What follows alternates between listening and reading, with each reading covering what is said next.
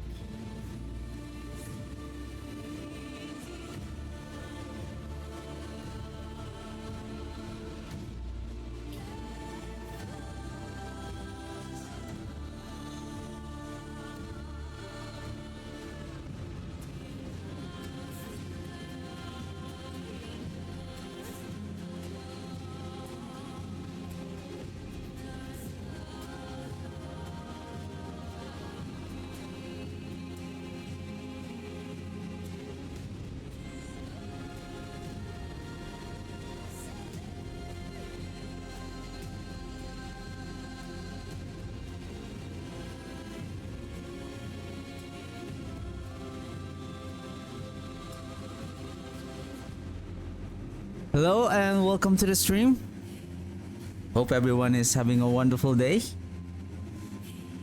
So fourth day on our PTR, so there's a couple of things that I still need to do some testing, and I still want to do a little bit of adjustment. So I was doing some testing with the golem yesterday, and I'm still trying to make the build work in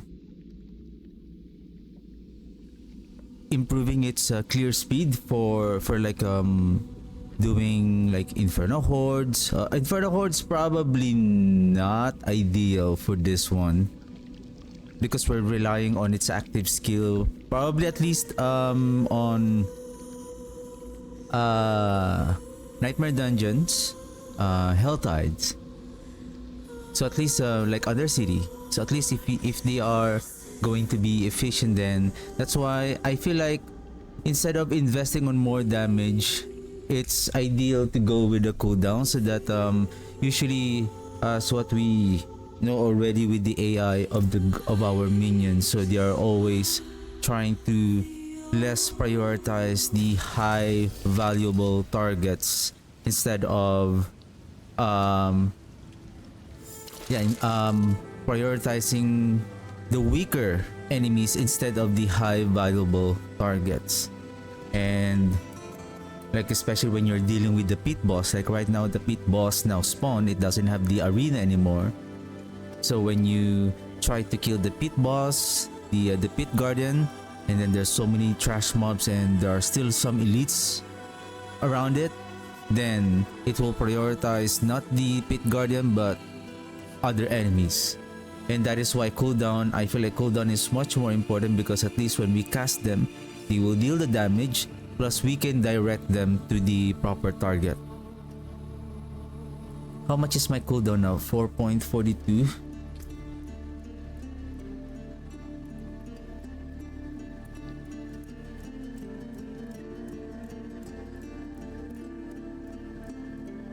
I'm thinking if I will... So I invested on attack speed here because of... I wanted the golems to proc the lucky hit as much as possible. And I'm using now the Soul Rift because of the Blight. Just because of the Blight. For the essence.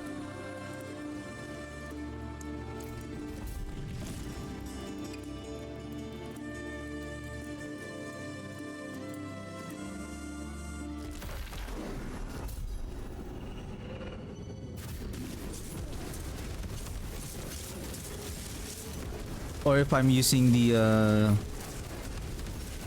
what you call that? the bone splinter. Maybe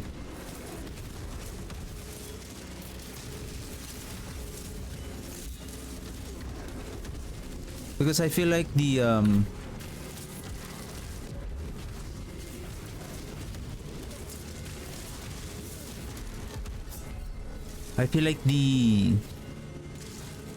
blight cold damage really helps on pulling the enemies together.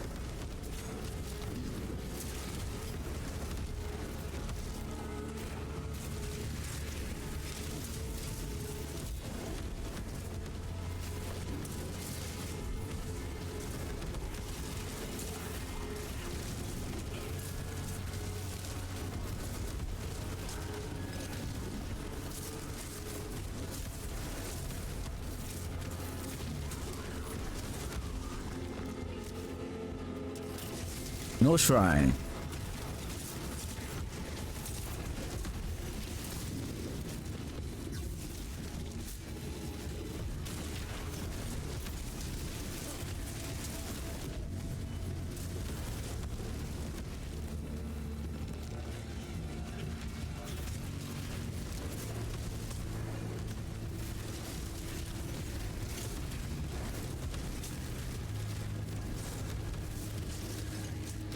And it's really good that when we crowd control when we pull the enemies, like they are really close to each other, so it's easier for our golems to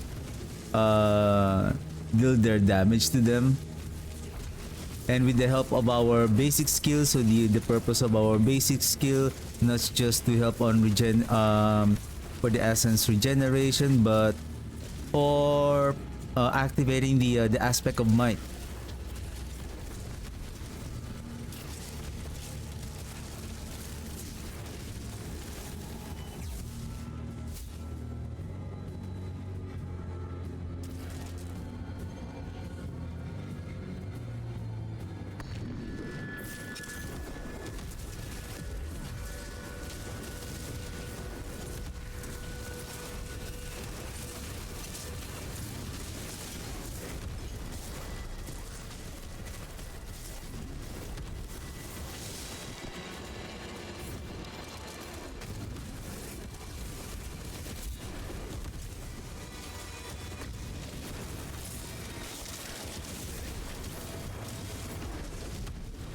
Sometimes I've been keep on pressing the key number 1, but it doesn't activate.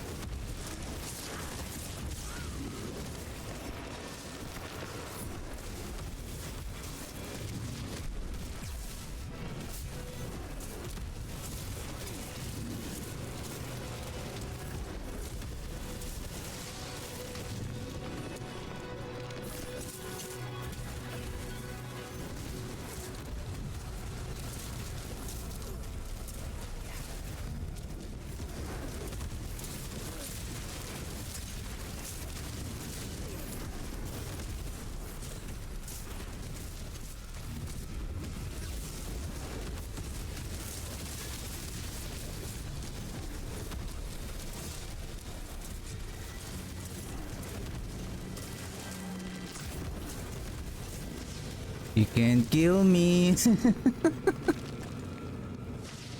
I almost died there. Like I got caught up with the change of the chains on the that life link.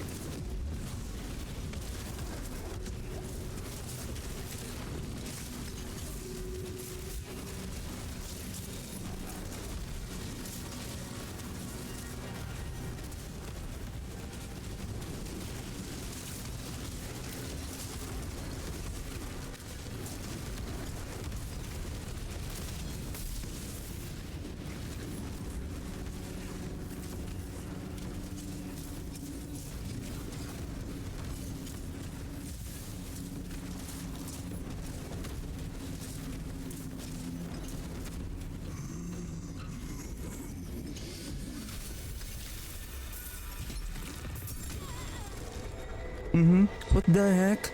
There's a last moment explosion.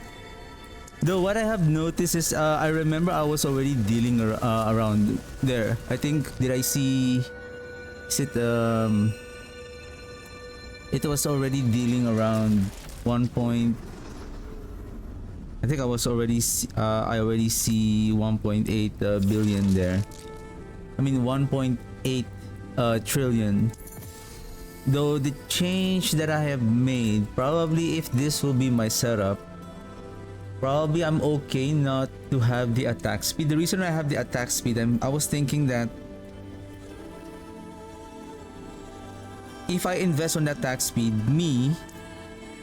the thing is I'm not casting the Decrepify. We're just relying on the instance, the chance for our minions to hit, to inflict the Decrepify.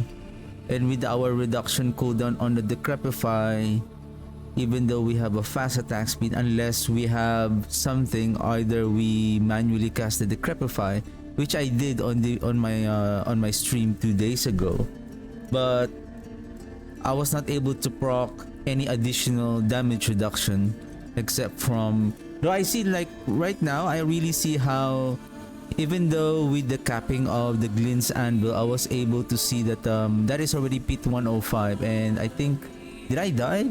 I think oh yeah, I did on the rare elite that I have encountered on the first few minutes of the run. But other than that, I think like there was this instance that there are 2 packs of rare elites, so we were managed to not to get one hit by their mechanic. Again, maybe there's no earthquake, reprisal, so I think multiplier damage here is I think it's more ideal.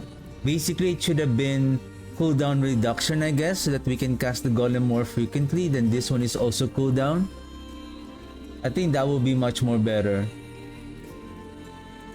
for us to cast the golem almost frequently. Then I think that is the idea. And I think I like the soul rift because we can spam the blight.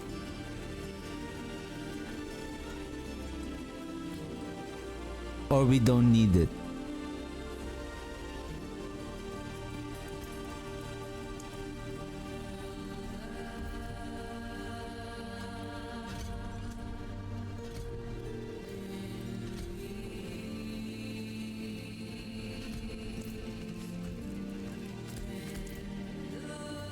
Since we have the army of the dead, the bone splinter.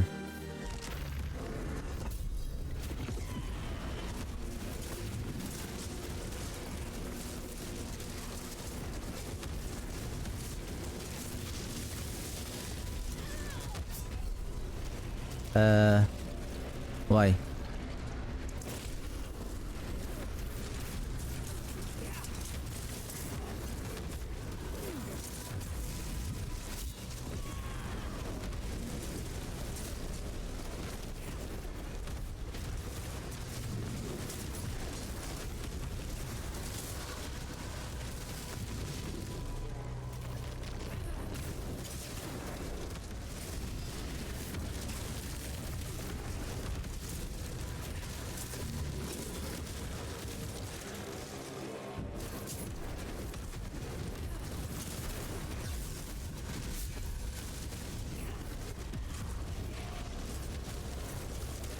Okay, there's a reprisal. Okay, that's a good one to test our. So well, basically we're still gonna get one shot, but give me the stacks. I need also fortification.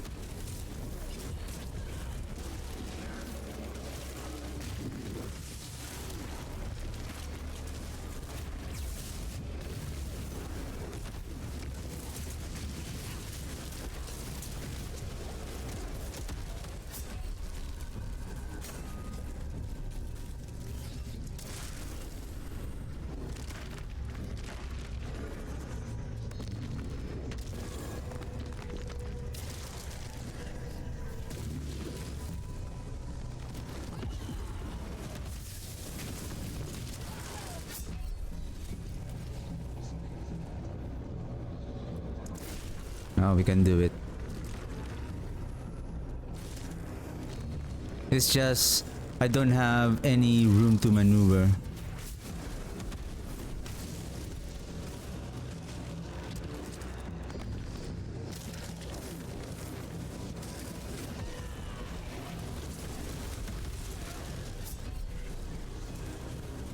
I need to freeze them.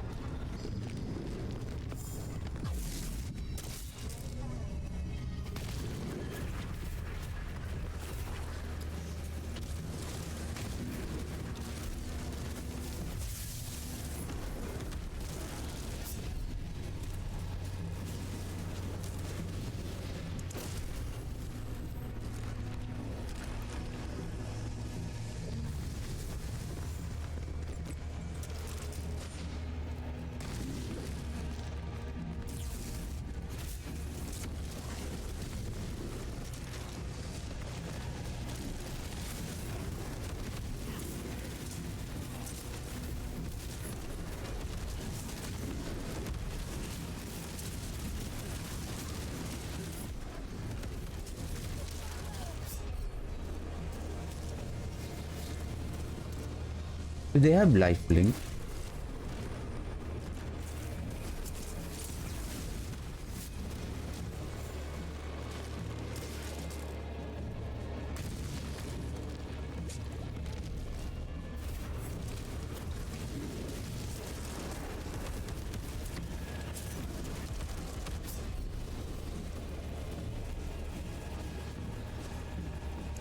Wait a second. Where did...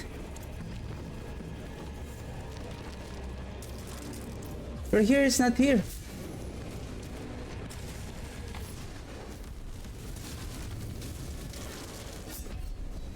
Oh, the life link.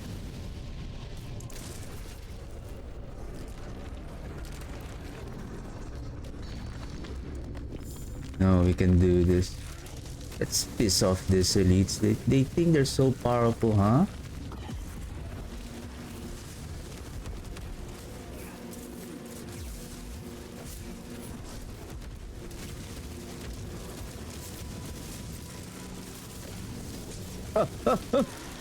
What the heck? How did they block me there?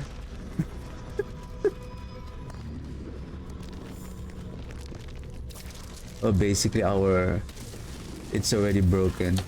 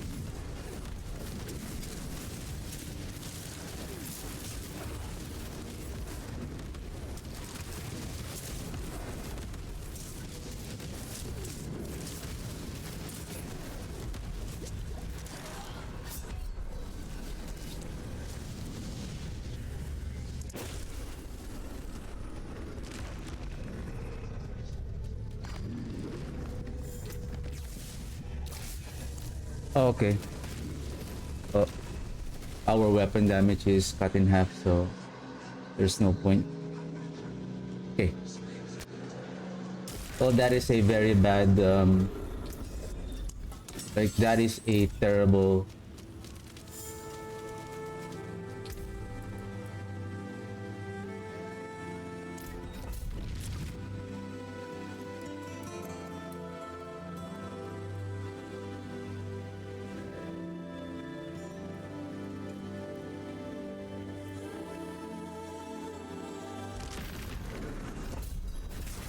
Actually, that is a terrible combination. Layout of the dungeon that is very tight, and then they have that fire explosion happening, then they have the chain.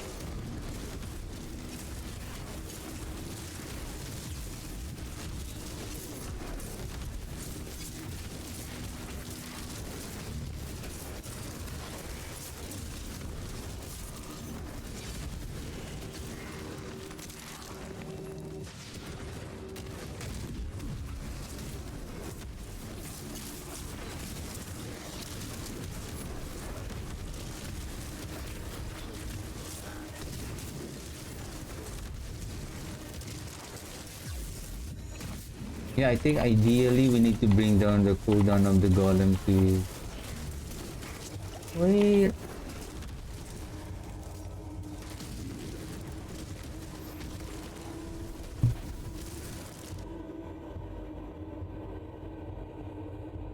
What I have also noticed that there are some instances that we are... It looks like we are defensively strong, and then there's instances that see why he's unhard.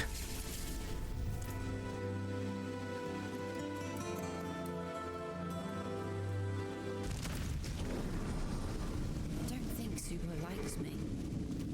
I don't think Subo likes anyone. But don't fret. He's wary of anything new.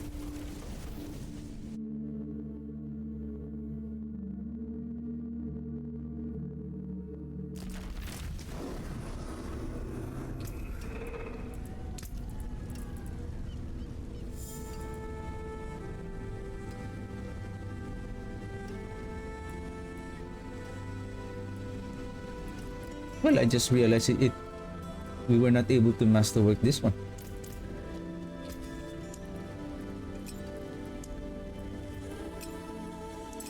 Oops.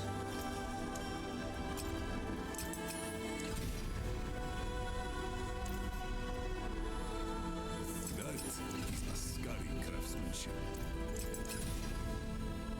Hold down.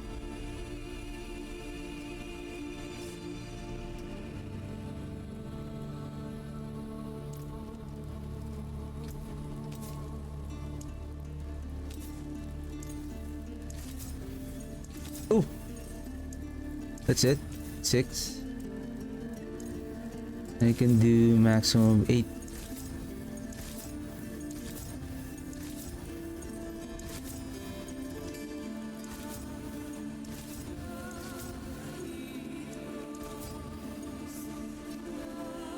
Hmm, 25. I think, yeah, we got the maximum roll. Then To the ancient isles.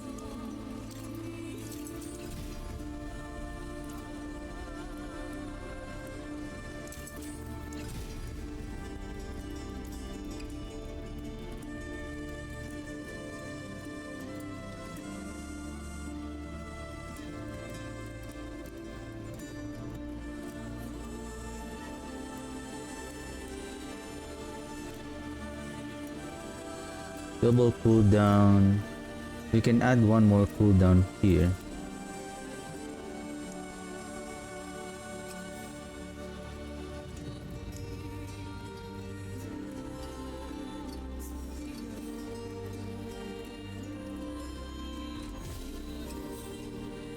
Cooldown is utility. We got defensive. Let's chaotic the defensive. Physical resource generation. Resource is resource.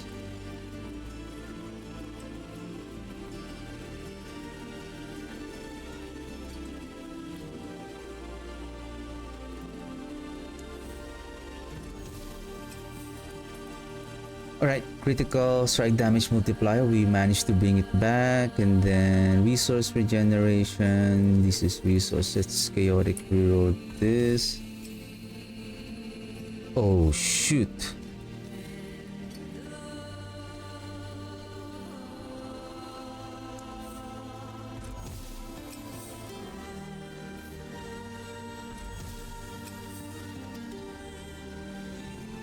What? Oh, life on hit.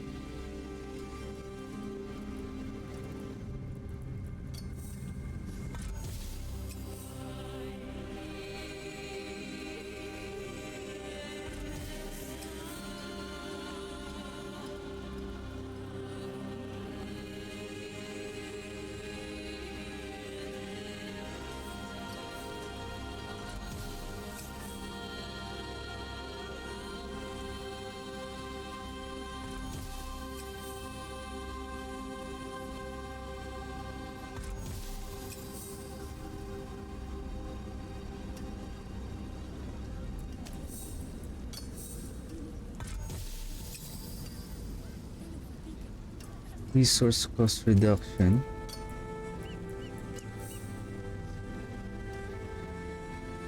Cooldown is utility. Cooldown reduction. Resource cost.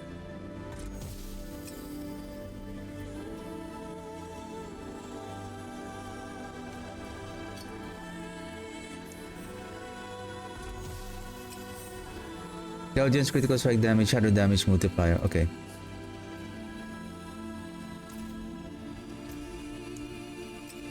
Worthy of the ancient feast.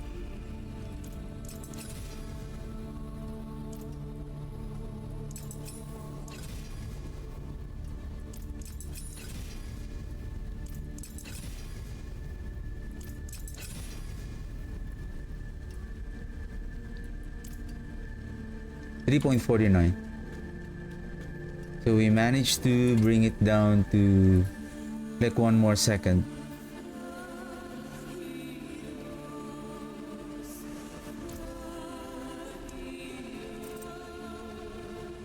else? Tell them it's from scoffers.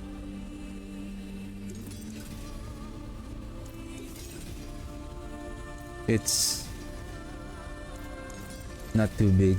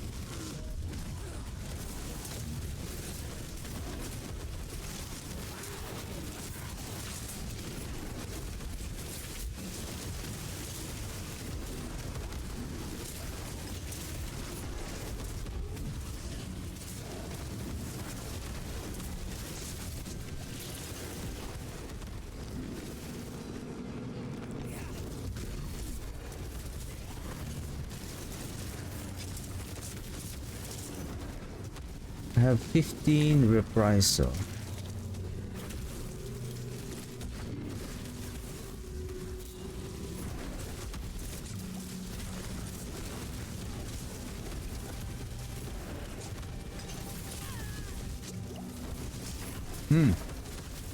Oh, 15 reprisal resolve.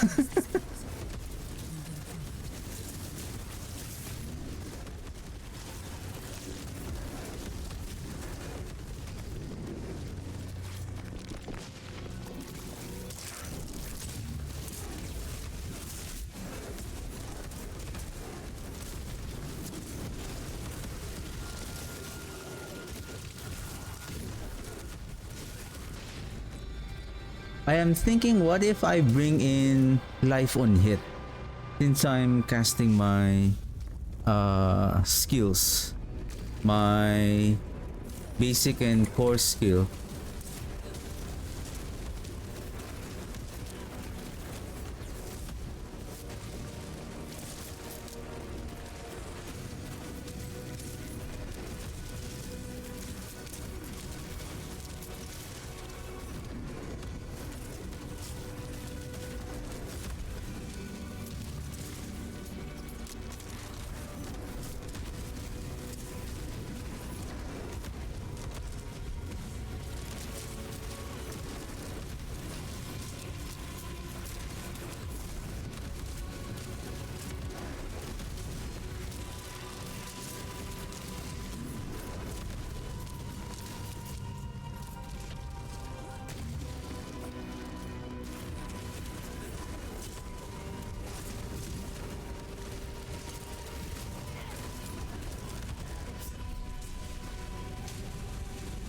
What is that?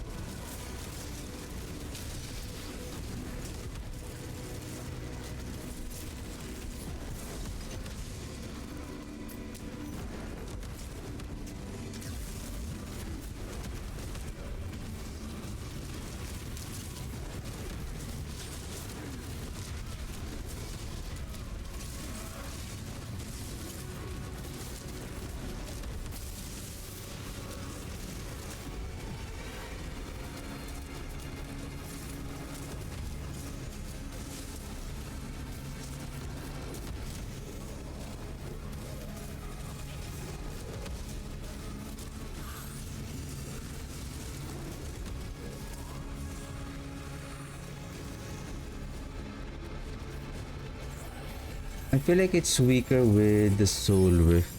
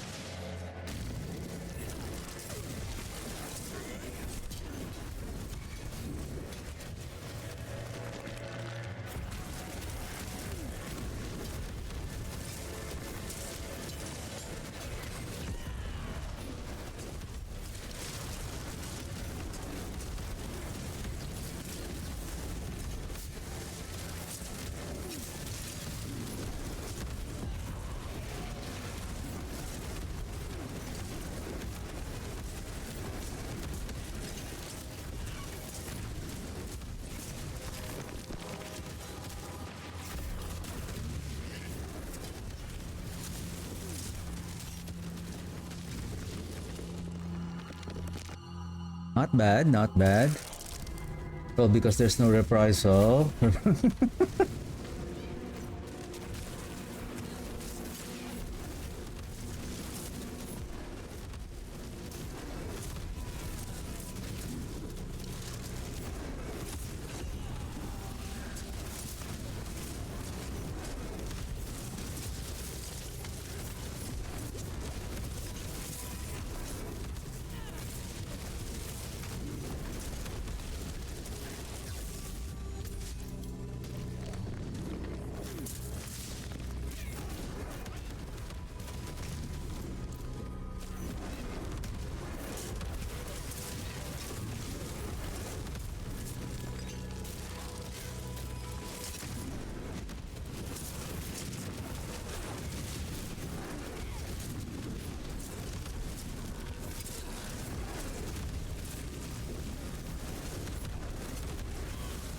Ah, you want to group together, huh?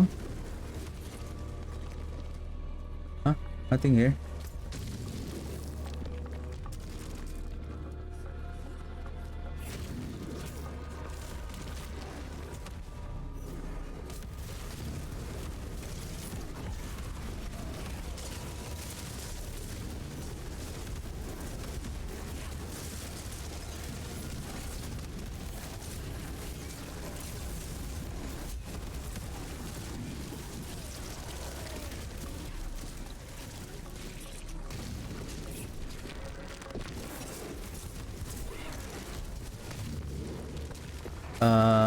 Okay, let's move to the next room. I think this is my ideal setup, like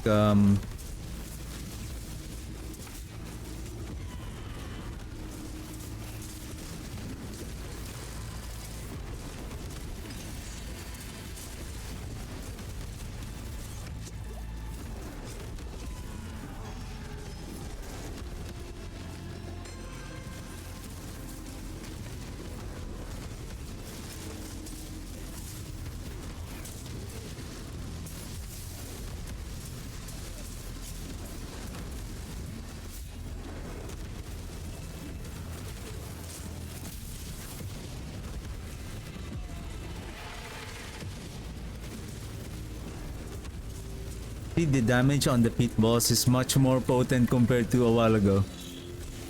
Again, I don't know if and you can see that the damage is now close to, like, I think we are hitting for a trillion damage already a while ago. So okay, since we are using the bone splinter, we can generate enough SO. It's just we're not spamming the blight.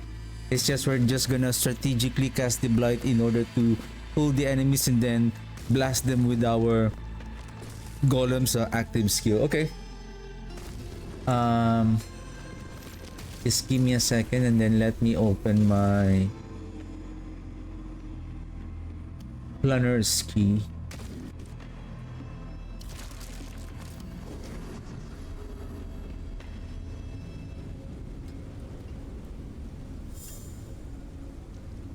Okay. Season 14. I have one already. I think I have already set this up. So I have cooldown on the amulet, cooldown, shadow damage, critical strike damage, ring, cooldown, shadow crit, cooldown, shield, resistance to elements.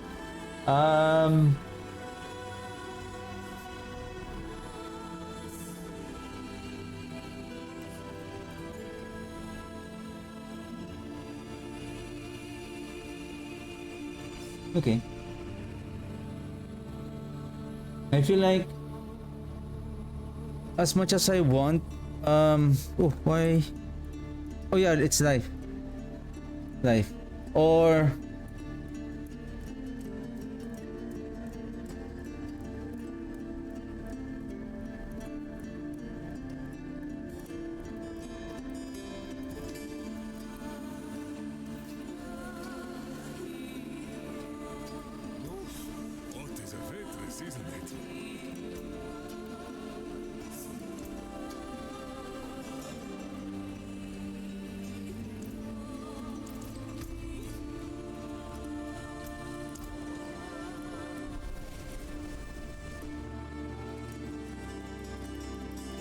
I want to see the actual armor.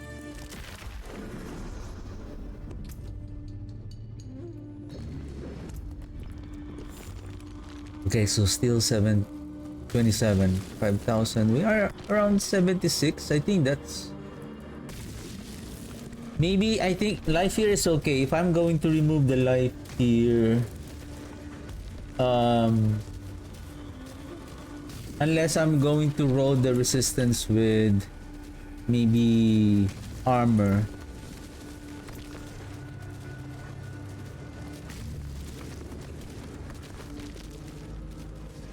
Masterwork.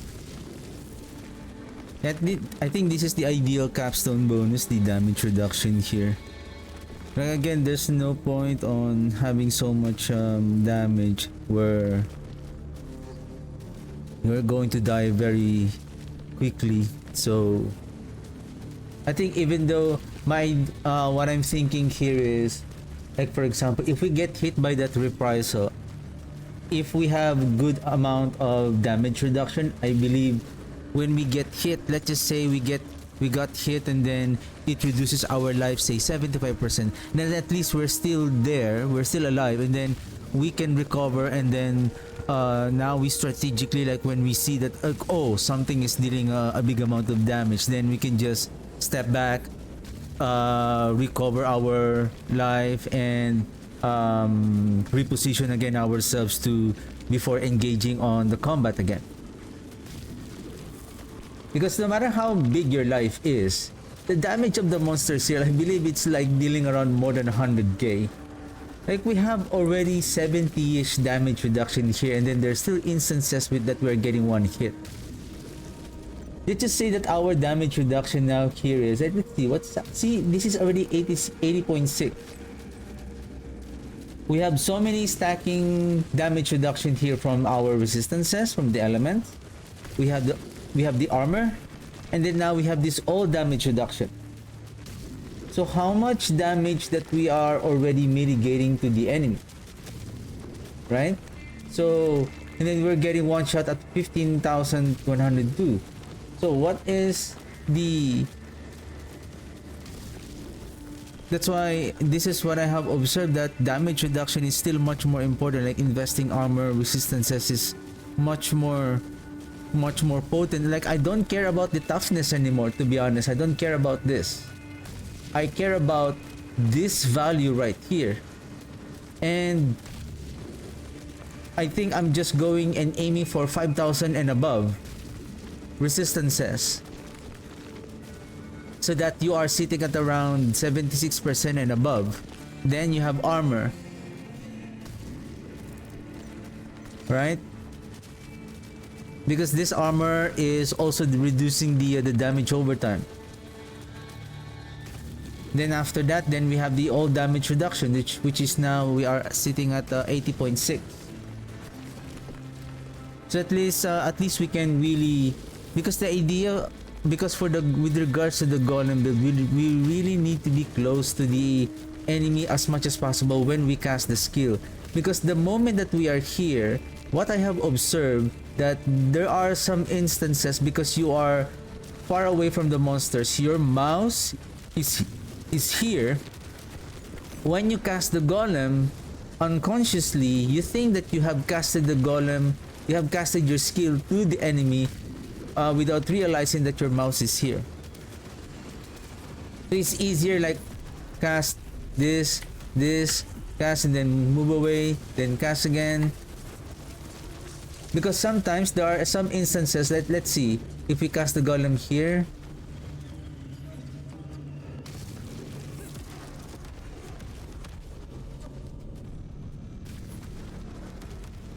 can they still hit?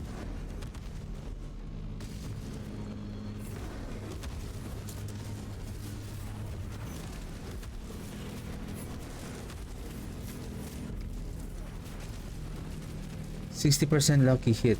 There is 30% lucky hit chance.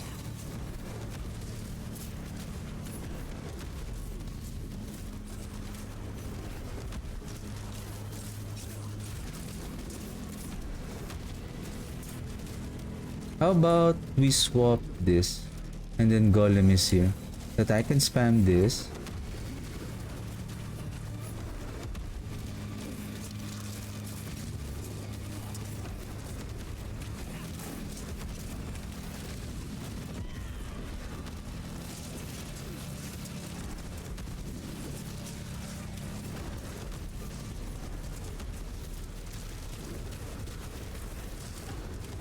Okay. Anyway,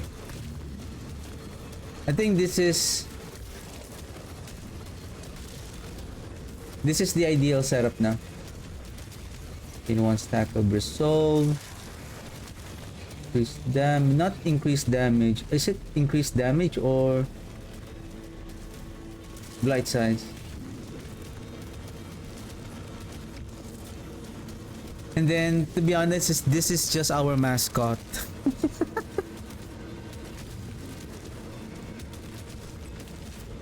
I mean, we can remove the 4 points, maybe to add it here, right? Because they are not being spawned more they're unlike on the skeletons. At least the skeletons, they are passively summoned, but for the mages they are not, and they're just becoming a liability. They're just becoming a liability.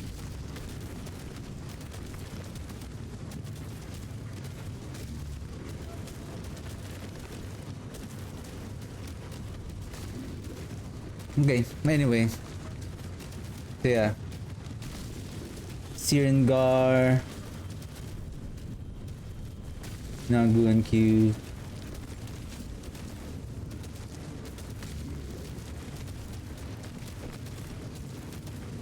Mace of King Leoric. Reanimation. Okay. Tidal. Okay. How much is Tidal? 3 stacks. 3 stacks of, say, maximum 11.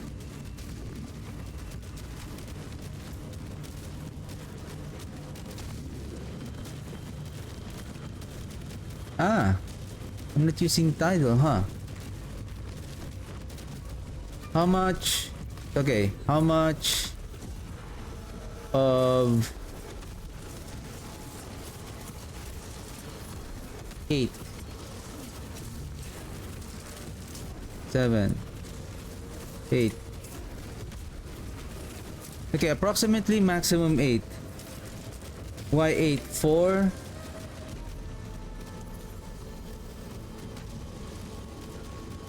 Plus 2 overpower.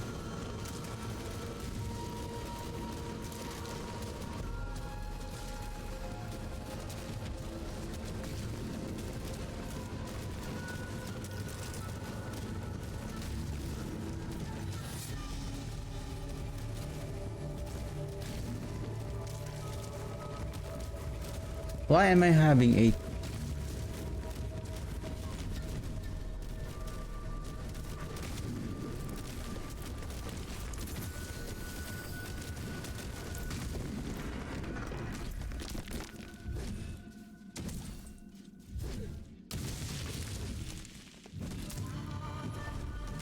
Stacks up to 8 times. Why?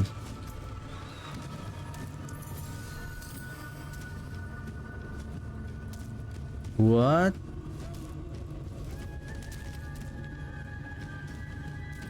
Gain 2 maximum overpower.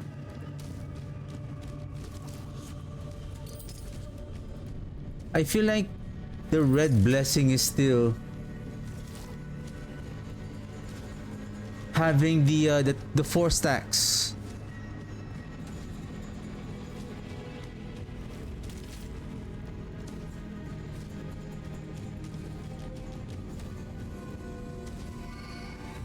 Basically, we only have 2 and then 4, so that's 6. 6 times 7, that's only 42% if we're going to equip the Tidal. That's why I'm using the so if the red blessing and the Tidal is working, so that is going to be plus 3, 3, and then 4 plus 2, 6 plus 3, that's 9. 9 times 7, so that's 63. So that 63% already surpasses the amplified damage here.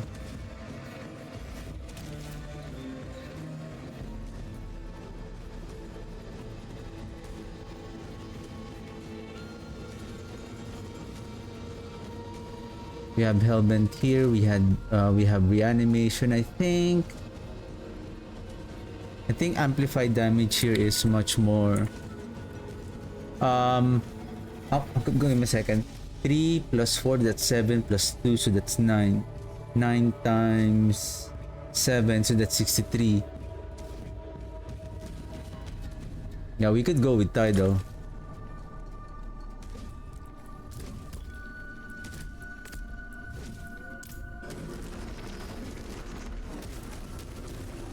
Just because of the red blessing.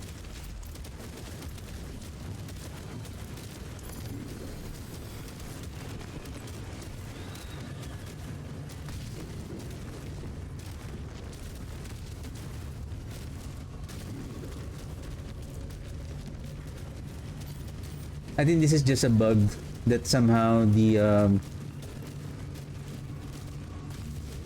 stacks of overpower, supposedly it should be giving only +2. So we have basic 4 and then +2. But somehow it gives more than it's giving the same what it used to give before. Where is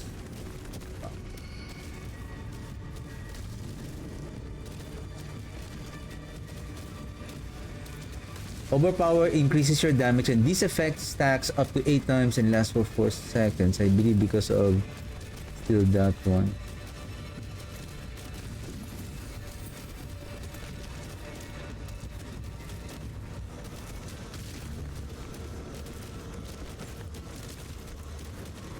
Yeah, stacks up to 4 times, so that's the default. Then somehow when we equip the red blessing, I think that is only a bug. Either way,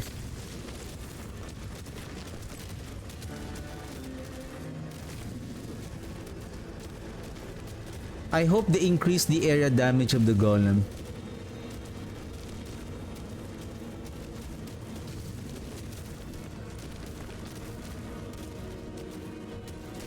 I mean, their attack speed is not that bad.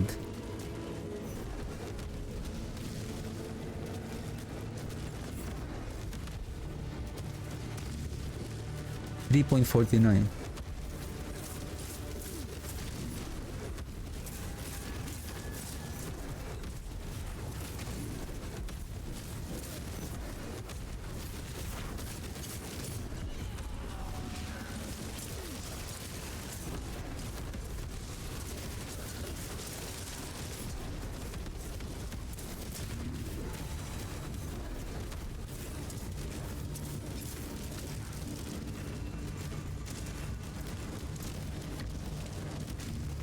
We're still getting the attack speed. Actually, I added the attack speed here as well.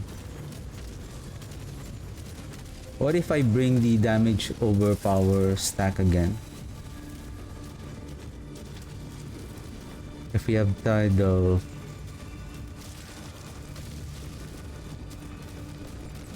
How much is it? 4.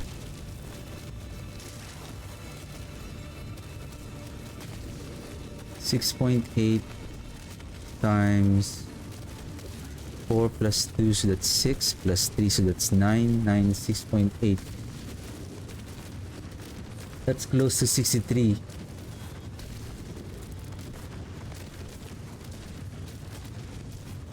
Still better than the 40 and then the 50 damage, additional damage.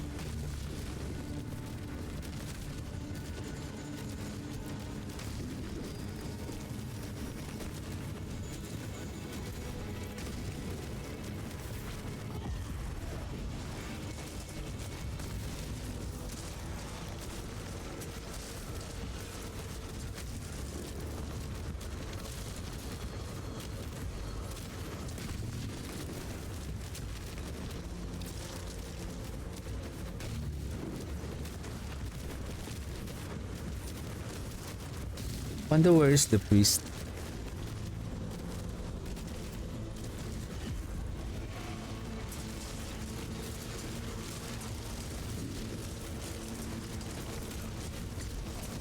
Oh, there it is. I saw the priest. Okay, I think this is pretty much it. Thing attack speed.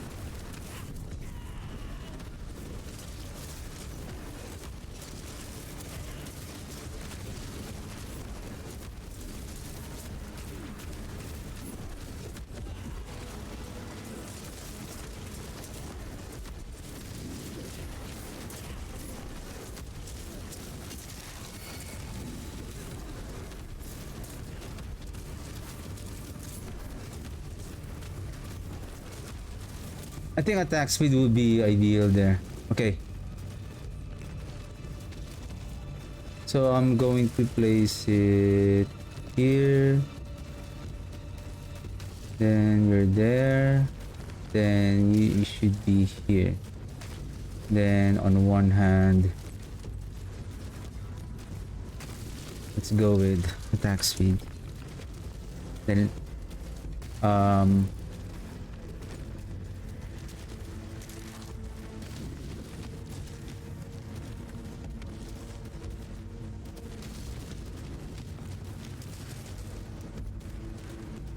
I think it should be fine.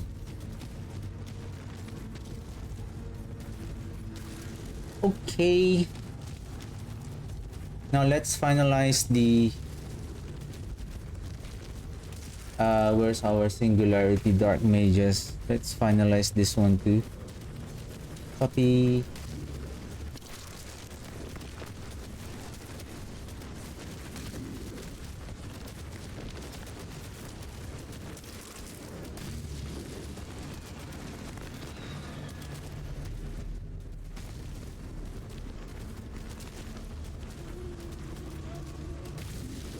I feel like it's too long.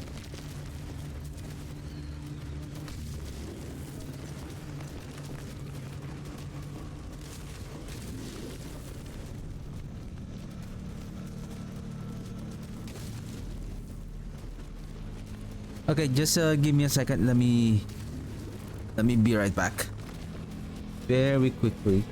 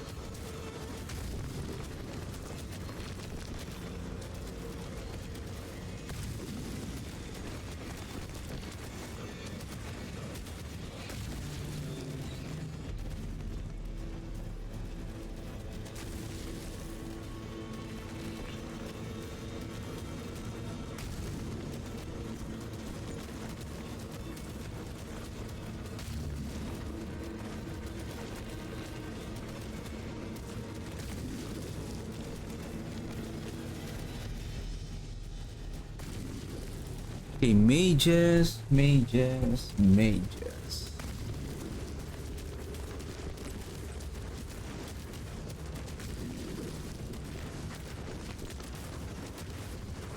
Did I created a... Is this the new one? Oh my god.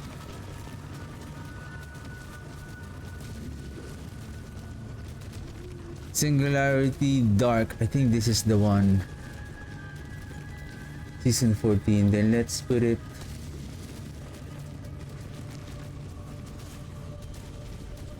Usually I always do like this so that when we do like this, I can see which one is the for the other season, which one is the from the previous one, to avoid overlapping with the other build that I have created. Okay, I think this one's still the same. Nothing much changed.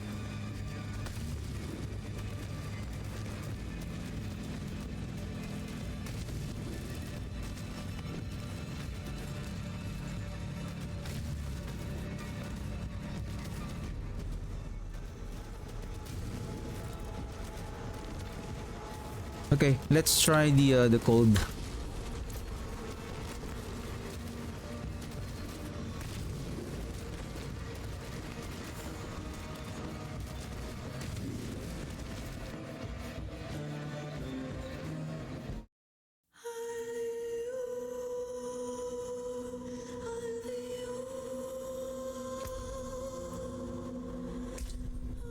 Why do I have to leave the game? I can just re-equip the the armory. At least Golem is done. Golem is done.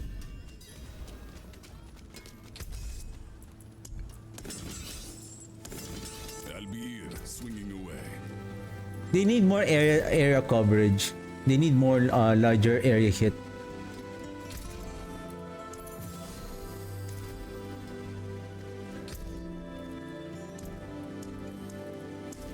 Okay, our singularity. If we're going to do the cold version,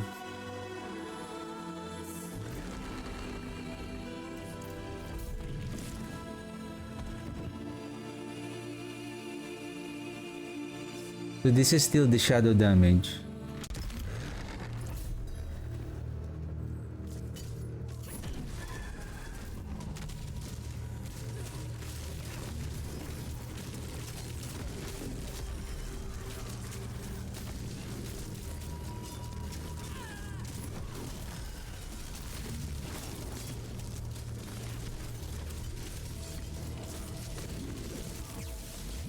We got company.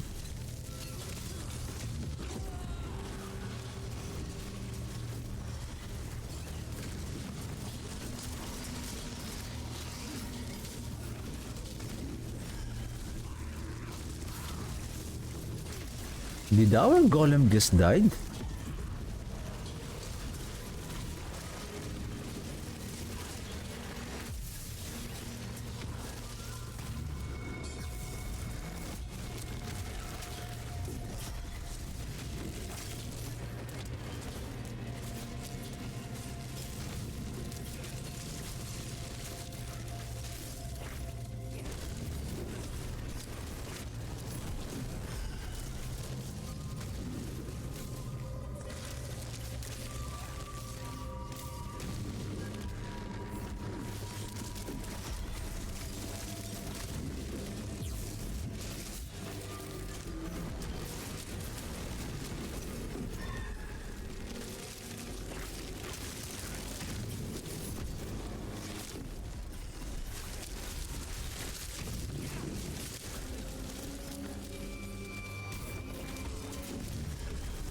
Curse this place. I'm being followed.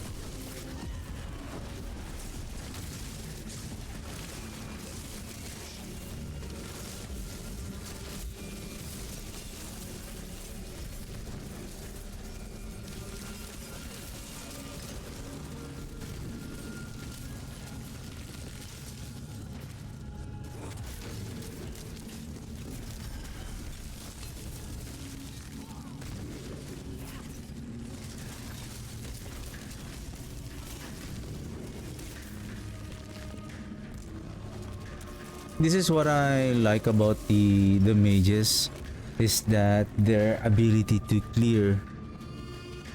They don't have a strong DPS like the golem, but with regards to overall efficiency, like clear speed, single target, they are basically in average on most everything. Like in total, they are average. It's like you can do single bossing, you can do efficiently on like open world activities, you can also do inferno hordes, getting the maximum benefit of killing a lot of monsters.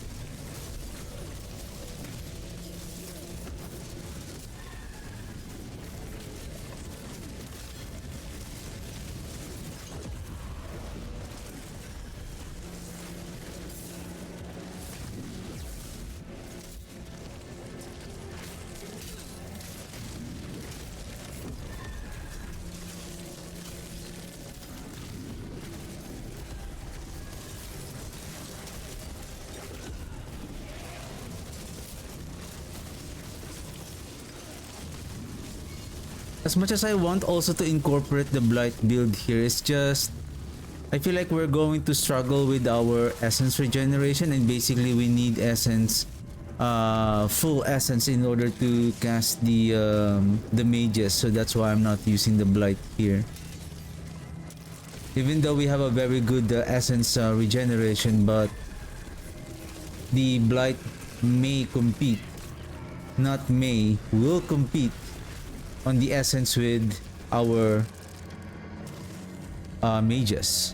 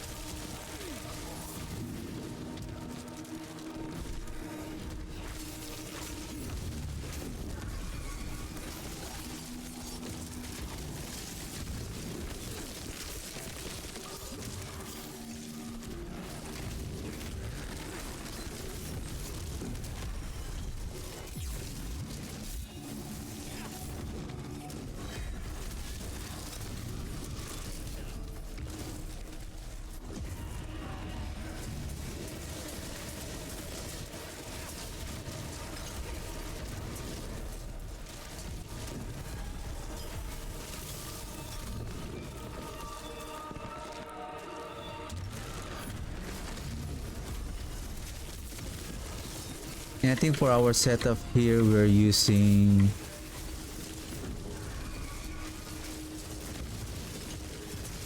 shield.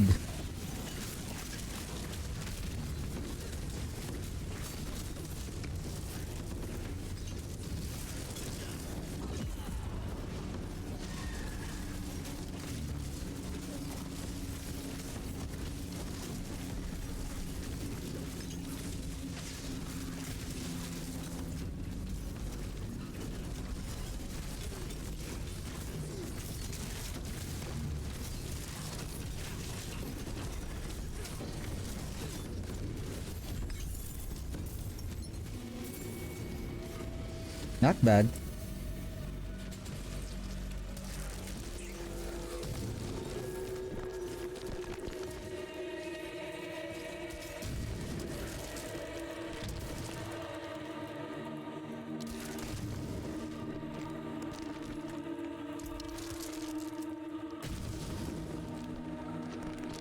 I think it should be armor here.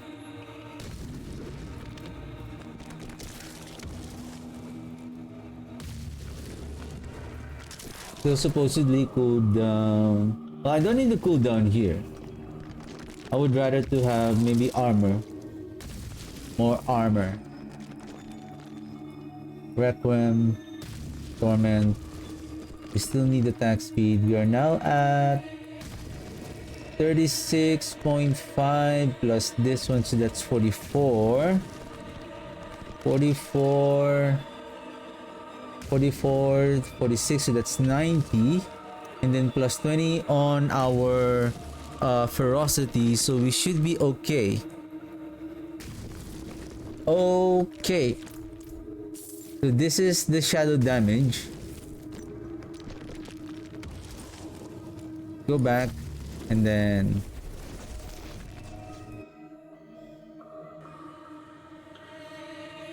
so this one is help. Is it Heaven Commander?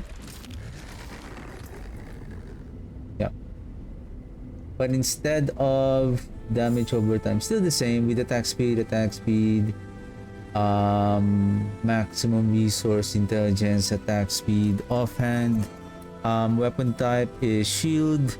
No weapon damage. So this is now just intelligence.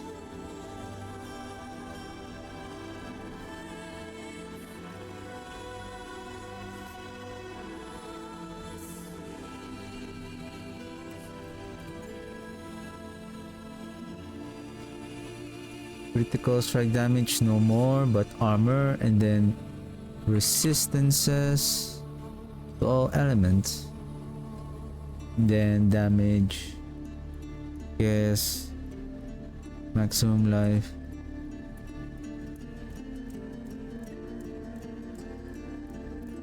if we have only damage, oh sorry, if we have only if the shielded can also roll for maximum resource, that would be nice.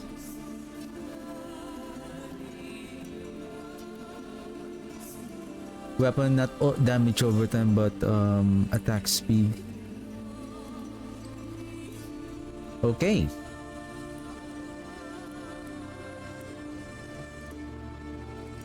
Now let's try the cold. For the cold, we need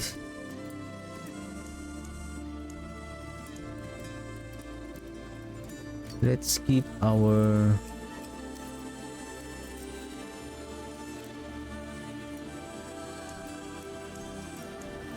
golem setup. Okay.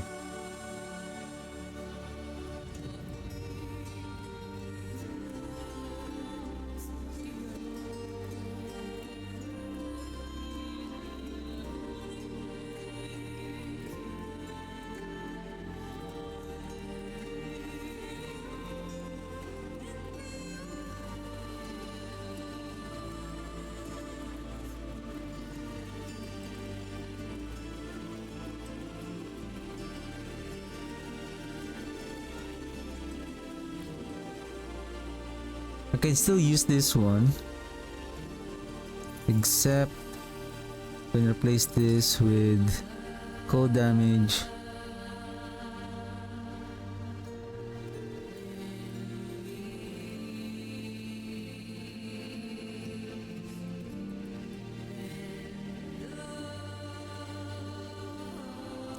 Then we will change them to this, making them a cold damage dealing skill. Shadow and cold damage has a 20% chance.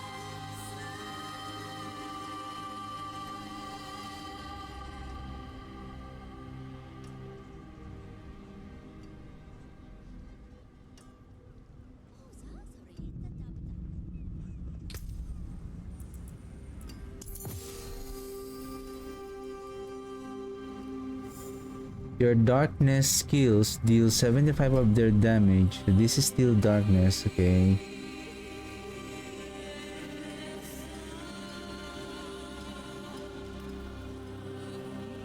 Okay, with regards to this build, so the what I have observed is that for the cold damage, it's not doing any with the difference between the cold and then the shadow damage. Of course, our mages here is our primary damage dealer here, but since we have also minions, like the skeleton warriors, they're also getting the benefit from our paragon board, the cult leader, and then the darkness here also. So they should be doing the same damage output. The only difference is we just change the damage of the mages to become shadow to cold. With regards to our buff from our paragon board and on our glyphs, they're still getting the same damage scaling. We only change the damage type of the mages. And with regards to the equipment that I'm using here, the only difference is the amulet. And then this one with 30%, and then 19, and basically here there's another 30, so that's 49%. And then on the gloves, I just added basically this critical strike damage multiplier. I can replace the chaotic reroll on the physical resistance.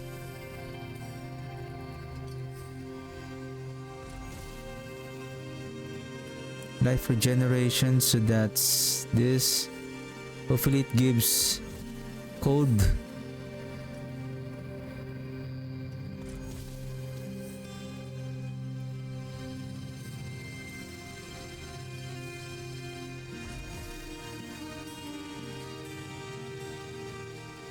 But that's a problem.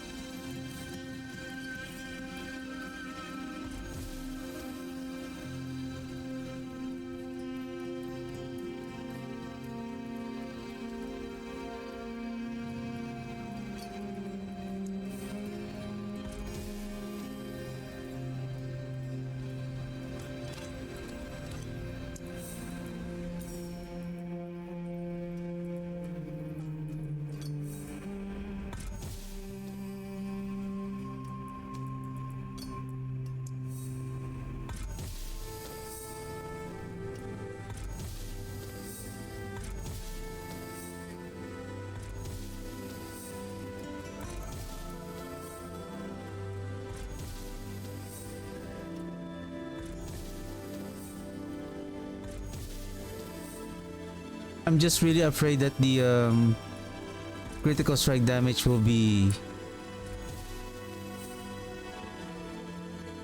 rolled to a different stat. If I'm going to focus reroll, but it's okay. So now we have the skeleton mage. Now it's time to life. Let's chaotic reroll. Lucky hit chance, that's utility. Armor, defensive. Resistance. Armor, defensive again.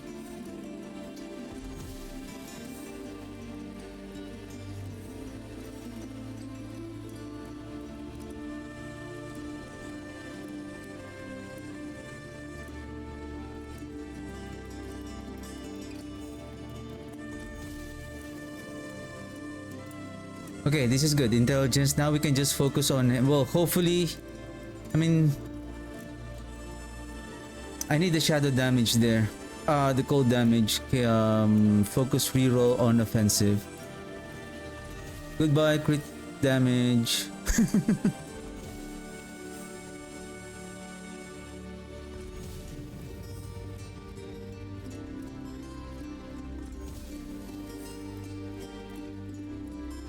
I want the physical to be removed.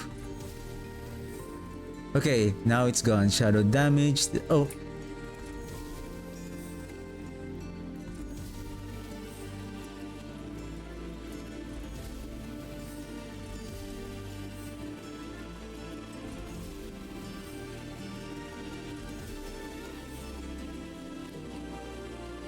This is rough.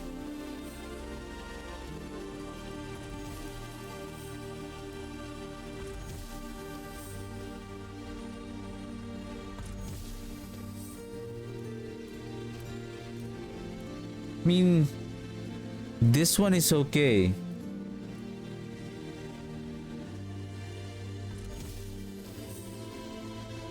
Oops, the shadow damage appeared again.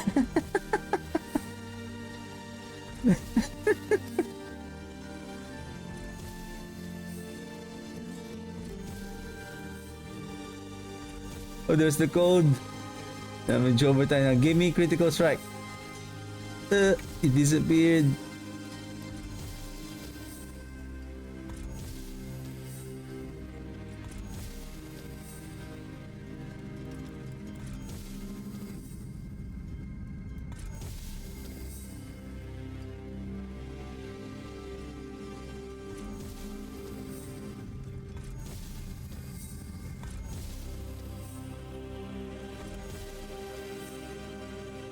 I think next time, physical damage. Wow, the critical strike damage is there now. Attack speed. All damage. Please remove the attack speed with intelligence. All damage, critical. Okay, this is fine. This is fine. This is fine. That is fine.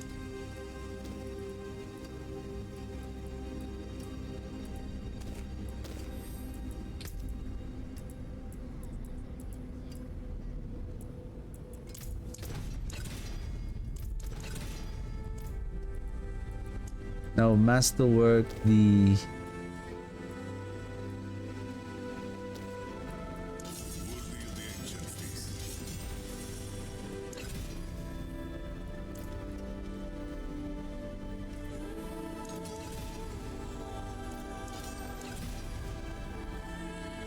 That is Ascari craftsmanship.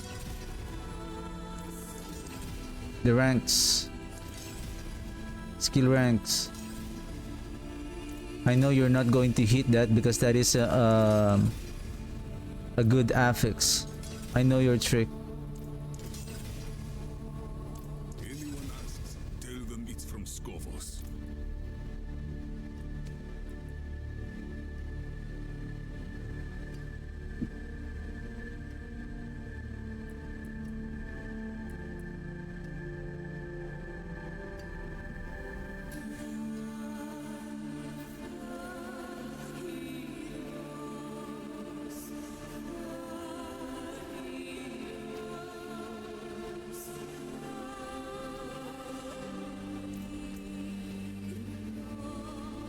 Okay, then let's find an amulet.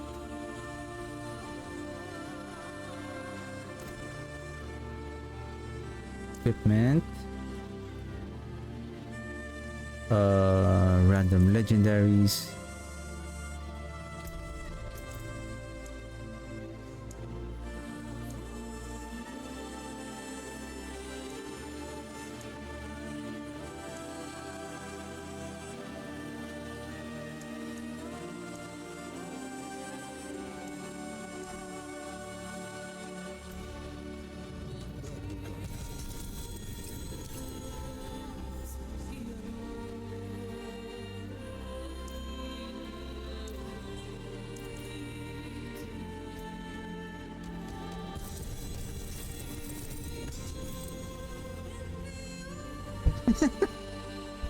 I hope that ancestral.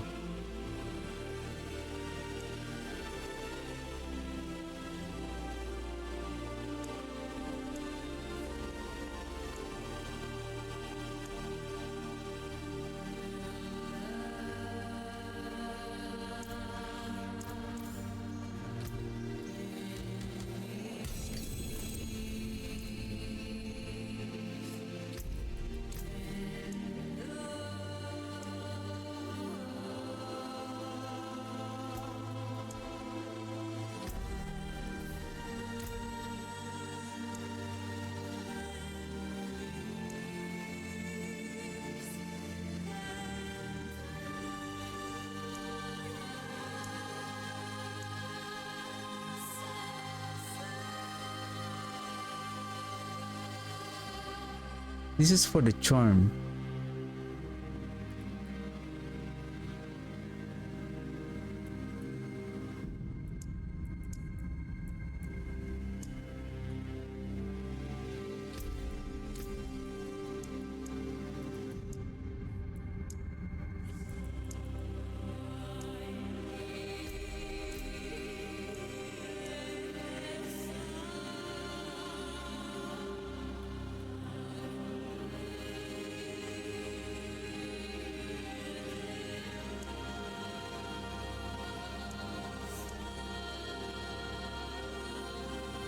Oh. Ugh. Okay, where's the amulet? Because the visibility is turned off. Okay, makes sense. Gotcha. The cooldown reduction. I'm looking for.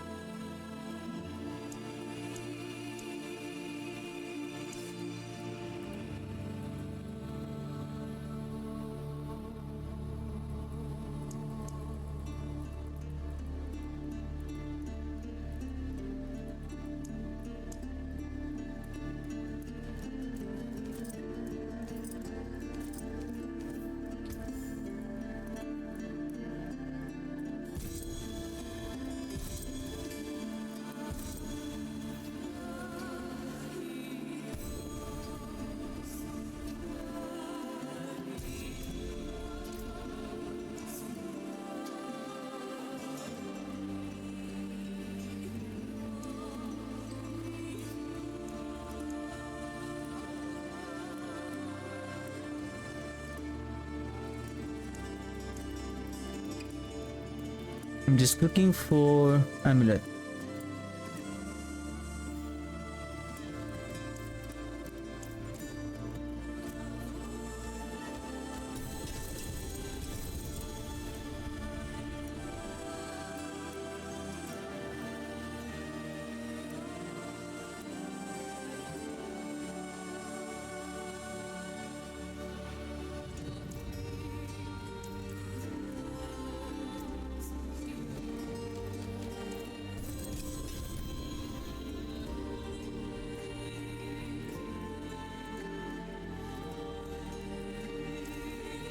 Well, oh, worst. And anyway, never mind.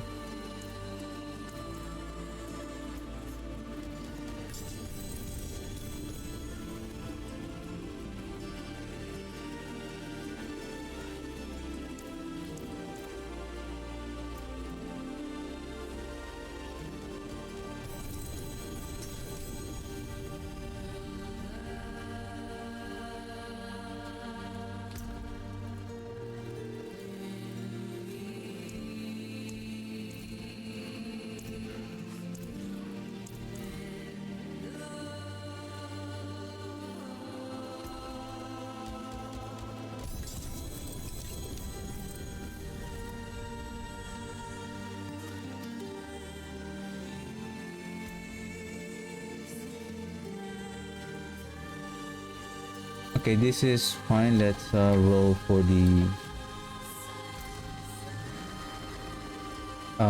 chaotic reroll on curse skill.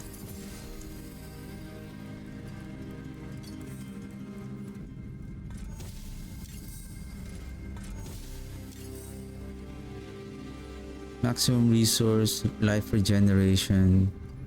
Focus reroll on the offensive. Oh, attack speed is good. Life regeneration. Cold or any damage multiplier.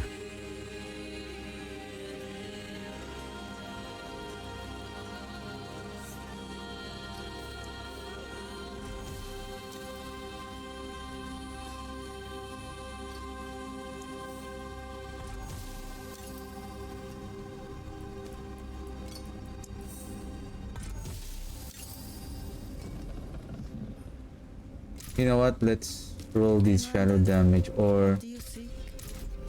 well, we have 2 damage. You know what? I think it's more, I would say, like, cheaper to roll for hoping for critical strike damage. Oh, okay. There, I thought I lost the maximum resource. Attack speed is there. Shadow damage. Well, hopefully. There you go. Perfect.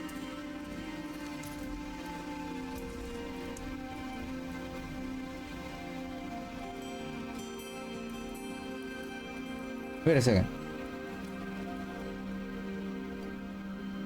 Yep. If we have, how much is our attack speed again? 36, 44. If we have the pack of bone,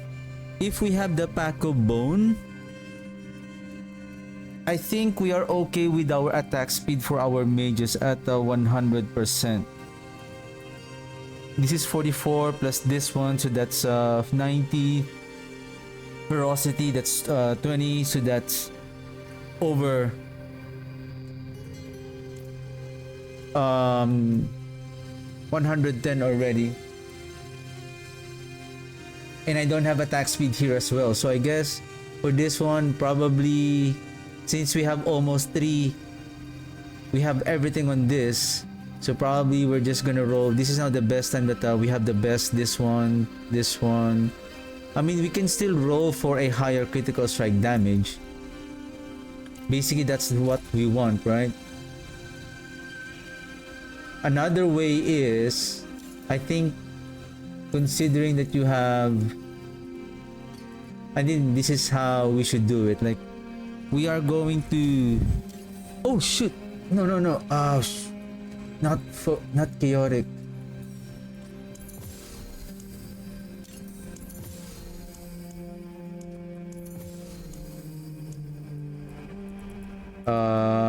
Give me a second.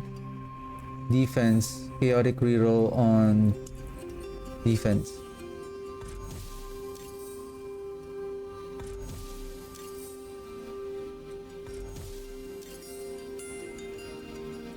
Intelligence. Shadow resistance. Chaotic reroll the resistance. Darkness skills.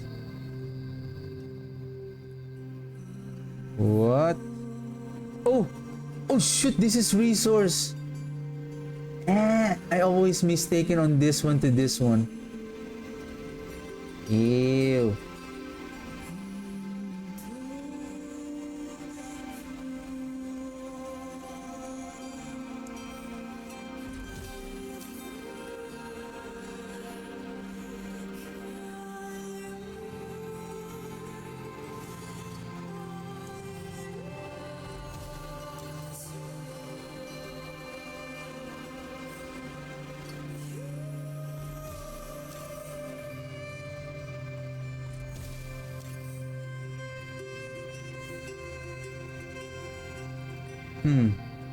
Shadow resistance. I always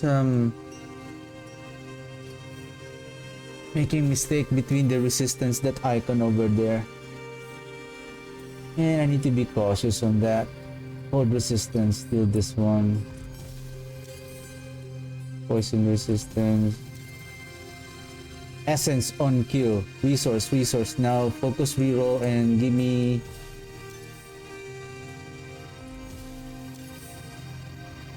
Wow, can you give me a better maximum resource?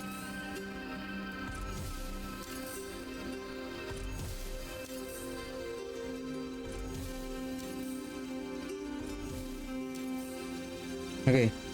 Attack speed, critical strike damage. Focus reroll on offensive.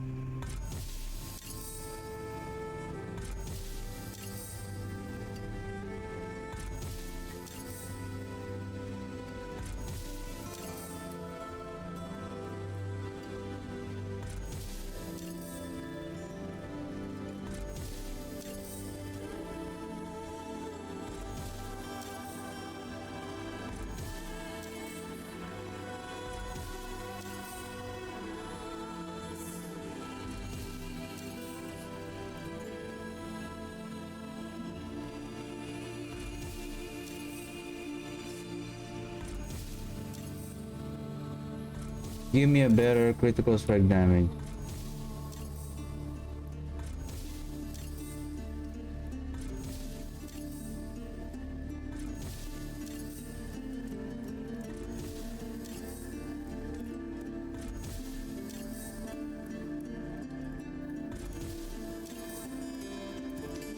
Or a high roll on full damage.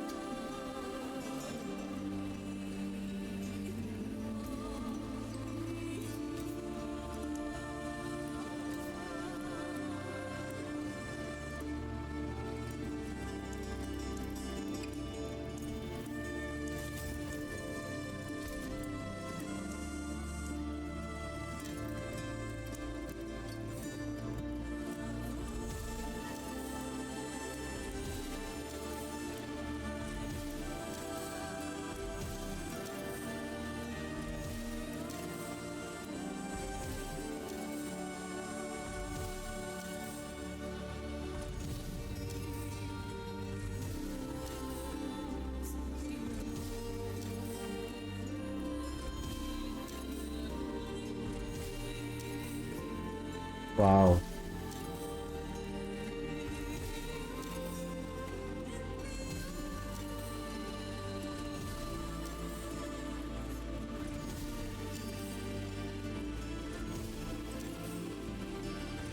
think vulnerable damage is still okay.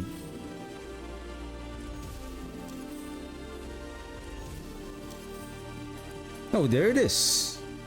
Perfect. Mainlander, what brings you?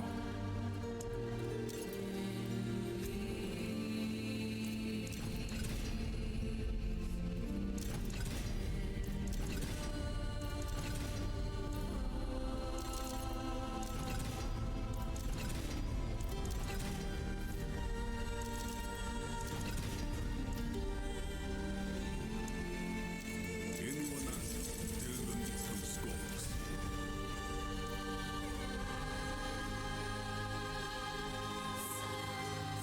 Worthy of the ancients, this.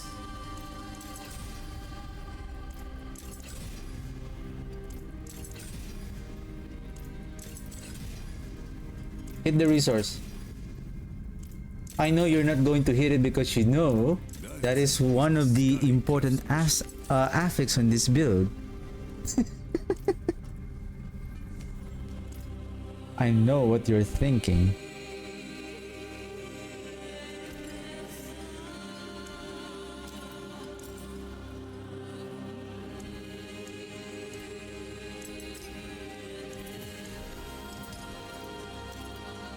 Then Requiem.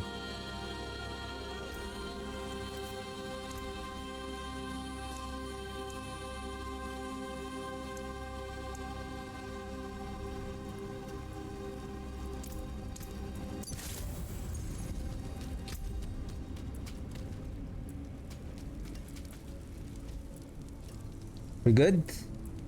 We good? Cold, cold, cold.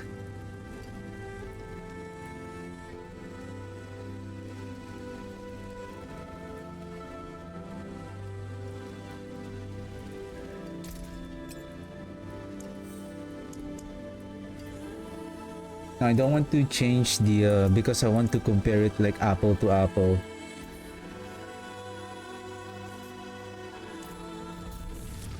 Okay.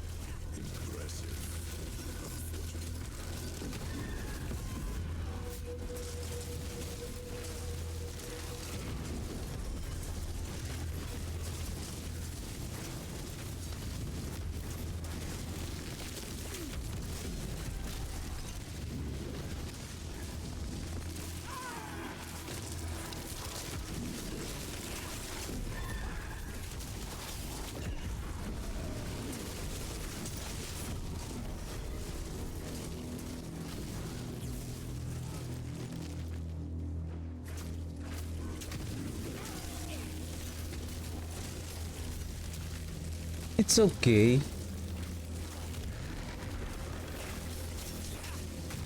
It's like the difference is we have good crowd control because of the chilling effect of the cold mages that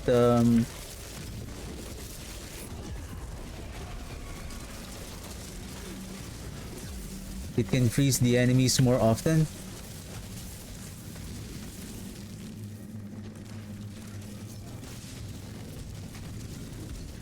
Curse this place. I'm being followed.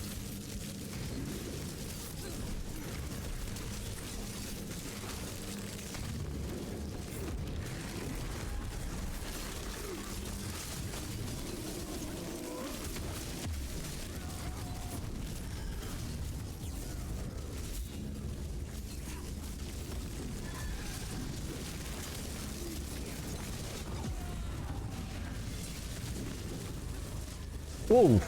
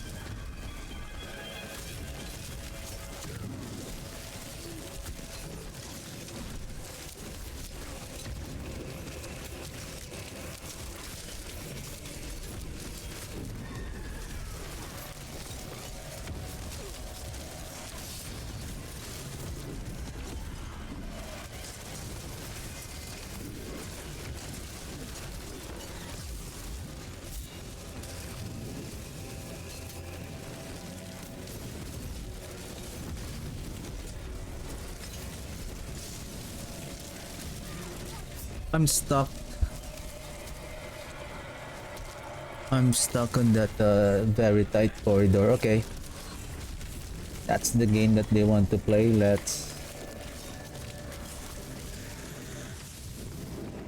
Let's freeze them to death.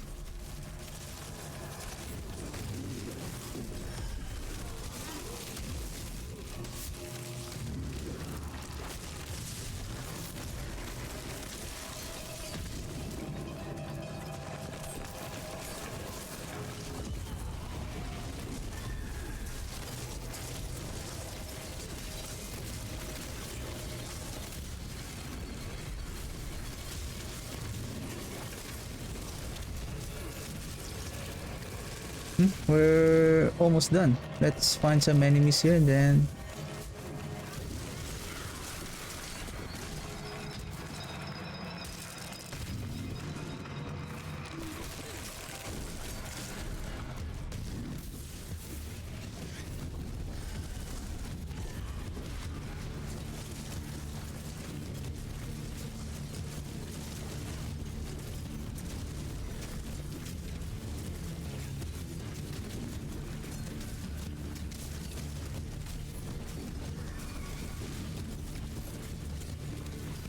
I didn't even activate the Army of the Dead. Okay.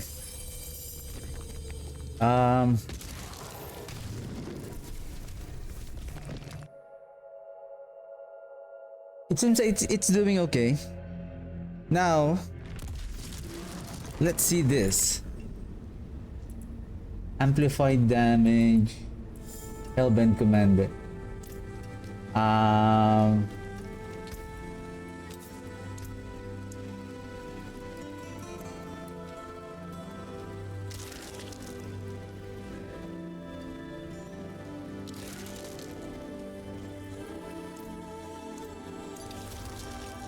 Full damage deal increased damage to killed enemies. This bonus is tripled against frozen enemies. Ancients watch over this one. I'm thinking, what if I use freeze?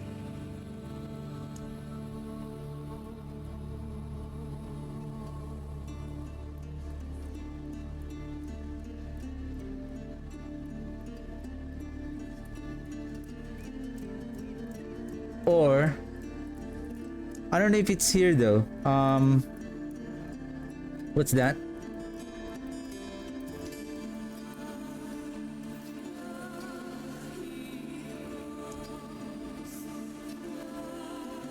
Apparently it's only it's here.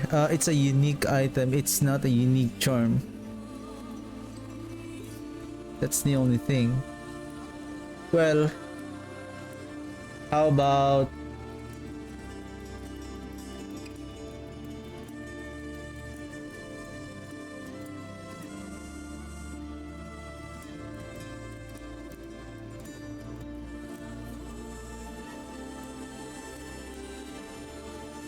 is it a mythic item also?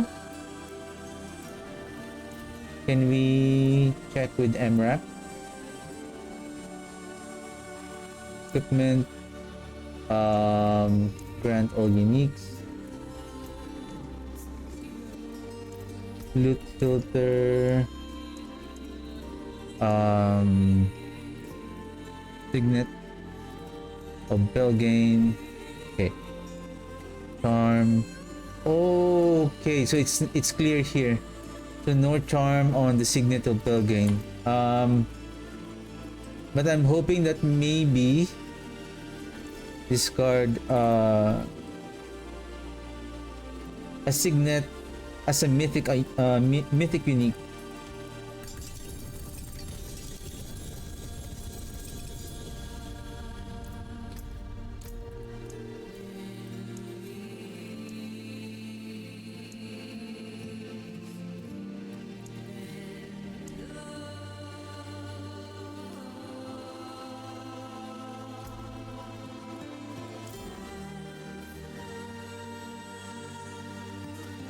Really?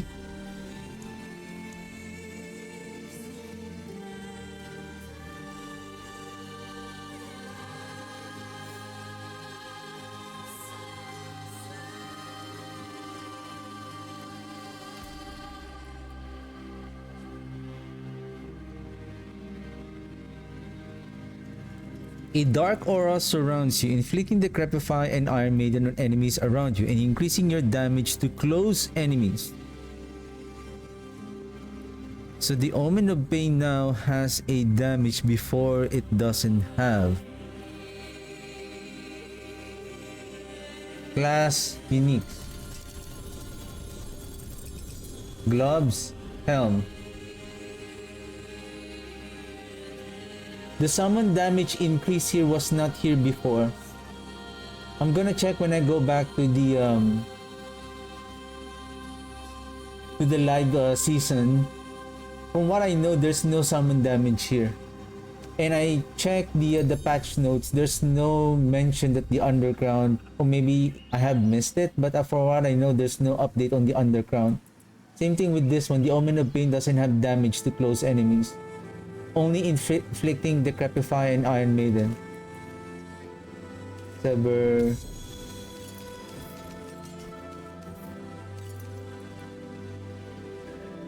Shoots 4 smaller piercing projectiles.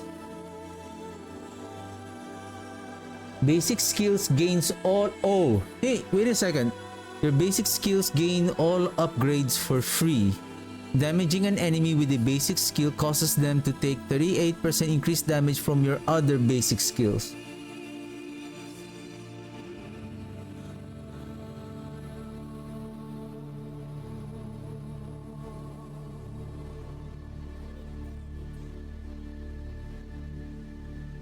We don't have basic skill. I'm gonna check this out. Do we have any other basic skill that is being auto-triggered by, say, a core skill?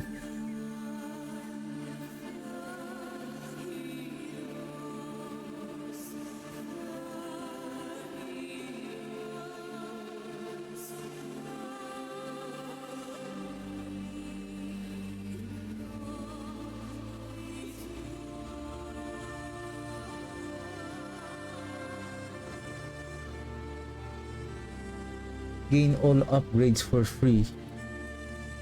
Vengeful Sinew, Bone Spirit explodes. An additional time, dealing increased damage, deals increased damage.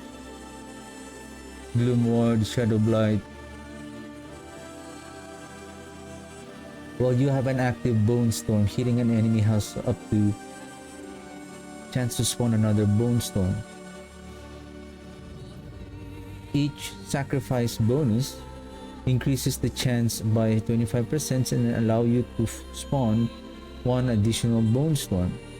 Each active Bone Storm grants 30% critical strike damage, up to 15% increased in damage.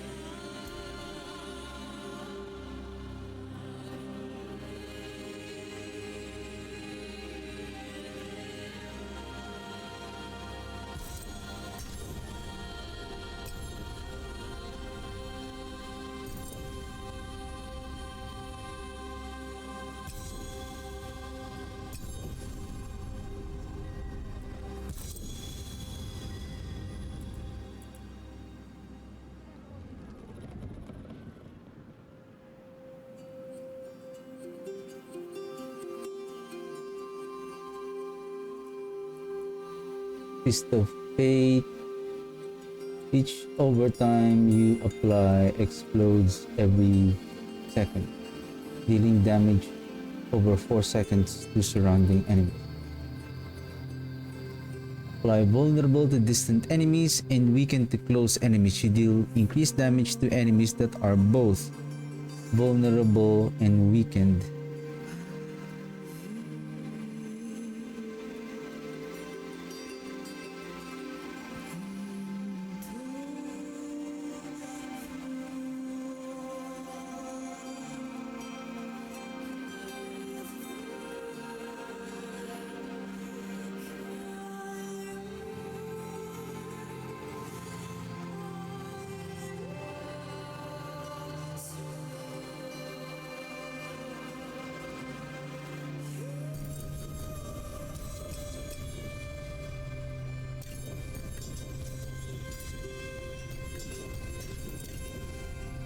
What am I looking for again? The mythic signet of Belgain. Equipment. All uniques.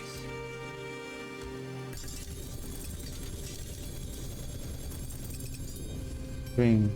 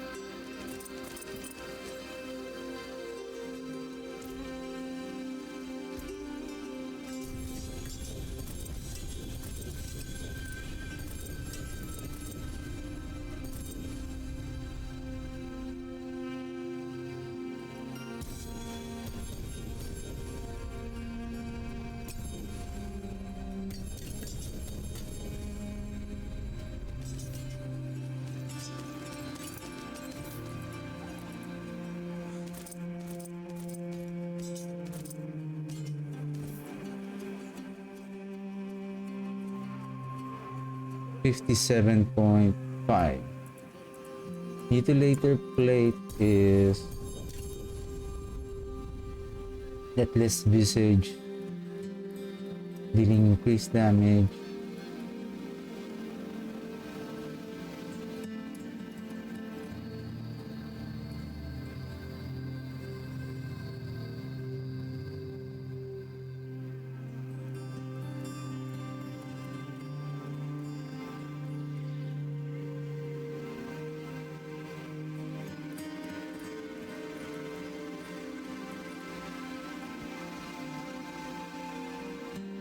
To be honest, the mythic items now, especially the original mythic items, doesn't feel like they are mythical items.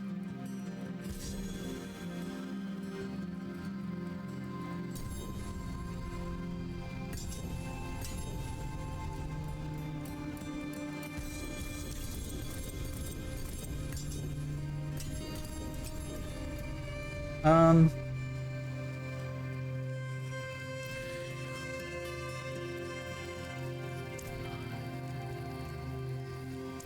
okay, one more time. I feel like the signet of Pelgain is, I don't know if it's only a bug that it's not here.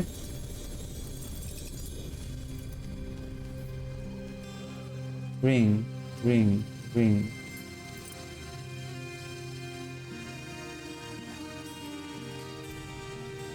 Yeah, nothing.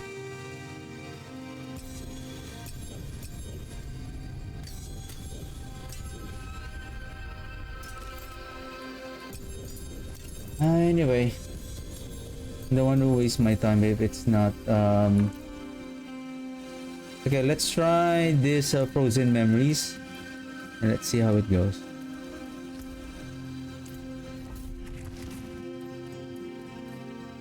So what aspect that we lost?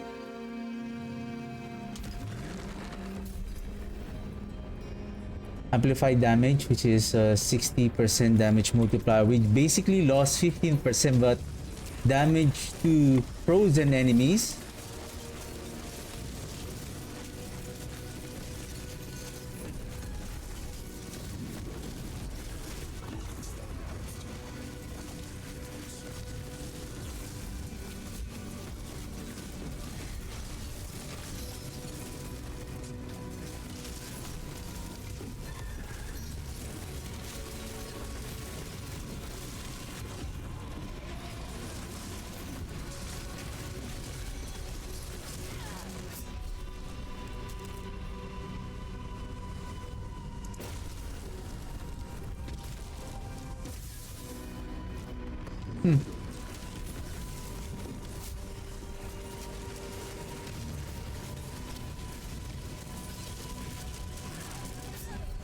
And then the worms.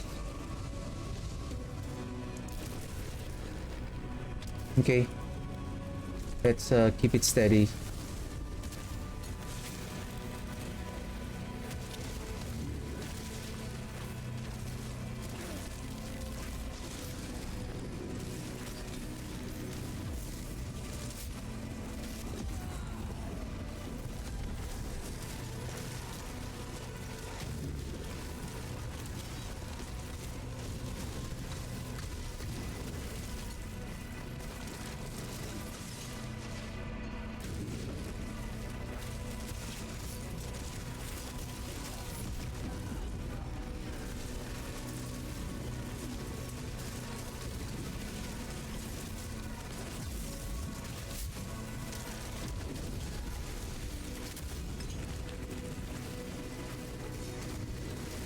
I don't know if I have to use the frostburn. Do I have the frostburn?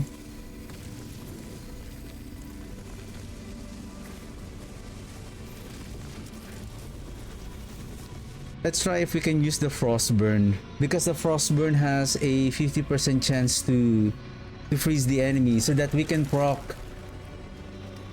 activate the effect of the frozen memories right away.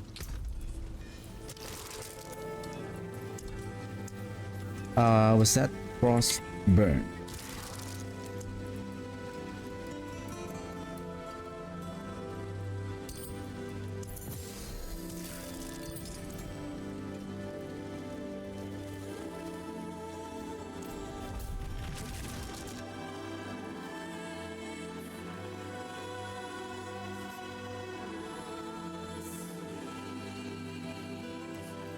I think the shadow and the cold damage variant, they almost have the same damage output. It's just for the cold you have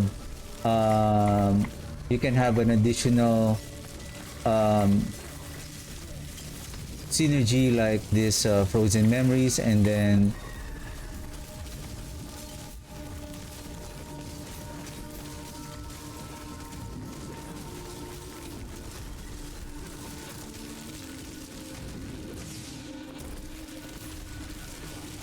and the frostburn. How much is the lucky hit? 22%. Okay.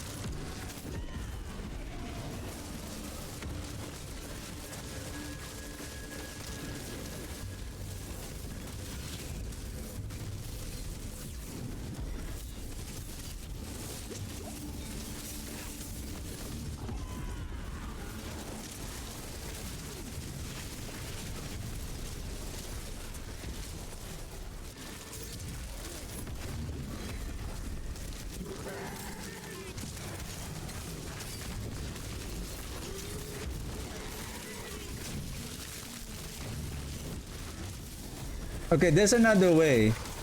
Give me a second. I feel like they become weak because of, I think, the red blessing. I don't know, for some reason.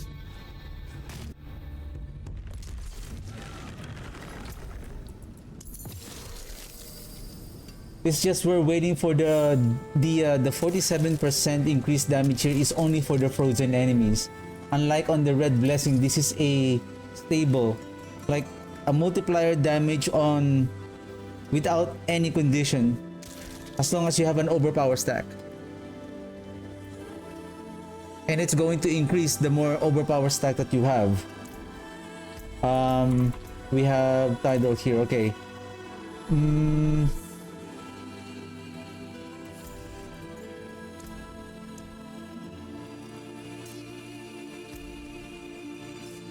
Chance to freeze enemies.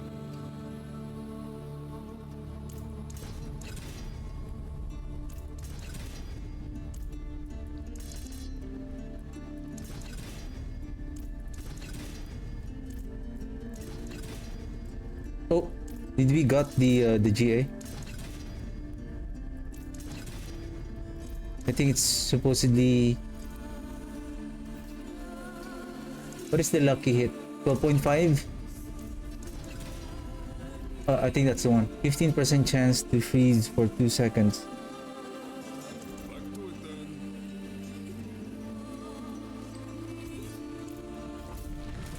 Considering that we have so many minions who can do lucky hit, so we can freeze the enemies more frequently.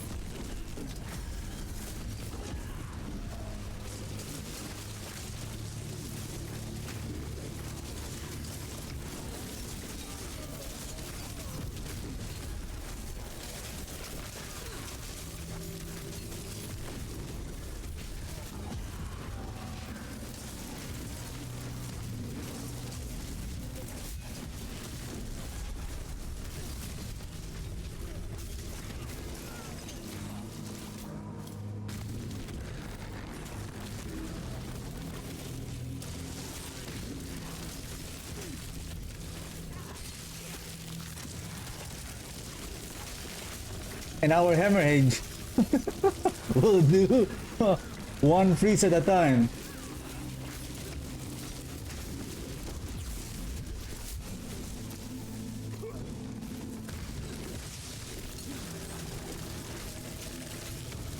And now we can also add the transfiguration on the amulet, the exploiter aspect that increases the duration of our crowd control, and that includes the freezing.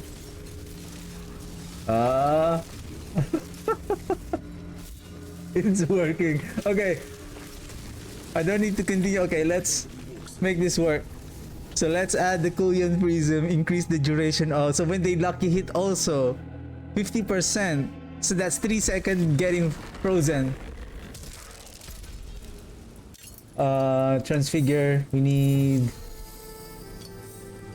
No. Oh, I don't have the... Hey, where's the Kulyan? Crafting.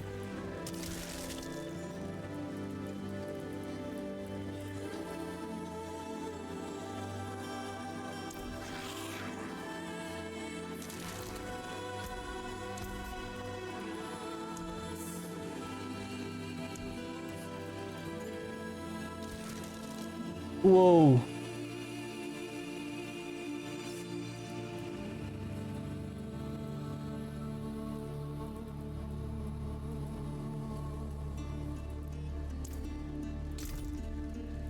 Where can we get those grants?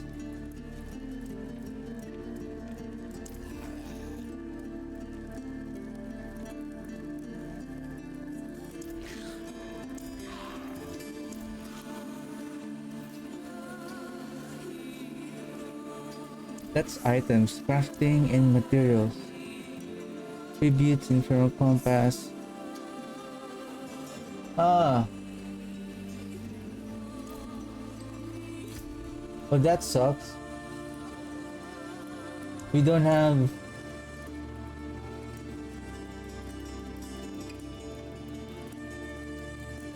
Yeah, we don't have the Kulyan Priest, and that's the one that will...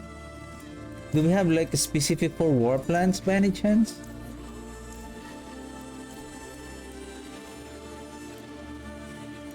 Progression. Unlock and max war plan.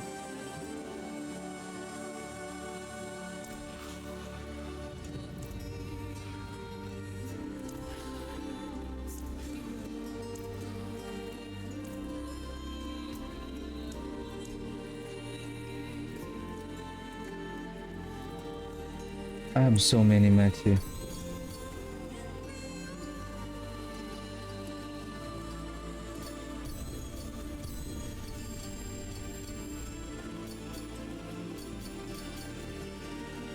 I need the Kulyan.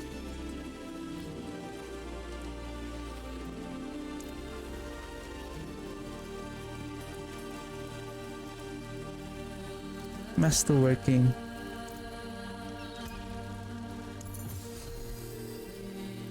No, I think masterworking is just... Anyway.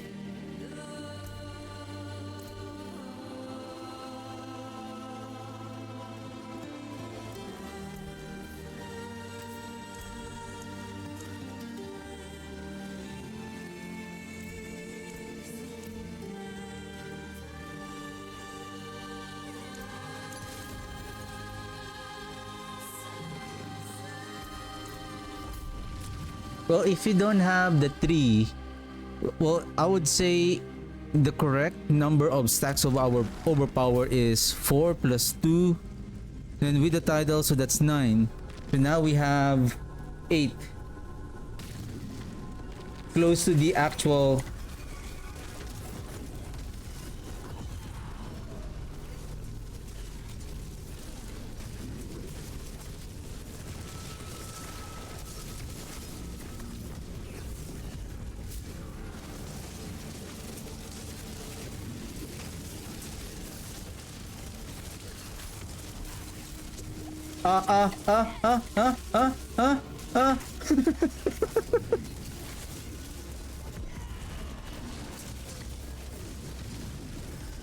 Just wait.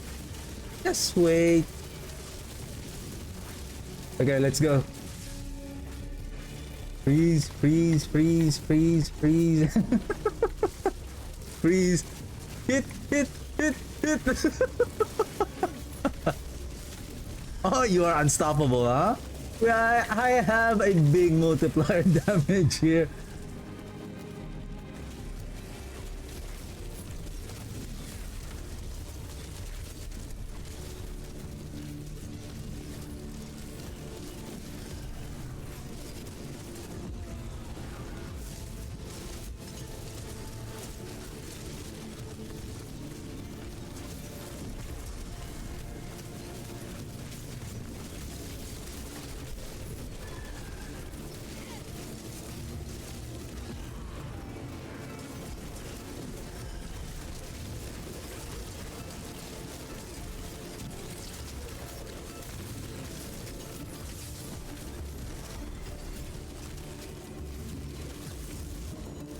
I feel like it's kind of, I don't know.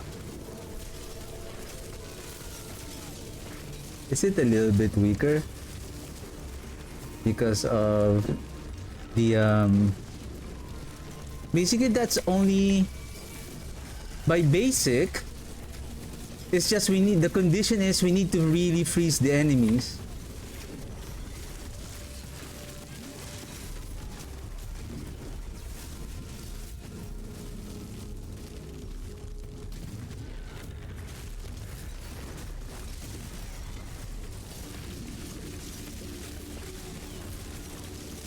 Even though our mages have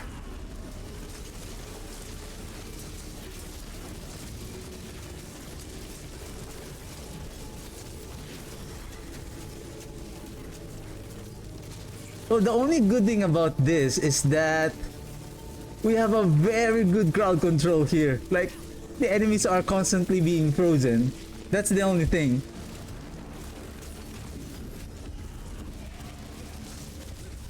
Boom! Basically, that's the trick. Like, wait for the proper timing, freeze the enemies with your hemorrhage, and then command your warriors, and then cast your army of the dead.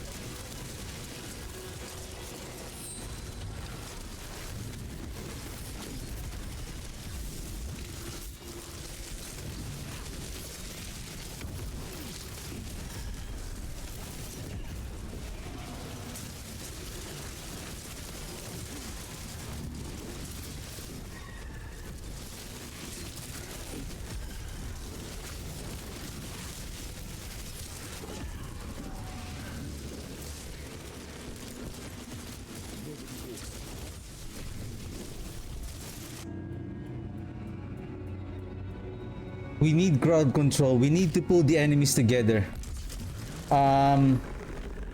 We need bone, right? We need the bone. We need the bone for the resolve. I'm only using the hemorrhage because of the overpower stacks. It seems like we are proccing so many blood orbs with the red blessing. We can stack with our overpower through the blood orbs. What I'm thinking here,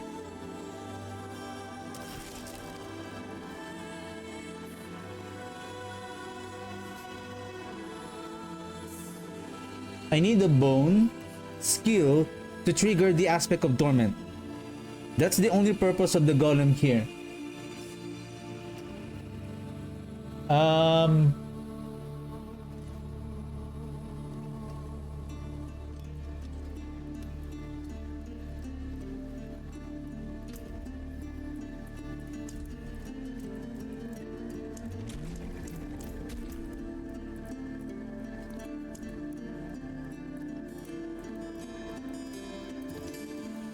Maybe this. And then I will use again the bone splinters for the additional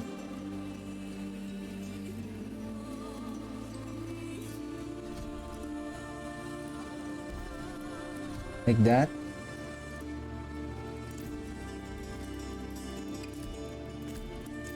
Let's see.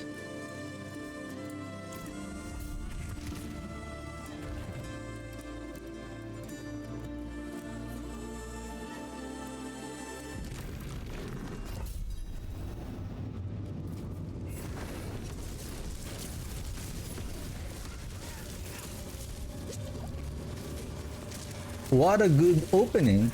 Yeah.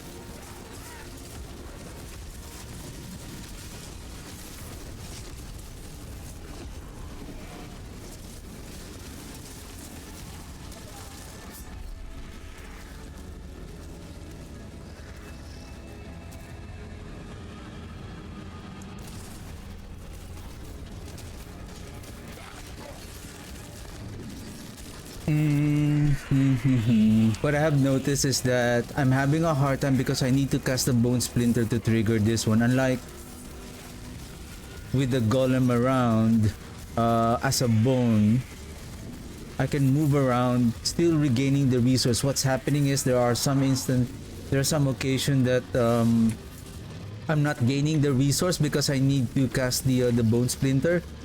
If I'm trying to evade the damage of the enemy, I'm not gaining.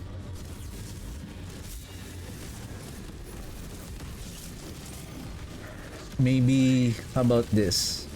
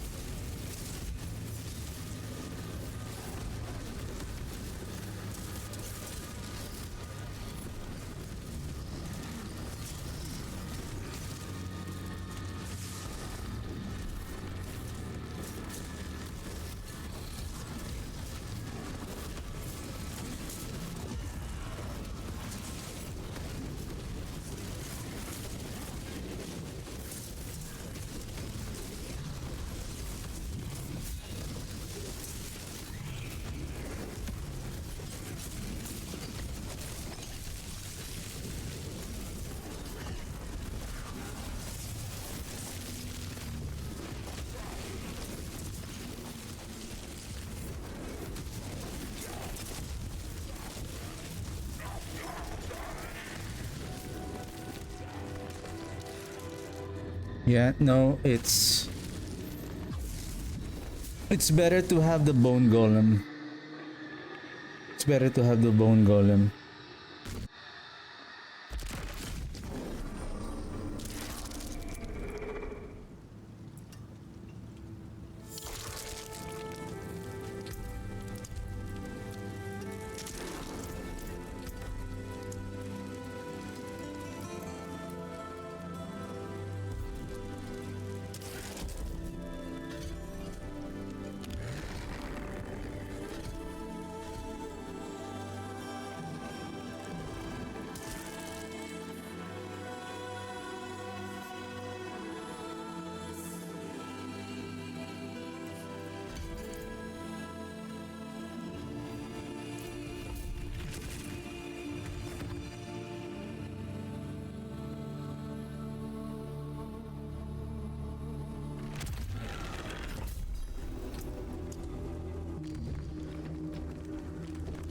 %700% full damage over time. Heals every 6% every second.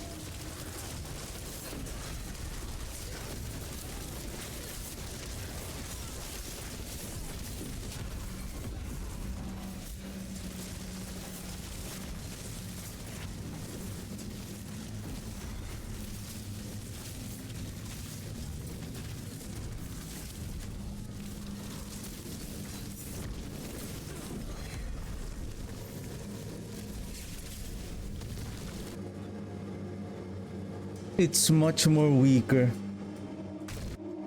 It's much more weaker.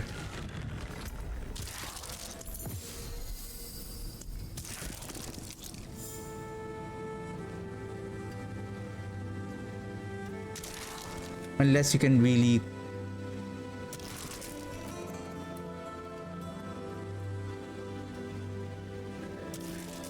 but we already have 15% damage here. It's just okay.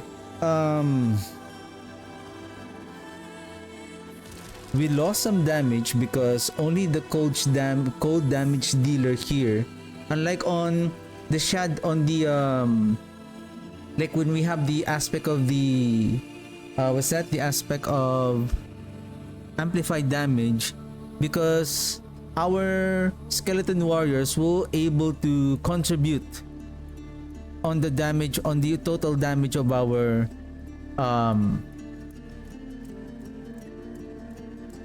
mages.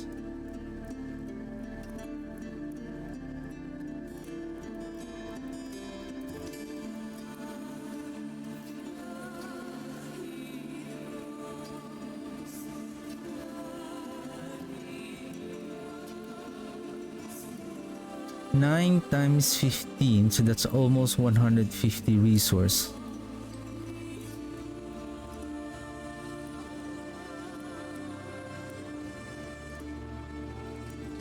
Well, basically I cannot sacrifice them.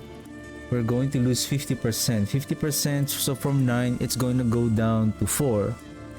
4 times 15, so how much did we lose? 5. 5 times 60.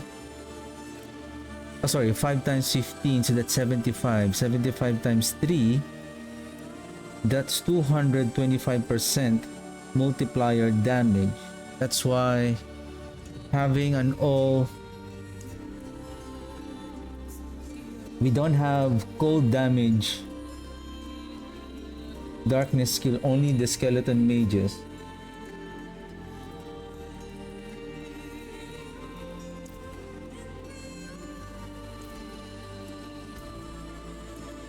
Dominate,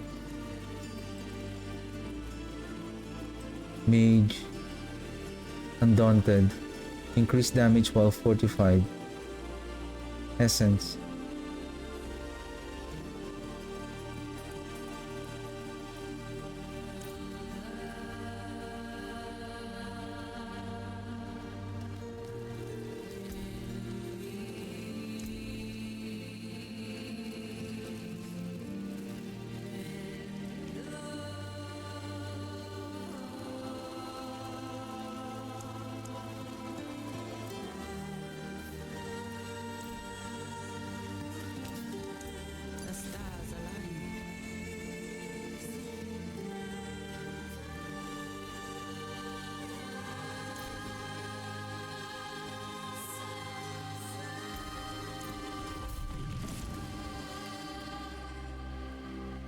Well, I would say since the mages has the most damage multiplier here, the cold damage to deal additional 90% multiplier damage to frozen enemies, I would say that's still gonna be big for our mages.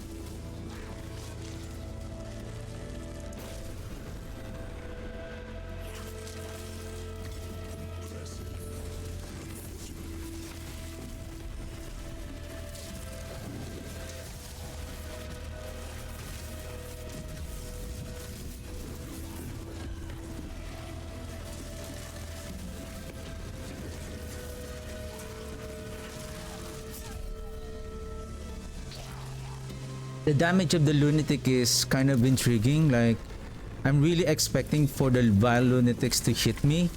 So at the first explosion I got, I was able to sustain the damage, but the second explosion it killed me instantly.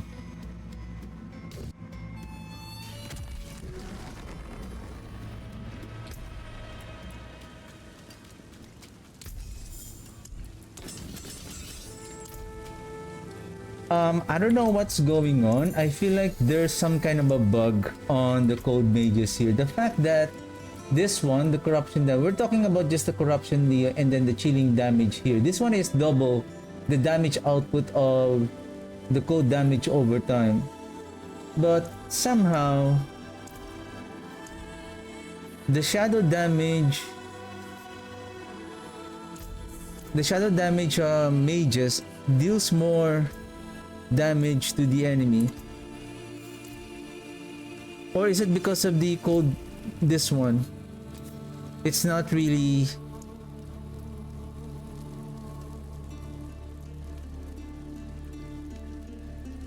code.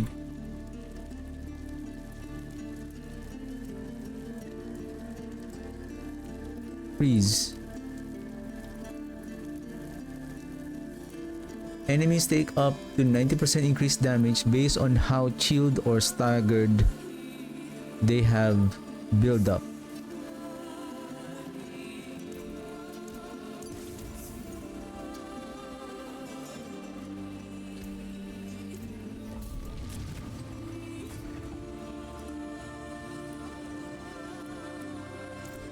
So this one will apply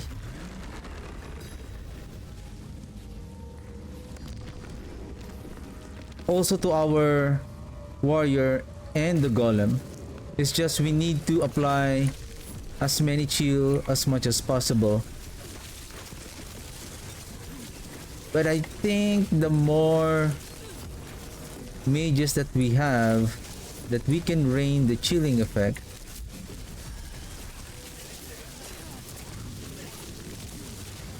Maybe.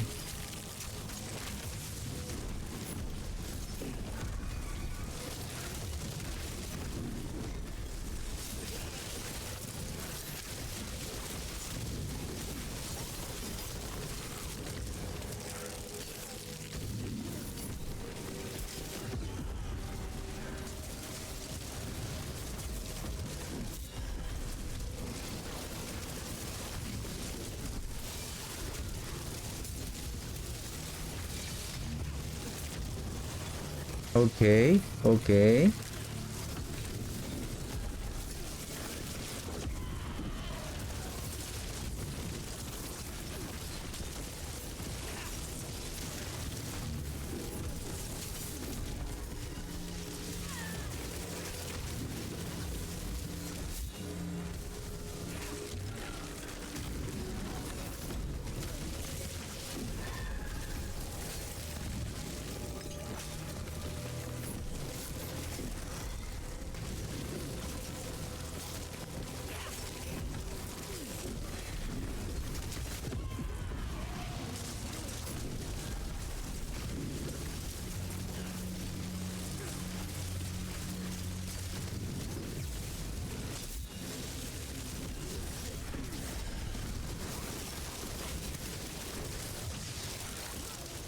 It's just we really need to cast the summon the mages as maximum as possible so that to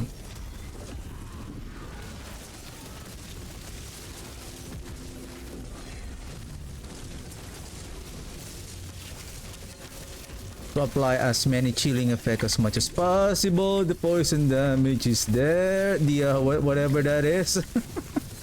The one that is moving so slow. I think that we should name that elite effect as killing me softly.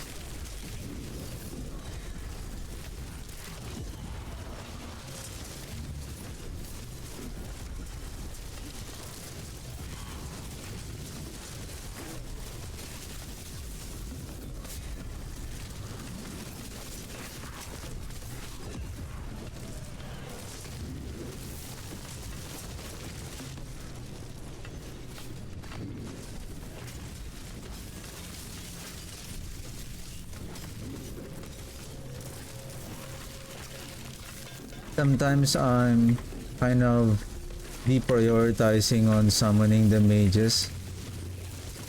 I mean, it's okay. It's just we're just human.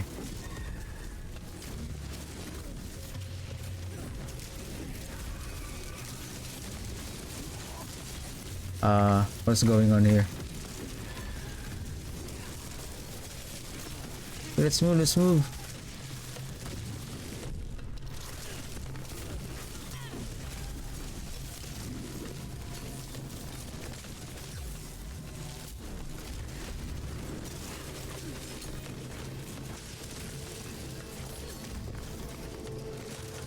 No elites? I think we can still make the cold variant. I think this is the ideal with the and the elite is dead. No. If we can really focus on the a single target, it's going to really work.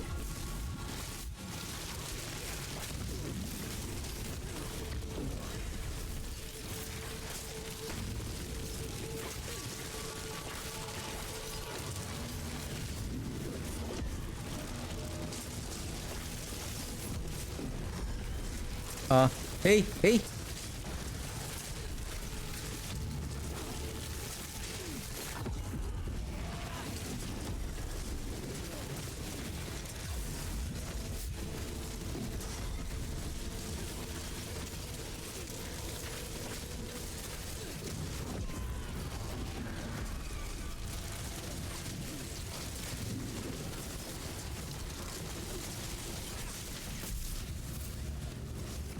Let's see on the boss. Increase. Oh, how much staggered? What happened to my staggered?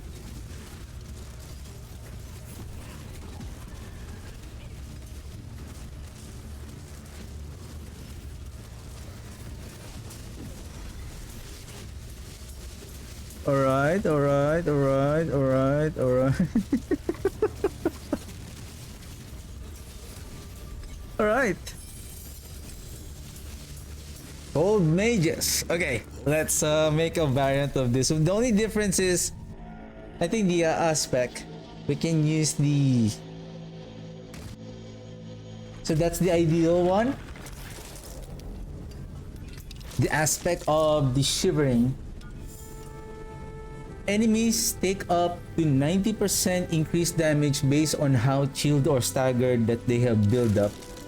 The only thing is, increased damage on how chilled. At maximum chilled, chilled enemies have reduced movement speed. Repeatedly chilling an enemy will freeze it.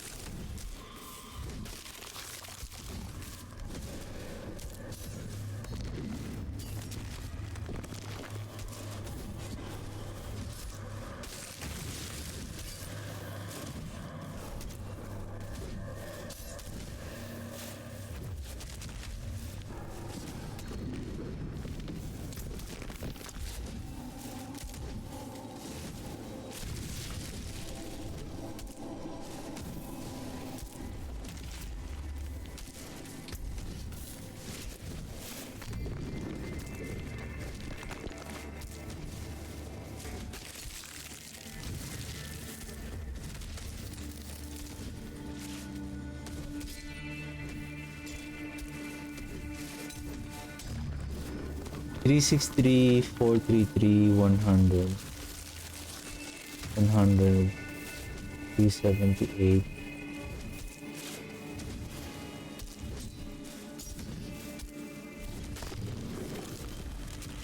Okay, I will freeze the enemy.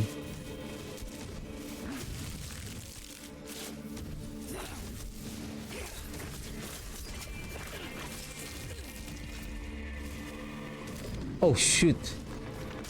Oops. Move.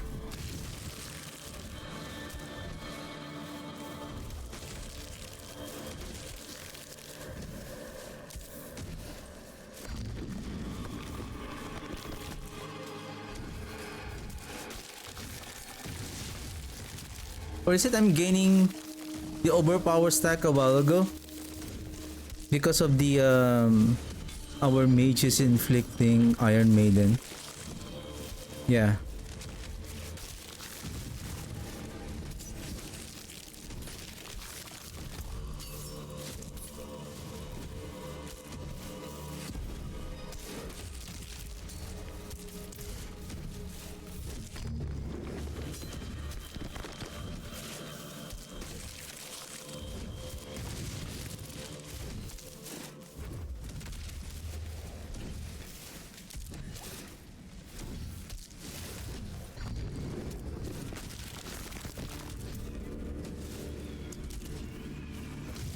Enemies, cold mages, occasionally cast blizzard.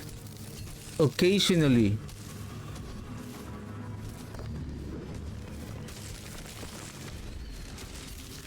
That chills for 6% every second. Cold mages attacks will chill enemies. So besides the blizzard, the attack of the mages inflict chill.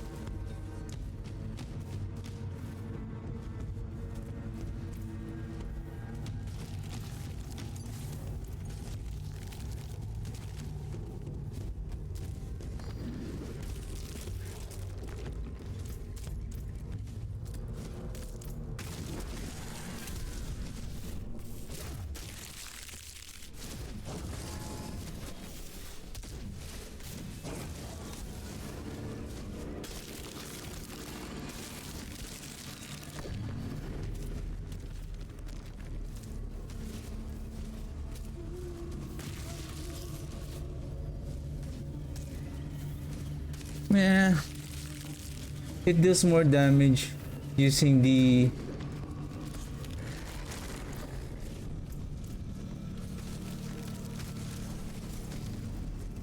though again the only difference between the cold and the shadow is that the cold damage has a better crowd controlling effect by chilling the enemies, and then after we build up the chill on the enemy, they will get frozen.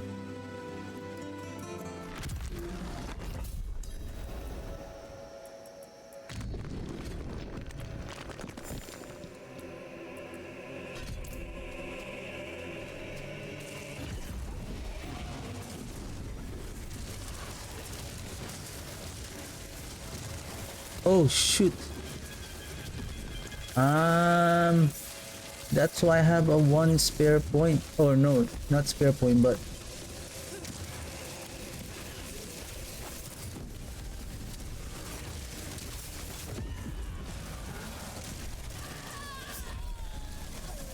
Wow, 2 orbs.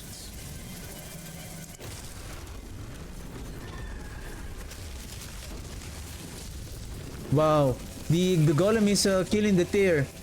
I don't know what's. There's no enemy there. Wow.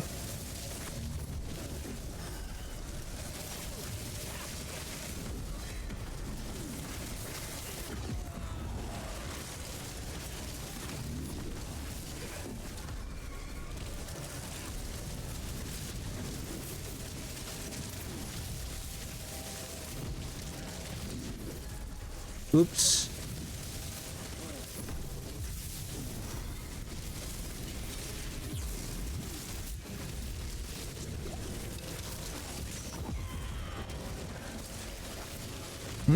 Reprisal.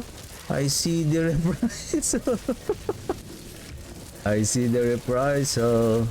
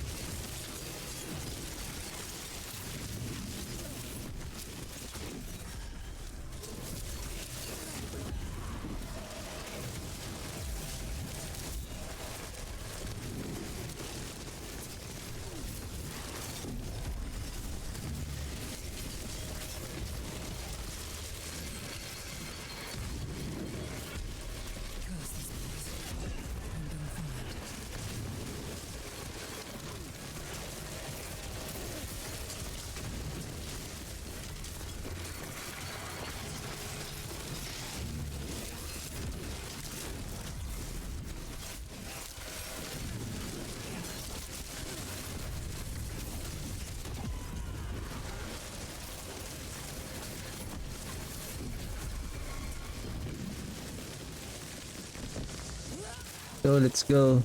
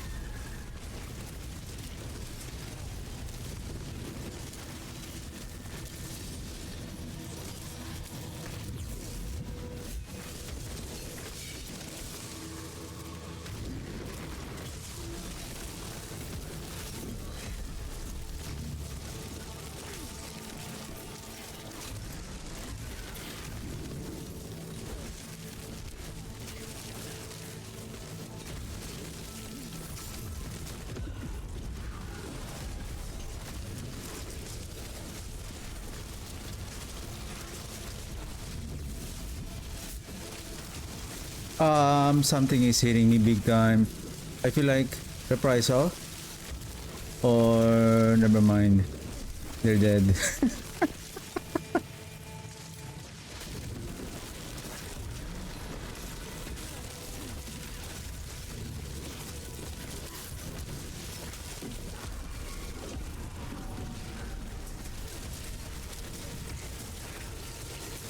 Yeah, so if with the proper timing, casting your focus the attack of the warriors on the rare elite and then cast your army of the dead and then focus attack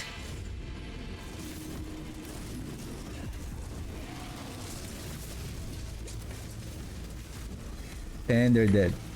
Good job, good job.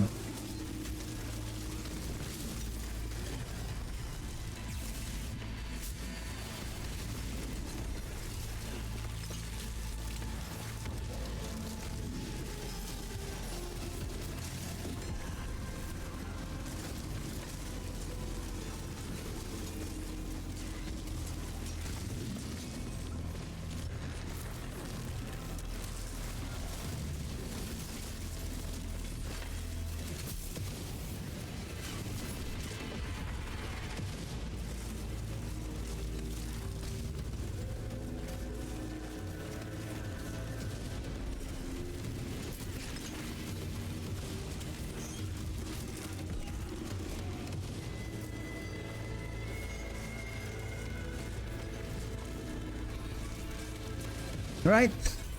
Okay. Let's finalize this. So if we are going to go with gold, it's still the same. We're just gonna change the damage multiplier. So from shadow damage to cold. That's it. And of course the gem should be cold damage, the sapphire. Other than that,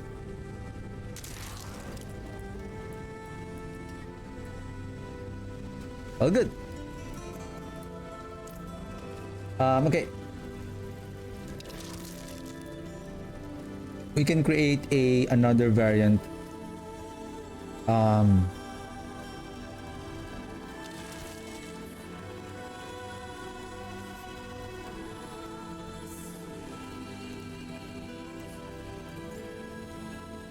Cold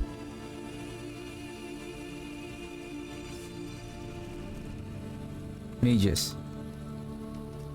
Then if that is the case, so give me a second. Probably I'll just do like this. Not darkness anymore. So at least you have the variant now of this is just a plain oh no, give me a second. That is still correct. So let me correct this one. It should be dark mages. Basically the darkness mages. Let's do it like this. And then cold mages. And then this one should be shadow mages. There you go. So for this one, shielding bones.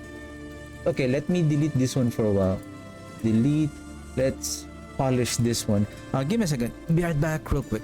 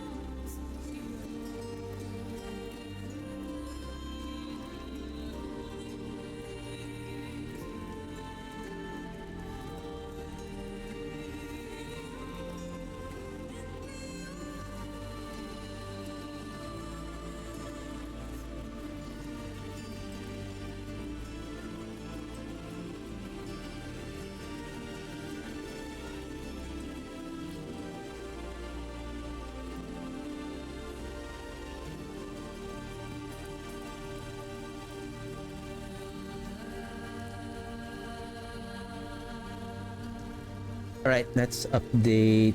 Aspect of Torment, Hellbent Commander. Tidal, so Tidal will be here. Then Requiem, Tidal, this one is amplified. Damn it. Then Sandville, those are correct. This, everything looks okay.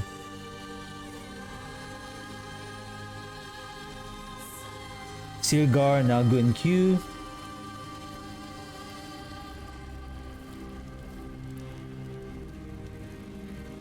Maximum resource, resistance to elements. Am I having a resistance to elements there? Can go with armor here. Armor resistance. Maximum resource intelligence, maximum resolve stats. Maybe here.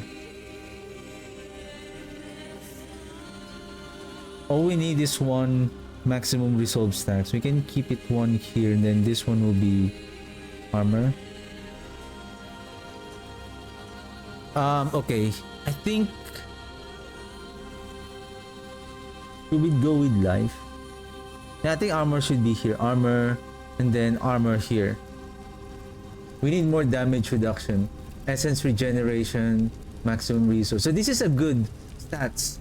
So we have core stat, we have defense, we have resource. So this one is the only problem, but yeah, this is the only one that it's going to be in conflict with this one.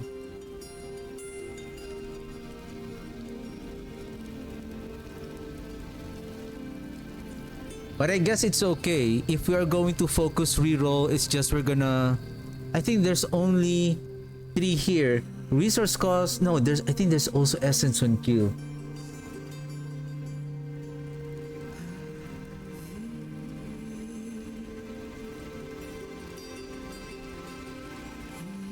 That's it? No essence on Q? Okay, so meaning, no, there is one more. Resource? How about resource? Resource cost first. So there's only 3.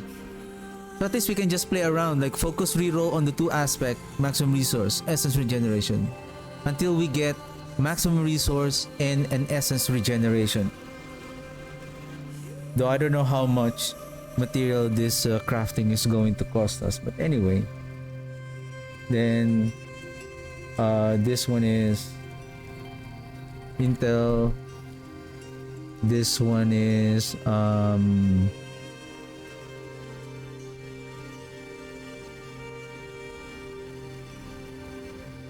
critical strike damage multiplier. This is shadow damage multiplier. Damage per overpower stacks. This is skeletal mage. Damage per overpower. Pants, intelligence, life, essence regeneration. That is correct. I'll go with armor here. And then resistance to all elements.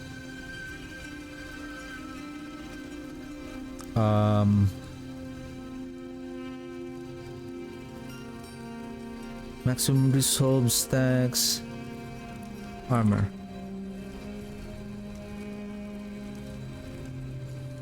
Actually, another thing here, if we want more survivability, we can apply the tidal aspect as our transfigure on the amulet. I don't know if how much the spike armor. Oh, spike armor is defensive. Ew.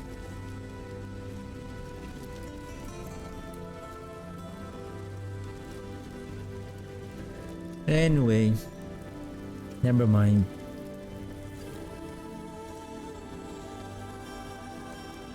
Because if we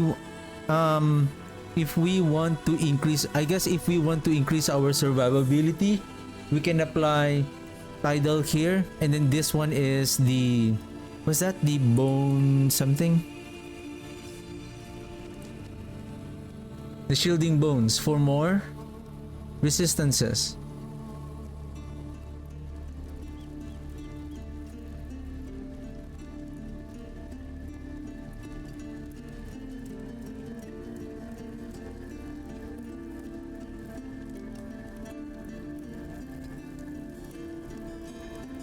Because we don't have an additional damage reduction, only on here, and then additional damage here on the shield.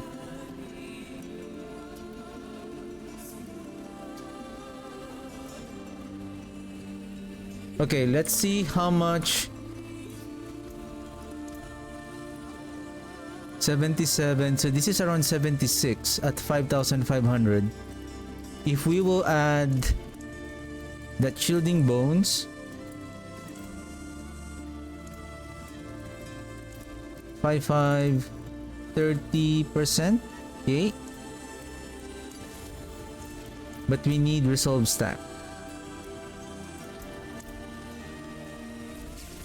Let's see. I think I'm almost done polishing the shadow and the cold mages, and then we're gonna move now to our army of the dead. Hopefully I still have time. I didn't realize I've been already testing this for 3 hours, but it's fine. It's fine. It's worth it. So that by the time that the season 14 will start, and at least we know already what aspect that we're going to go with respect with this build. Resolve stacks. So basically it added an additional from 6,000, from 76, it only added 2%. 2% is still 2%.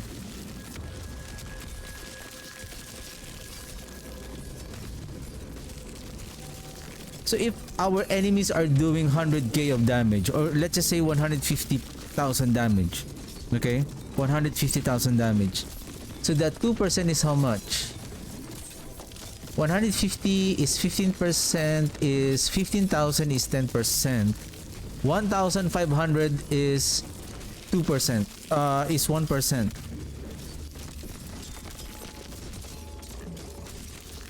So that is still a big deal.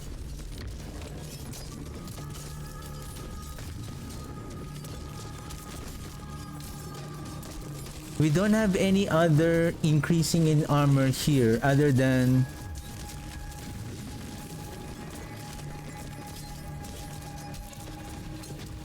can I life masterwork, sorry it should be on.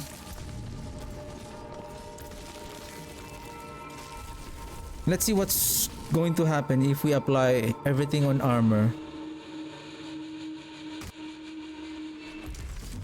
How much life we will still have. So let's replace life with armor.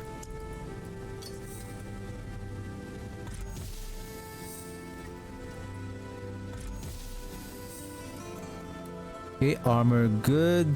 Resistance, I want to roll resistance with all res.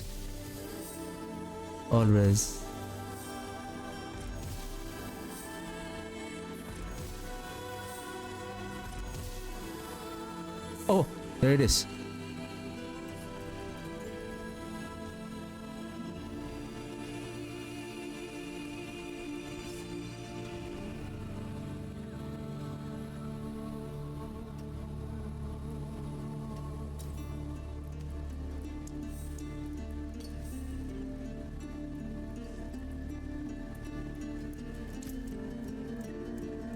$17,000. If I'm going to remove this,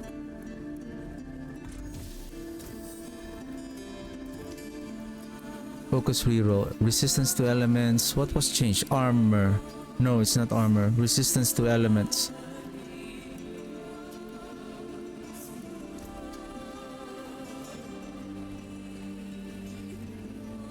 But it is now 78.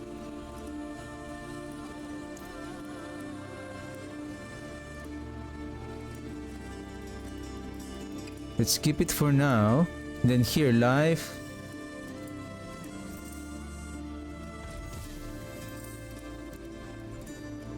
Life on kill. Poison resistance.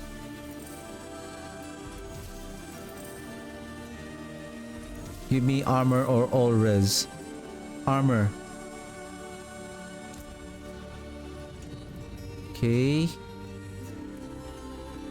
Life, armor, resolve stacks, that is fine. Armor, cooldown reduction. So let's replace the cooldown reduction with chaotic reroll on the utility. Oh, did I focus reroll? Okay, there it is. Focus reroll on the defense. We might lose the all resistance. Life on hit, life regeneration. Now it removed the resistance, but it's fine as long as we get the armor.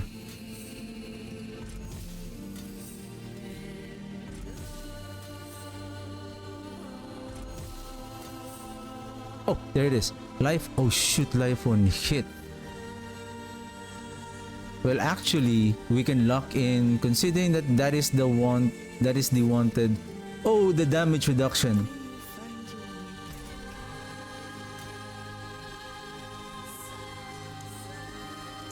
I forgot.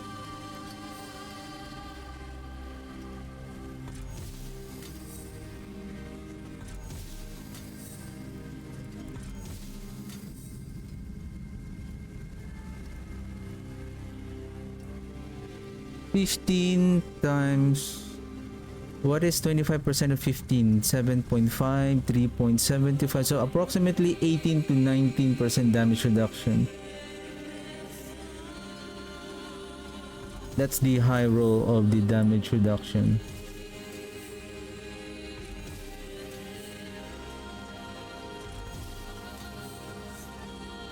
I wanna roll the damage reduction to a higher roll.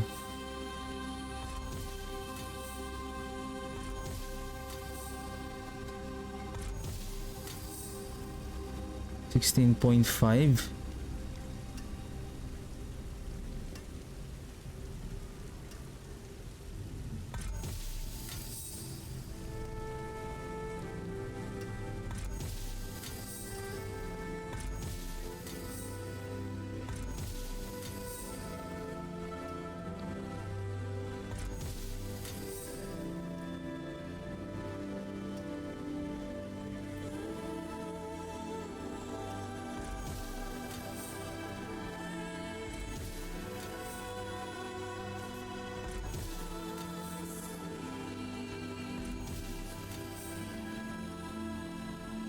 Okay, damage reduction is now good. I want to keep that.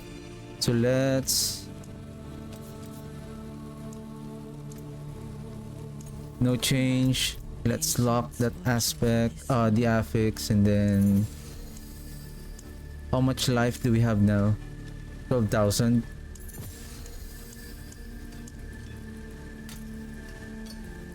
I don't mind the 12,000. Focus reroll on the 2 resistances. If we get the armor, if there is a resistance, it's much more easier now because we're gonna focus on the resistance. Armor and then resistance. Now this is perfect. Now, because we can now focus reroll on the resistance. What?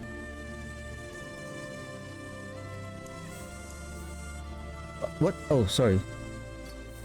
Didn't I choose the chromatic tuning prism?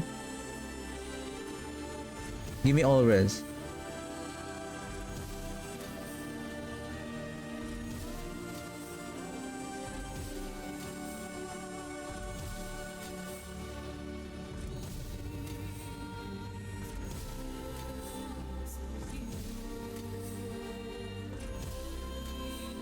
He doesn't want to.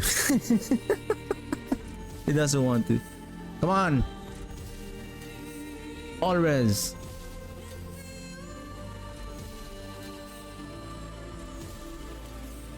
There you go. Okay. Then I think we need to masterwork again this one and hit the damage reduction. There you go. So I still have life here at least. Because otherwise we're gonna be low on... Let's see this on actual combat.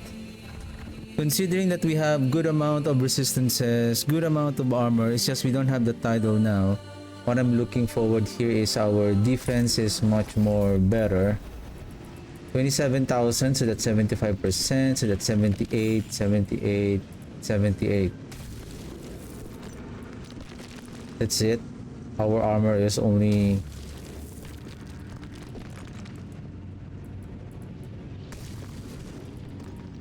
Damage reduction at 36.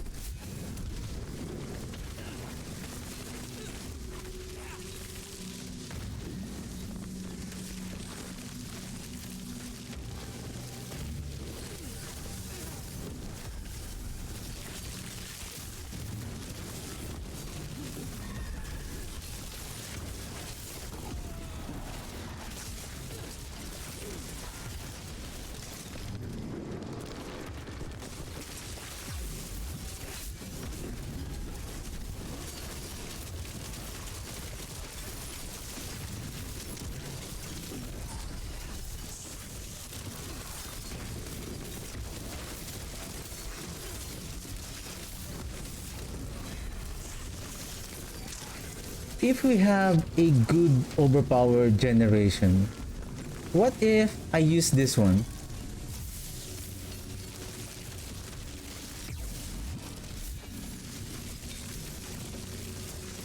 Lucky hit chance and then there. Let's see. Then where's that?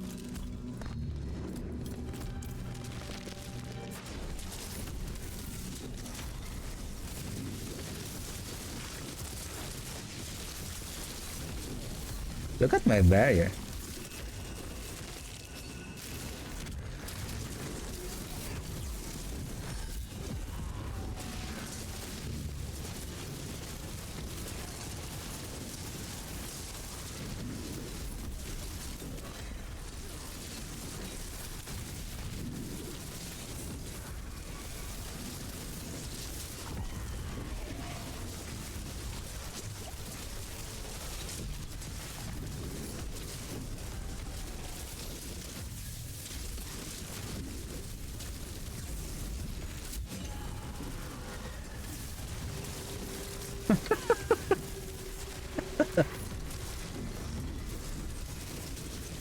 This is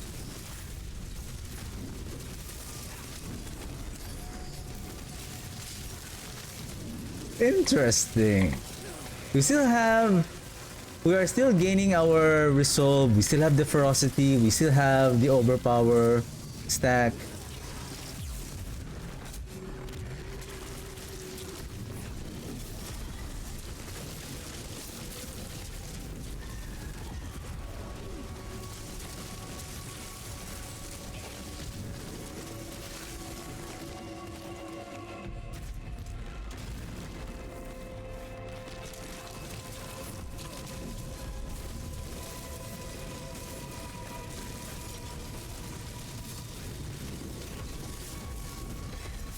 Did I do something wrong? Like,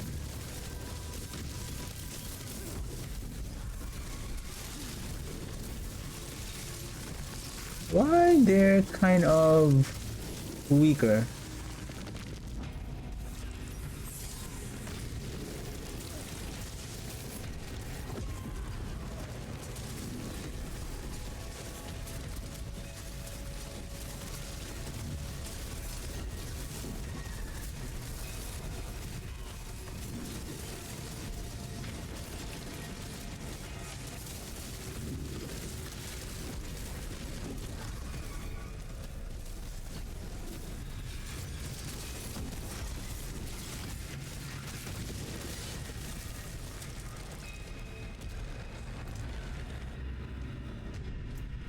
I mean, we have good survivability, but are we targeting 3 enemies at a time? I'm getting full barrier.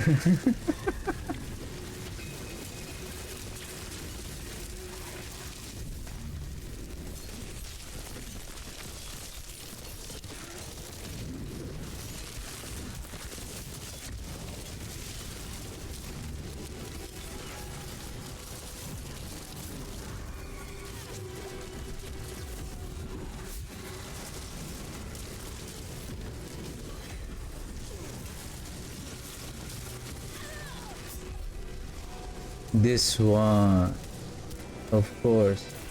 I don't know. I don't know what happened. I don't know what happened here.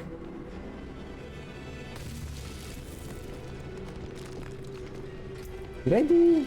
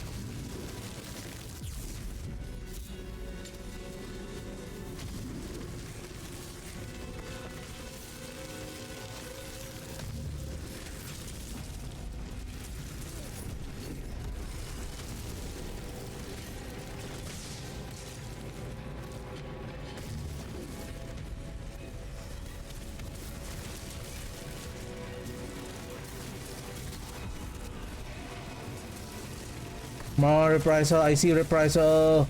Reprisal.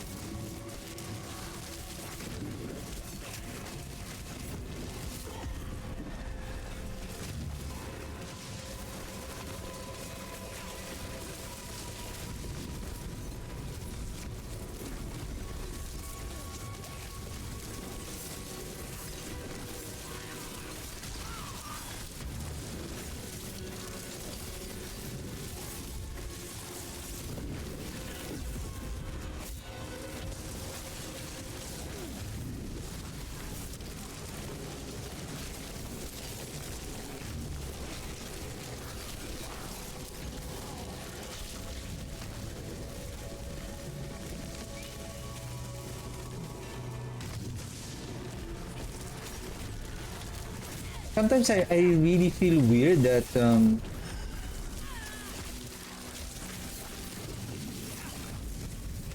what is this one? Shielding bones, right?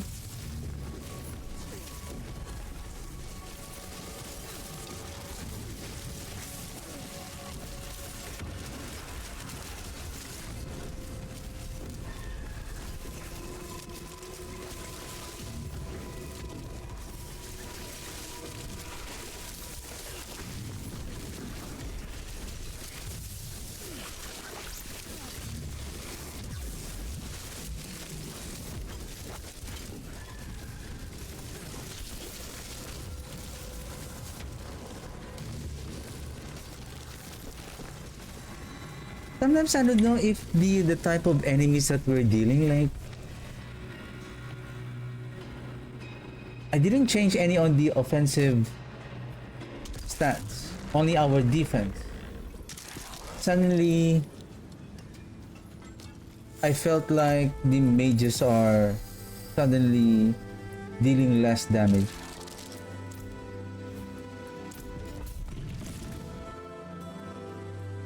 I think we still need life.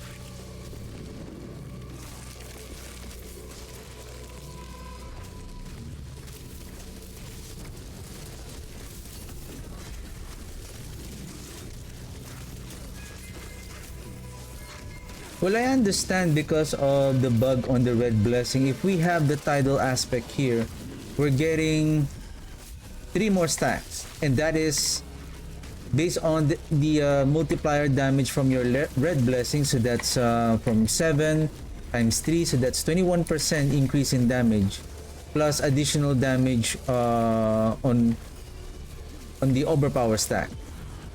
That part I understand. Maybe that's the reason why.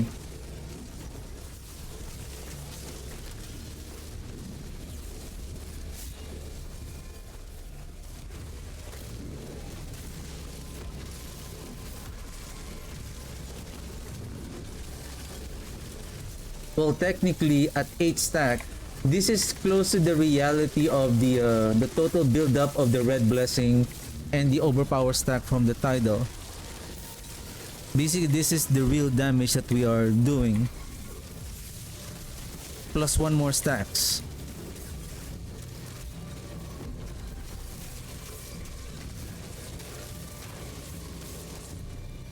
Plus 1 more stacks.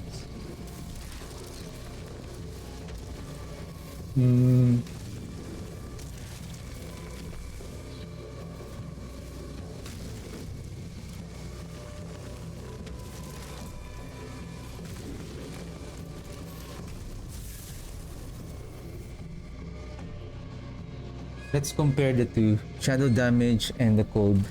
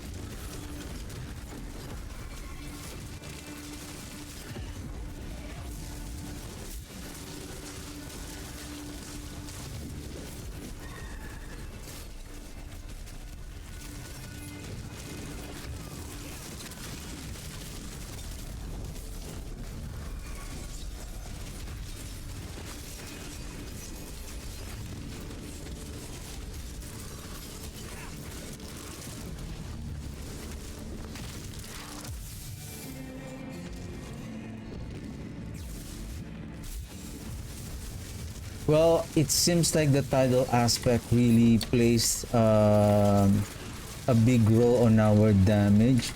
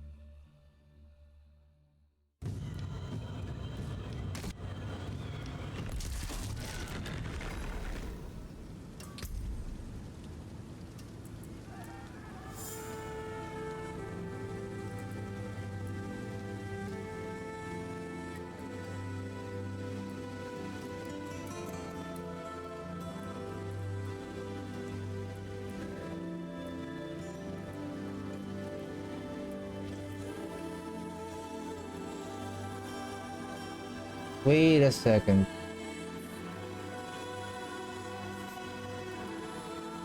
Maybe because of that?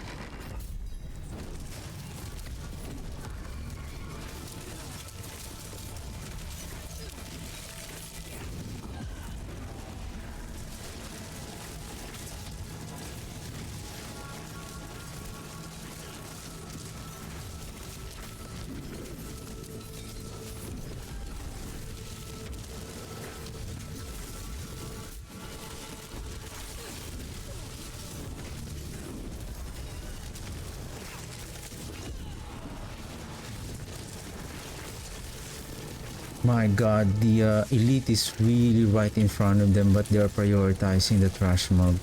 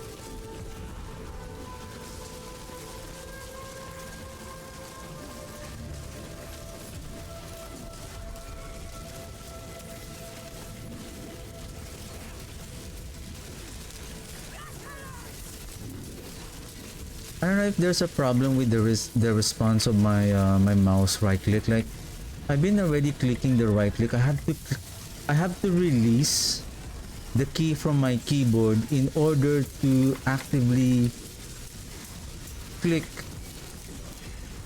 the right click from my mouse in order to activate.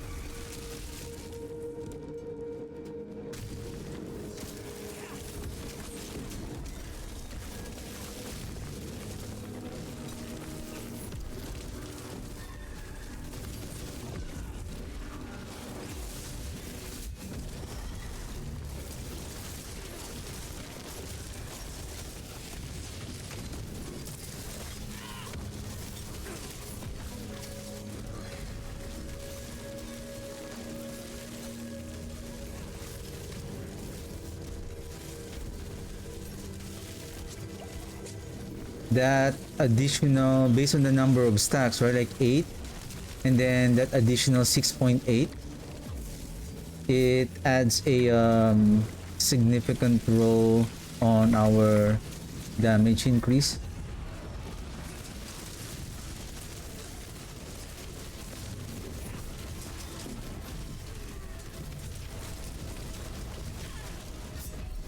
Wow, that is insane.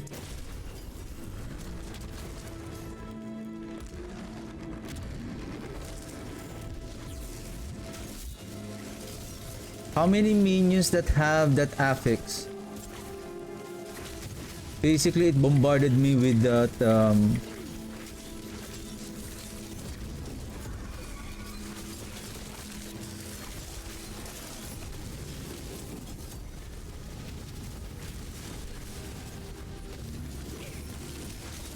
I think, I don't know how many minions were there. Like, I think when they cast that fire thing, they cast on one single direction. That's why I got hit by several fire damage instances.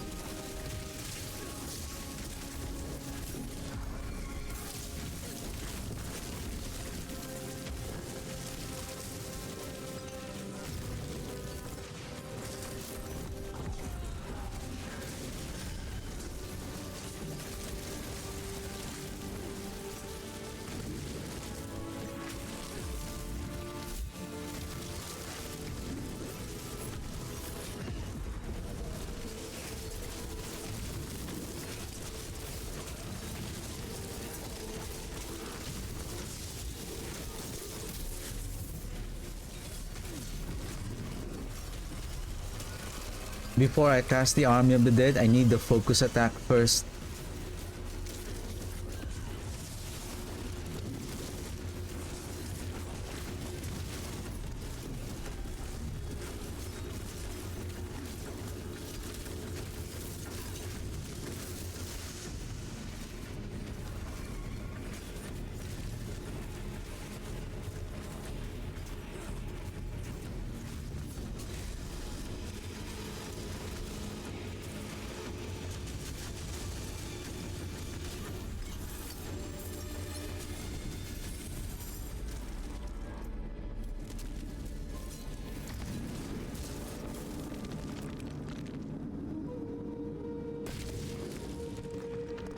I think we should go with life.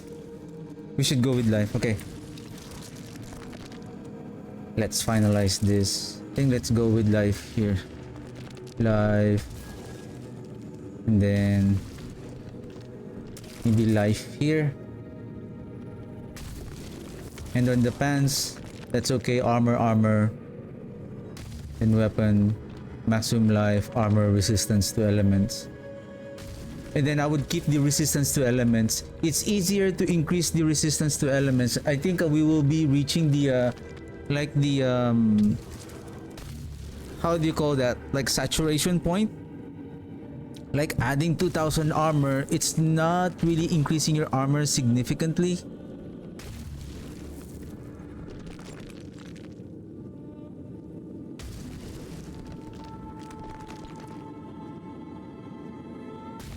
But I feel like I need to increase the resistance to the elements more, prioritizing the resistance to elements, because those are the one that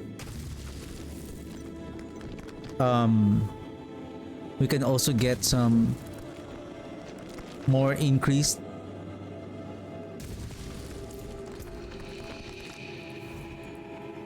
See, we're now at 8,000. 79%.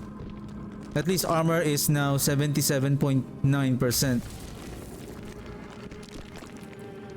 I guess if we reduce the armor, how much is this one? Armor, armor, life.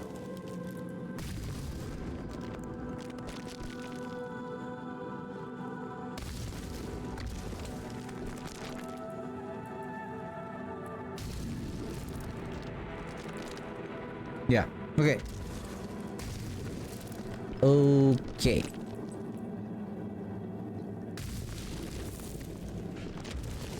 I guess 2 life here and then armor and armor. Life, boots.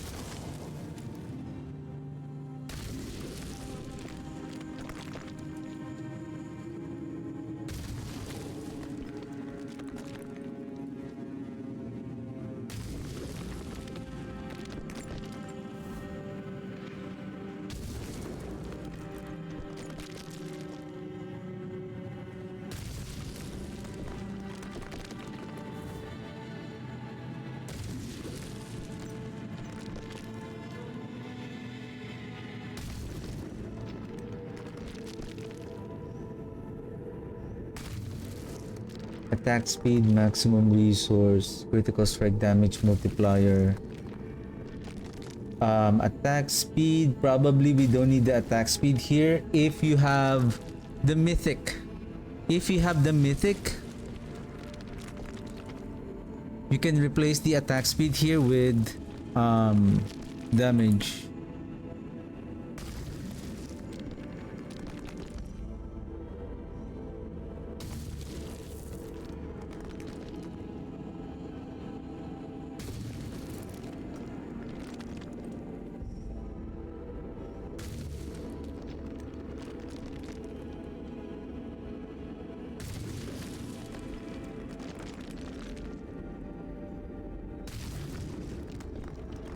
Exploiter. What is this one again? Shooting bones. Then this one is not the exploiter, but the title.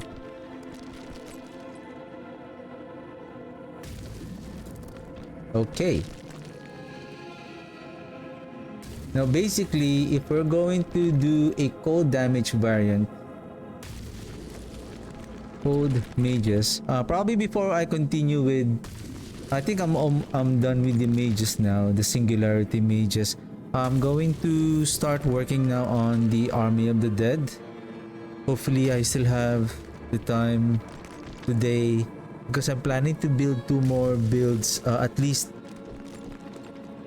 in preparation for season 14. I mean, I can still stream on Monday continuing on the PTR. Then we'll go back to the live season on Tuesday. Yeah, I think that will be the plan. I'm going to take most of the advantage on testing everything for the next season so that I have the build planner prep for season 14. So the only difference is this one.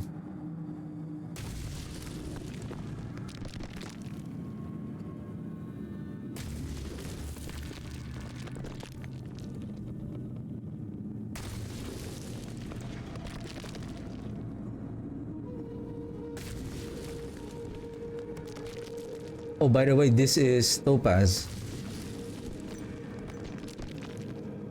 Shadow Mage. This is Topaz.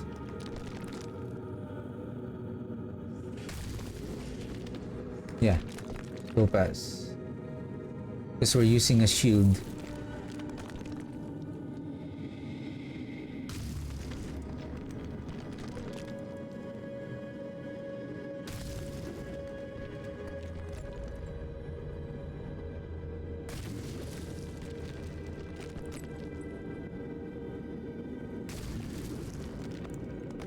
Weapon shadow damage. This is cold damage.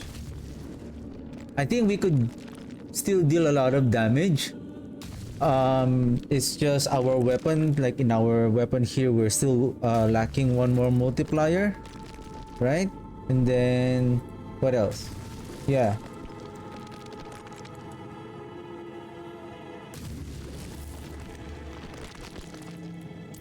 Could we try the before I take my lunch break? Let's try the shadow.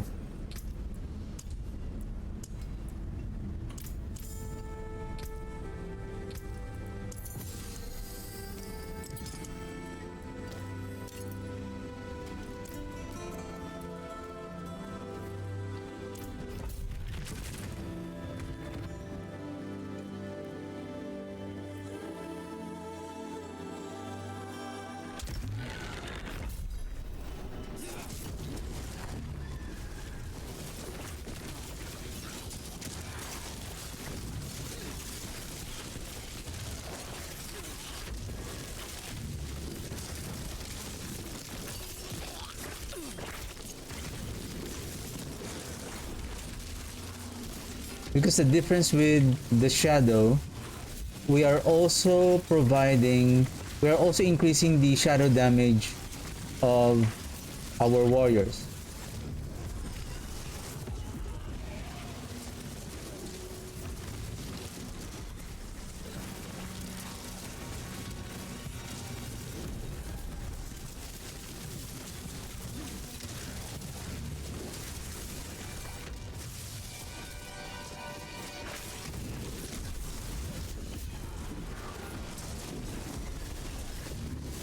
Quite the challenge.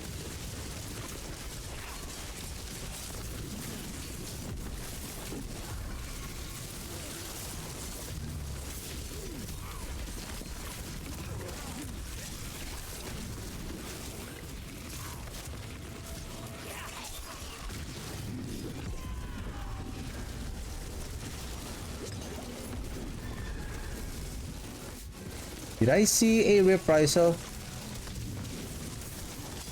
I see some projectile coming from above. Oh shoot! Last wave!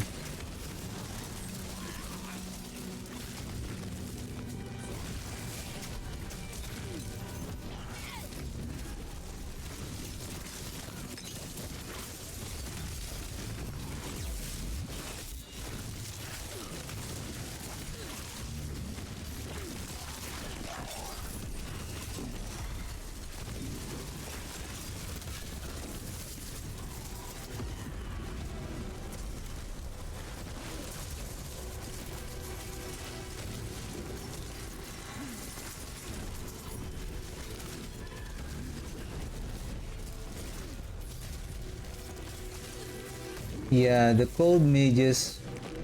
Oh, sorry. The shadow mages is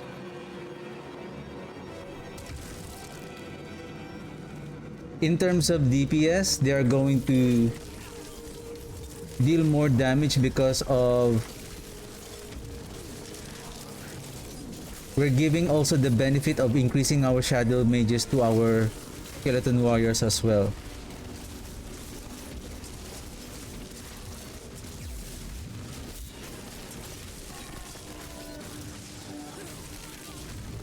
Unlike the code, only the skeletal mages are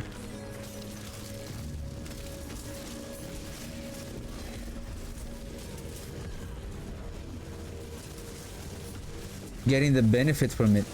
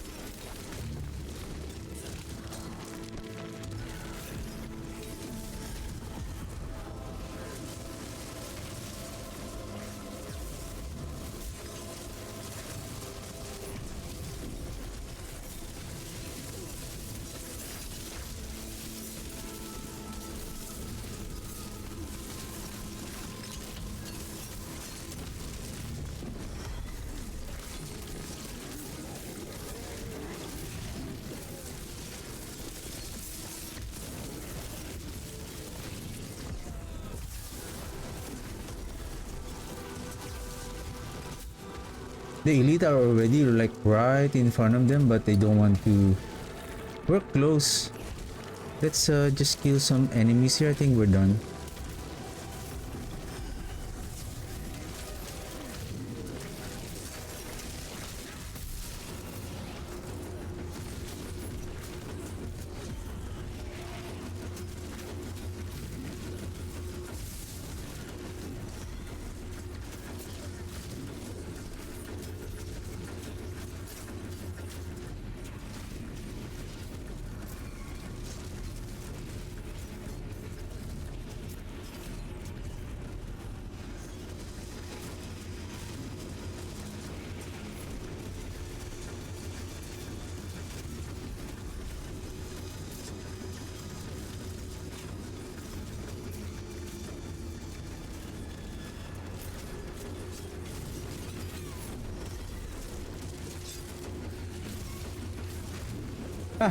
Mitigated, sir.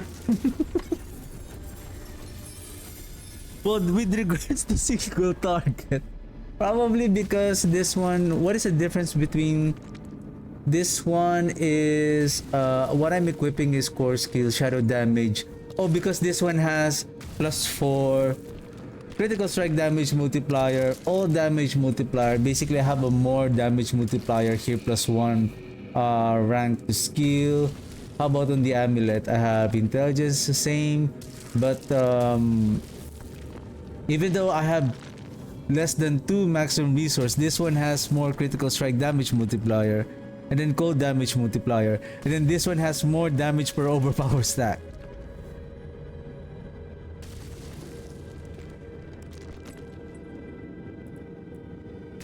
But basically they're almost the same. Almost the same.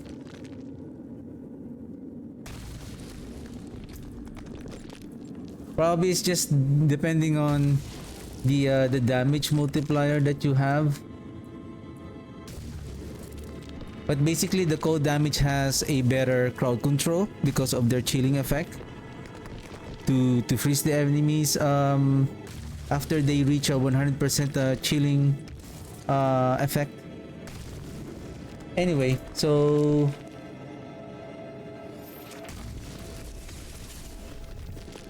I think that's it. That's it. Okay, we're now ready to move on to our season 14. My builds 13. Where is create a copy?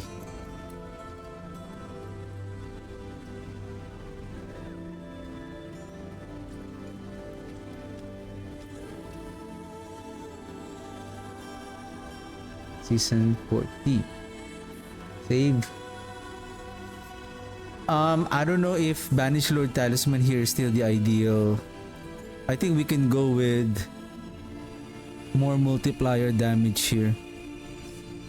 Maybe we can place now here the what's that? The Hellbent Commander, which is a more stable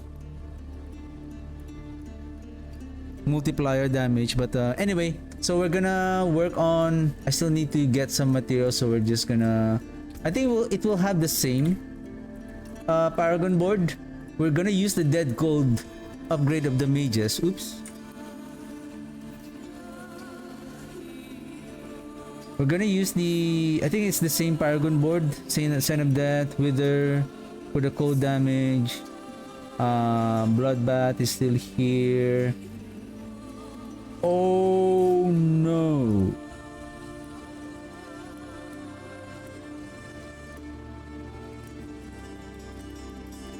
Or is it the same with the Golem? No, it has some Pokemon. So anyway, we're gonna work on the Paragon board again. So not Cult Leader, but let me see. Frailty.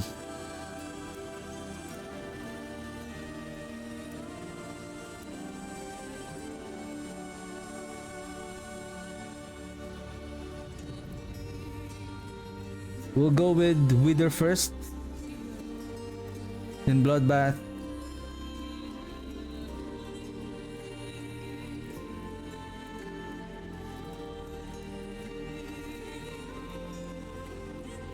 Bloodbath, Wither, Bloodbath, and then Frailty, and then Son of Death. Okay, I'm gonna take my lunch break and then I'll be right back. See you guys later.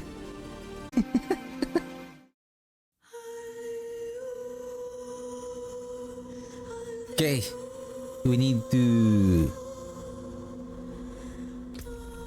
remove our rings, remove our equipment, and let's grab some new equipment for our Army of the Dead ski.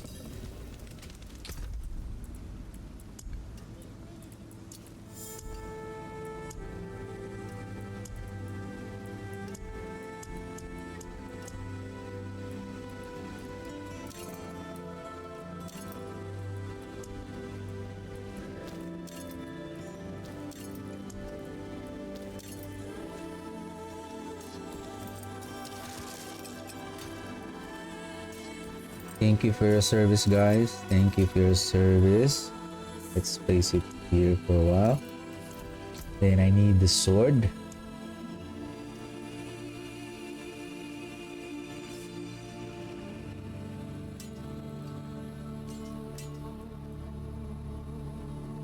So we need the waking. Huh? Let's remove this. Let's place it here. Oops. Red blessing.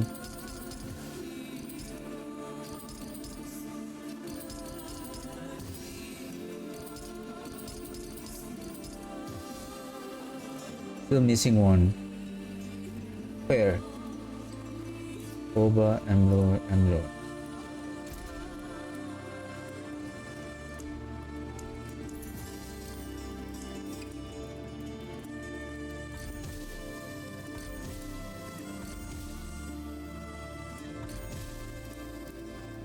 Oh, Beru.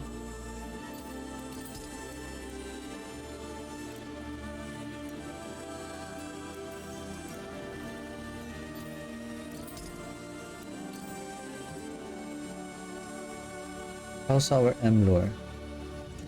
Emlor, maximum resource, movement speed, okay.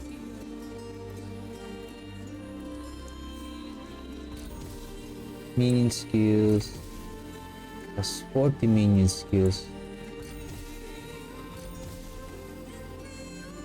All stats. I have these stats already for this one.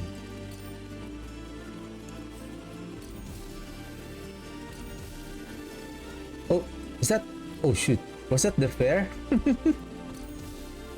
Okay, let's place it here for a while and then let's find some better stats. Armor.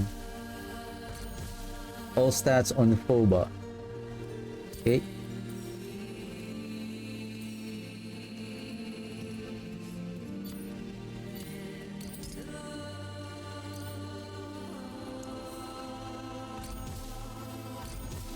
Beru.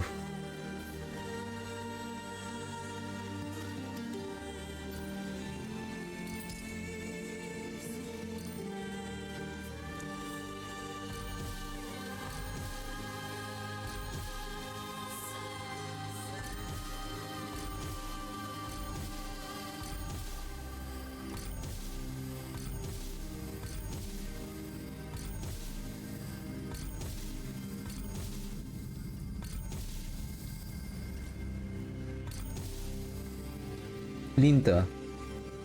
Macabre skills, yep.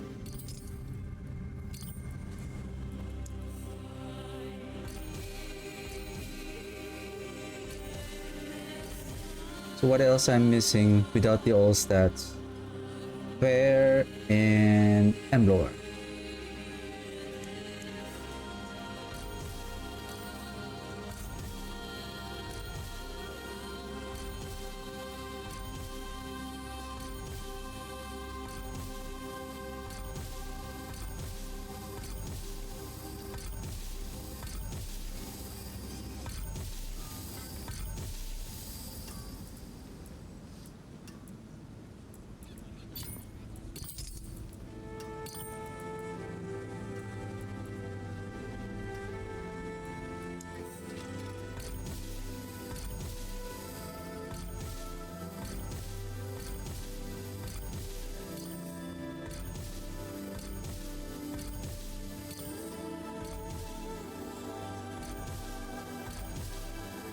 Maximum life, shadow damage.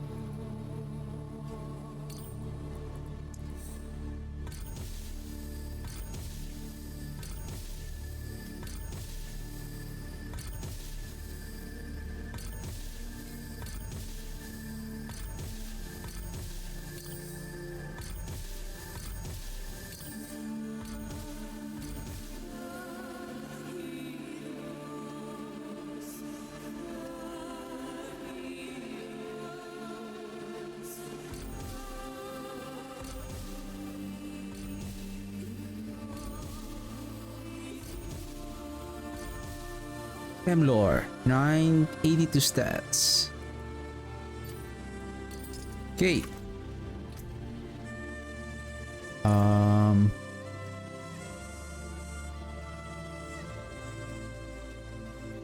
I think boots, we can borrow the boots.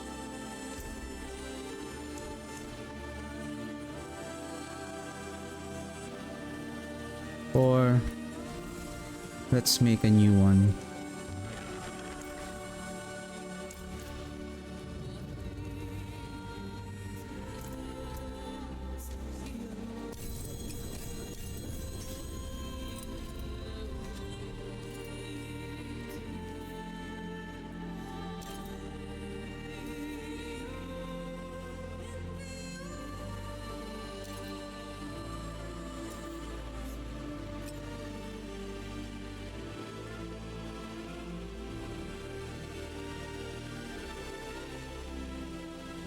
Two legendary rings, Blood Moon breeches.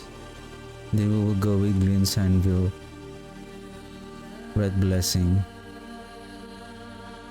Okay. I wonder if we can now use the signet of Pelgain here.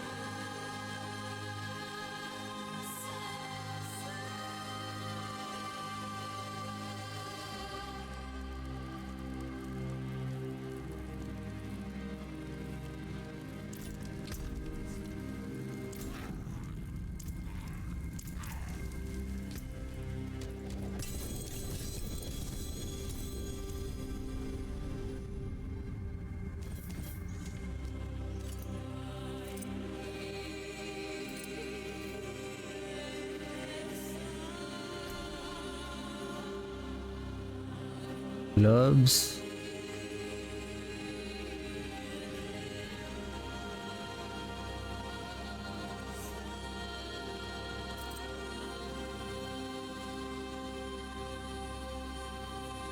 Pants will be Blood Moon breeches.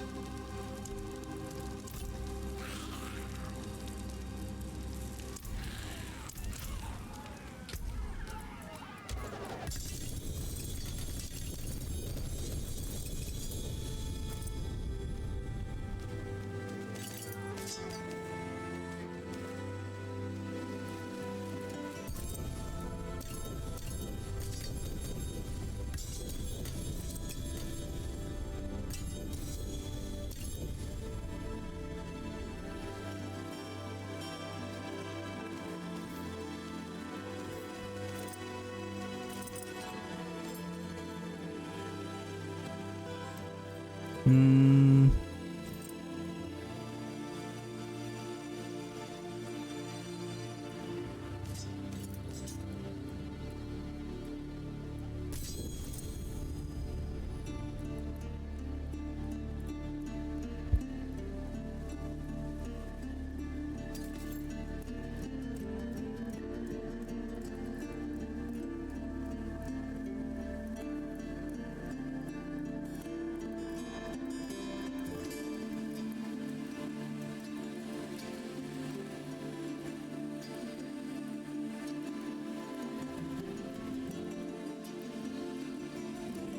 Okay. I'm gonna think about that.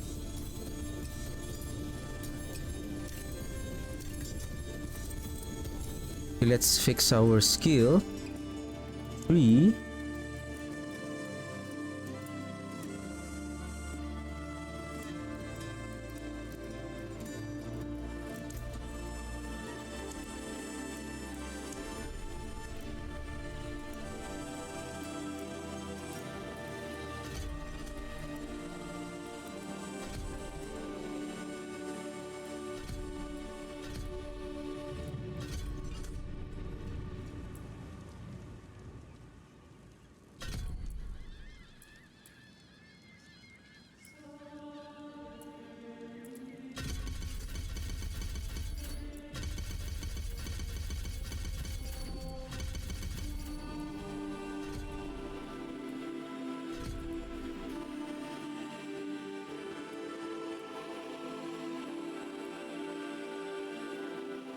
Is it Litany of Death or Master of Puppets?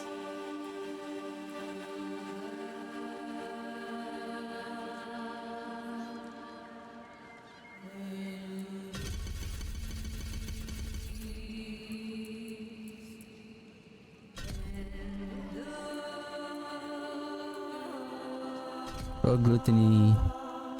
This one. Iron Maiden. Execute. Pull down. Solve. Days.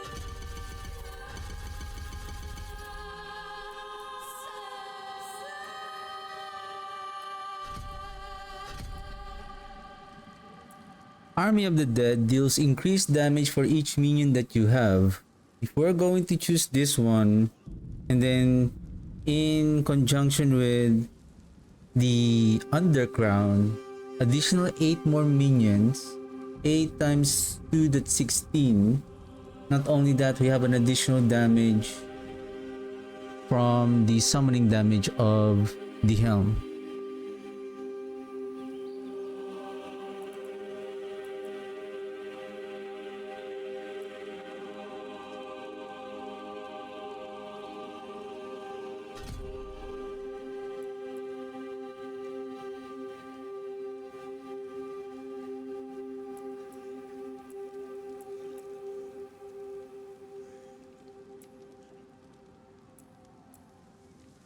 Two more points. Probably.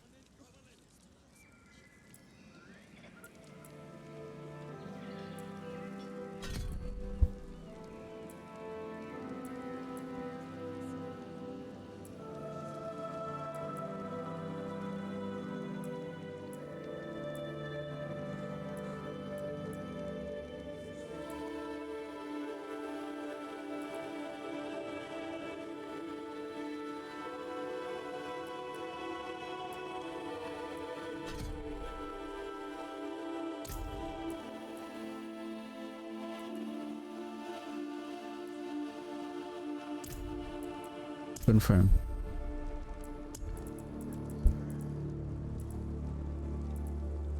Okay, refund. Oh.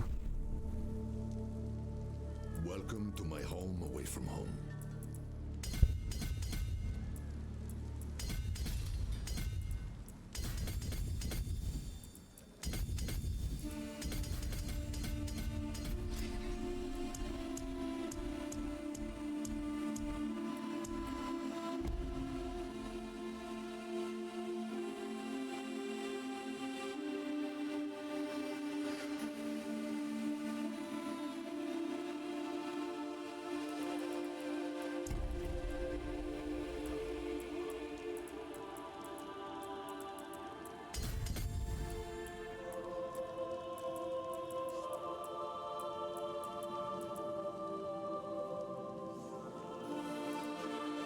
Wither.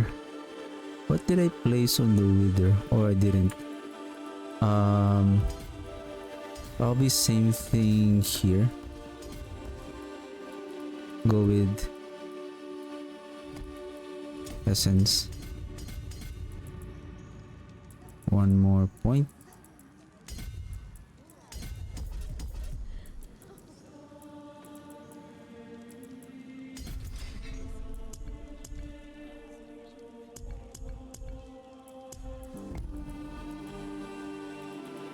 What is this?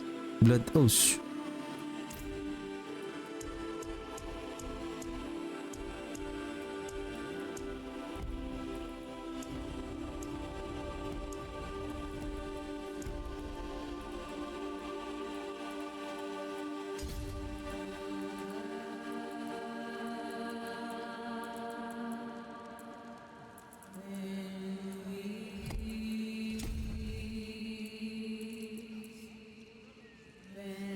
Whenever you deal shadow or cold damage to an enemy, that enemy deals reduced damage up to 10%.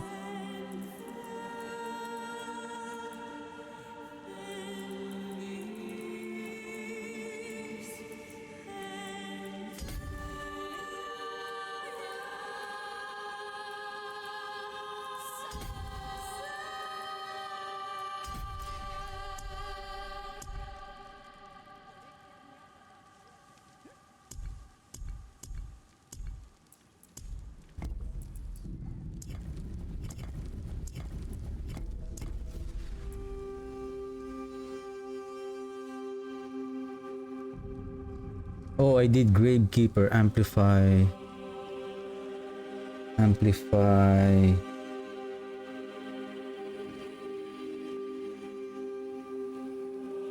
dominate.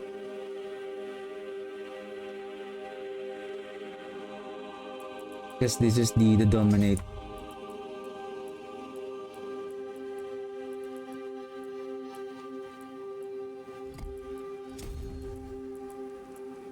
We need willpower.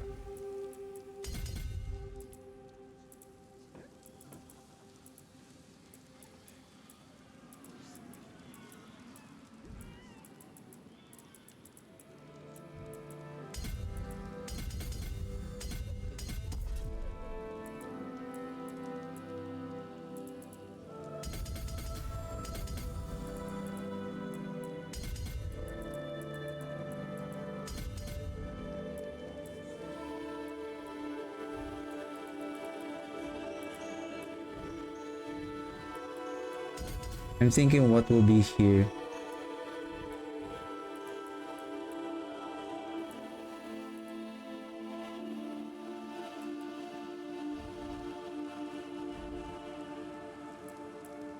Darkness, dominate, essence.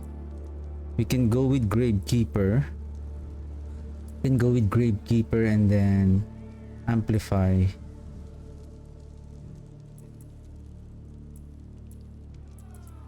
Abyssal. Abyssal is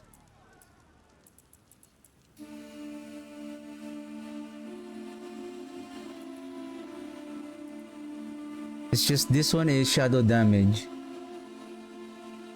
We're not really taking advantage of this damage to corrupted enemies. We don't have that. Basically, we're just chasing here the dexterity.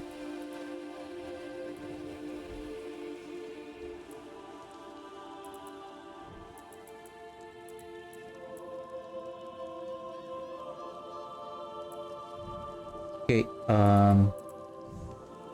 then we go here for Sign of Death.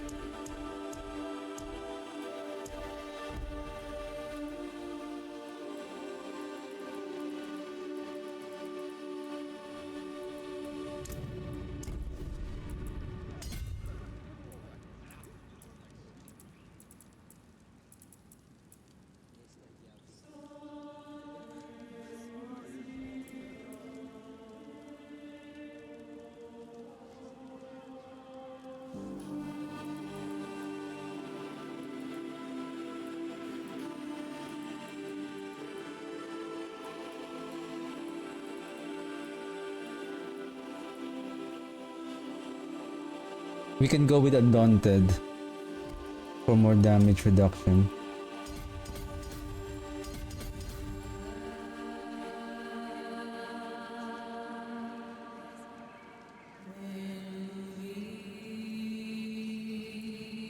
Oh, give me a second. Speaking of Undaunted, Season 14...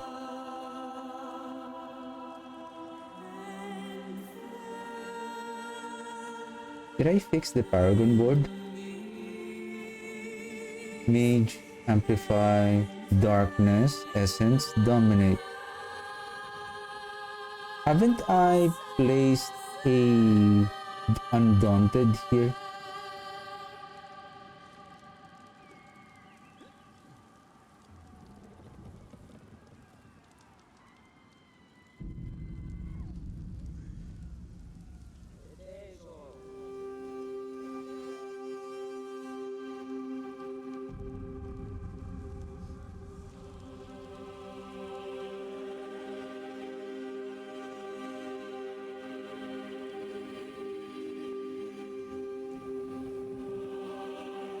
Probably this one is okay. If we really want more damage reduction, we can have Undaunted and then place it here. We're gonna lose damage, but we are better with survivability. Okay. This one I'm not sure yet, but I'm just gonna go with this path and...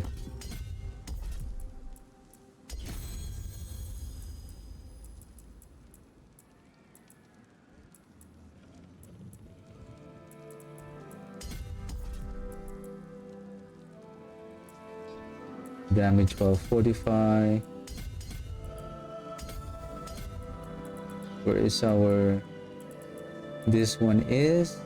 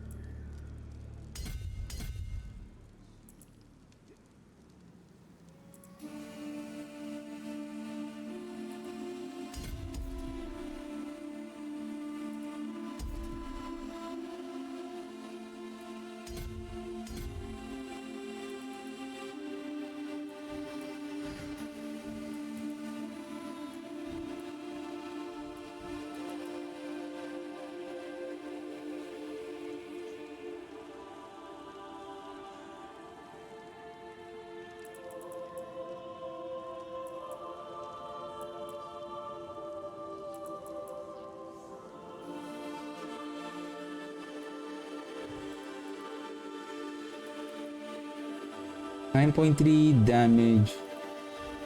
This is 8.03 increased shadow damage and code.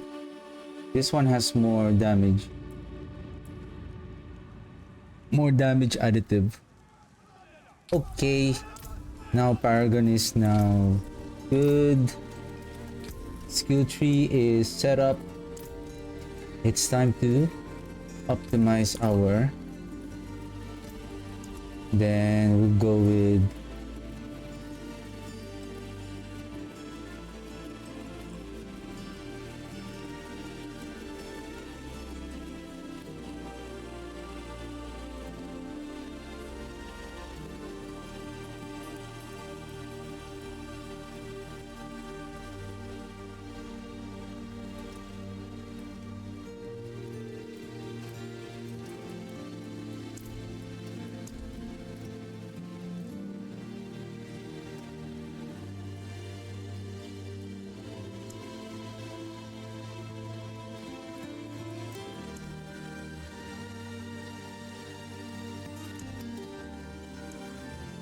Oops. What is this? Golem. Bone. Okay.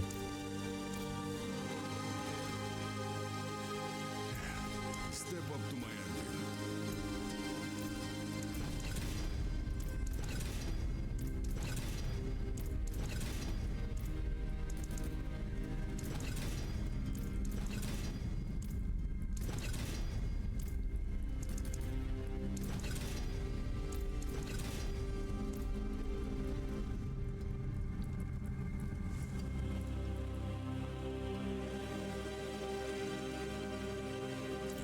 Let's fix the affixes first. Okay, boots.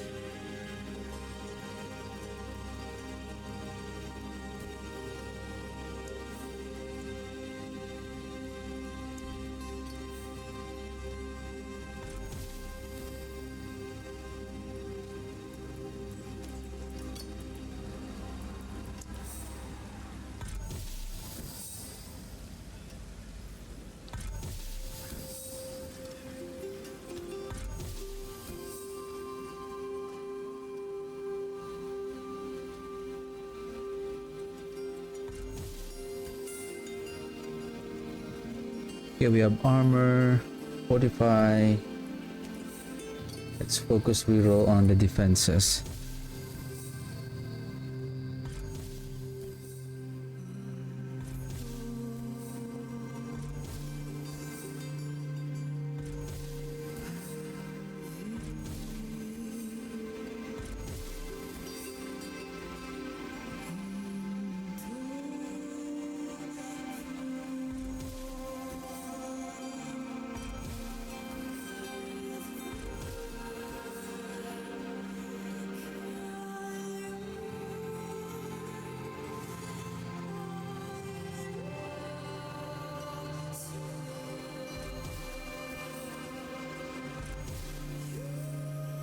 Fortify, is it fortify utility?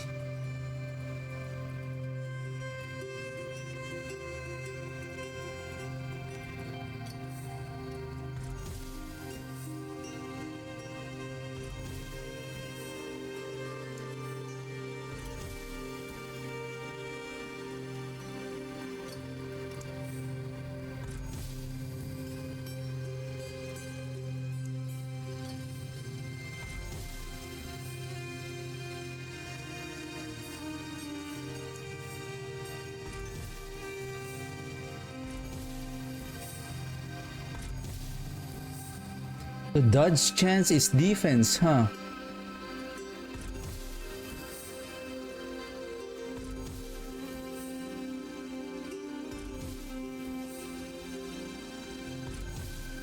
More loyal friends will be found.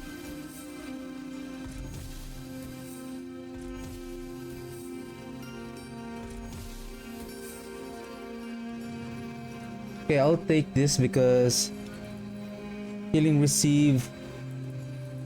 Probably I can just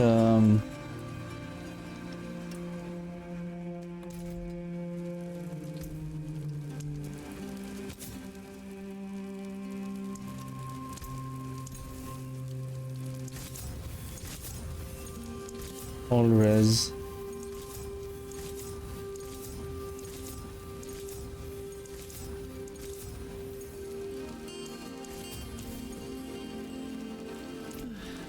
Ancients, watch over this one.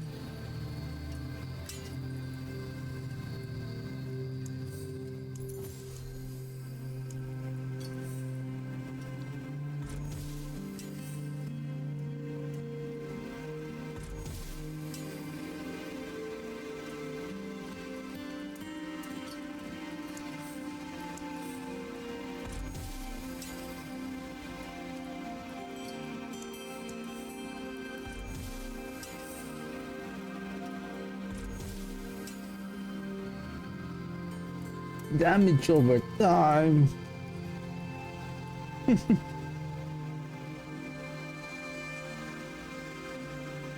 Crit chance, crit damage. Crit chance, crit chance, crit chance.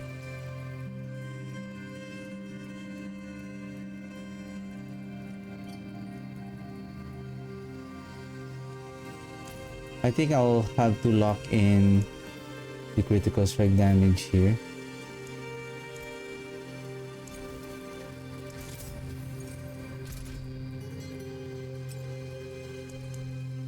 Then we're gonna focus on hoping to land on essence and kill. I think that's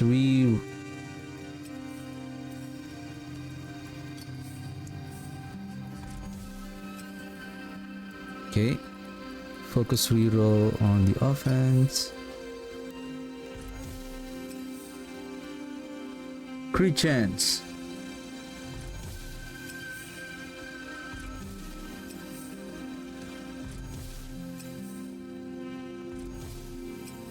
Remove the physical damage.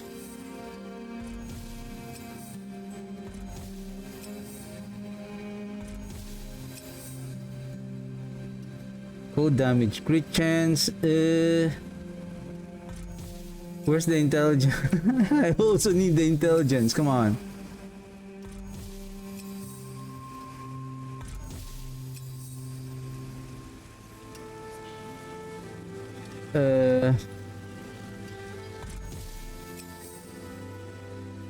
Attack speed, crit chance.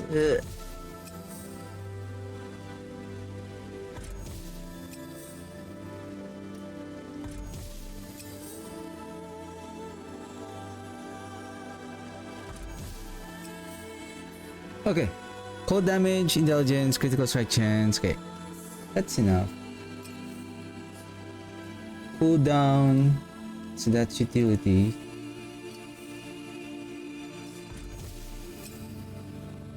Crit chance, shadow resistance, physical damage.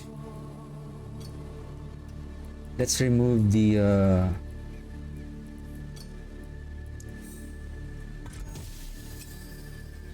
resource generation.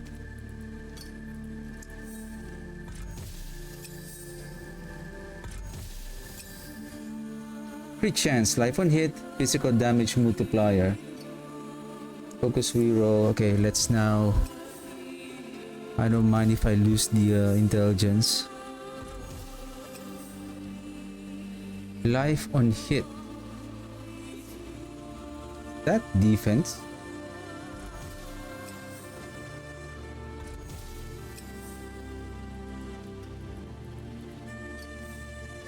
Focus reroll.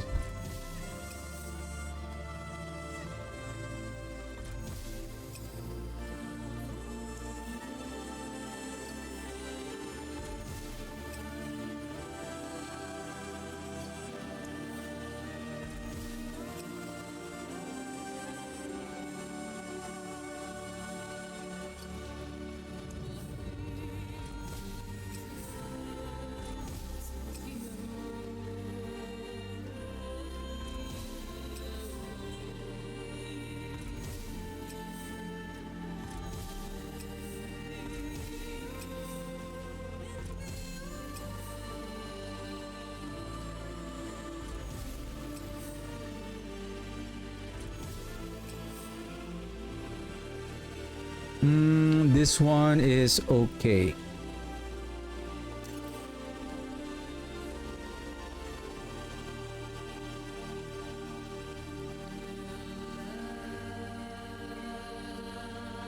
I like the critical strike damage here already. Chaotic reroll on the resistances.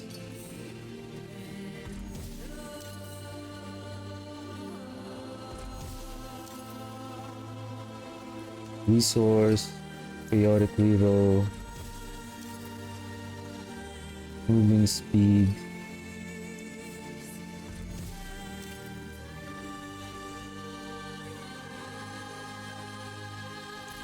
It has a good stat already. We'll just enchant and roll the attack speed read. Critical with chance.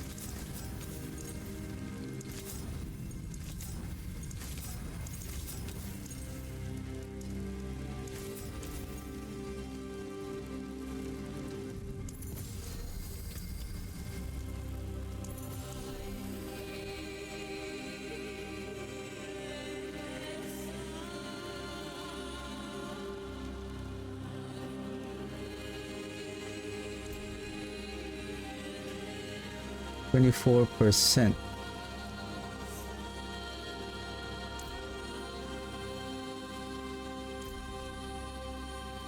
Not yet. Not yet. Gloves, all stat, crit damage multiplier, physical damage multiplier, resistance. Probably I'll lock in the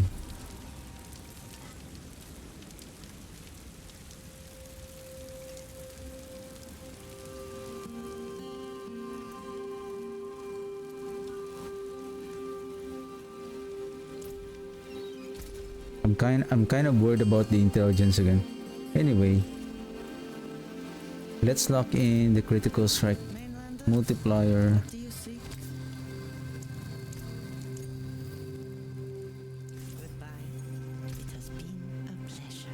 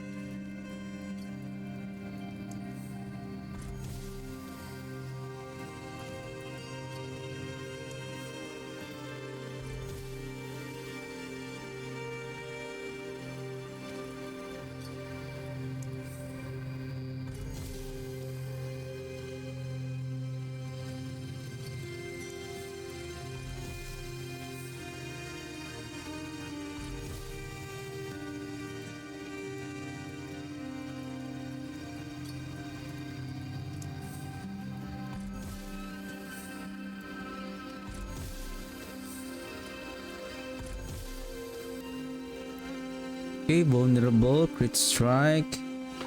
Now we're gonna focus reroll and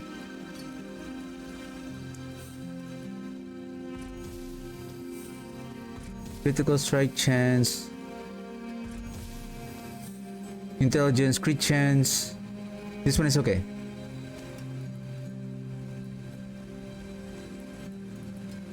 For the boots,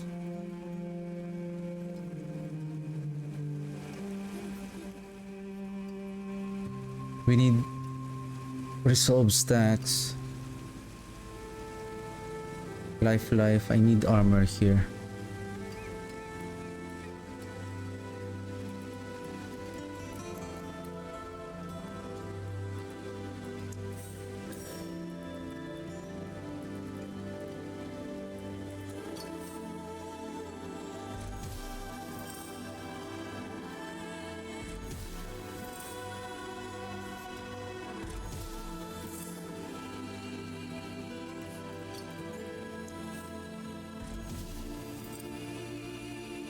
I think re-rolling on the unique item is gonna be more expensive.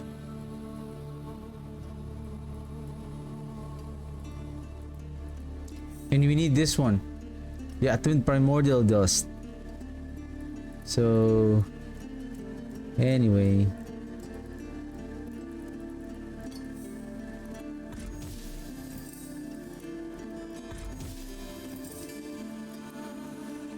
oh yeah.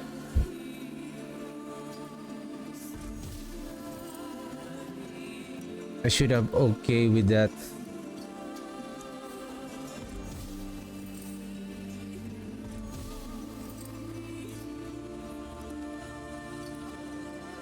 Oh my god.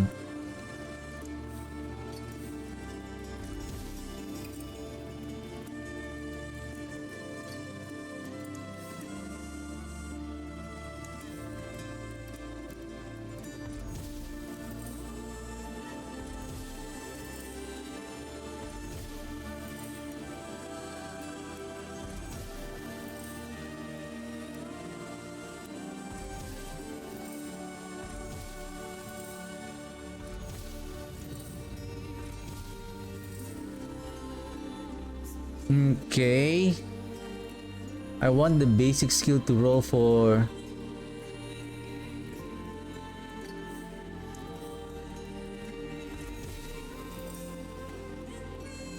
life on kill, so everything is defenses. Pants. Give me a second here. Pants.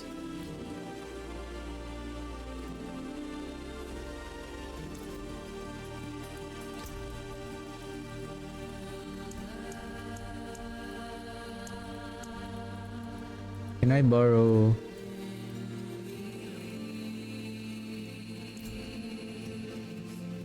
Do we have pants here?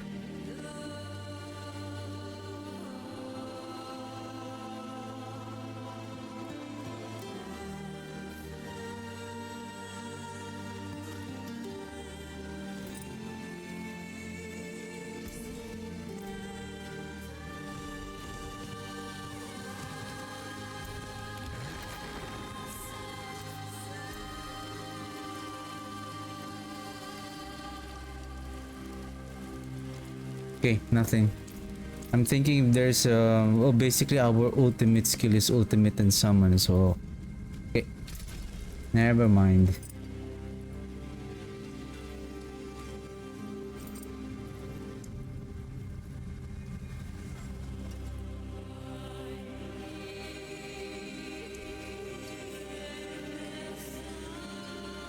I need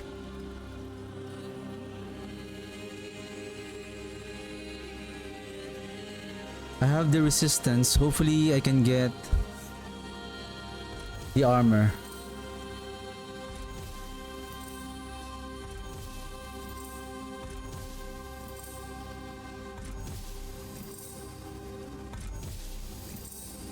This is the only difficult part, is that you have so many defenses here. Okay, dodge chance. The only thing is Armor life. Okay, resistance, resistance.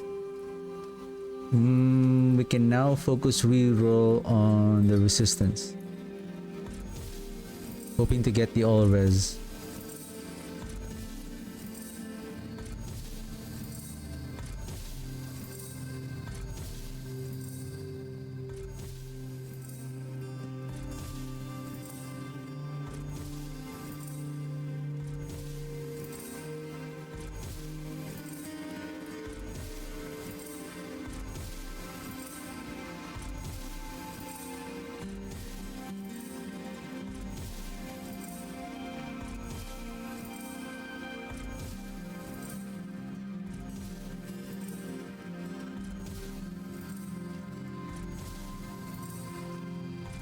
He doesn't want the all.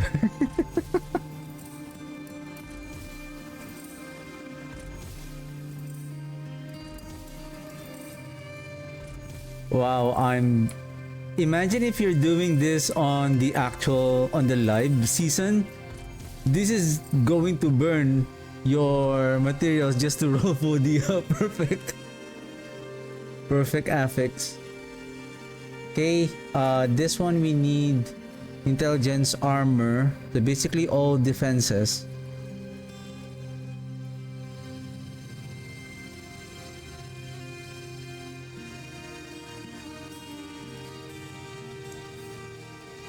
Life won't kill is defense. Let's go for that. Healing receive, resource. Experiment, that is utility. Corpse explosion. Okay.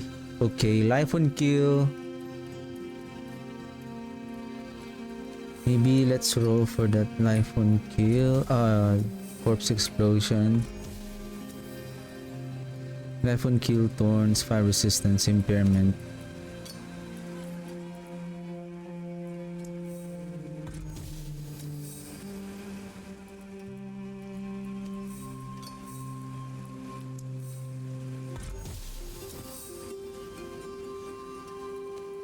Okay, focus reroll now on.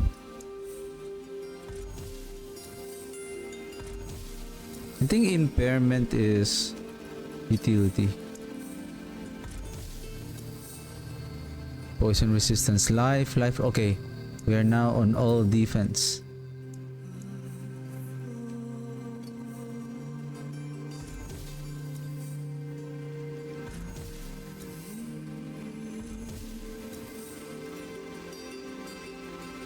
Life won't kill if you can replace it with life.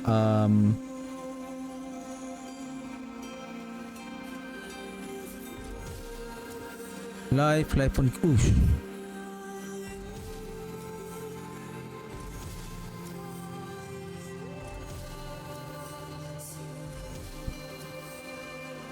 When you have life and armor and then resistances, that's already good because you can easily roll for the resistance for the all res.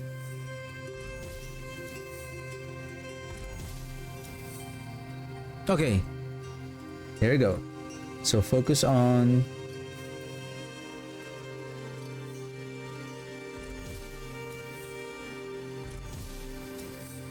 Okay.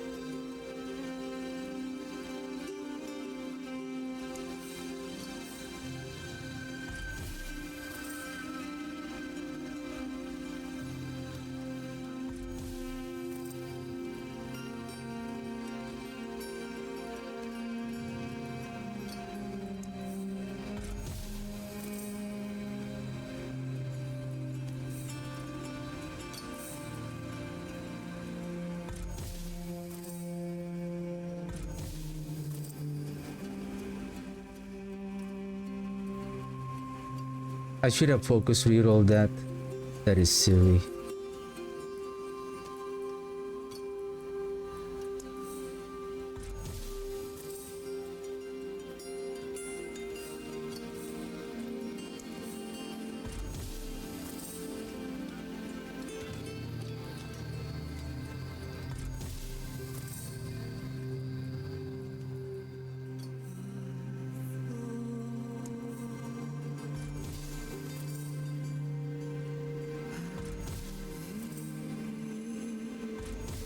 Impairment is the okay. I thought it was defense. 45. Oh shoot. Okay.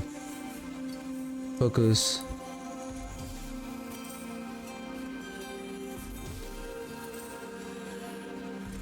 Now give me armor life. Armor life.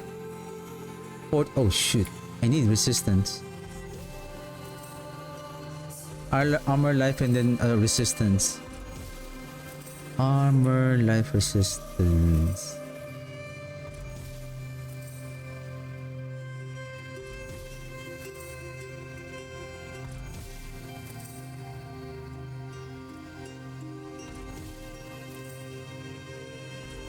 We can also enchant the maybe life or armor.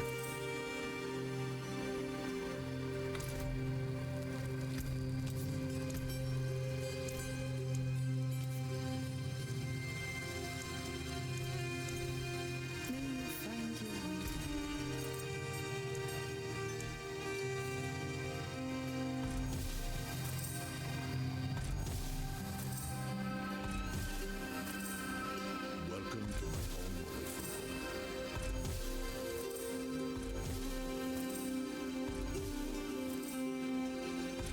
Fortify. Is it utility?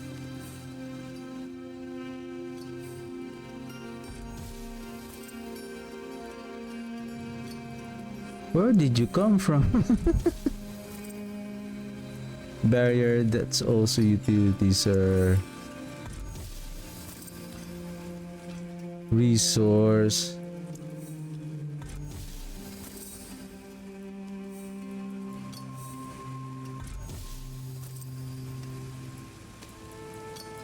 Oh, I'm getting played around here. Armor, resistance, okay. Resistance, I need all res.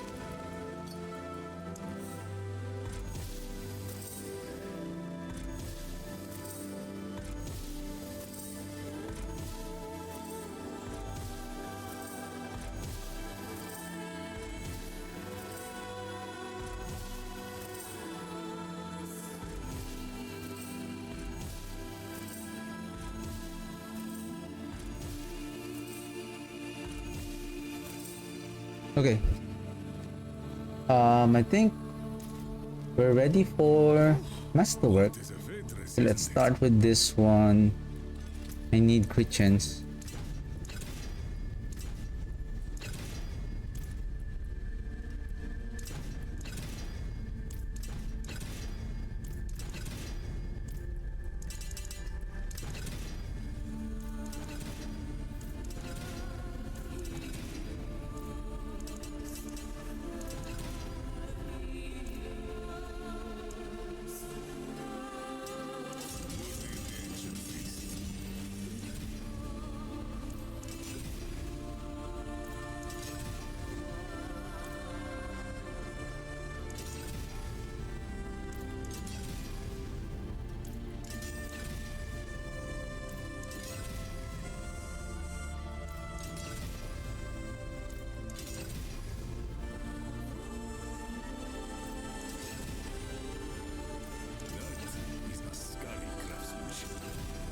Come on. It only prioritizes crit chance. Oh damn, damage over time. Crit chance. Damage over time. How much is our crit chance now? 45.9, and then we'll place here the Seer and the Gar room. What else? Okay, boots.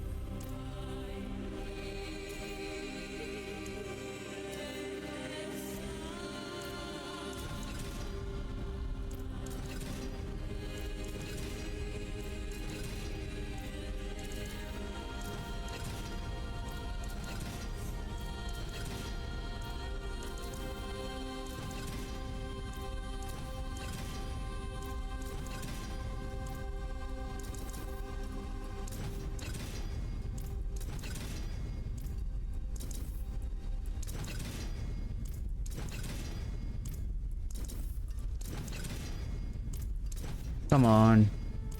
Let's see. Anyone asks, tell them it's from scores. Okay.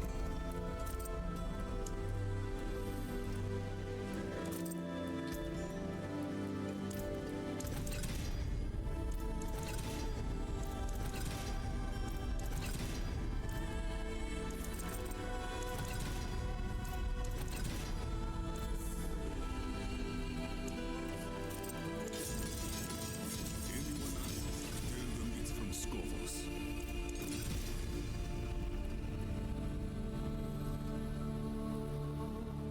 Um, this one will be still intelligence.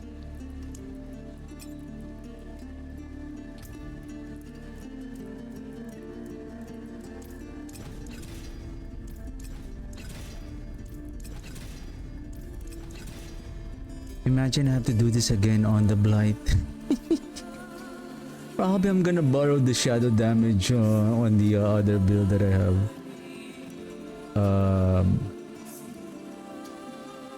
That is Ascari craftsmanship.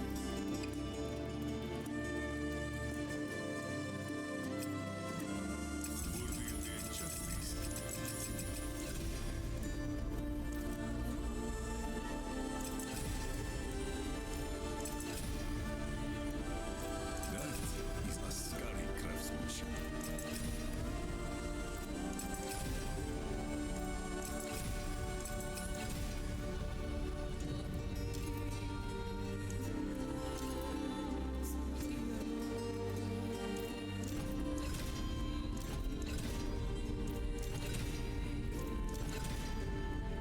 Okay, that's the work. Almost done.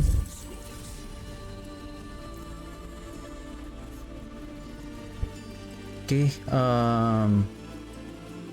let's suck it first and then first start placing the our aspect.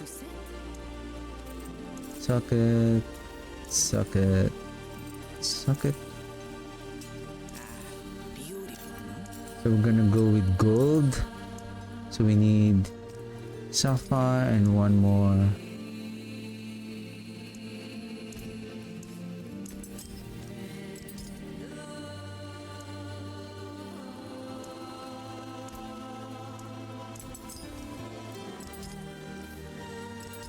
Three diamond.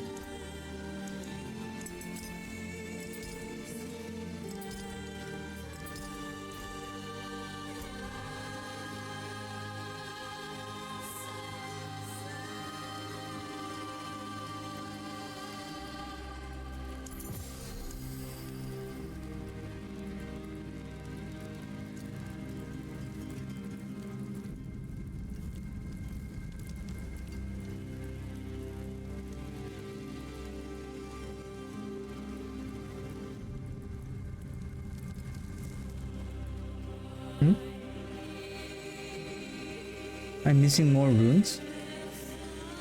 Let me put it there for a while. Where is Emrak?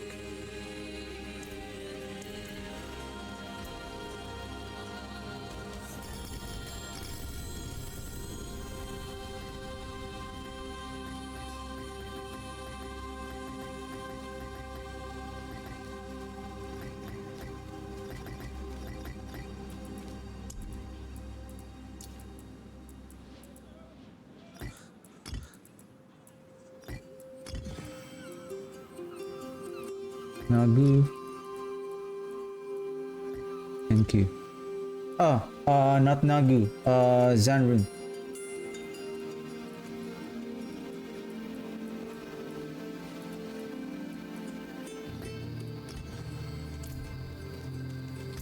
Okay. One more thing. Aspect.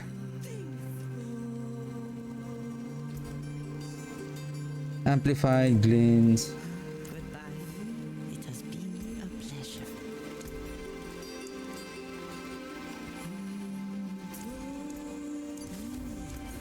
Auspicious omen.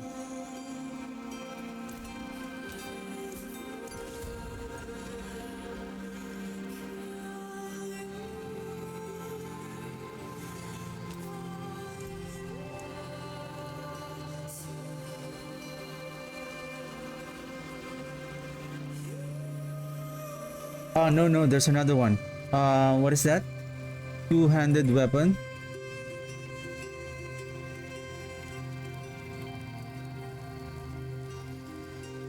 This one.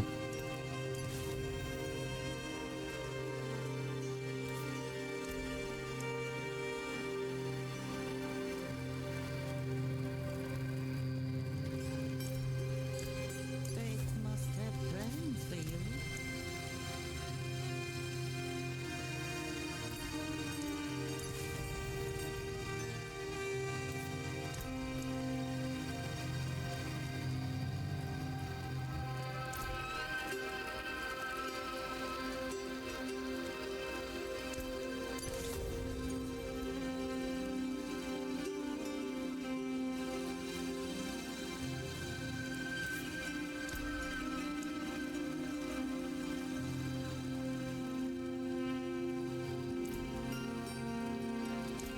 The stars align.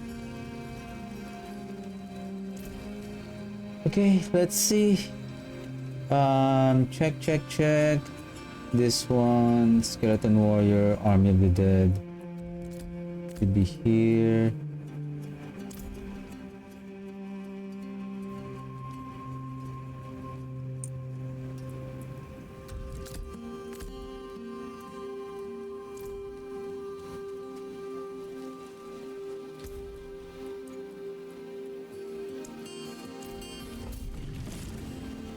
Dead gold. Okay. Alright, let's see. Dude, how long did it took me to finalize everything? That is a very tedious work.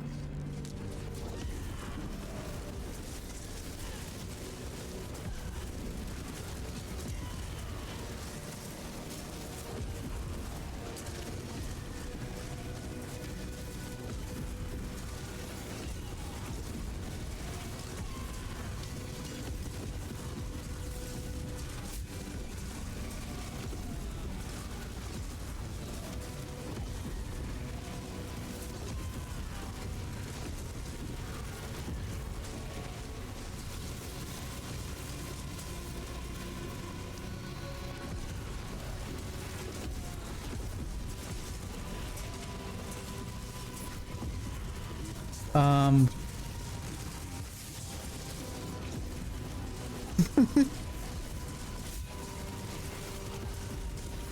Forgot the mages. One more.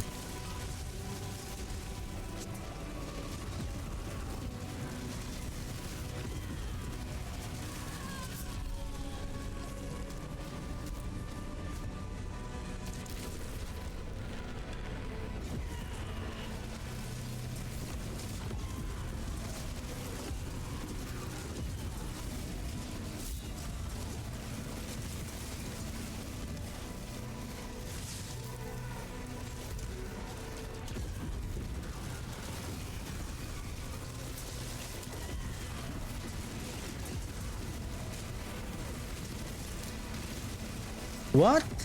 Hey! I got stuck.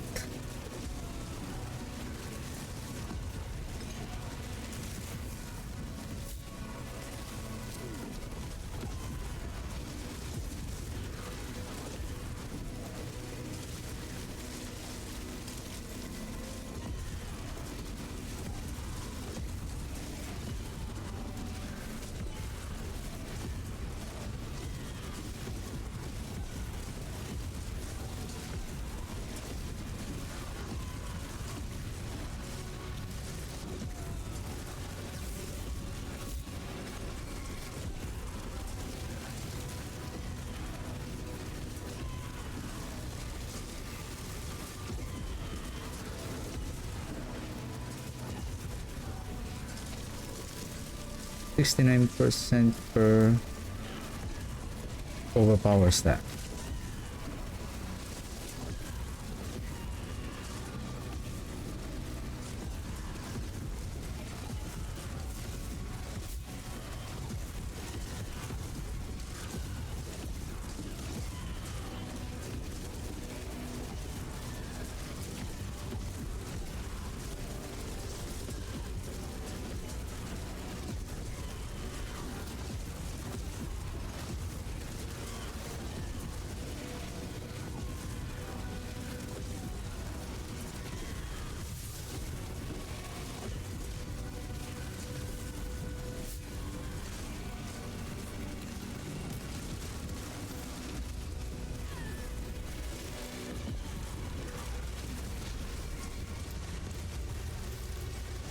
Wow, we lost a lot of power there.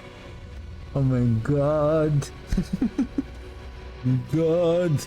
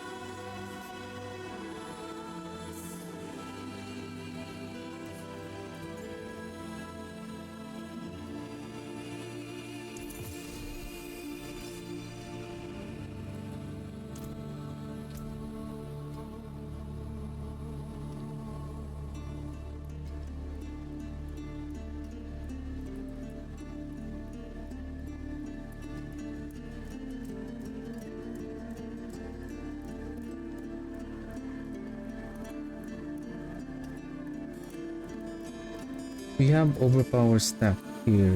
This one.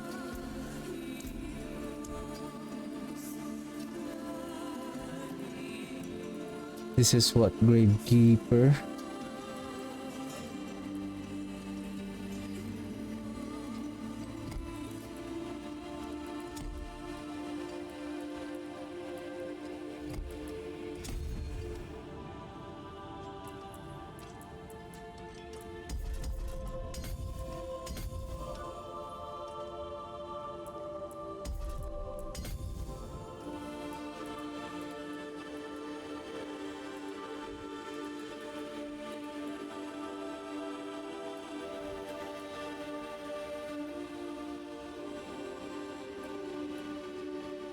%24 additive damage.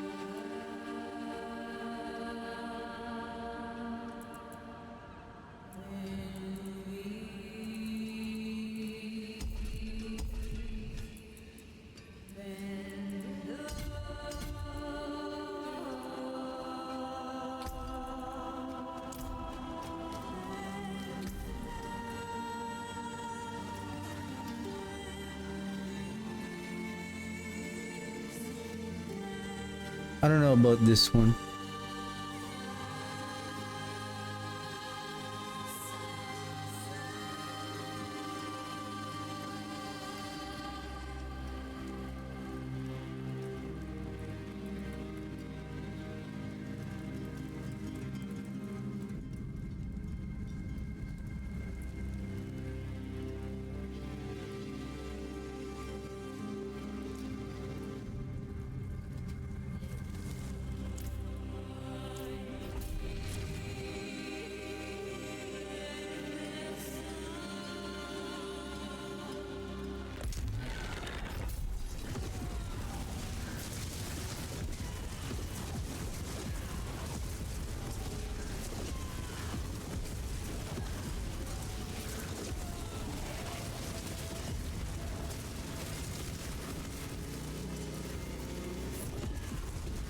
How about we change the mages with gold?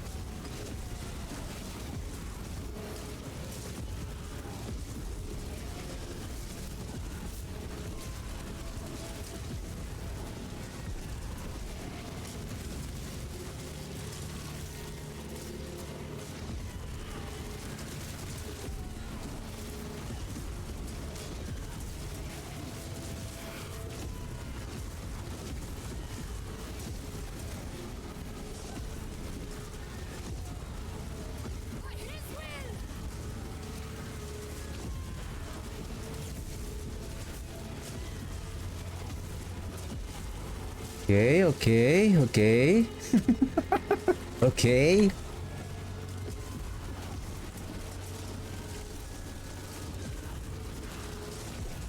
I think for our amulet, we could go with... I mean, let's try the Banished Lord Talisman. Maybe we are underestimating the Banished Lord Talisman, but who knows?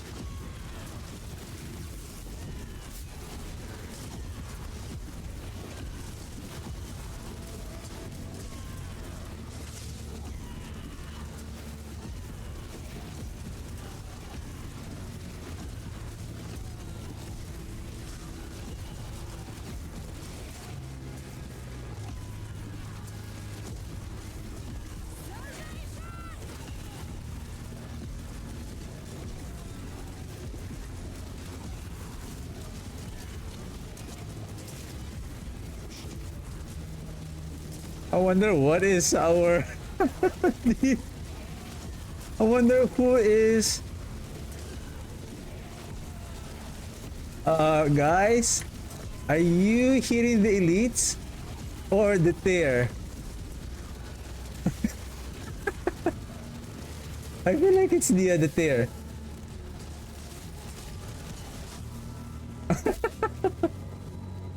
Oh god. And I feel like the cooldown of the cooldown with the we are reducing the cooldown so fast.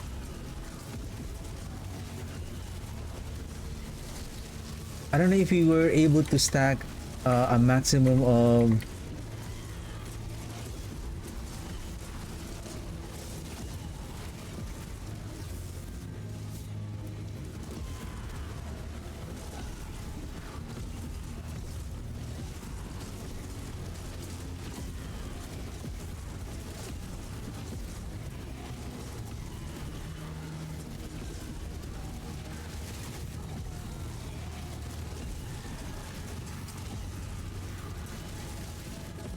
Oh, what I want to test here now is how about the aspect of frozen memories?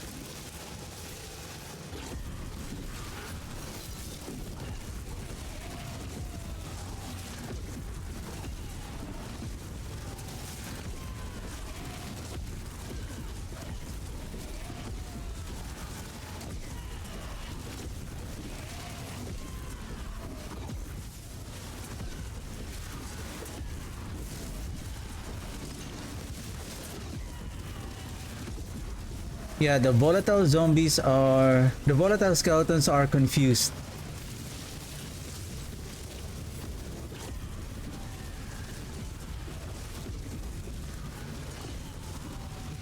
Like they are attacking those stairs, like they're not doing anything. Basically, they are not enemies from what I know, but somehow they are being treated as an enemy.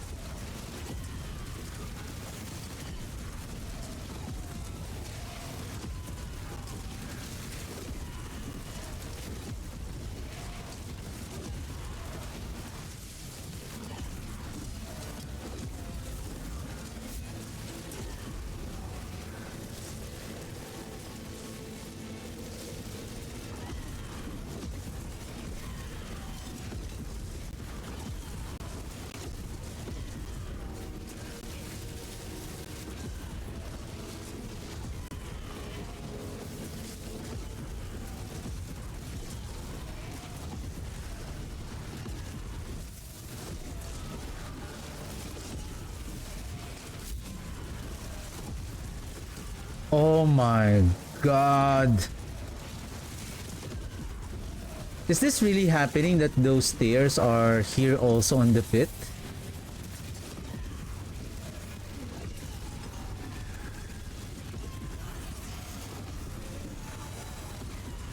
Yeah, well, I can do this all day. Like, they are bypassing the boss. They are prioritizing the city.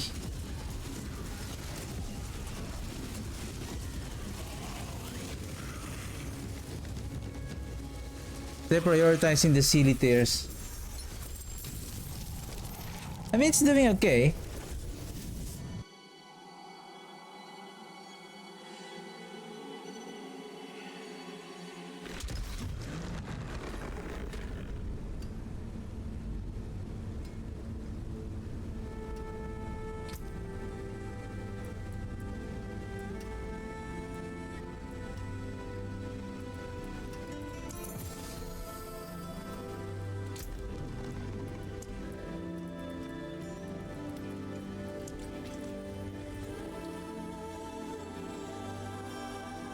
To be honest, the critical strike damage increase per stack of overpower. So if your critical strike damage right now at maximum, we should be gaining with Tidal, not on a two-handed weapon. We can have a total of 9 times 10, so that's 90%. So that is equivalent of the amplified damage. But take note that that 90%, if you have a 100% critical strike chance. If you have only 50%, then the output of the efficiency output of this Spanish Lord Talisman buff is only 45%, which is 50% based on your critical strike chance multiplied by 90% at 10% multiplicative damage per maximum of 9 stacks.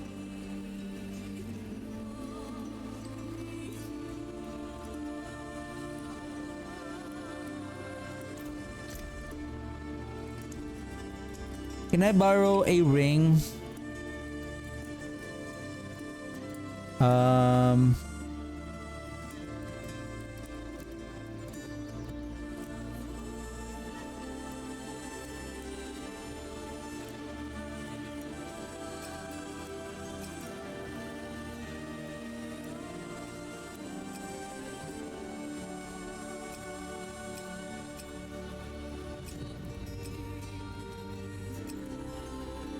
Maybe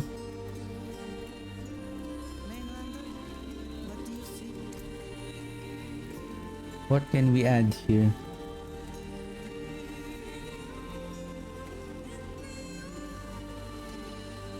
Thinking about the cold. Okay, let's move the amplified damage here. And then what I'm going to place on the amulet is the memories all alone in the moonlight. I don't know if you guys know that movie from School of Rock. I can sing. Okay, Summer. Belt it. Memories all alone. And then she doesn't really sing pretty well. And then, alright. Okay, let's see.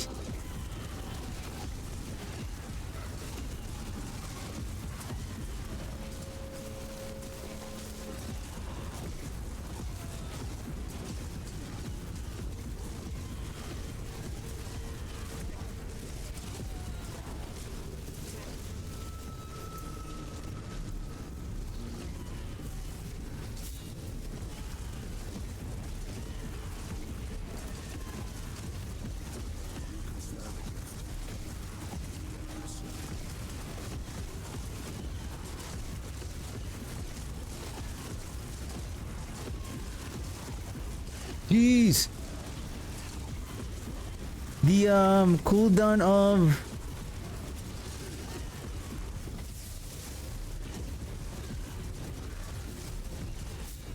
look at the that is so fast. I cannot build up the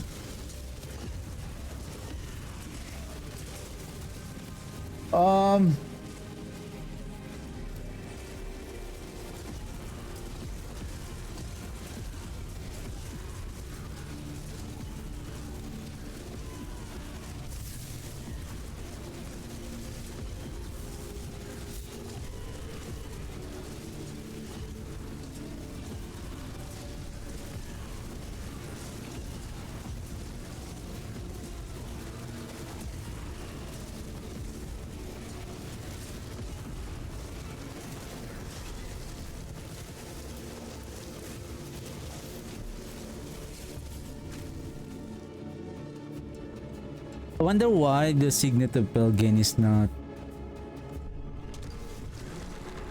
Nah, I don't feel the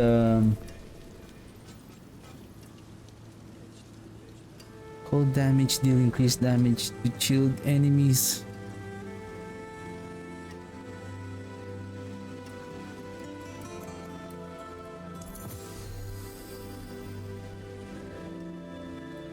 Is it because of my attack speed?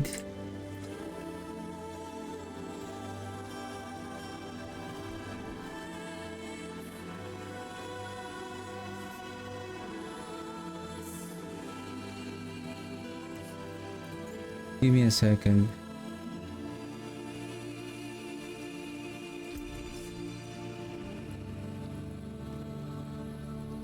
Well, if my attack speed is... How much is my attack speed?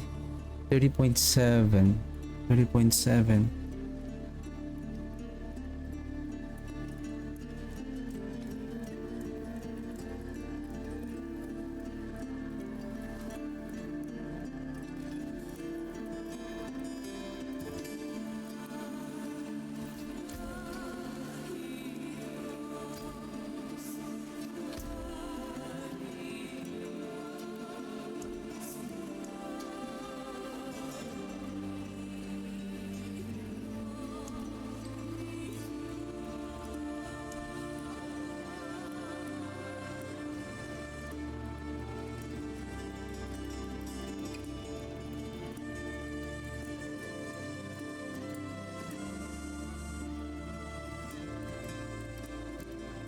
The thing is, if I'm going to equip this one and then we sacrifice, because we have so many minions now.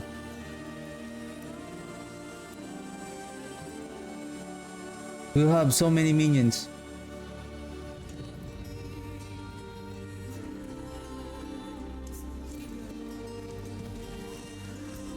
Maybe we can sacrifice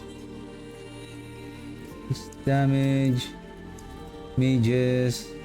Let's sacrifice them. And then what if we change this to sacrificial?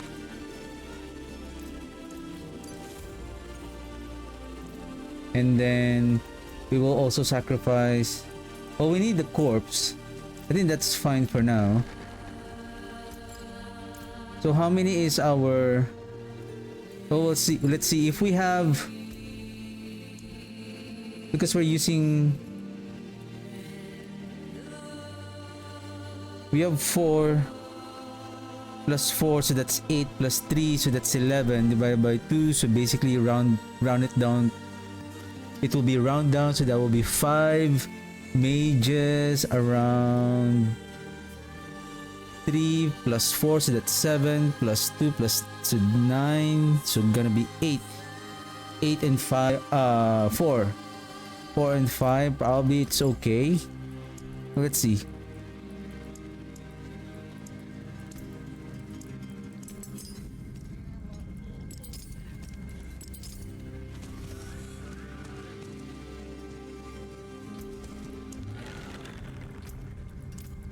Let's just add some armor and then masterwork this for the meantime.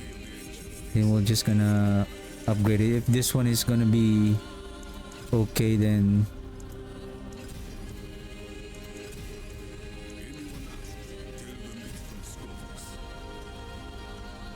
well, let's see.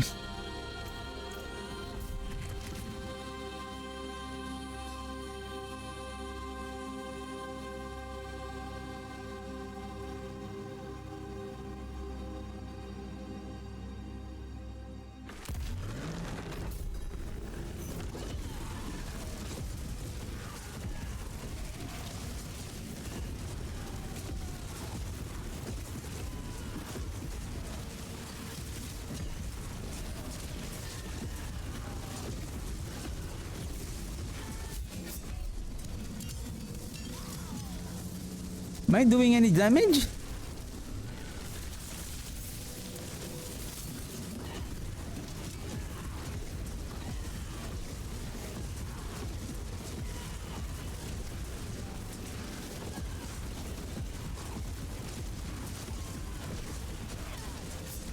The cooldown reduction is so fast.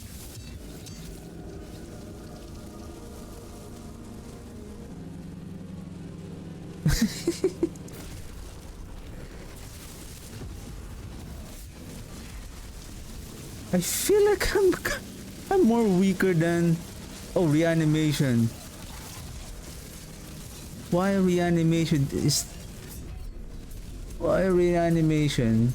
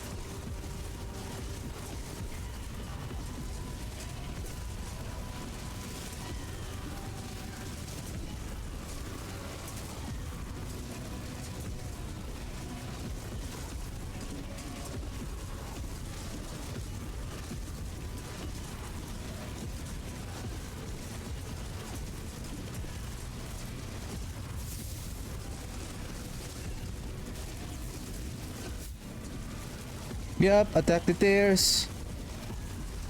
Nah.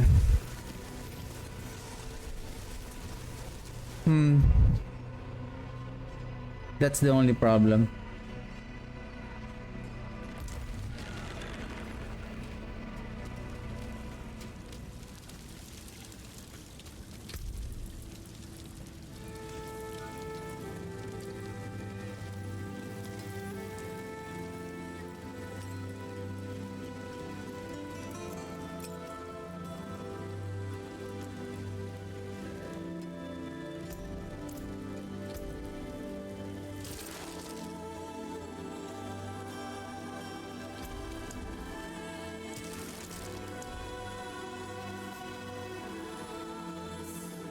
And I feel like we're not producing too many corpses because we sacrificed the Reapers.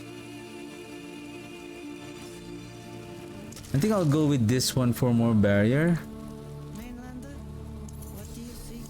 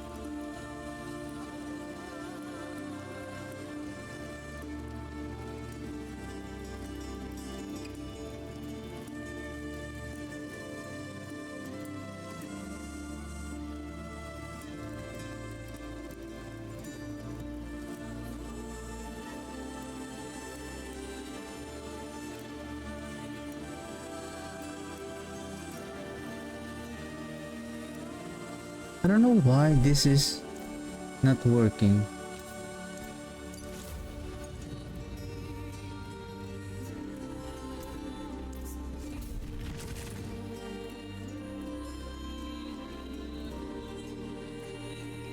if we are reducing the cooldown of the Army of the Dead so fast, then we can add more damage multiplier through this one.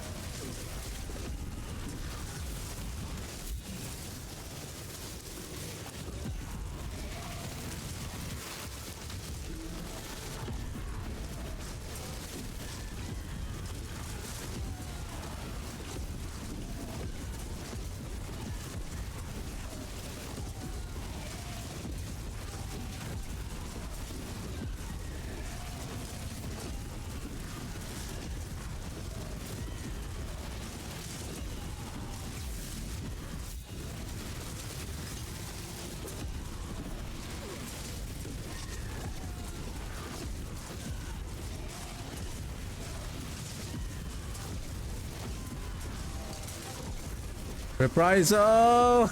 I see the earthquake!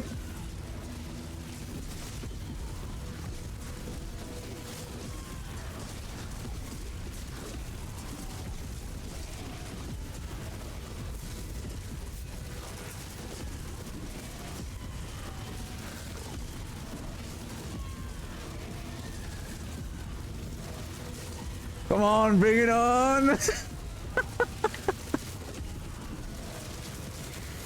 My god, the volatile skeletons are really chasing the tears. But we can face tank the what is that? The reprisal.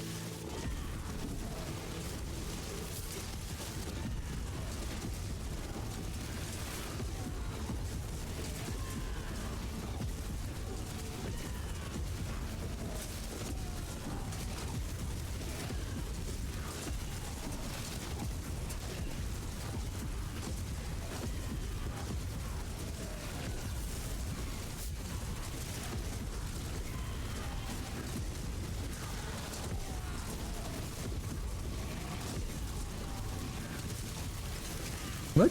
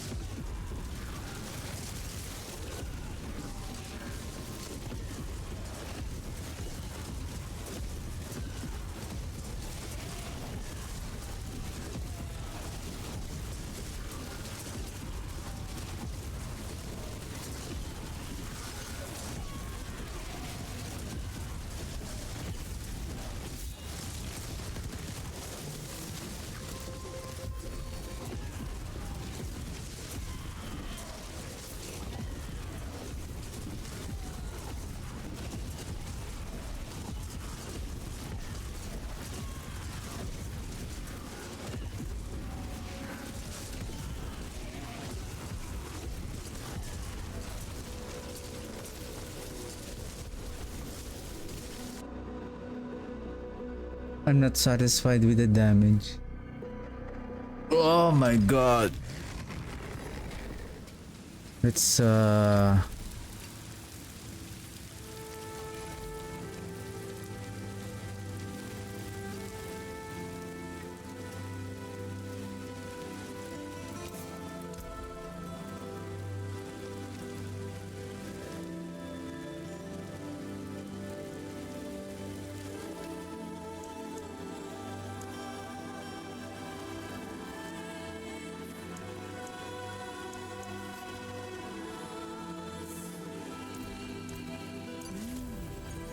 Auspicious omen.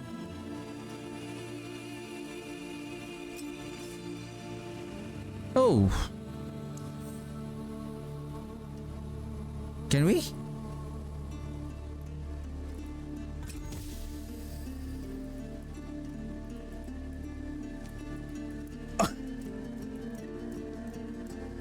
What the heck?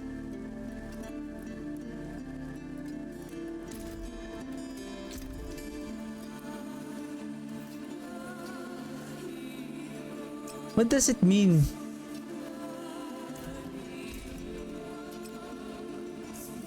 So it will be random. If I will do Mandra's Embrace, upgrades a unique to a random mythic of the same category. Okay, gotcha. Ah.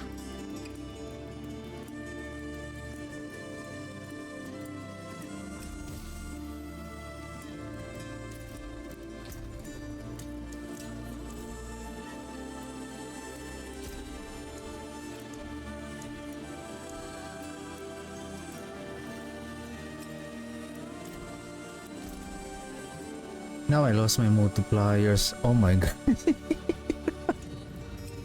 Okay, let's focus roll again on the resource.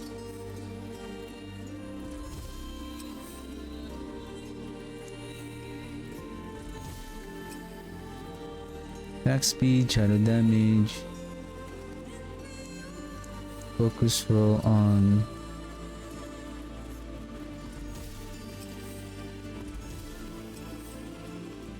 damage multiplier, critical strike chance, damage multiplier, attack speed, life, chaotic reroll on attack speed, crit chance, all damage, lucky hit.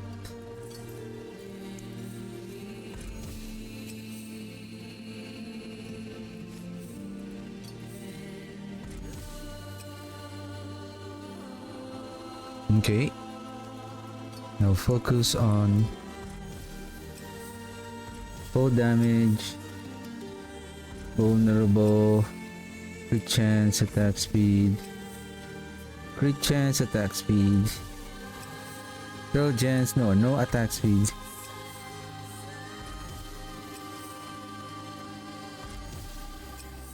Throw chance, crit damage, vulnerable, cold.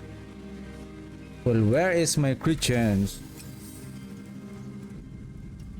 Okay, I think that's fine for now.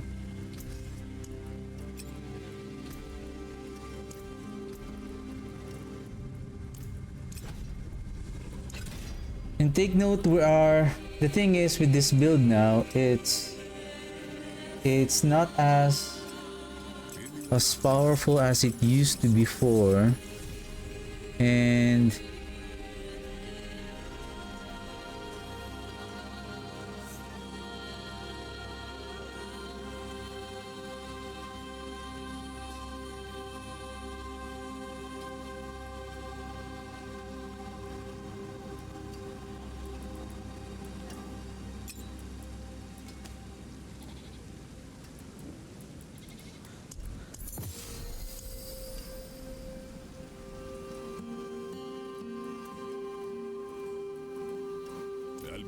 swinging away.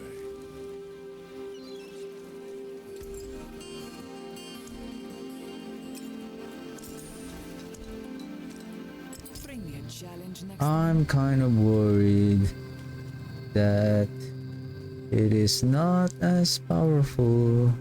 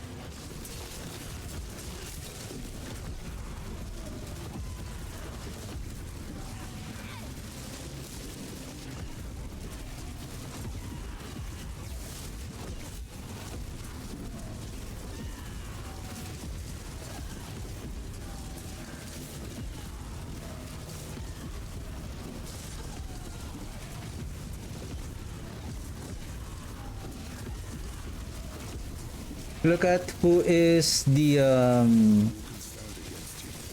being targeted by the volatile skeletons.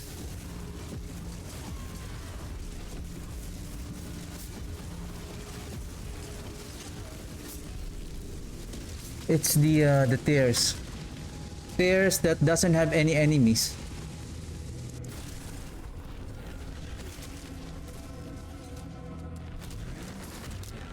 Probably I'm just gonna keep this build until we see the patch notes, but um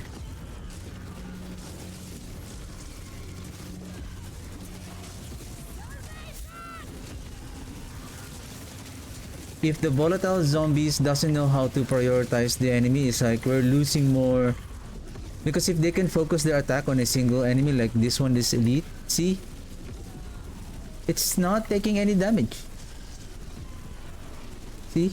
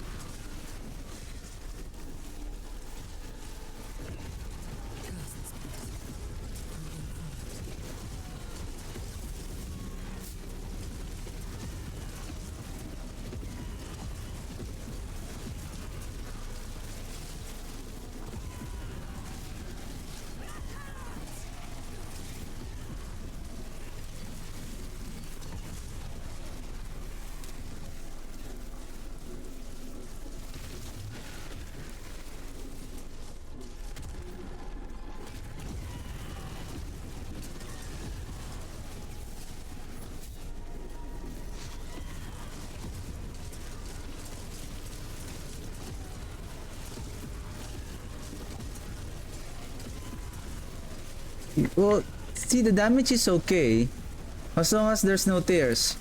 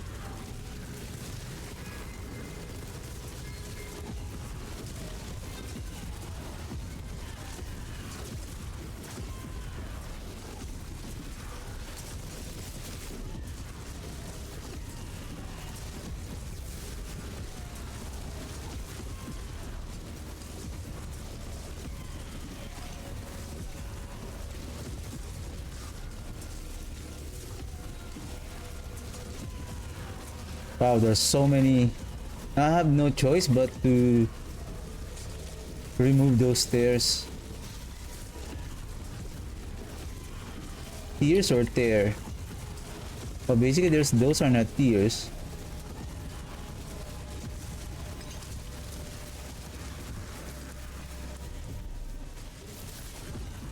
Like tearing apart.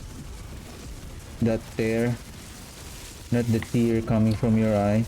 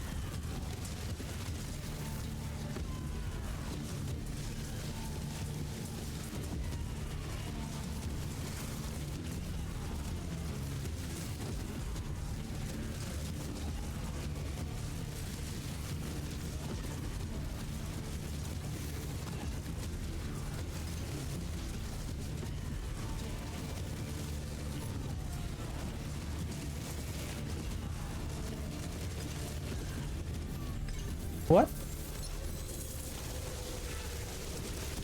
Are they missing the kit on that boss? Anyway, it looks okay, but take note we are wearing two mythical items here. So if we don't have this, then our damage is much more lesser. So, well,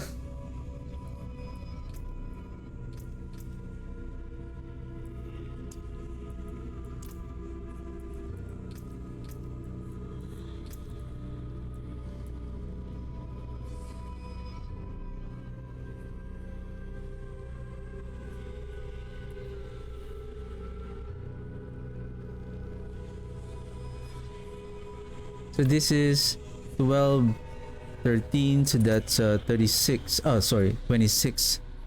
Additional 26% multiplier damage. But with regards to our survivability, it's still. Can we try do a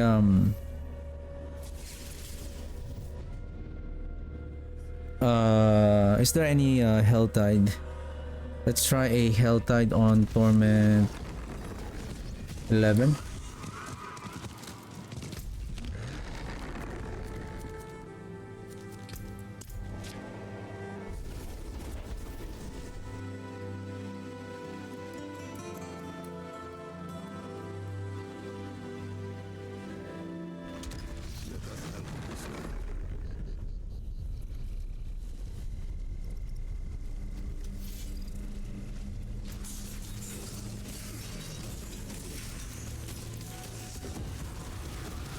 We can also add a utility. Utility for increasing our damage. Another multiplier for our code. Probably on the transfiguration.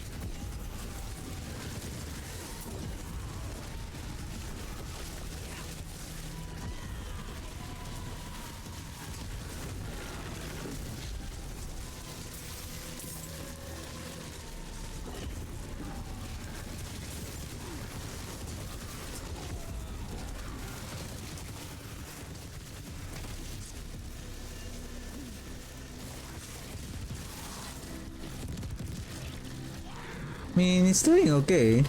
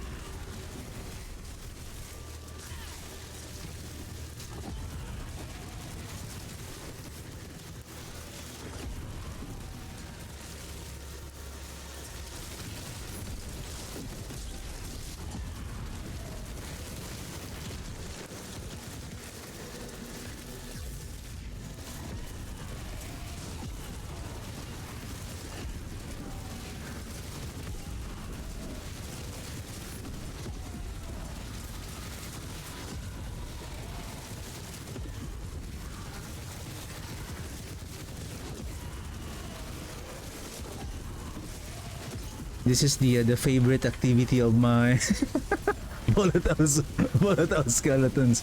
The tears.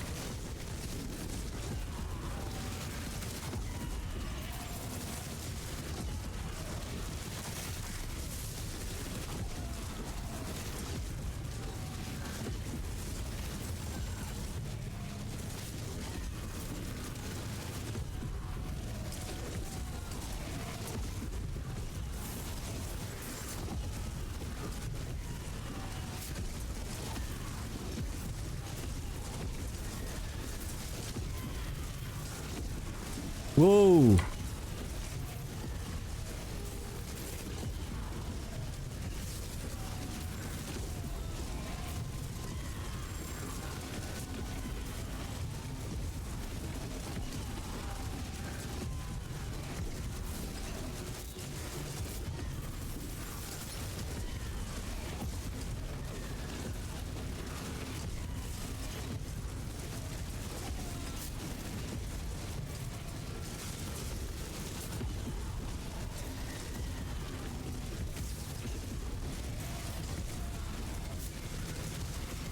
What's happening here?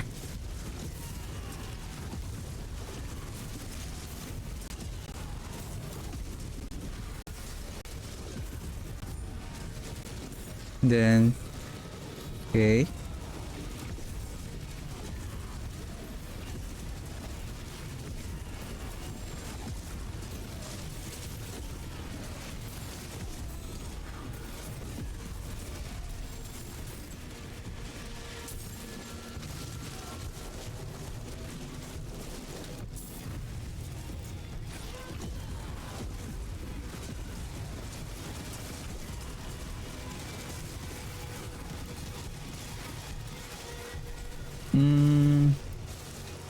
Well,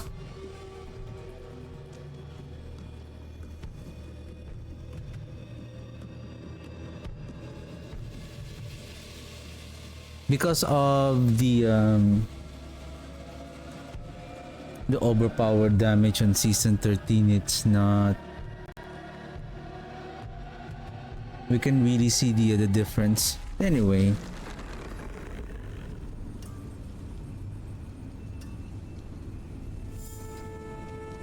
especially the way the minions are, including the volatile skeletons, are targeting the enemies. That will be the biggest struggle. And unlike the skeleton mages, like if they divert their attack, then we can use the command skill of the warrior so that they can focus the attack on a particular target. Same thing with the golem. If they're wandering around, we can bring them back and hit the priority target by casting their active skill. In the case of the volatile the volatile skeletons, we don't have any way to let them target a priority a particular target. So that's the only thing. What's going on? Why my stream is lagging? Give me a second. Okay, I thought I was losing my stream again. Yeah.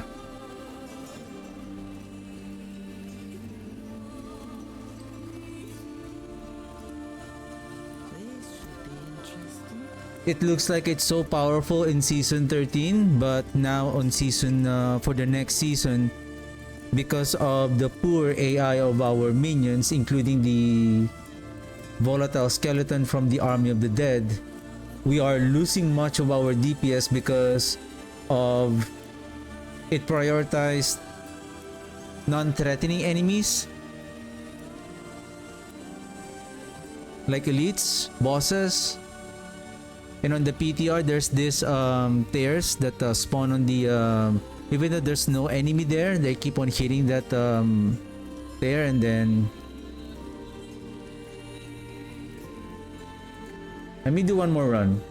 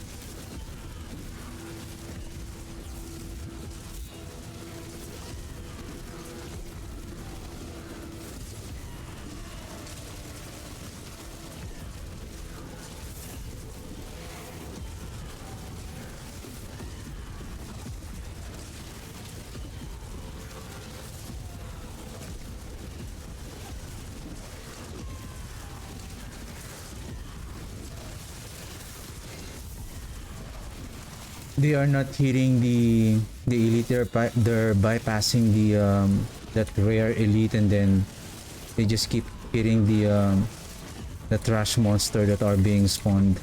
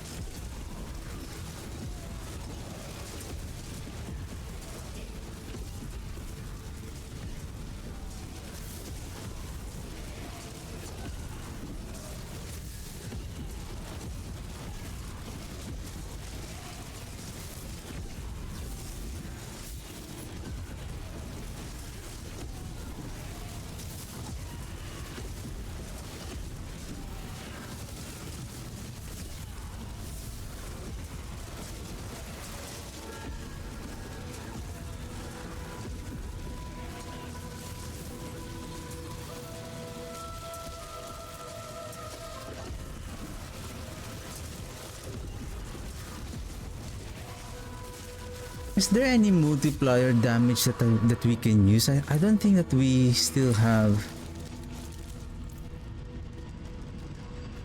regarding cold.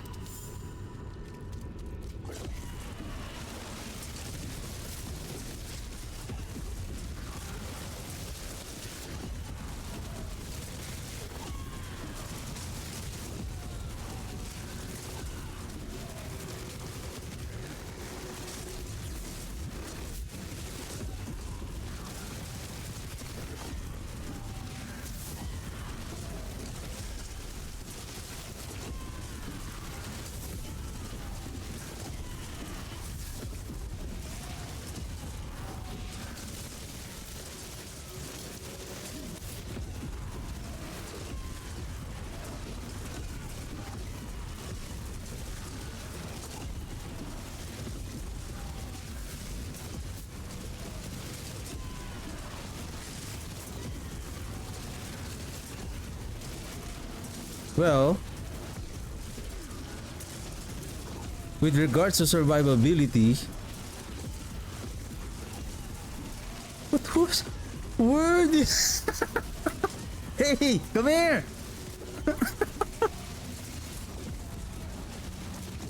Can we tank the that executioner sword?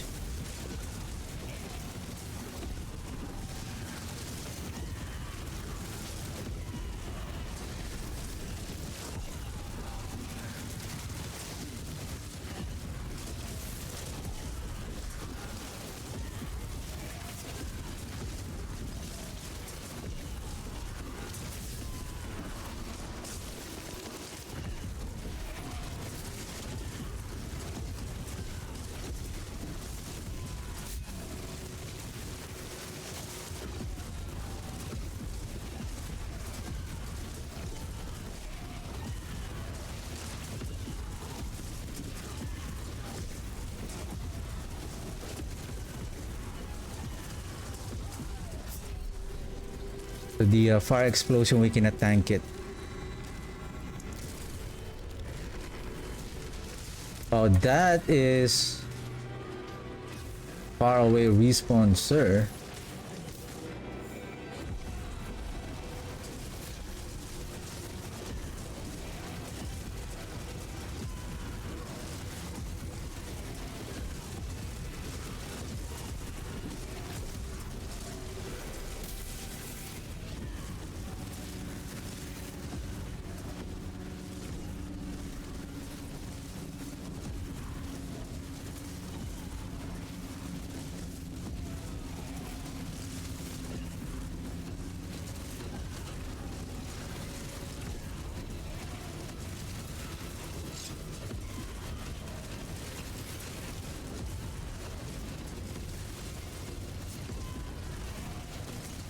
See? Wow, that's a lot of that is a lot of. That's it.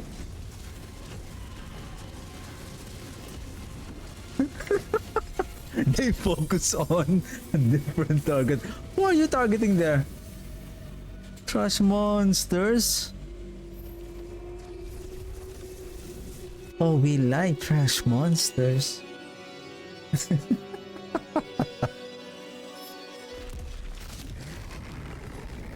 Okay, okay.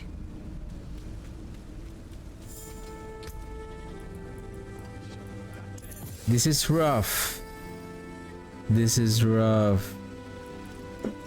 And the thing is, we don't have any other means to increase the rank of the ultimate in our only through by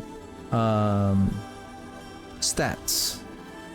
Unlike on the minions and force skills, we can add the ranks that will increase our. Each rank is approximately like 8, depending on the skills, I guess. But each rank is going to increase your additional multiplier damage.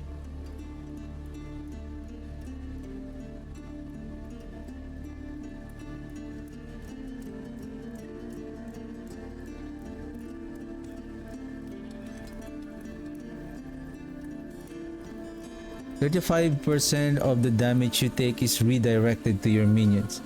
That's why we have a very good survivability. Of course, we are still gonna get one shot by those very powerful mechanic. Now we have how much?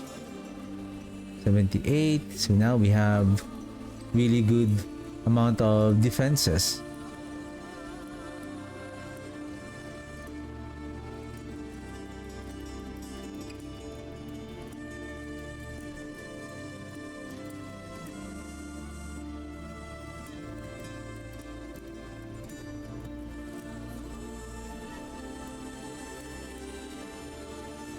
Okay.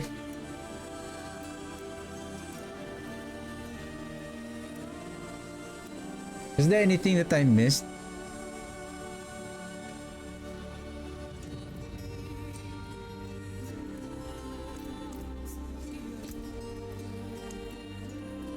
I mean, we can use the gloves called the Frostburn, but it will only add. Where's that? Frostburn.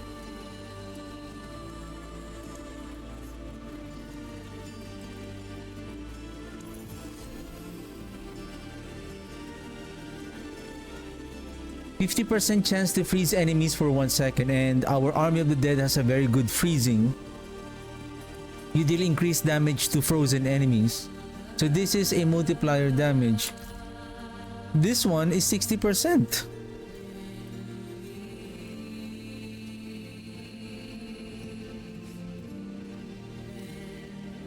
The only benefit of the Frostburn is allowing us to freeze the enemies. But with the Dead Cold effect, it increases our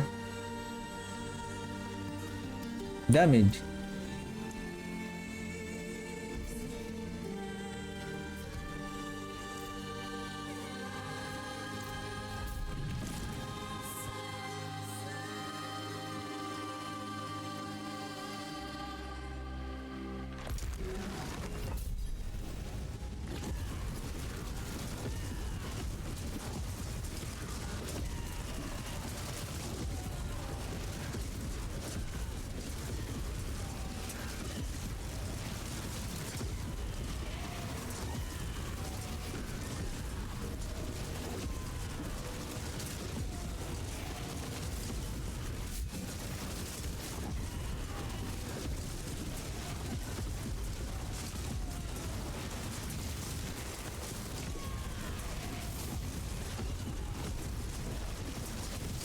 I guess because of our Paragon board, right?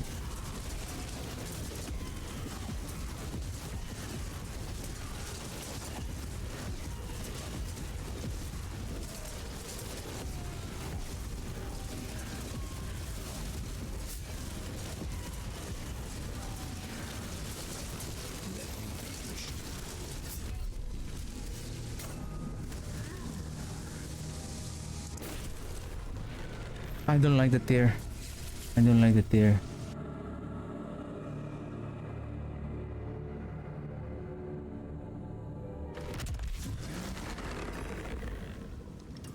if we're going to use the pile the bodies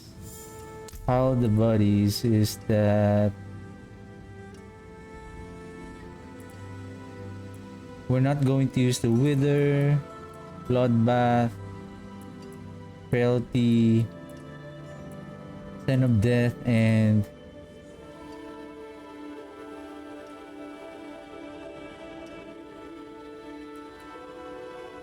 Flesh Eater.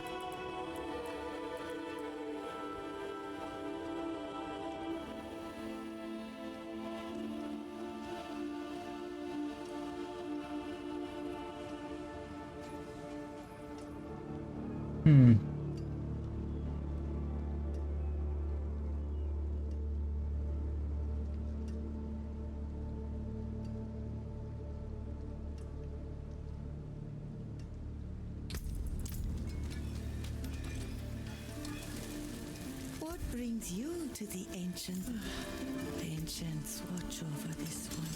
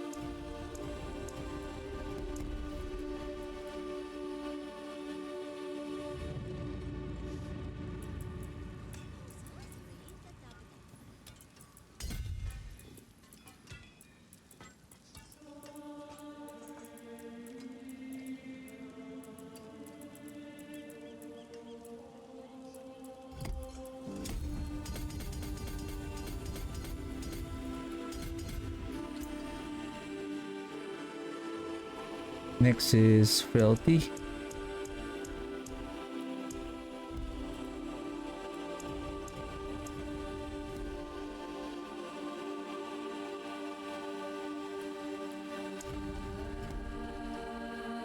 Where's that attack speed? Okay.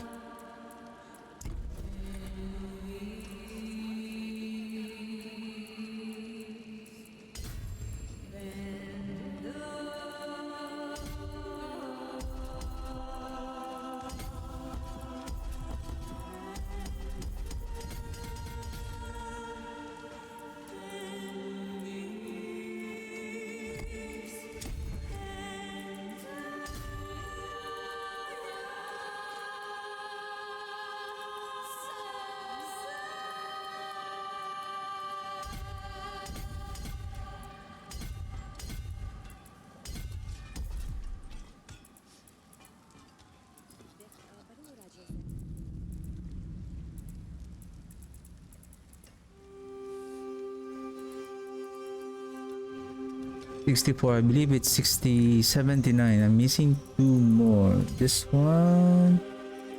This one.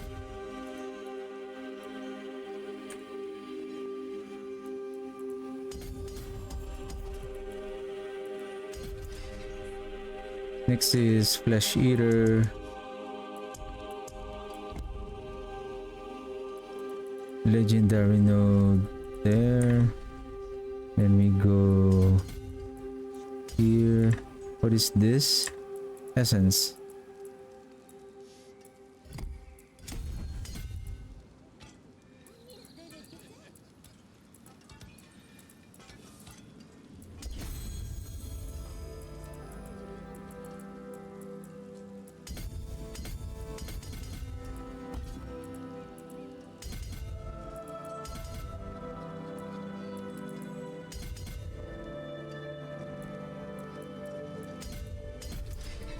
Last one, Son of Death.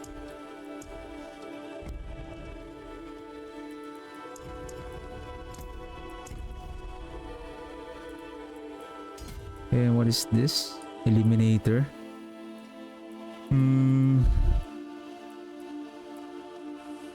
Okay.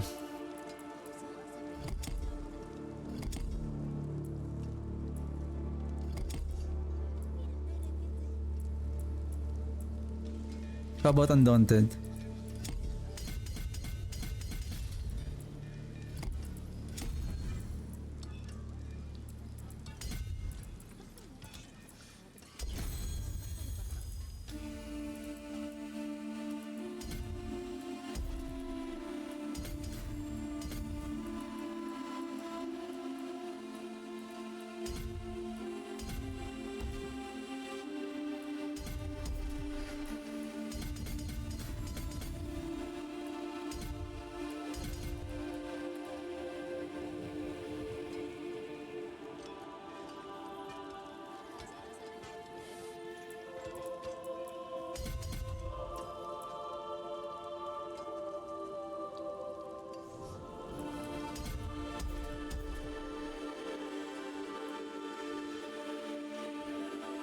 I have 10 more points.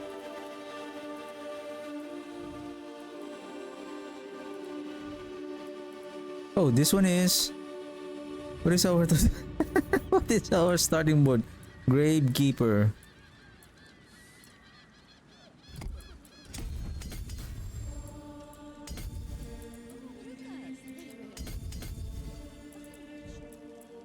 We're good. 1, 2. We're short.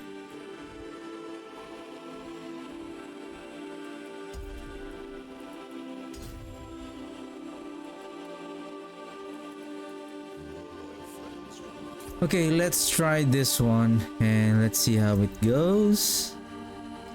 Heal. All we need to do here is to change it to pile the bodies. We have cold. Let's replace this with skull. Thousands of gems and a handful of dust.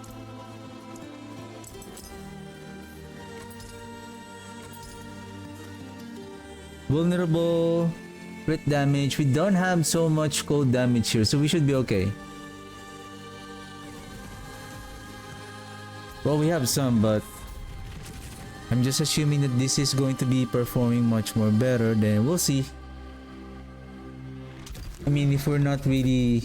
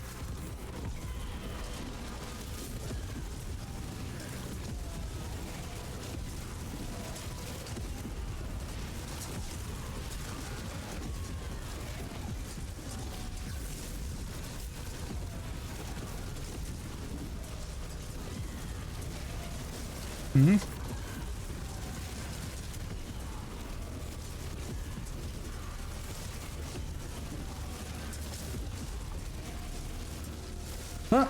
Hey! I got stuck! Woo!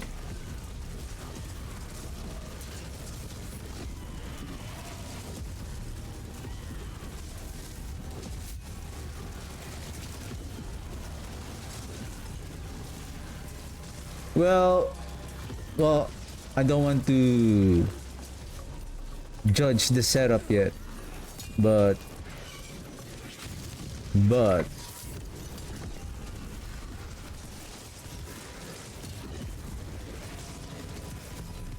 so far this setup is kicking some butt.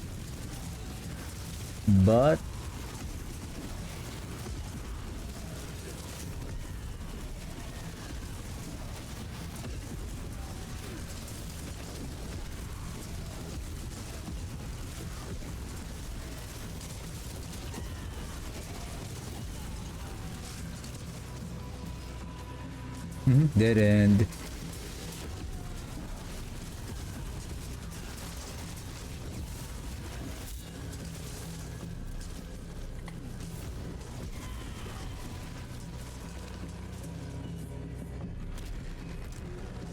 Cold sucks. Cold sucks.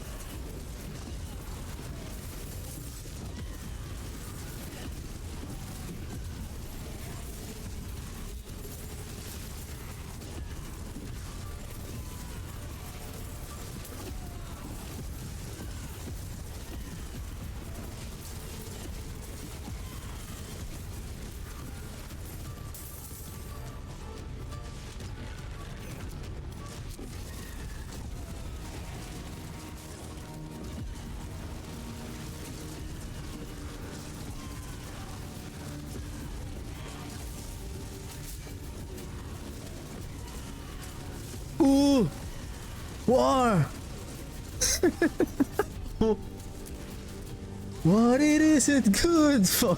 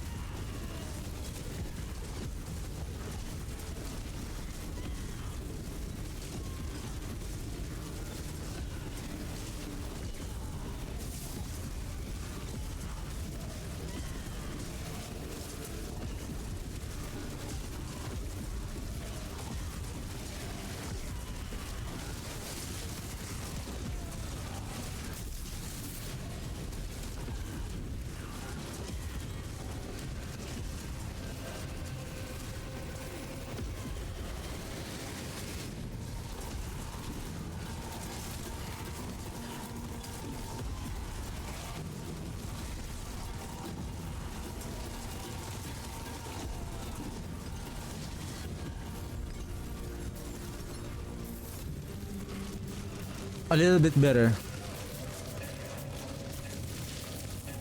And take note, we can build up to 300% multiplier damage. The more the enemy get damaged by the volatile skeletons, and then the souls coming from the sword can now deal more damage into it. Volatile skeleton explodes on an enemy. They take increased damage from your army of the dead, and the souls are gonna be coming out from our. So only army of the dead can now unleash the soul from vampiric curse, causing army of the dead and souls to deal multiplicative damage per soul unleashed. And they will get now the benefit because now the souls are part of the army of the dead. So they will deal damage on to that enemy. The only problem here is the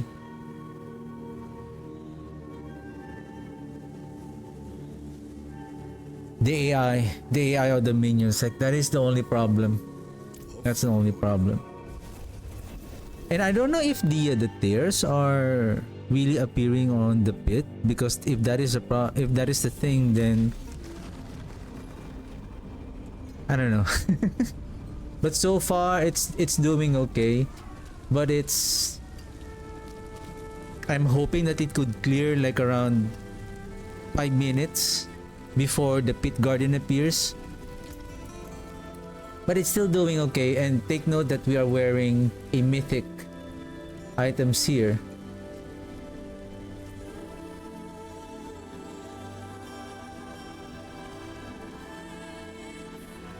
Probably it would have been better, like what else that we can add here to increase our damage. Amplify damage. Hellbent Commander. What else that we can add here?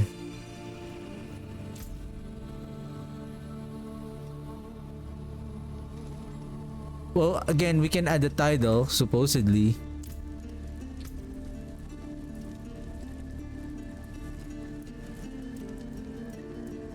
Right, we can add the tidal. But technically what we have is approximately with the tidal on it. Basically. Actually.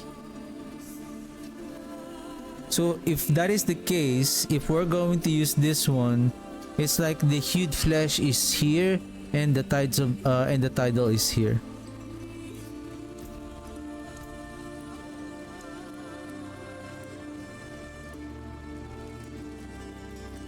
What time is it? Can I still play a Blight?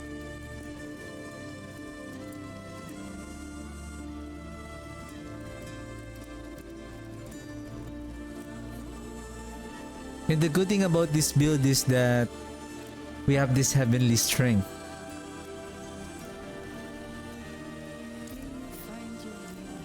And how about we bring this one again?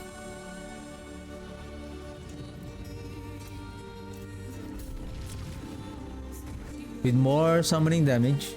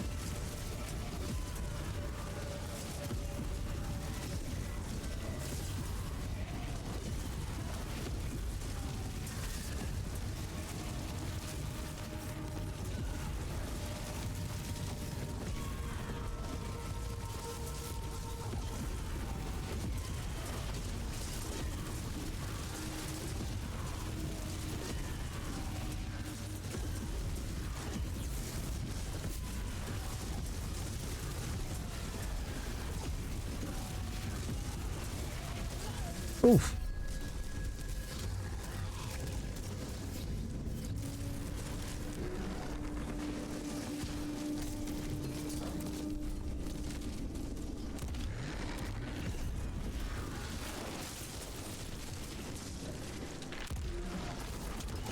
Oh, you're still alive.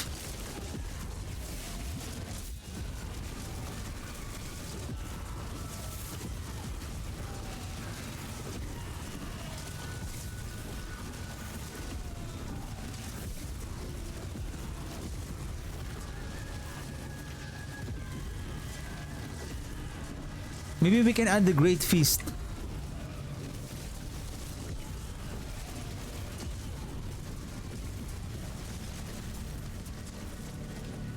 Yeah, maybe Great Feast.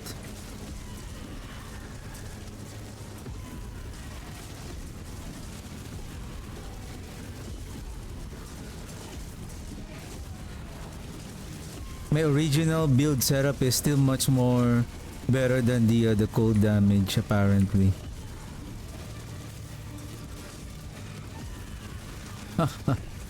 Rawr. Rawr.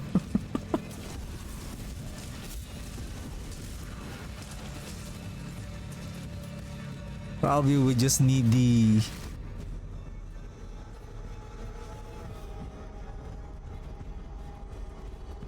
Do I have the... yeah, I have the Undaunted. For...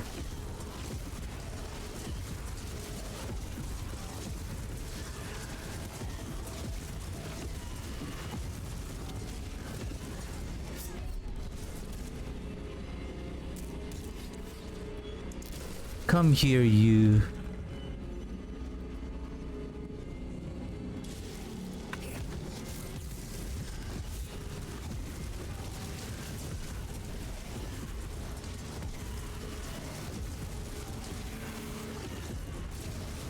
Huh? What happened?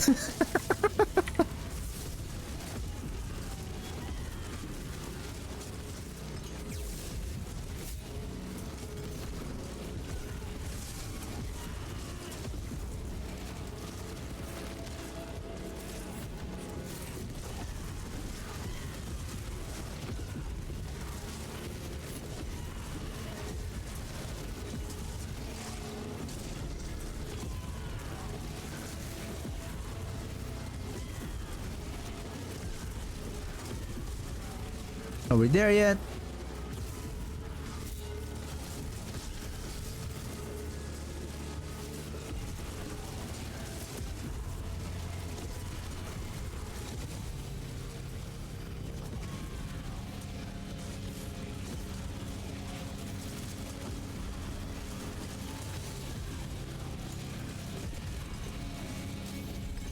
Yeah. All right.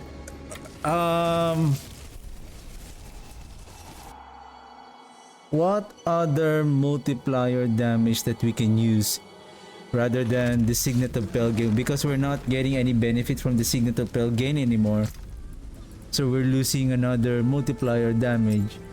We have amplified damage here, Vehement. Again, considering that we have the Tides of Blood here,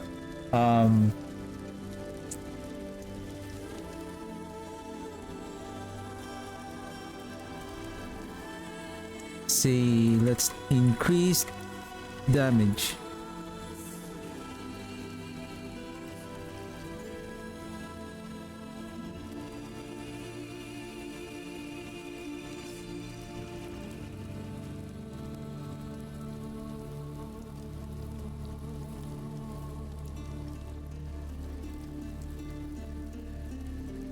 No, because we have the minions. Give me a second. While you have active minions, your summons deal increased damage.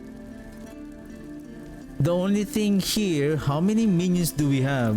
We have 21 plus golem, so we have 22 times 2, so that's 44 essence drain. I don't know if we can still keep up.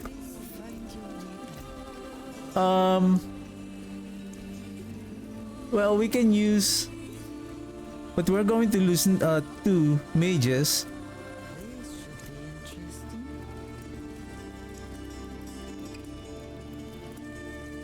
Oh, this one. Or Edge Master.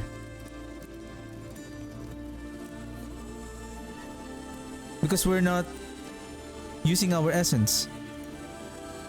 Tides of Blood. No.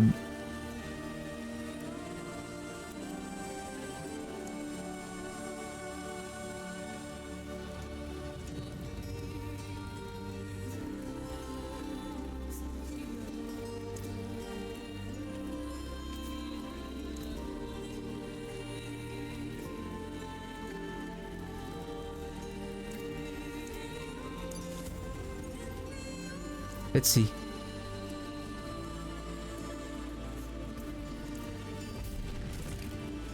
Well, I will still set up for the code. I mean, just in case, you know, after the patch notes, it will say, oh, we are now increasing the damage of the code, the dead code upgrade of the Army of the Dead. So at least,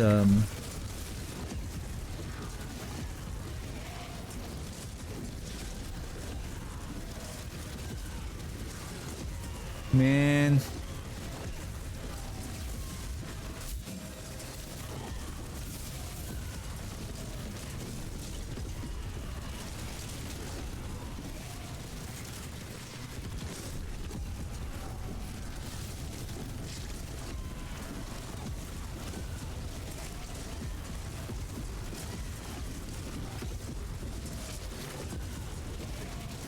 This is the Army of the Dead from what I remember.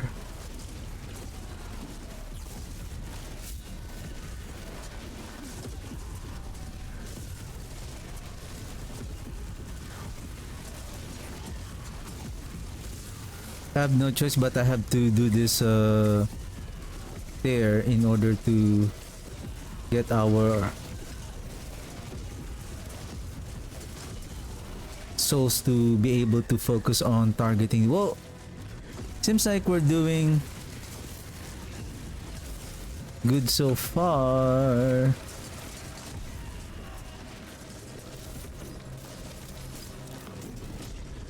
Oops. So here.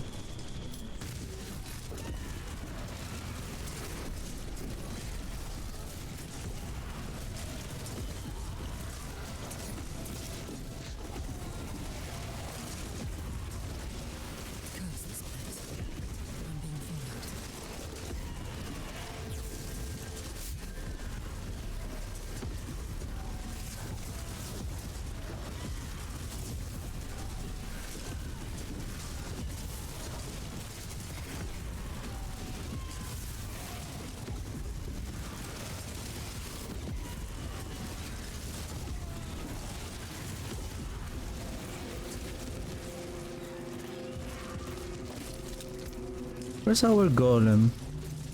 Well, we have unstoppable, but somehow there are still instances that I feel like I'm getting crowd controlled by the enemy.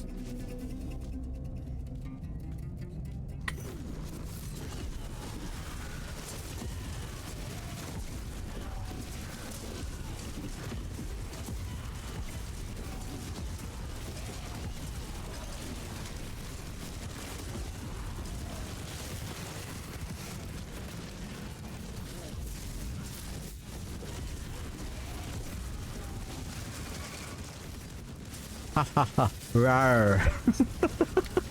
Rawr.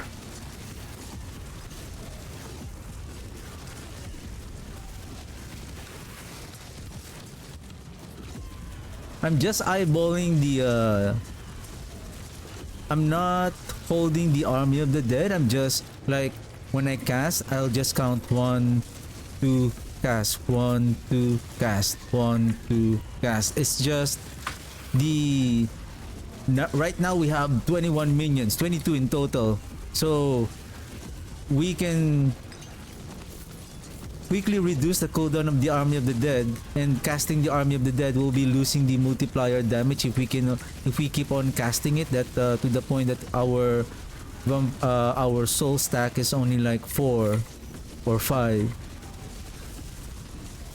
We're losing that big chunk of multiplier damage. Wow, we finish it in 4 minutes. Woohoo!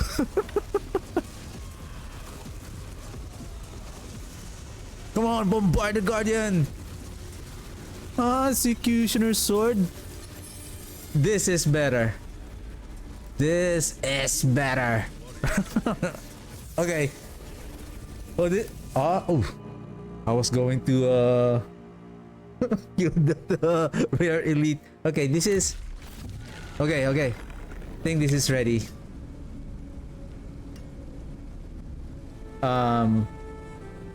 Where am I?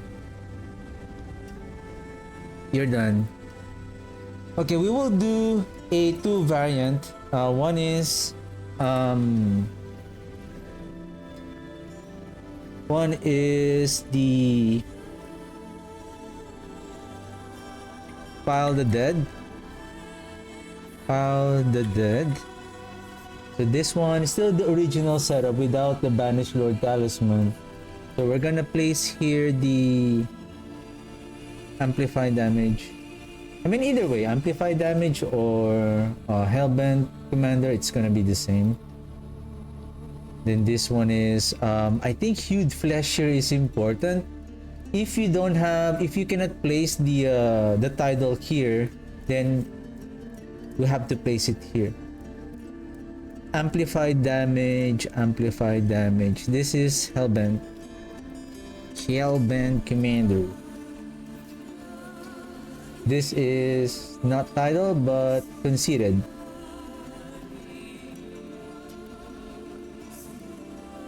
I mean, we can also do the... I don't know, I didn't notice. Are we losing our resource? Because with regards to barrier, we are constantly, very frequently having a barrier because of the Zan rune that we are casting our ultimate skill. We are proccing the Q rune very quickly.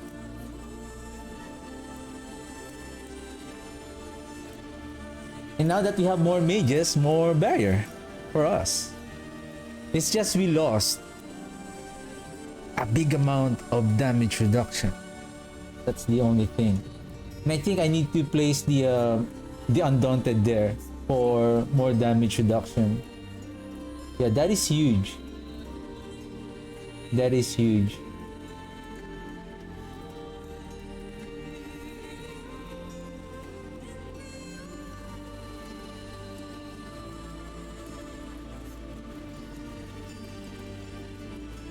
Okay. Pile the Dead. Your skull, sir.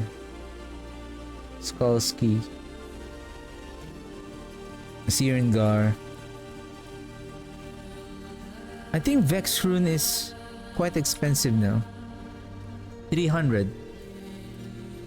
Cooldown 5 seconds. Durations 10 seconds.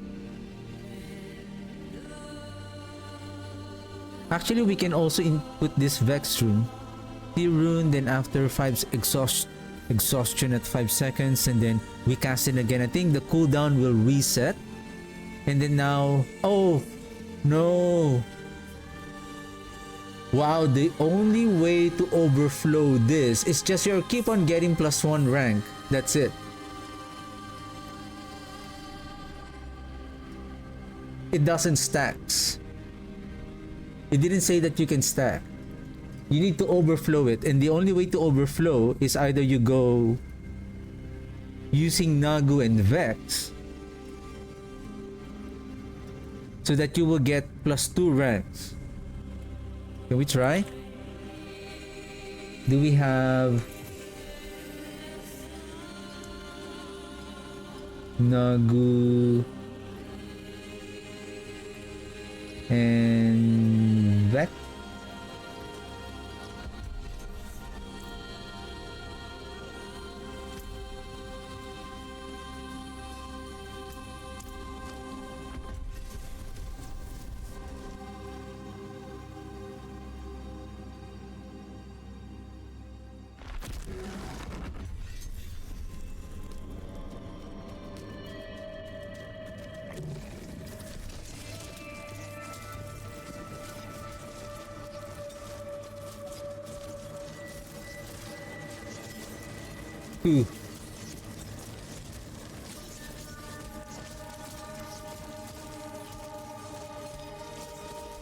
Yeah, only maximum 2 ranks.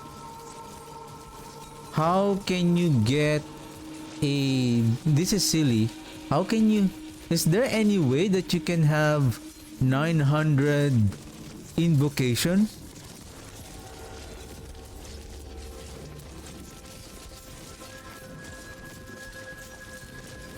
How much is... Let's see, how much is...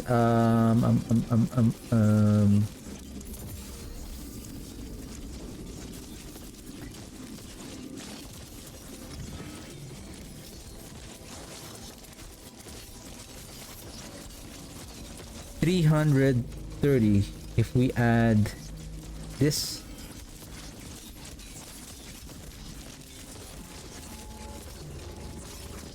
$354. So we added 24% or 24 damage multiplier. I think this is gonna be much more better if you have the Vex Ring. Right, okay. Okie dokie.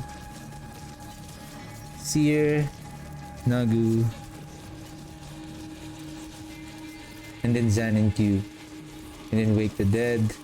Ratmas Wake. Is it waking or walking? Did I fix the name, by the way? Where is it? Is it on the Horadric seal that I noticed that there is a it says Horadric Ratmas walking touch. Anyway.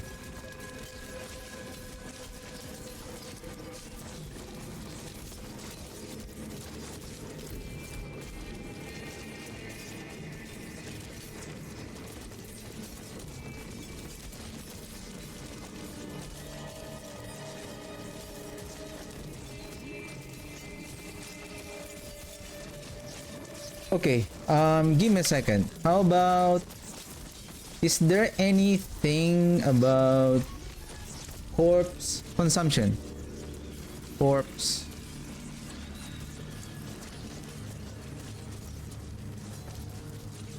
Cadaverous.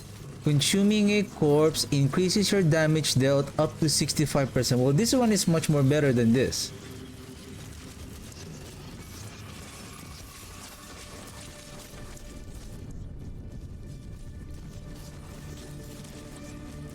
Right? This one. Cadaverous.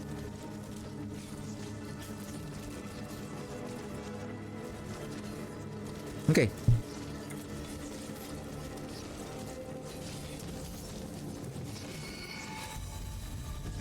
But how long is the duration?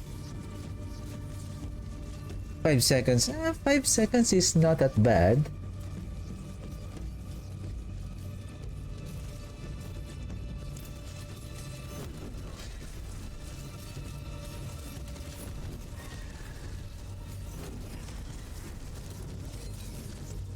Okay. But that is a lot of minions. Are you giving me barrier? Hey.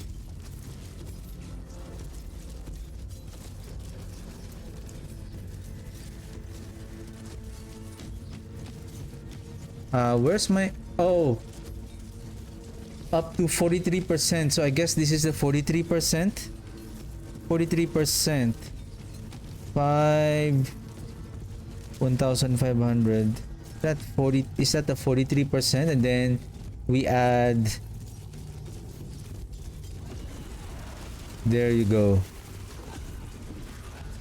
So now we have a total of, I believe this is 45%. 45% barrier, and then plus 43. Okay, not bad.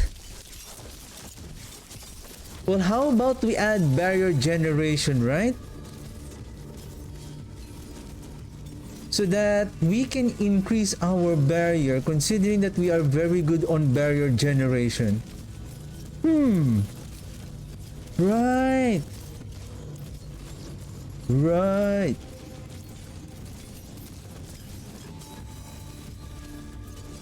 Right. Instead of life, well, we still need a life, right? No, give me a second.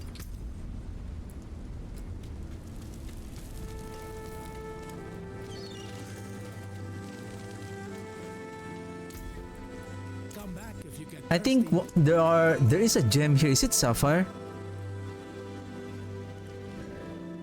Gold armor.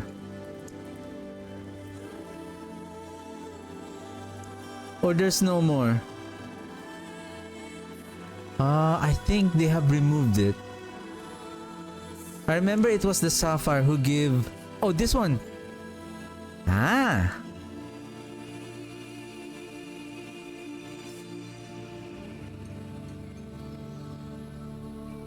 But I'm going to lose my damage if I'm going to use this one. Because of the Now here is the thing.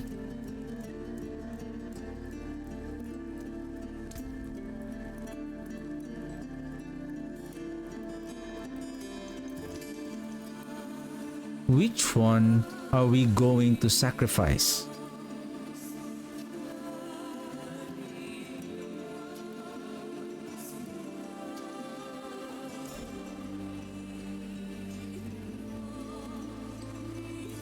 I think if we're going to sacrifice the life,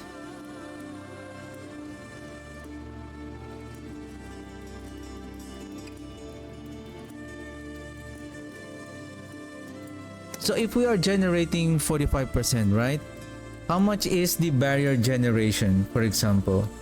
Let's just say if we will enchant on the oops. Say here, how much is the barrier generation? Okay, 15%.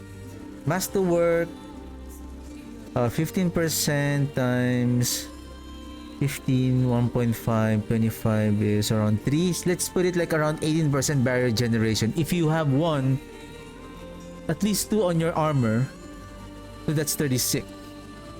45% times 36. It's approximately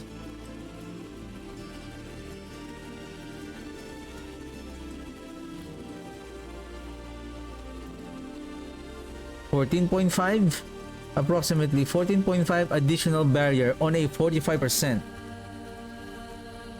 Well, let's just make it simple, like 4% times 3, so that's 12%.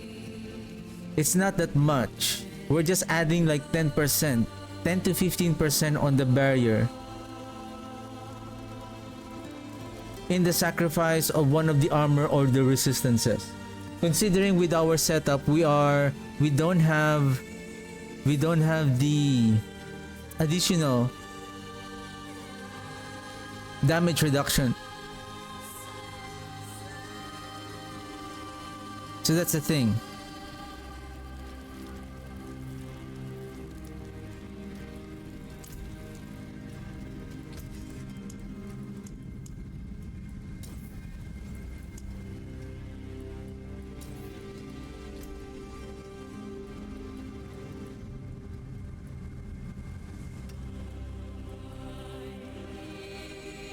And the resistance to elements is only 70. How come the armor is 2000? Resistance to elements is only 70. On the armor is around, I think, 1400 something. And the resistances is around 300 plus. But on the the tempering affix, the difference between the armor and the resistance to elements is way. I don't know why it's only 70. At least it could have been like around 250.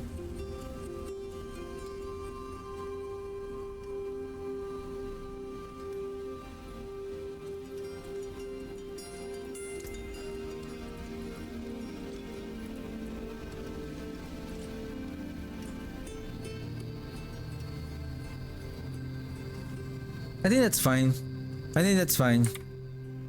That is fine. To be honest, this one, instead of Glenn's Anvil, go with the Heavenly Strength. Where is it? So you don't have to worry about if you lose your resolve stacks. Basically, this is while wielding a two-handed weapon, you gain the 40% right away without worrying about the resolve stacks. So here, to be honest, we can now we can add armor here. Right, armor here. On the tempering affix instead of resolve stacks.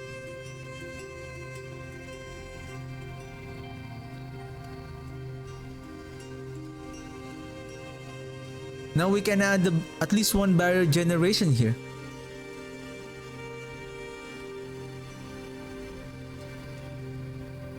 or maybe 2.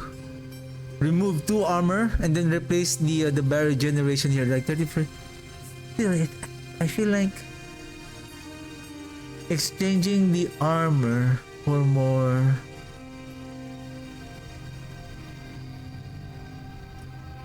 %. Nah, I'm okay with this one.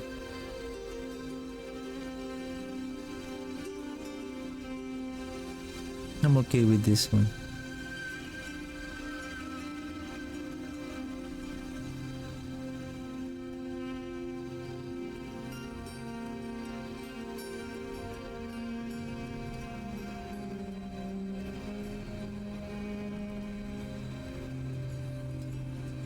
Okay, I like this setup. Okay. Okay. Let's save this one. I feel like something might happen. Life armor resistances. All good. Change this to armor. Actually, no, this is correct. No, I'm thinking if I should make this life, but having more armor to reduce the incoming damage of the enemy, it's still important. Yeah, you're increasing your life, increasing the amount of barrier, but if the damage of the enemy is so strong that you have less to mitigate it, adding more life is not going to help, actually.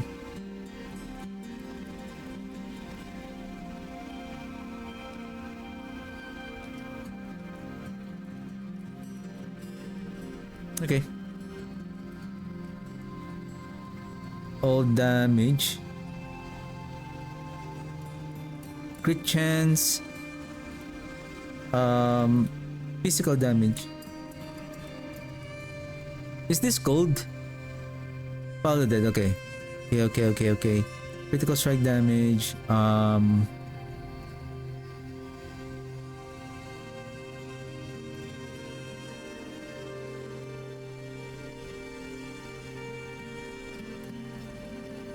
Yep. Pants.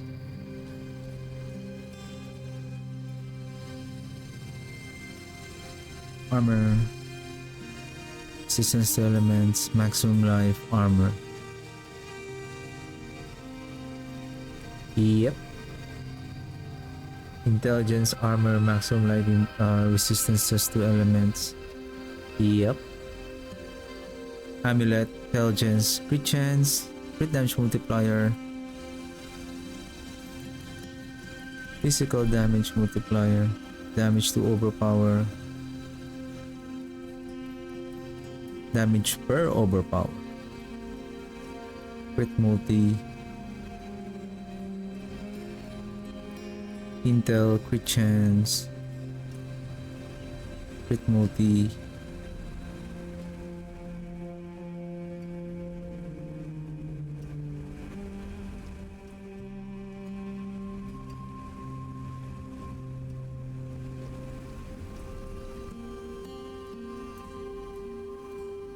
Actually, we will end up like having no GA here. You know why? If you're going to craft this one, this is going to be difficult to have a greater affix because you have 3 offensive stats here. That's the reality. That's the reality. Even though I say, hey, aim for critical strike damage, but the thing is how you will be able to get critical strike chance and intelligence. I mean, you can still be okay as long as you're gonna... Well, I would say if you have 3 out of 4 affix here. If you get what I mean. You need to have 4 of the affix here. Or at least 3 of the affixes here. Plus GA on the critical strike damage, then you can just enchant the 4th affix. It's just the only thing is the intelligence is somehow being considered as an offensive stat on our tuning prism. If the intelligence is not, then it's okay. we can find the critical strike damage, and then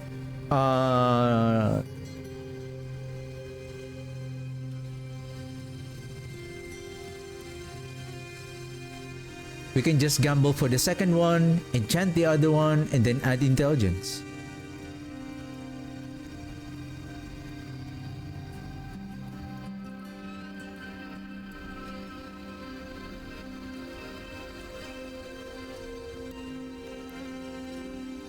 Crit damage, all damage. You should be physical. Let's get physical. Physical. Let's get physical. Physical. That. What can we transfigure in this one? That's it.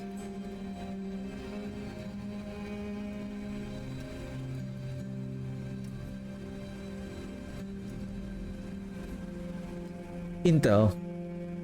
Crit damage. This one is physical. Then critical strike chance. That's it. Skill tree, I think, still the same. Nothing has changed.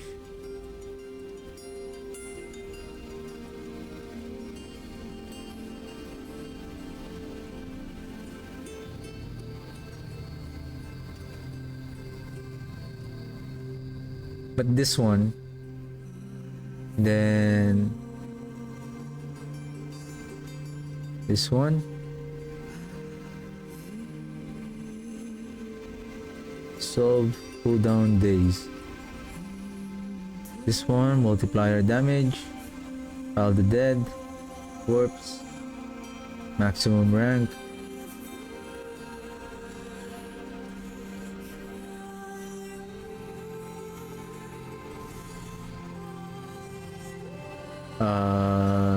This one, resolve. Okay. Ferocity.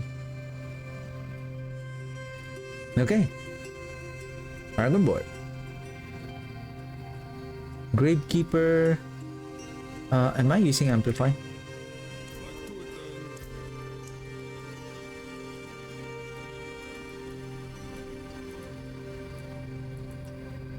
Okay, still the same. I think is this dominate?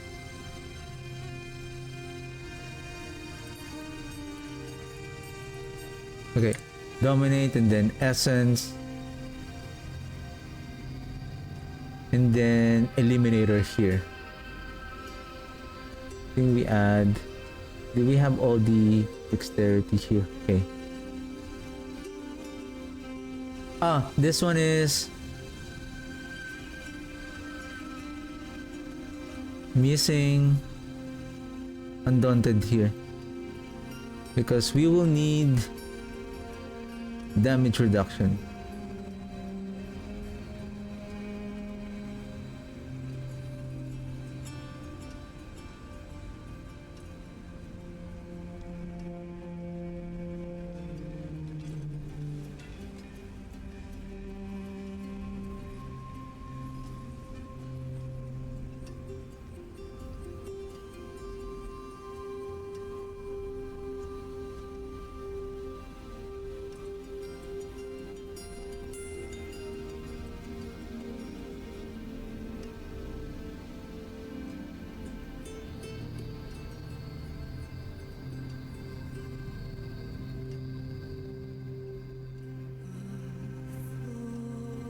I think the reason why, I don't know why. Well, it's just, I think it's because it still lacks the multiplicative damage. Because now that the overpower has been nerfed.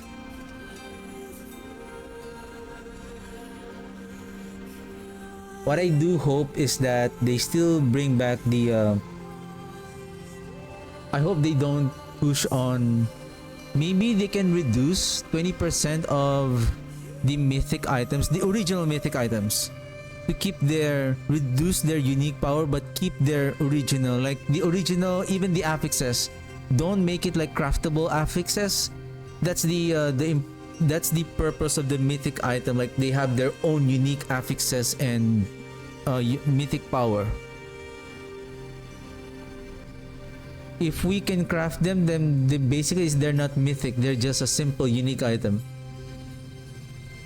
And same thing with the original stats of the unique item here. I remember there is ranks on the minions. It's because it's the blade of the Sangrivore is scaling with the number of, probably they can also add here ranks on the Army of the Dead, and then it increases its damage based on the number of minions that you have, something like that. Like make the unique weapon or that particular build really like have a unique synergy, a unique mechanic, in order for the power of the unique weapon to be very potent.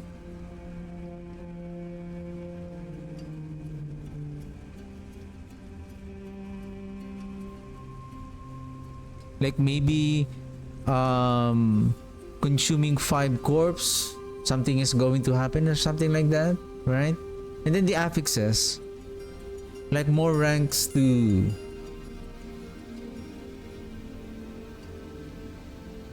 more damage to summoning, and then more ranks to Army of the Dead. Probably that's going to make it more better. Then we're gonna use the Undercrown here now. Speaking of skill, did I change this to... Okay.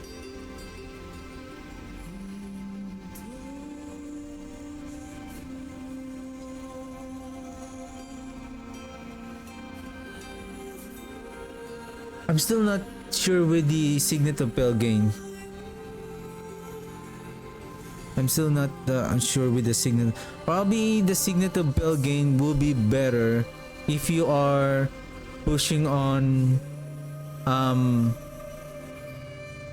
the pit, because when the enemy gets unstoppable, then after a short while we can freeze them again, so they're getting another stacks of multiplier damage from the Signet of Pelgain, right?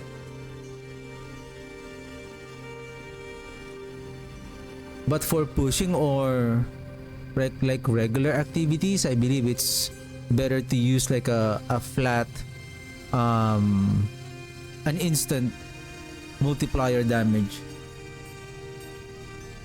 Okay, I think this one is already set up, and then Paragon board is already updated. I think I'm gonna take a little bit of break, stretch my back and legs, and then I'm gonna try and let's build the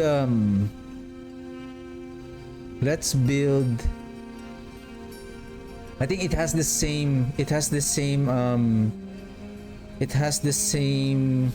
setup with the Army of the Dead that I have created a while ago for the cold. Okay, give me a second. This one is fine. Let's create a variant for the dead cold. So this one is, how do I say this? Draft, or say tentative, until we get the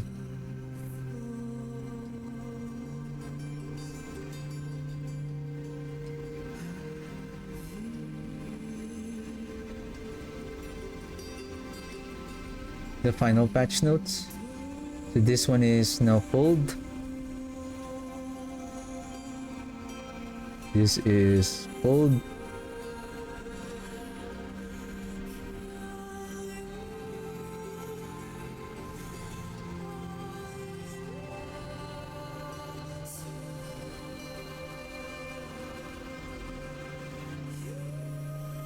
This is cold. And then for this setup,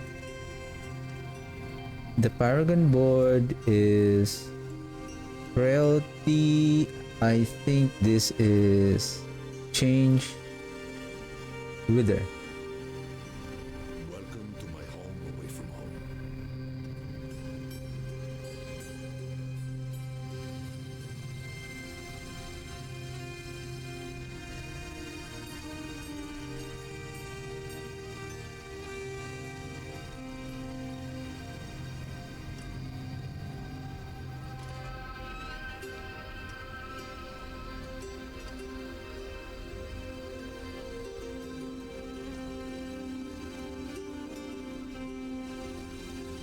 I think I'm just gonna swap these two.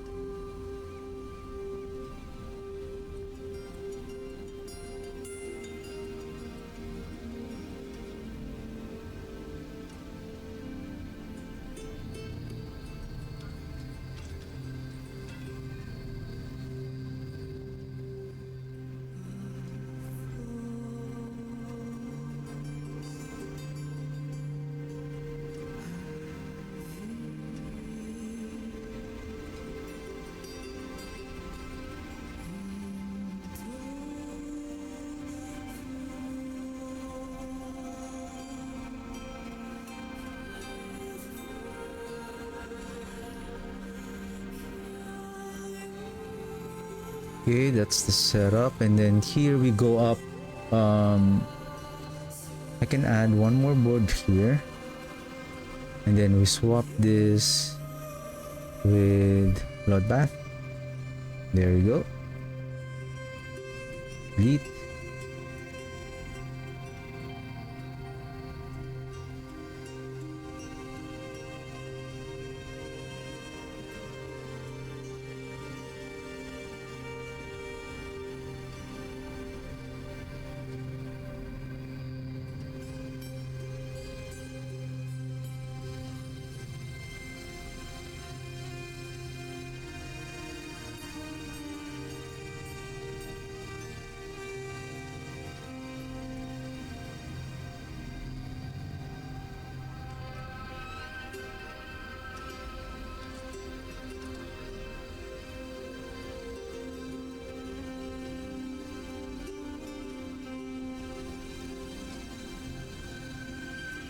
I think this is dominate.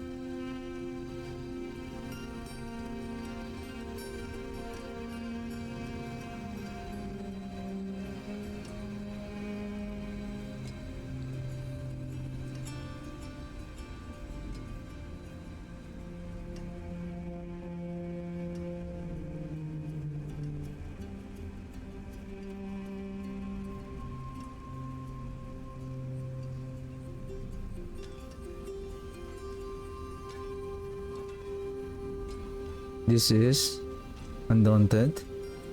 Okay.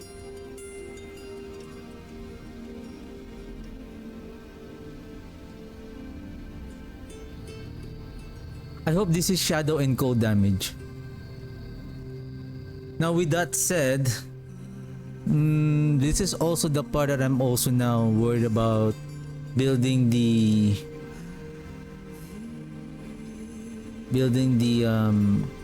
what's that? The blight. If we're going to do with the cold, I like the cold pulling the enemies together. We don't have that void aspect anymore. The aspect that pulls the enemies in.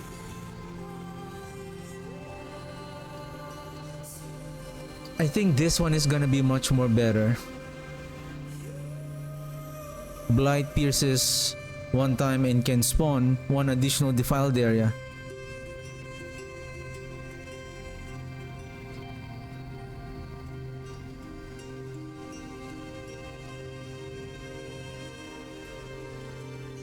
Yeah.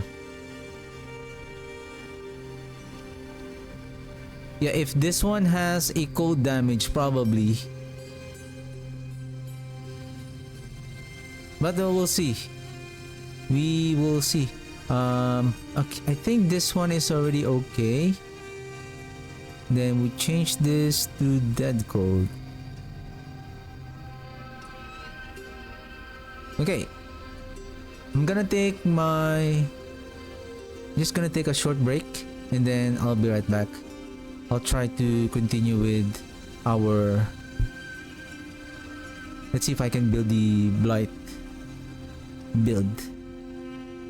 Okay, I'll be right back.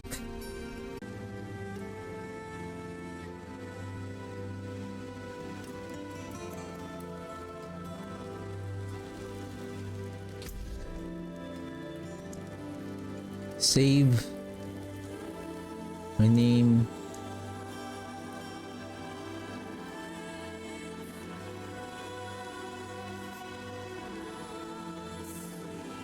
File dead. Oops. PD.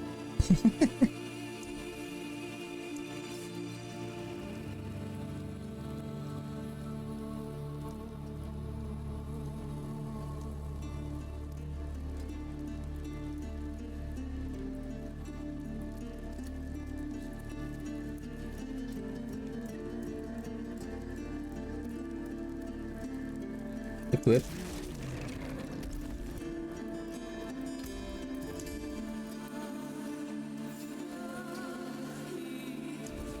Sacrifice the Reapers. Sacrifice the Shadow. Sacrifice the Golem. Okay.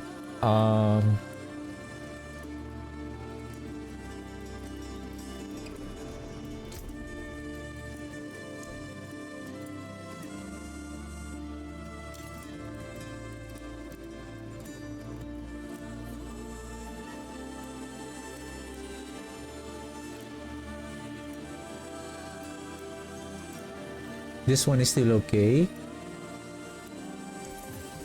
Probably I'm going to use maybe Tam and then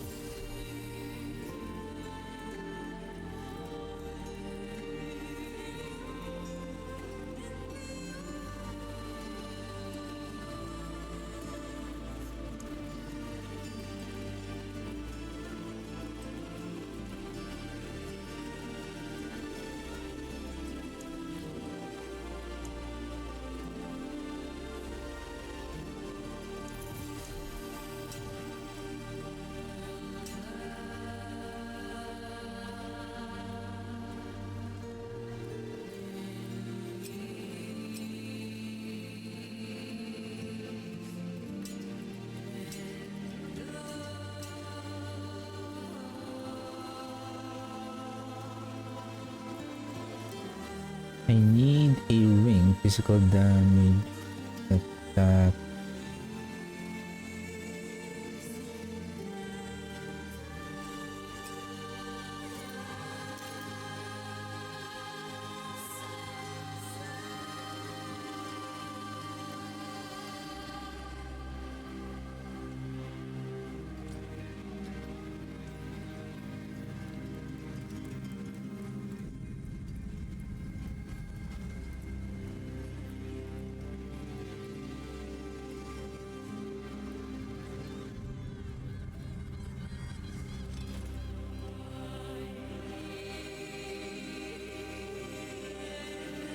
Oh, I need to...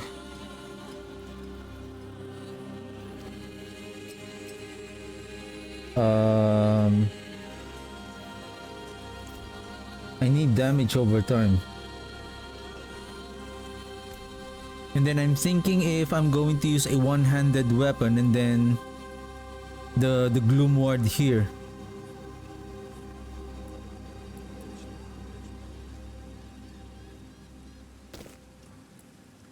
What I need is attack speed, shadow damage, and then damage over turn.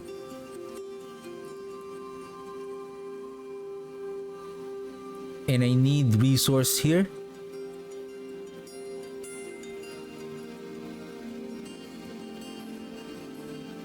I need essence per second. Essence per second here as well.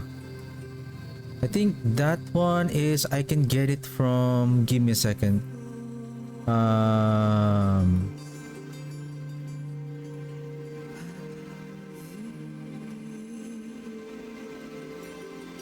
From the mages.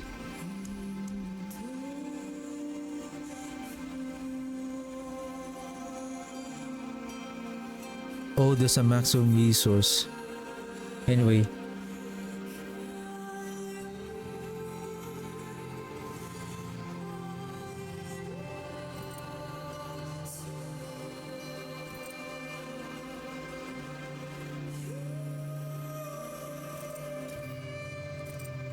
Let's just grab a new armor and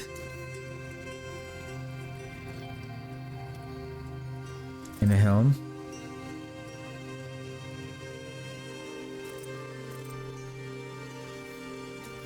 Do you have a gloves? No? Oh, I have the gloves. Maybe let's grab a new Blood Moon breeches and then... Oh, is there a one-handed weapon there? Okay. Gloom Ward.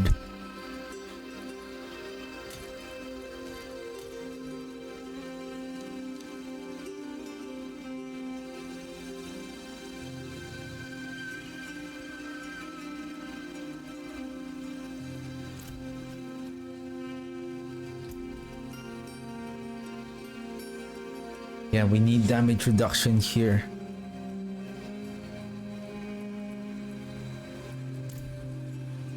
Now we can only have one mage active at 128% essence regeneration. Maybe this is okay if we have essence regeneration on pants, chest, and on the boots.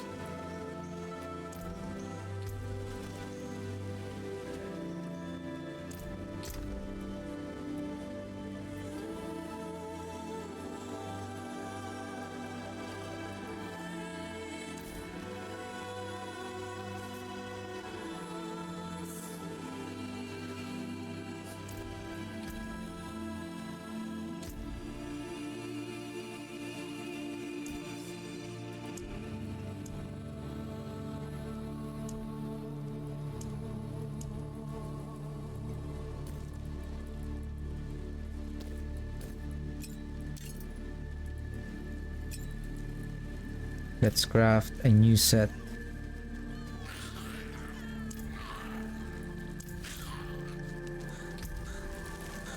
Excellent.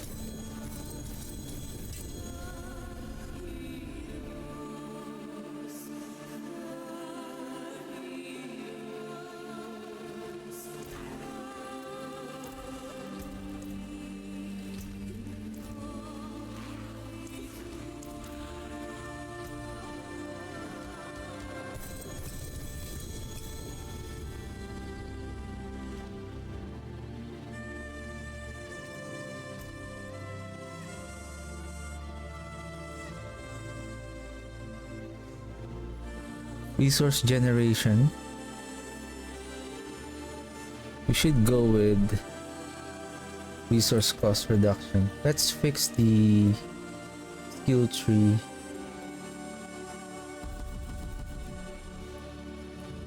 Blight. Increased damage. Increased damage to crowd control enemies. And then we'll go with Whirlpool. And then we don't need the Course Tendrils. Wonder if I need the Army of the Dead or Soul Rift.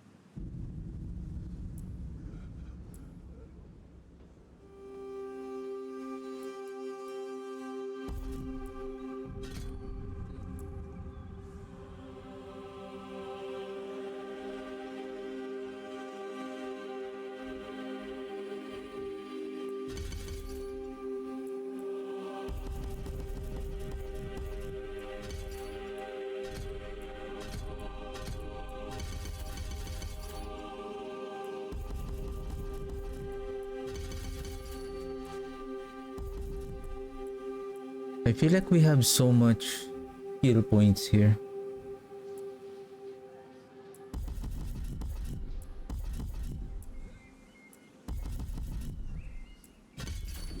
Oh, this is max already.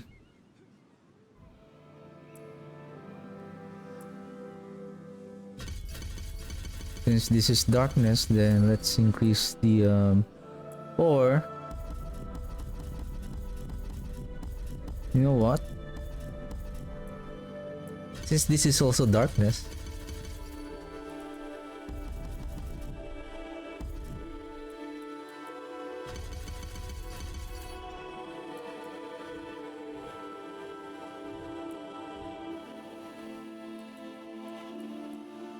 corpse explosion.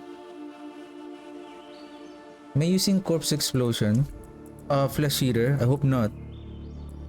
I hope not. Okay, good. Good. So I don't have to rely on.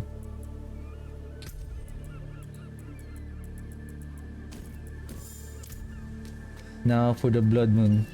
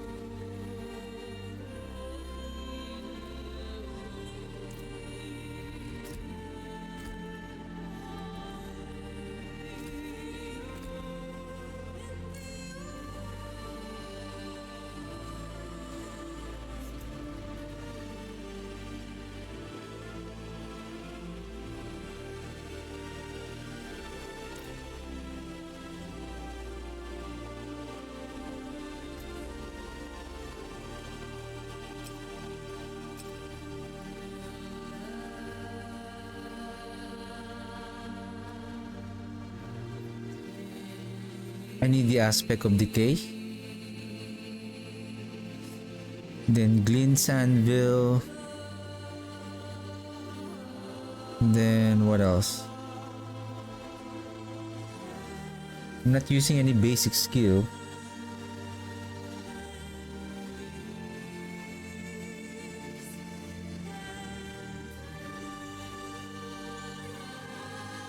This is only up to 15, so this is only 60%.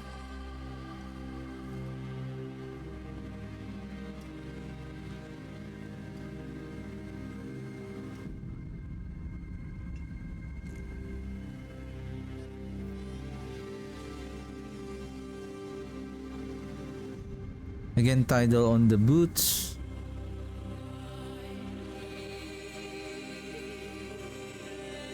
I think Glint's Anvil again on the and then I'm thinking either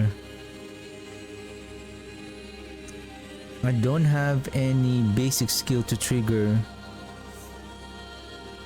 Maybe just aspect of might. Oh sorry, hardened bones.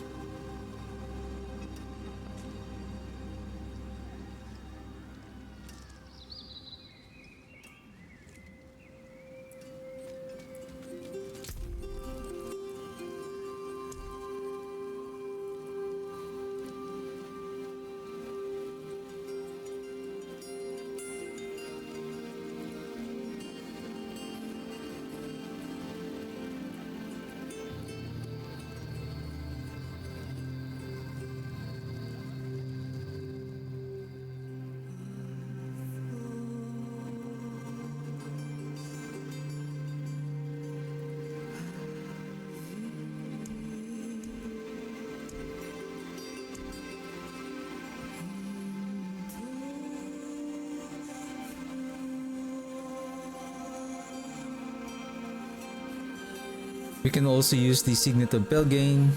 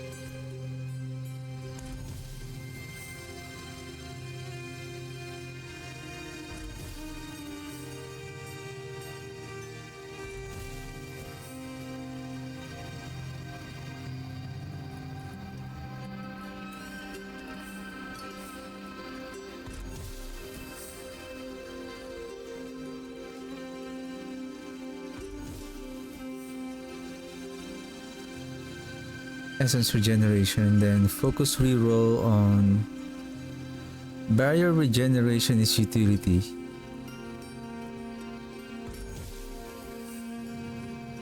Life regeneration, so let's focus reroll now on the defenses. Either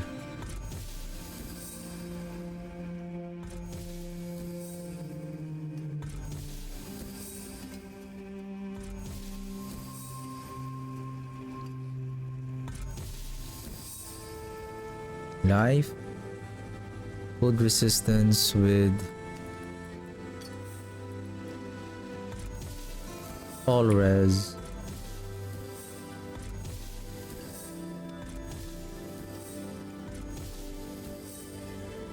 Okay.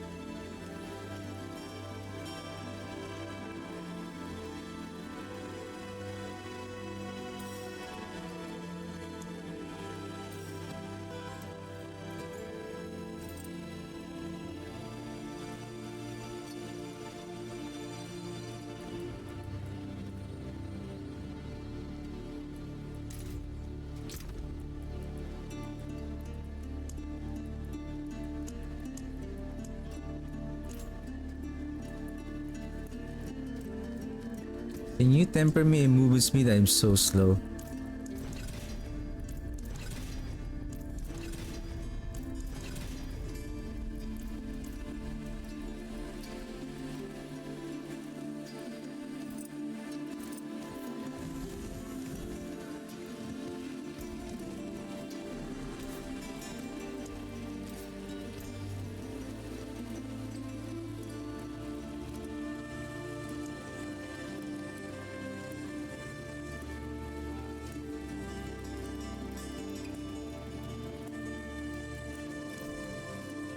Okay. Ancients, watch over this one. Chaotic reroll on the Reap.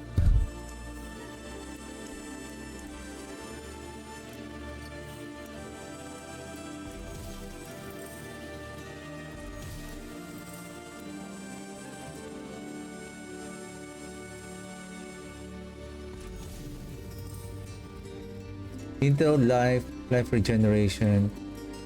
Chaotic reroll on. Need the essence per second.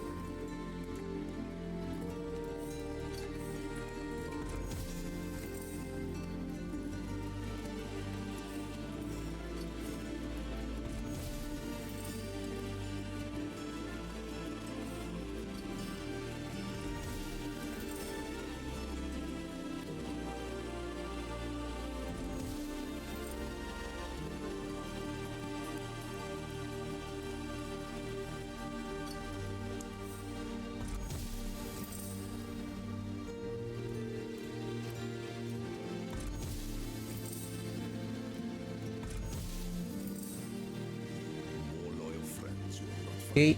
Thorns, utility.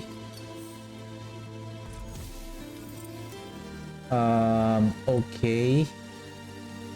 Let's roll for res. Oops. Why? Focus reroll. Oh shoot!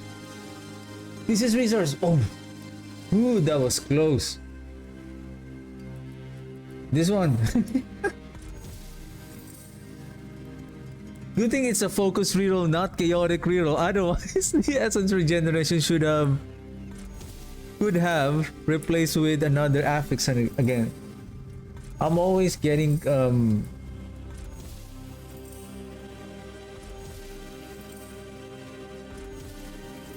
the green for the resistance.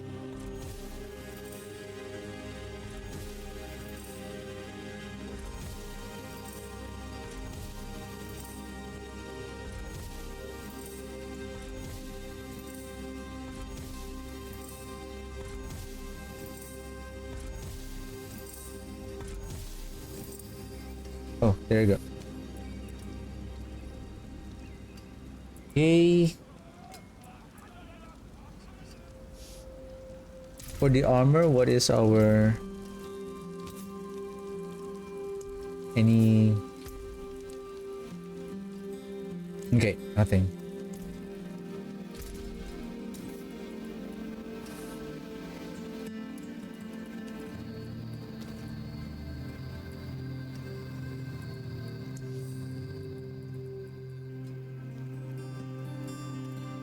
Lucky hit chance to restore 3 resource.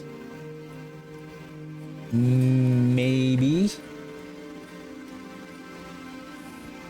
Or we don't need that because we have our essence regeneration.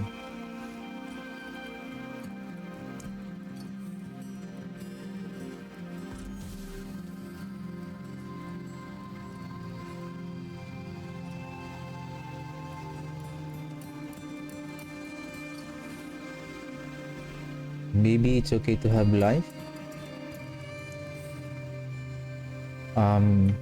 I need the critical strike chance to be removed. Oh shoot, why chaotic reroll?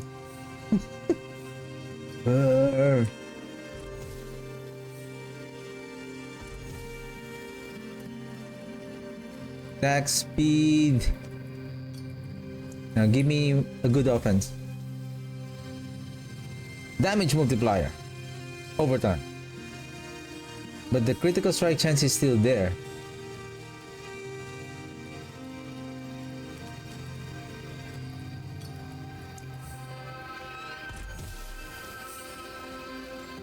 Attack speed, damage overtime. Damage, all damage multiplier. Okay, that's good.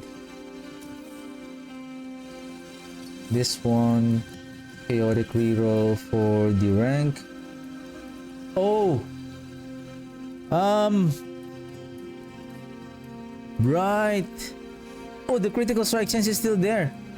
Give me a second. There's one.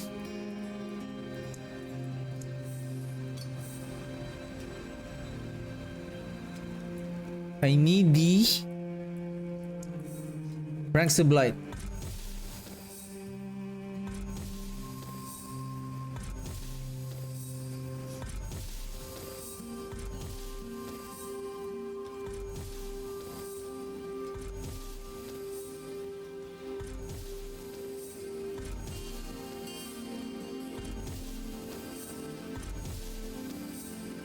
There you go. Now focus on the offense and then let's try to bring out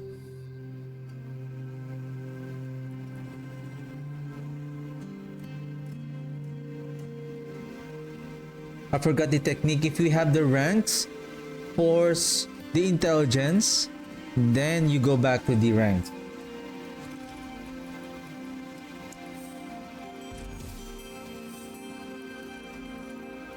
Crit damage, no, not crit damage and crit chance. Remove the crit chance and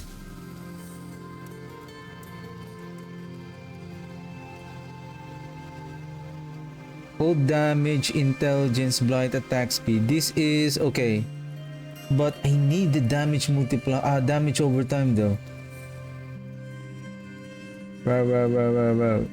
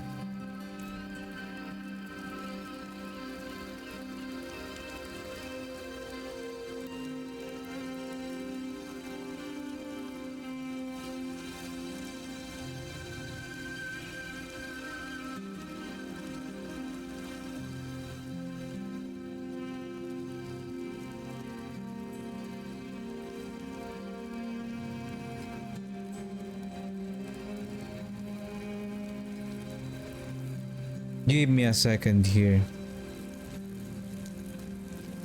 It says here that unleash a concentrated blight that deals corruption damage. Modifiers. Its defiled area pulls in enemies and kills them for 15% every second. Blight's defiled area increase in damage. Blight deals increased damage to crowd control. It is now cold damage.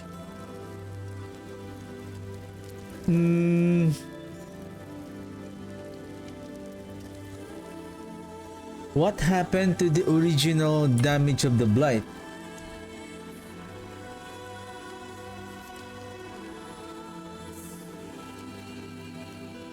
Blight deals cold and frostbite damage.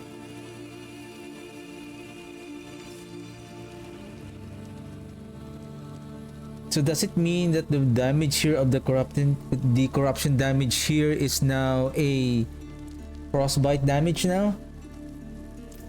I mean, that should change also. Like, it's kind of, is it really converting now into a cold?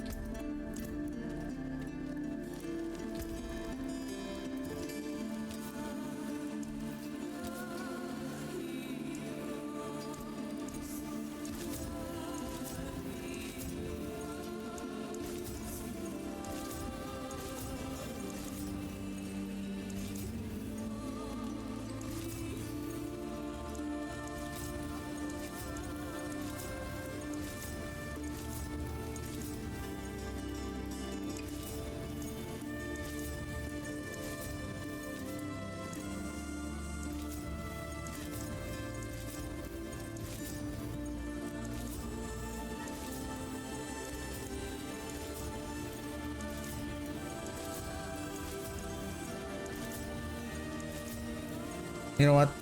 It's okay.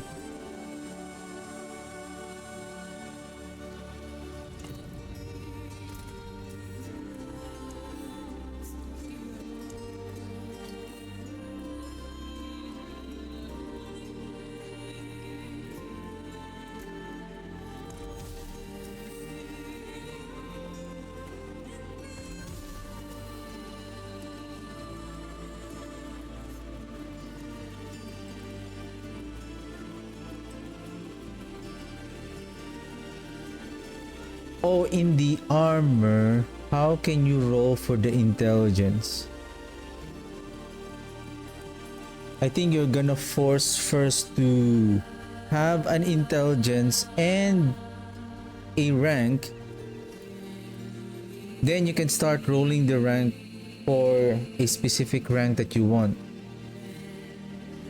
Because on the armor, you don't have a focus reroll on the offense. There's only one, intelligence.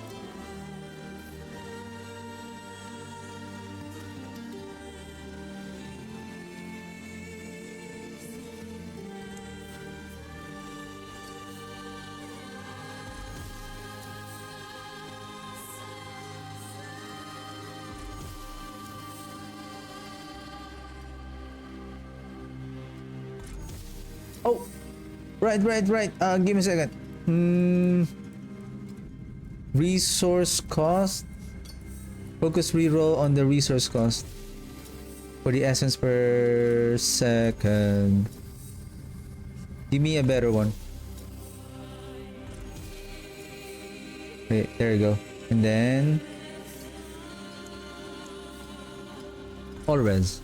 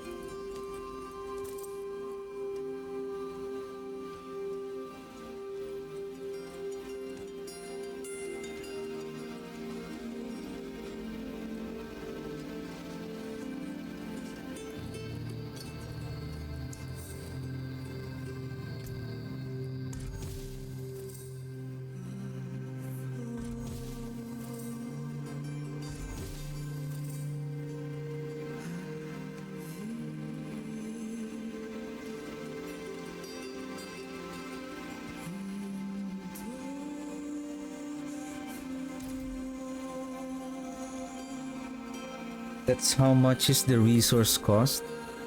Resource cost is 7 plus 8.7 here. We will need at least a resource cost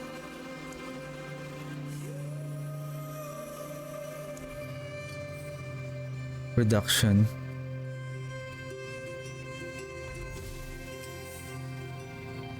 Yep, and then focus reroll now on the critical strike damage with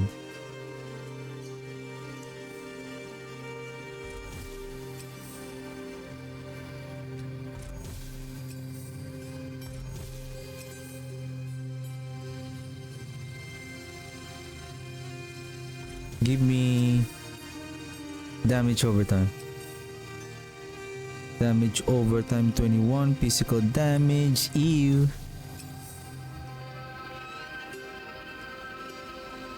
I think that's okay.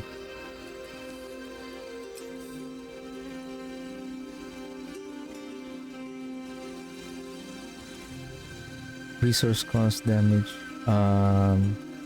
resistance.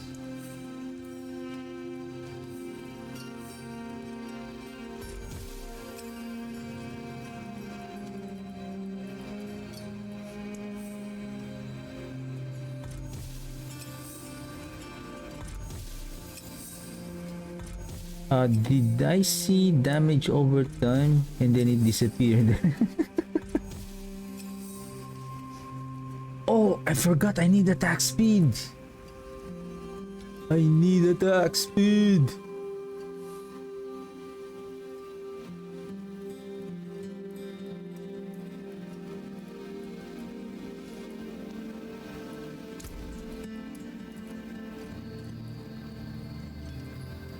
So we can add attack speed here.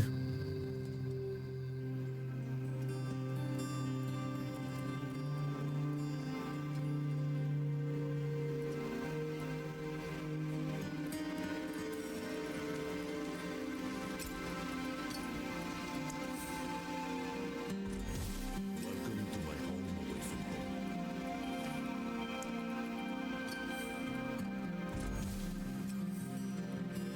There you go.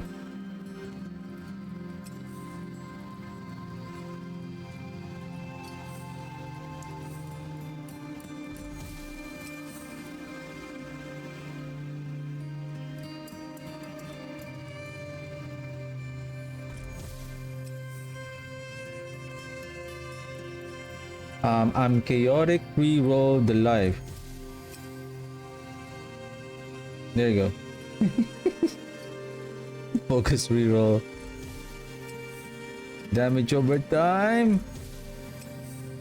Good chance.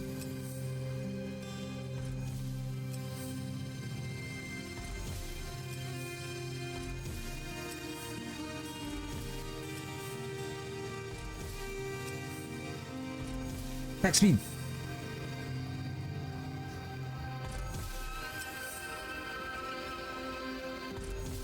Sergeants. Attack speed. Intelligence, attack speed, shadow damage multiplier. I need the damage over time.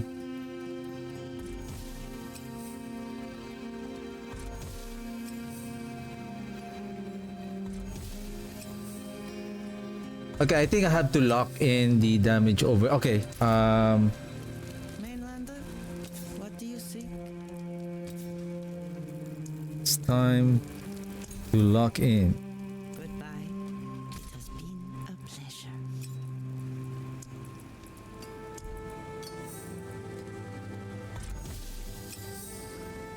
Intelligence attack. Whoa, there you go. It's 1,000. Okay. Well,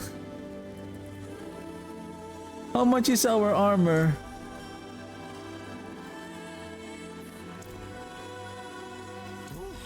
What is a Ventress, isn't it?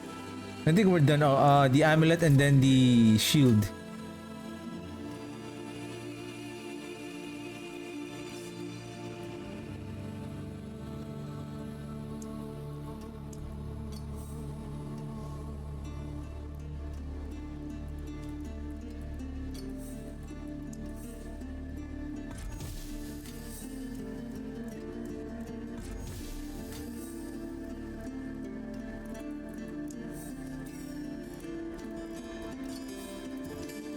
Goodbye damage reduction. Oh, it's back. It's back.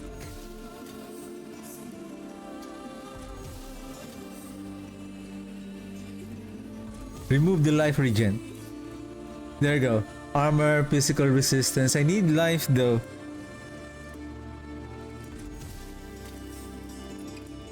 Life when hit.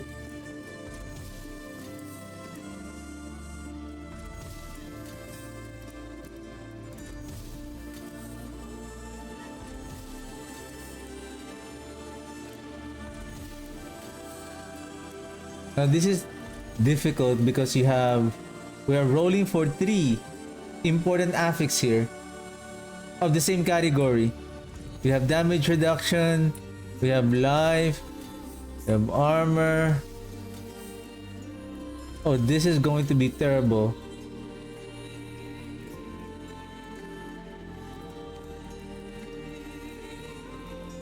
Probably for resistance we'll do like this.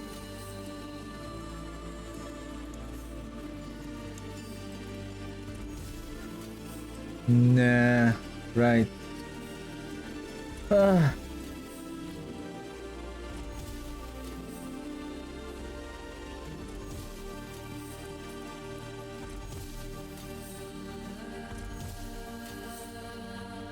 Wow, really? The life is very rare on the shield?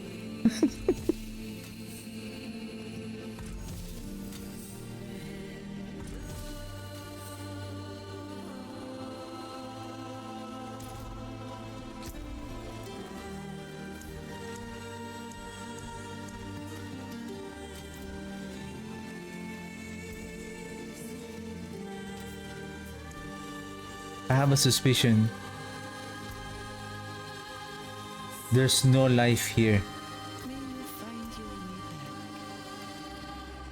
Okay, so we'll just roll the resistance.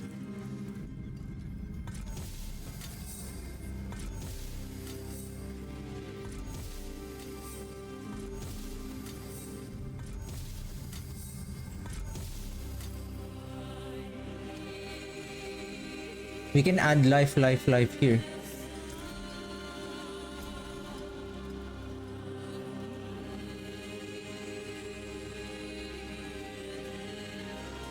I think this one we need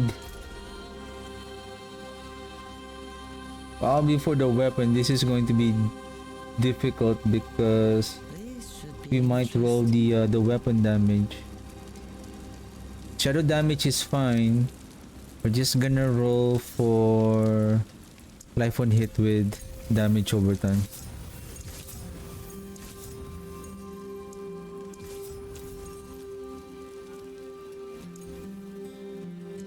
Okay, that's fine. Temper.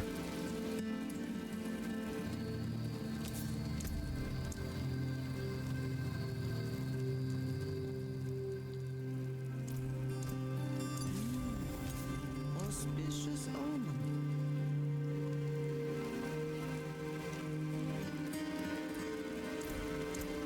Fate must have plans for you.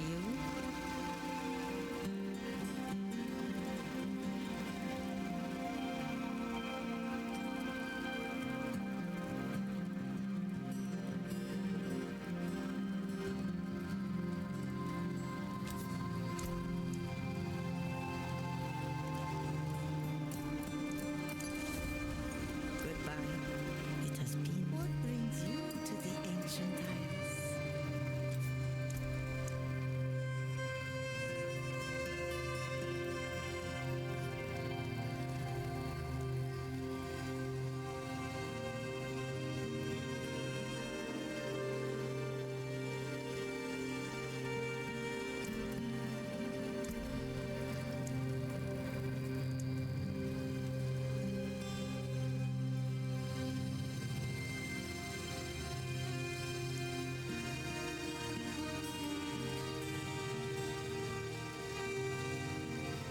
That's it.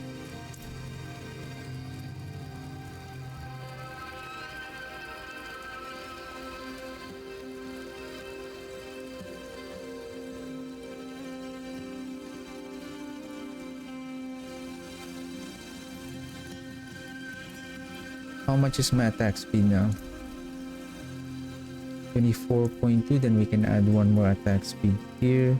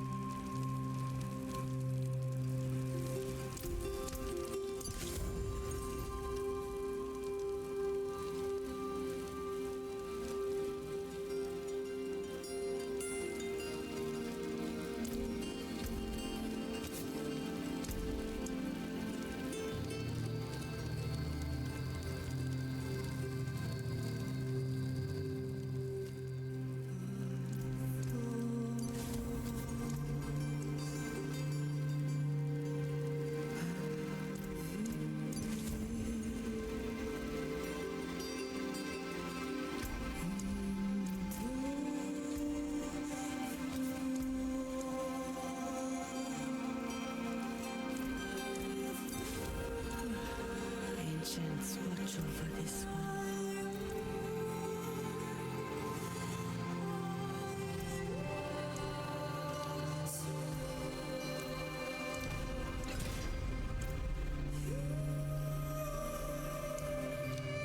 Anyone asks, tell them it's from Scopus.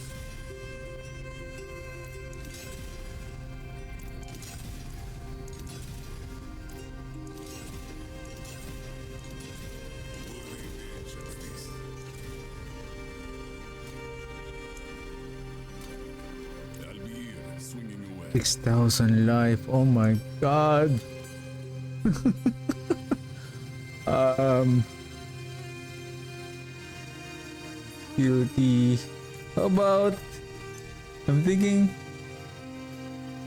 just in case our life is really suffering really bad, I think we'll go with $19,000. We're doing okay. Probably let's go with life.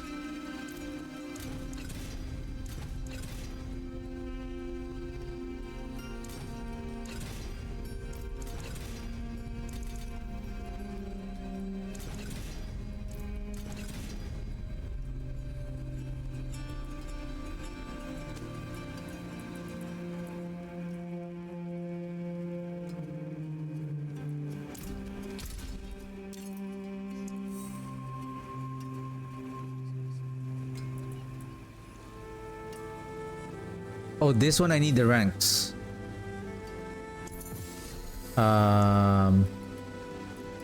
Fence. There you go, corpse skill. Then we have intelligence. Let's hopefully we can land for an offense. Movement speed. Damage over time. Life. I think it's okay. Corpse skills. What can we have on the amulet? Focus reroll.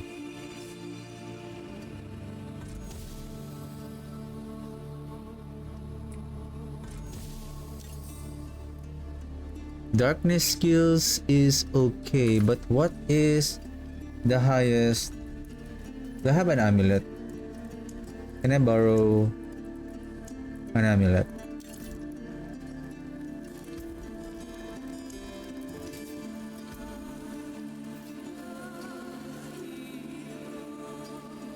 Okay. Darkness. Still darkness. Where is the cold tag though? Where's the cold tag? Okay, this one is okay.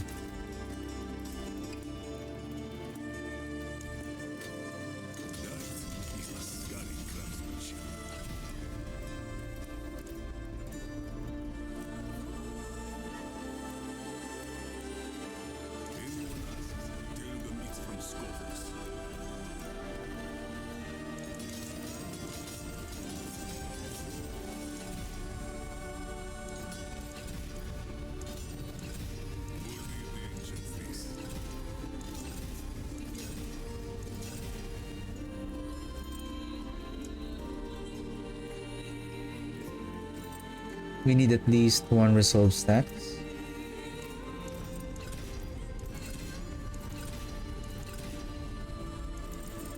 So I know the trick now. Like, what I have observed is like, it doesn't have a greater affix, right?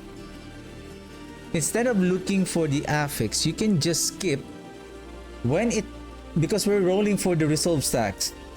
Once we see a star, then basically that's already, we hit the greater affix on the resolve stacks.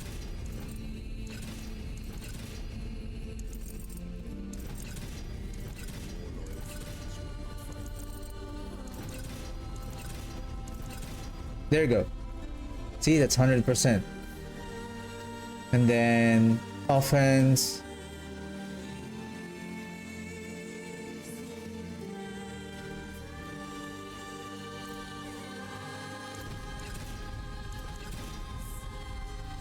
Oops.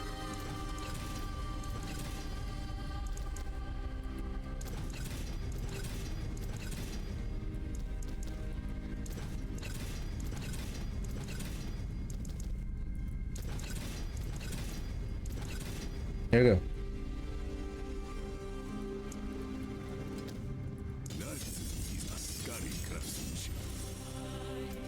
We'll go with damage over time. Oops.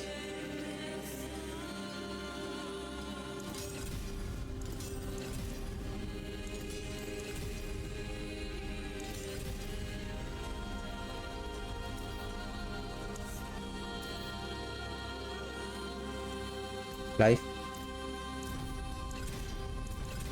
There you go. Without looking. Same thing with the masterwork. Here. Skip. See this one. Essence. So if you're looking for, say, intelligence, then there you go.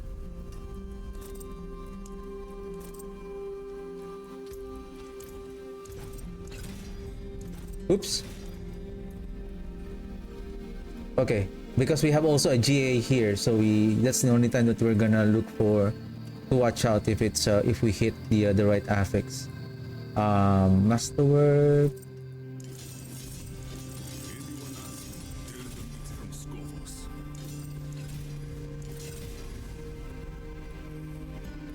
What else that we're missing? Oh, we skip the pants. We have 5. We have 5. We have 5 here, so we have 15.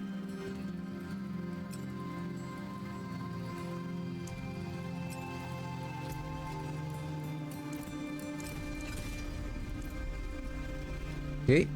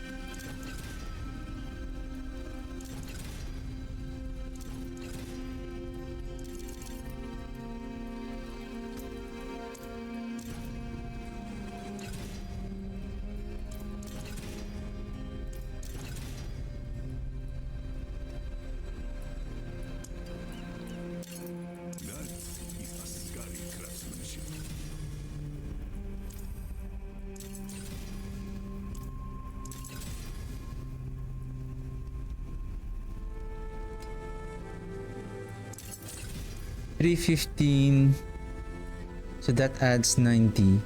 90 is 0.125, around 10%. 10% darkness skill. 693.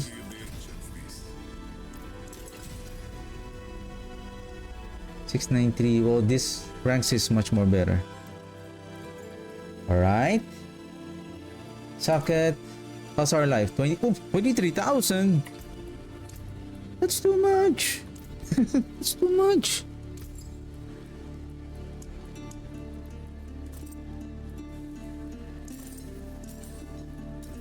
Like the eyes of Lycander herself.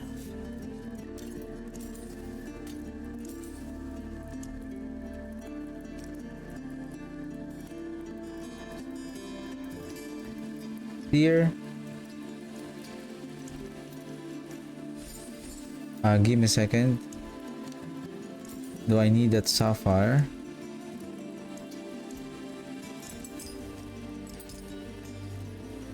Three topaz. A jewel plucked from the sky. Then 3 diamond.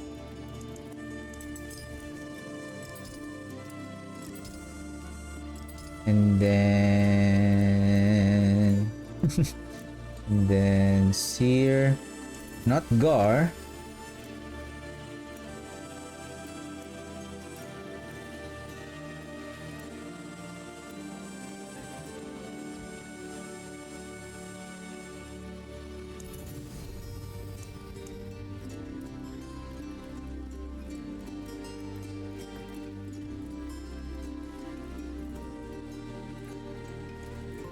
Gonna get the Q. Okay. Aspects. I think aspects has been placed. I think let's grab the Q rune.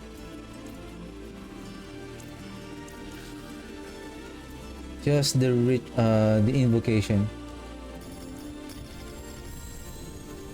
Where is you?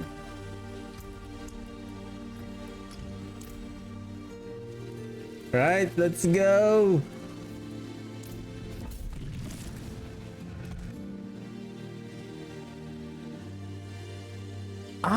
Give me a second. Increase critical strike damage to enemies. This Blood Moon Breaches is not going to work here. This is not going to work here. And then we're not wearing the darkness. Let's go out. Ooh.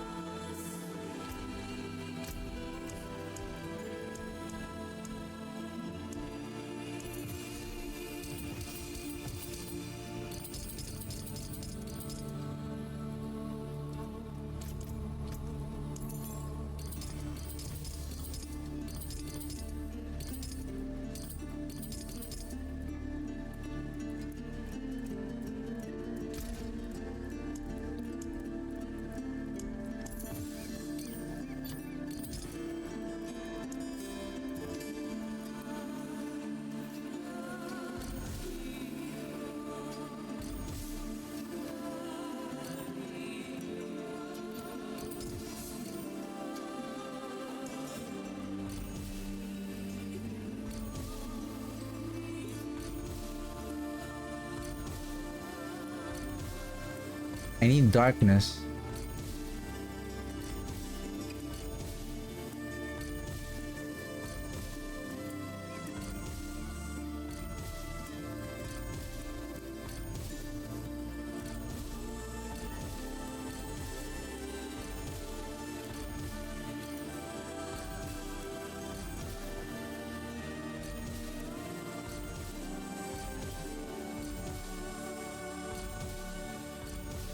Come on, you're just being ridiculous here.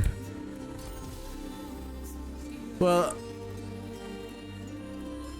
I mean, I am assuming because this is a darkness set that the darkness ranks is kind of less likely to appear.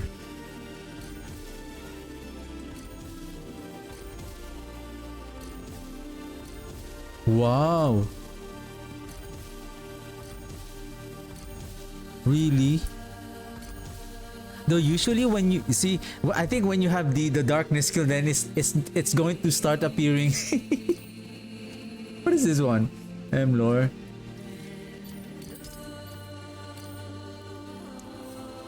We need one more.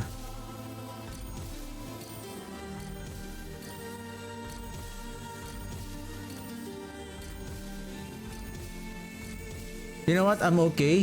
Phoba. We need one more.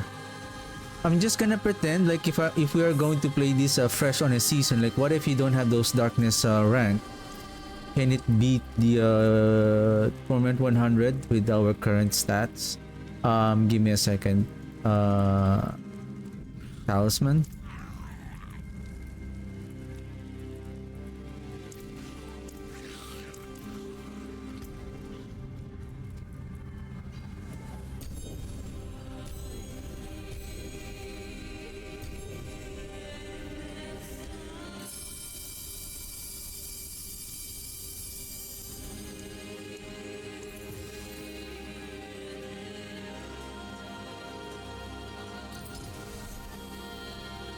Let's go.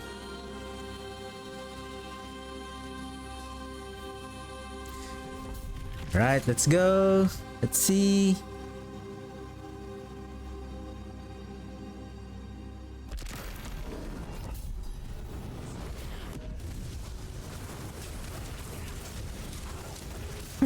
Where's my damage?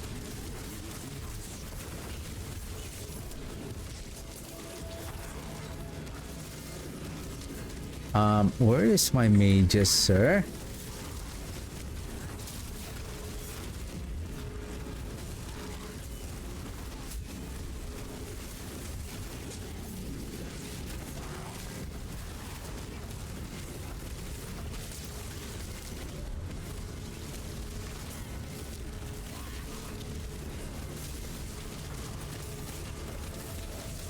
Huh?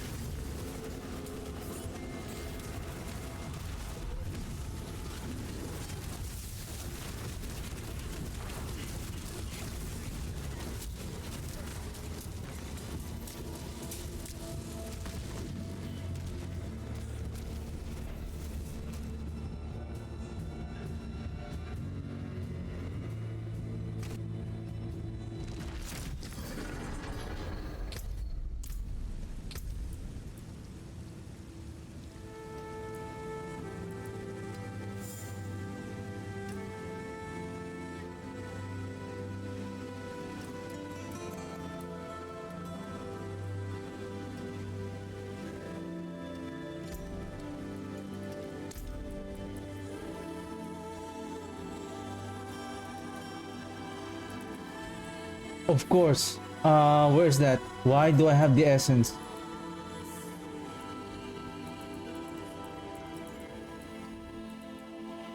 It should have been the aviso.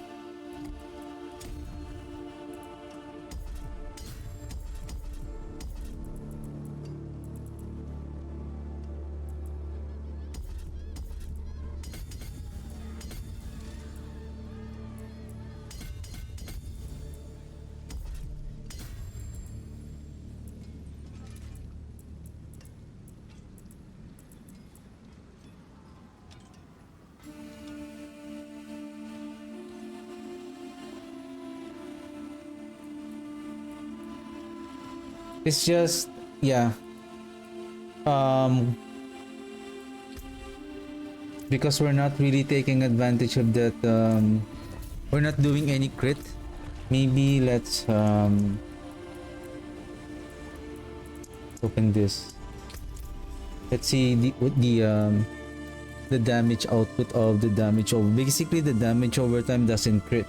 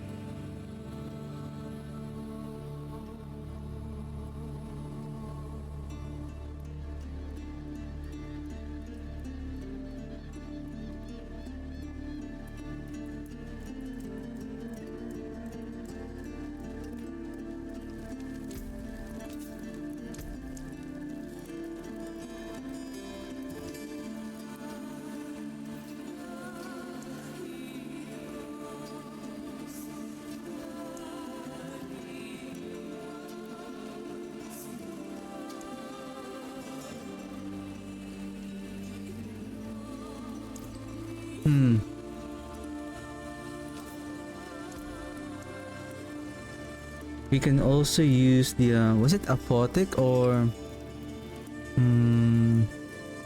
shadow?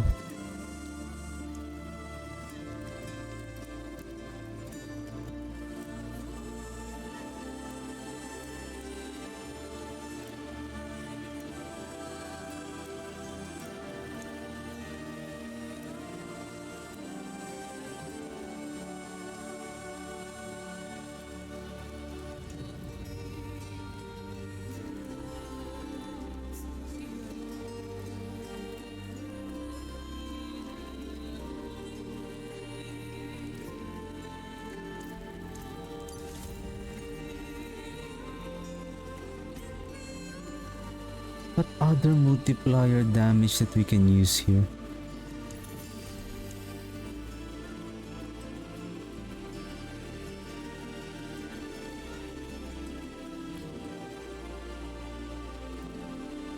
Man.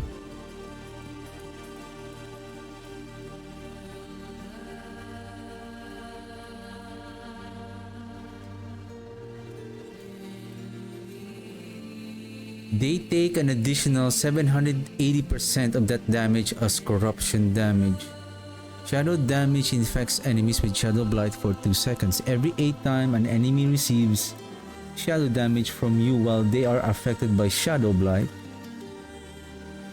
they take an additional... Because before we are using the corpse explosion blighted aspect before, the blighted corpse explosion to trigger, to inflict another corruption damage, but right now we have an upgrade wherein our defiled area will be spawning twice.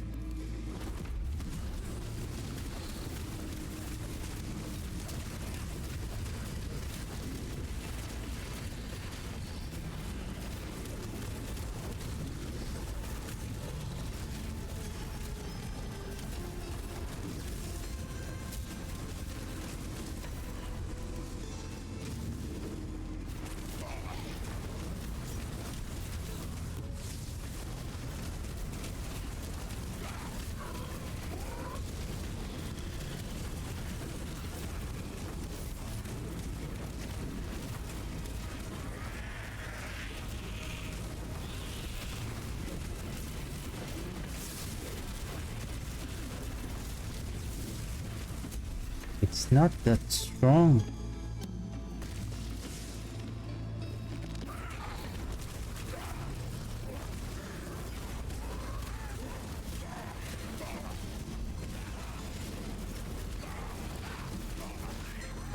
Right. What is this one? Critical strike damage.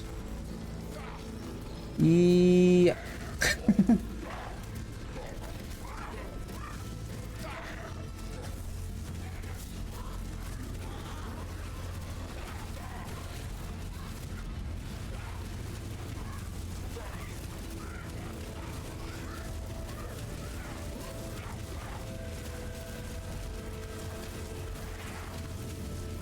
Oh my god, we are attacking so fast, we are draining our resource very quickly.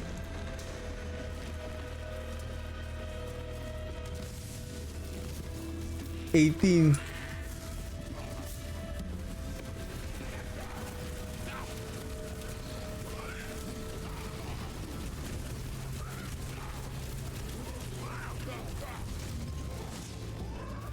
Yikes. Reprisal!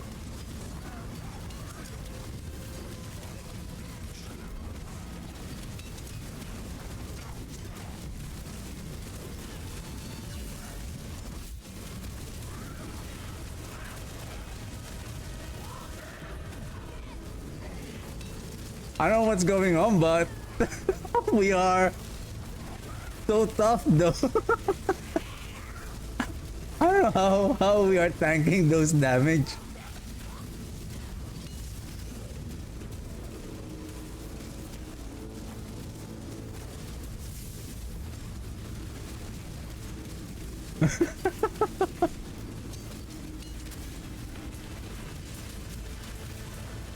Bring it on, boys.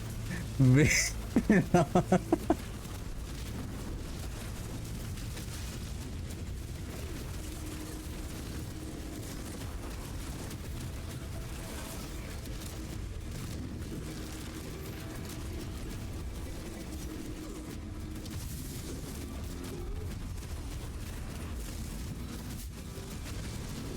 Hey, give me a second.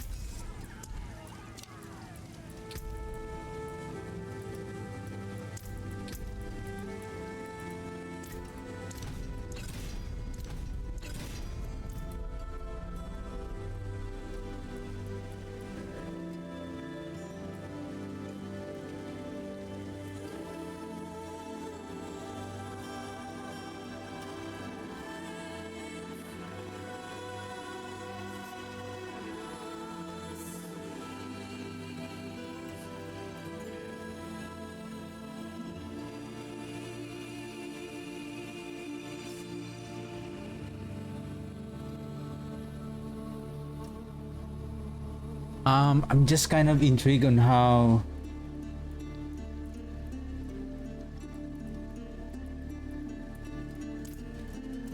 what other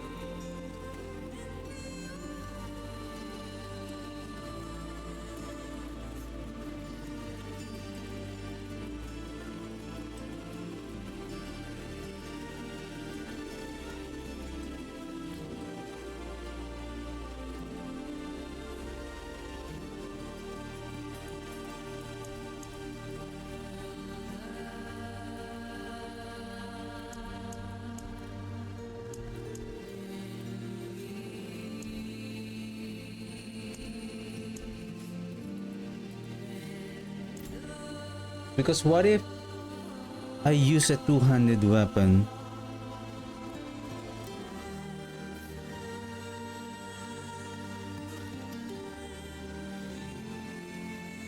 I also need resource.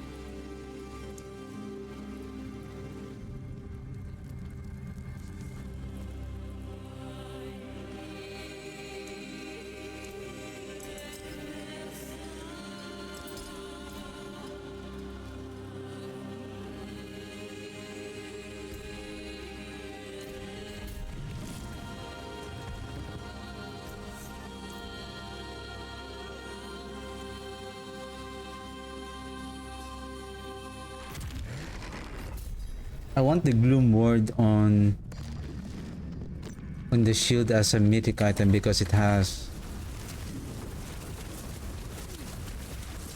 Man, this is not what I expect on.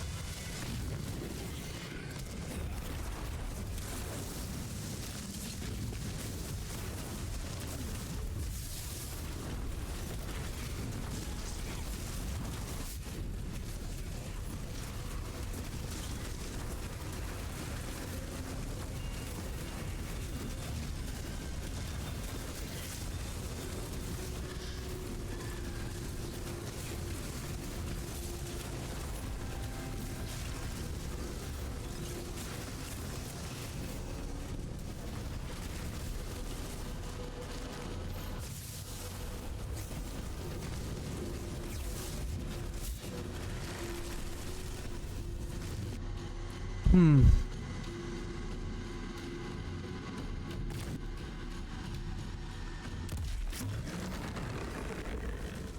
spite of having 780% damage on the corruption damage, this one has already 787 multiplier damage.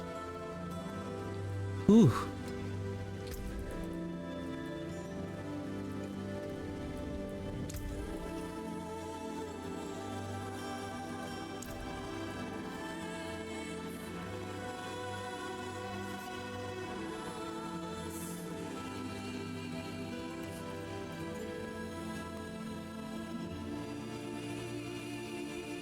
And then I just realized if we're using the code, we cannot use the gloom ward because this is only for corruption damage, not for frostbite. We might need the Azrath or the Frostburn.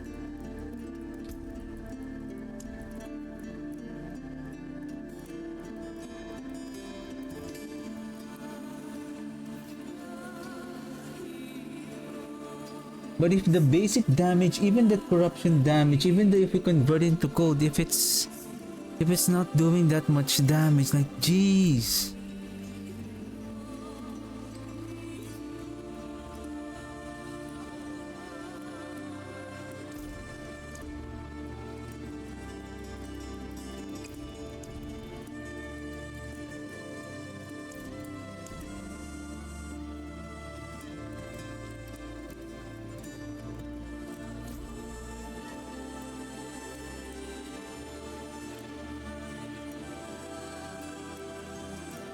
What else I can use there?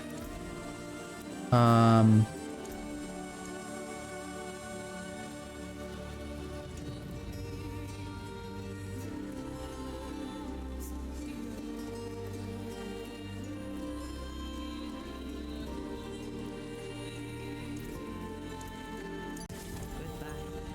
has been a pleasure.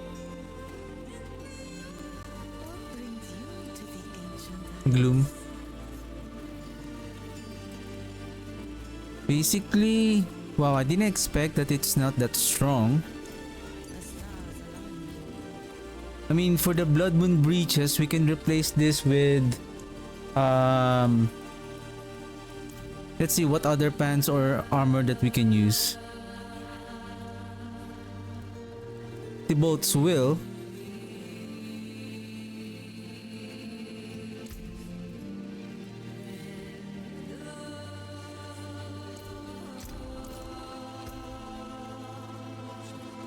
I need hued flesh.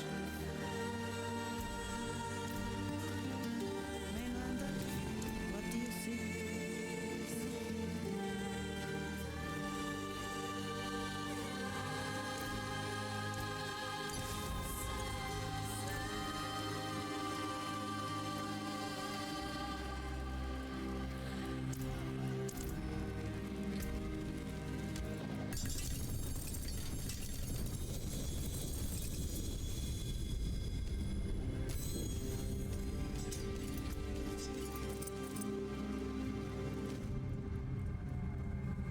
This is poison.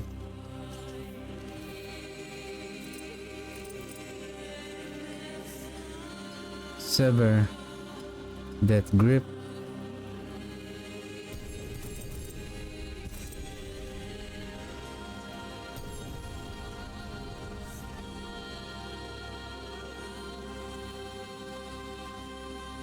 We can use this one just to increase the duration of the soul rift.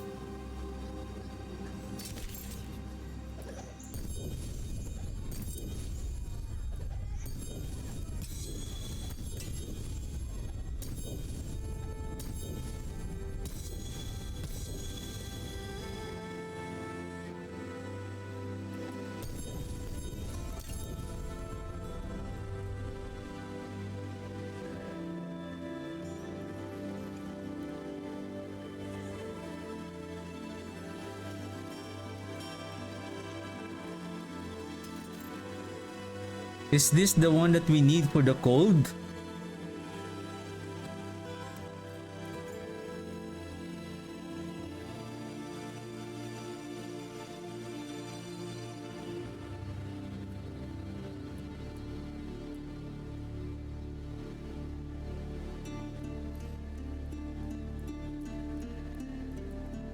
But I want first the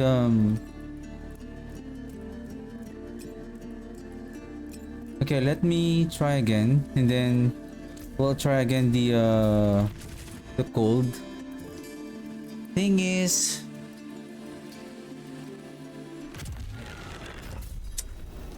man, I didn't expect that.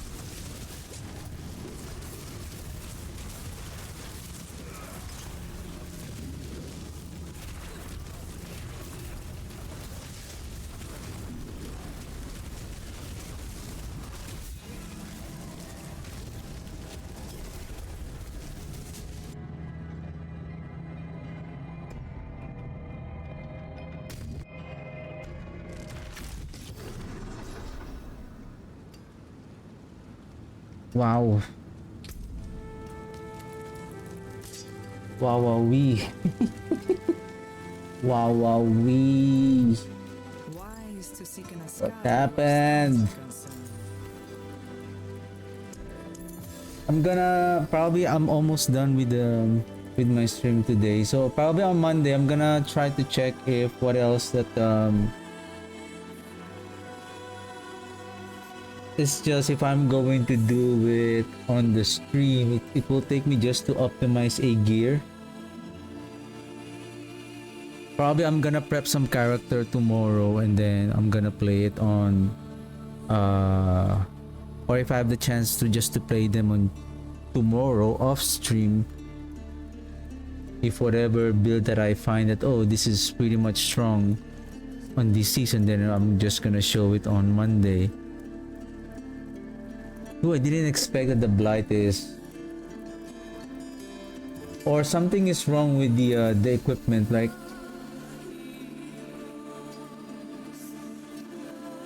I don't know.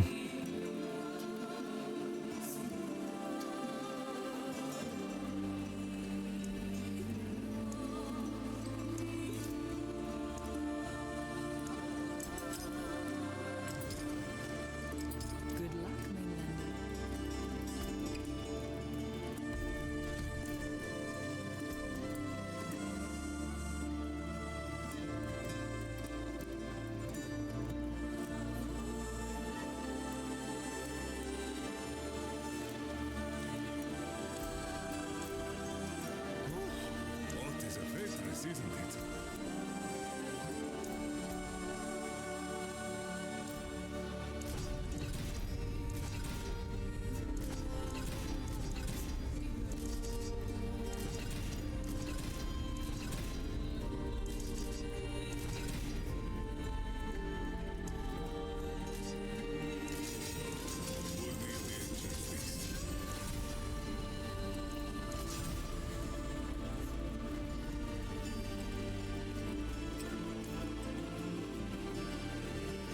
One more chance. One more chance. The only problem is the resource. Oh, then we need the ring of the starless skies. Oh shoot.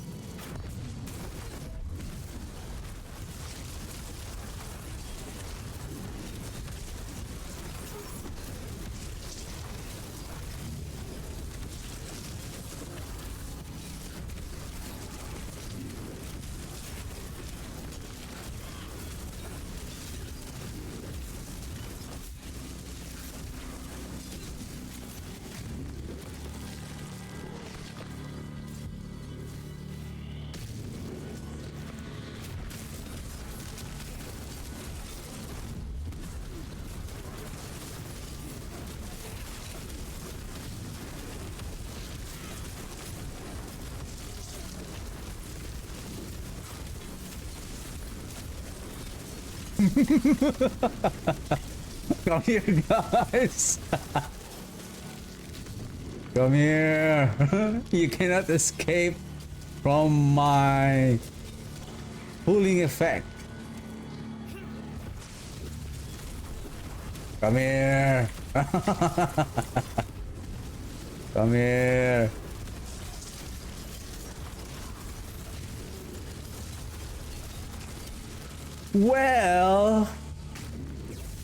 Well,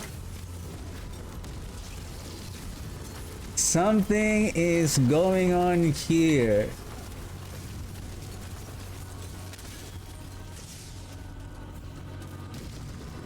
Something is happening here with the bloodless queen.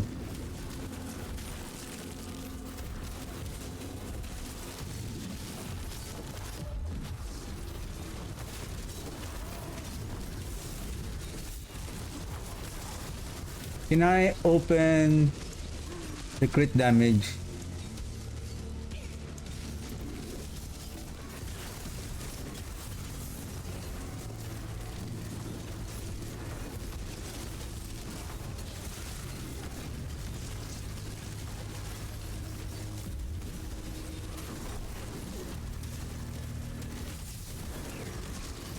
I know this is 288 multiplier damage, right? And then we have the signet of Pelgain. Here goes again the what if we equip the frozen memories? Memories all alone in the moonlight.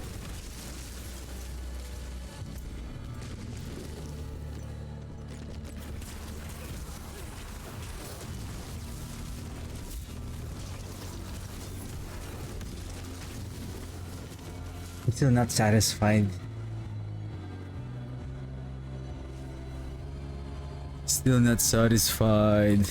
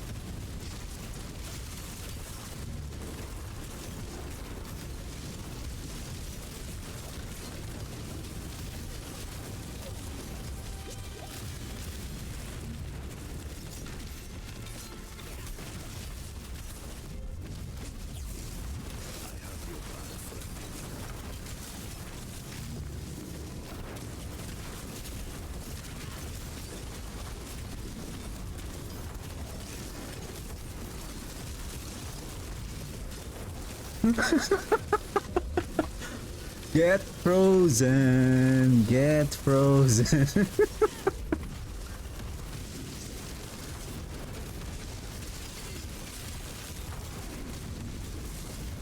Do you want to be a snowman?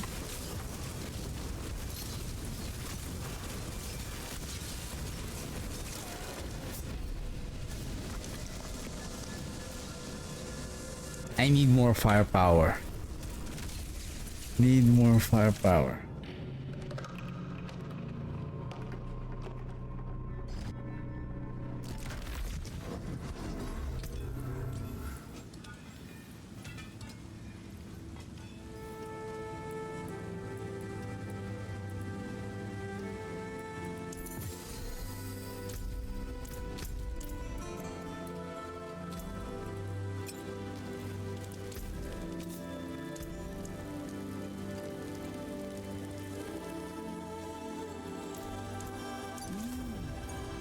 auspicious omen. My only problem is resource.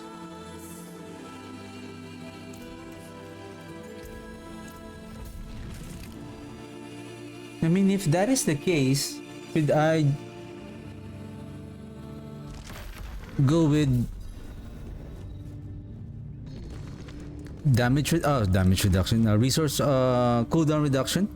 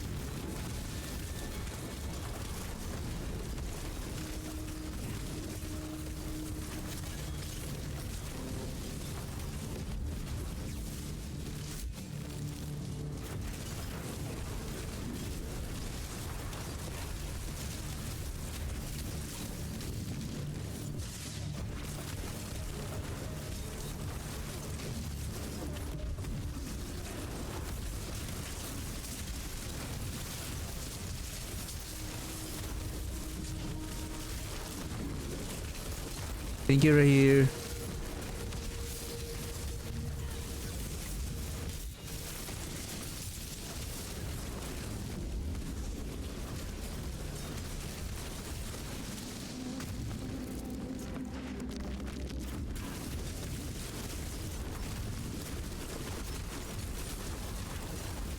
I'm having a hard time to pull the enemies together because the defiled area are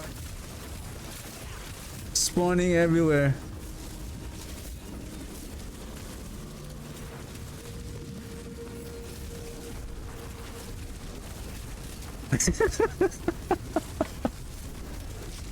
You cannot escape.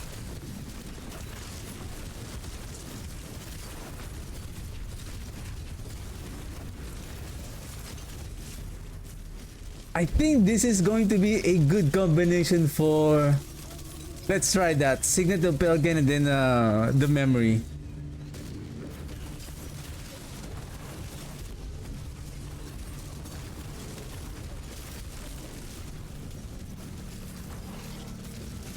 Because they take damage after they get frozen, right? And then they back to normal.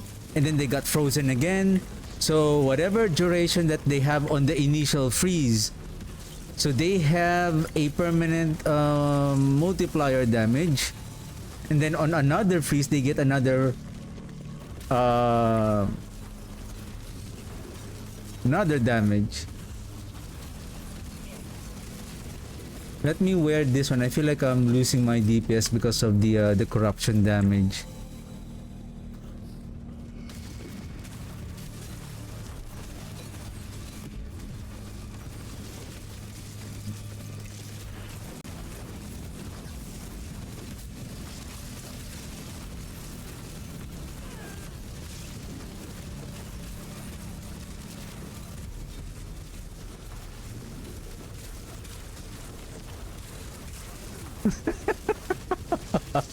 I'm just standing there.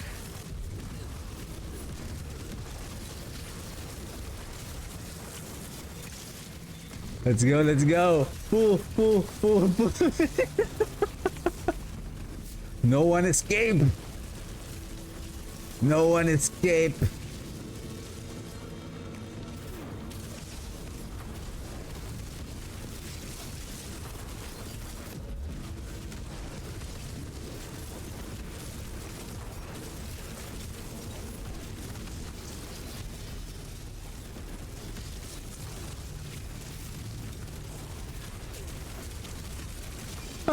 Earthquake.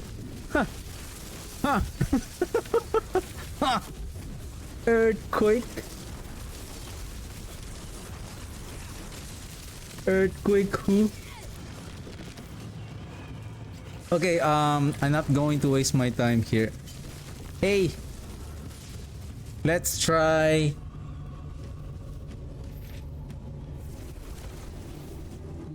place the. What if you use the frostburn?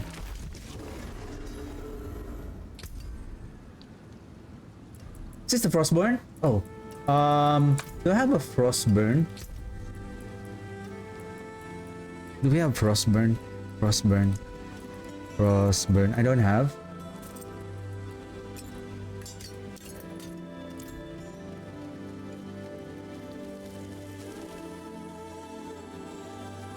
Okay, how about give me a second. Gloom. I don't have a gloom ward. Give me a second. This one.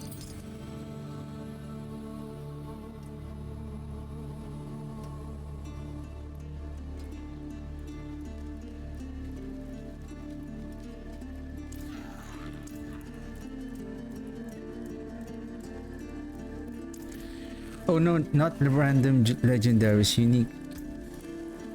Sorry, my bad.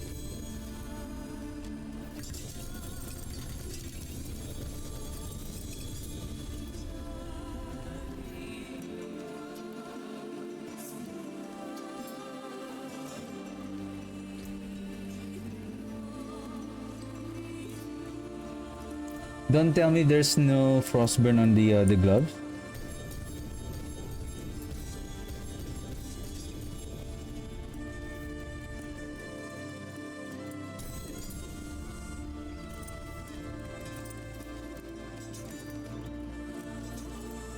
Come on.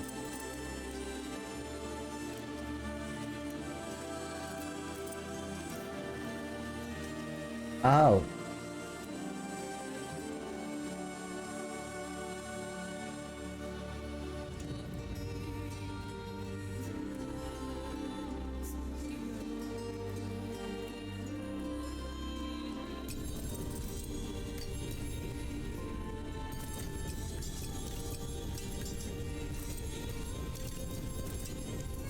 No, Gloom Ward is corrupting damage, so it's not going to work with, but Frostburn, maybe.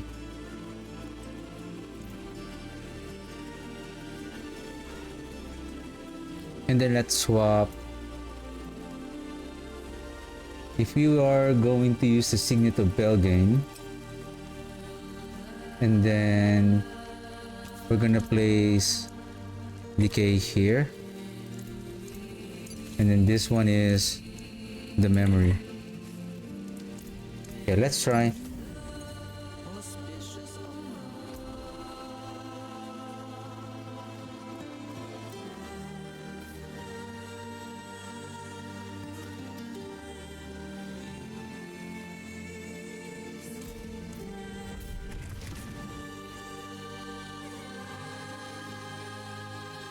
Well, I'm hoping that this is going to work.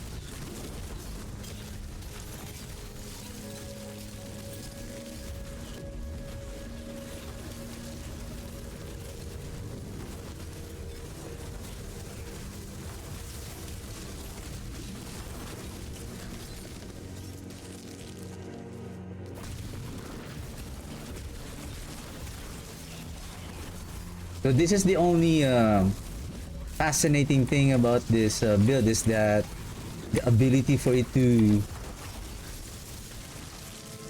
freeze the enemies is just, it still lacks the DPS. That's the only thing.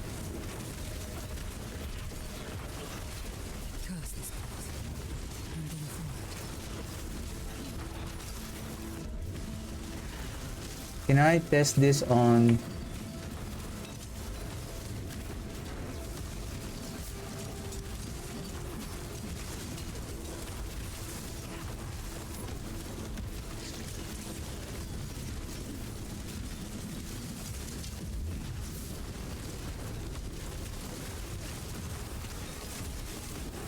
Okay.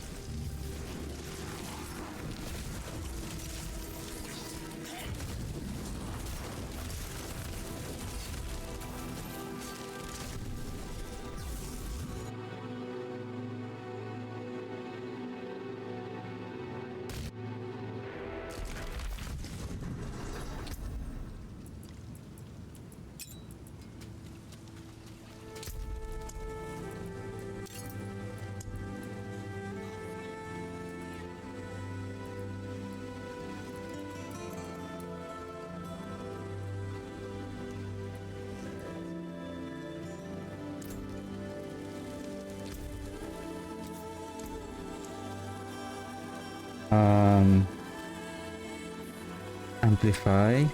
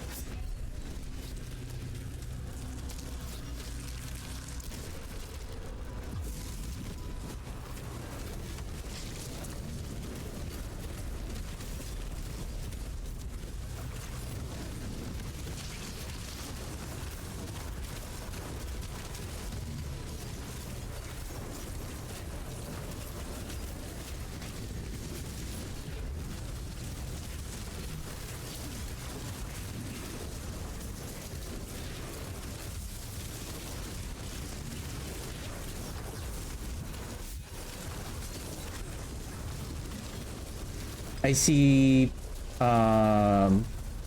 peak damage of around 20 billion.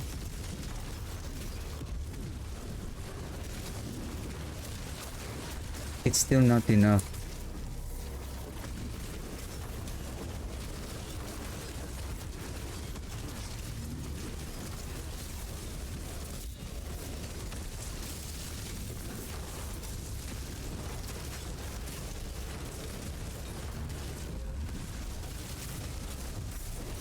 Oh, reprisal. Oh. Ah, reprisal. Reprisal.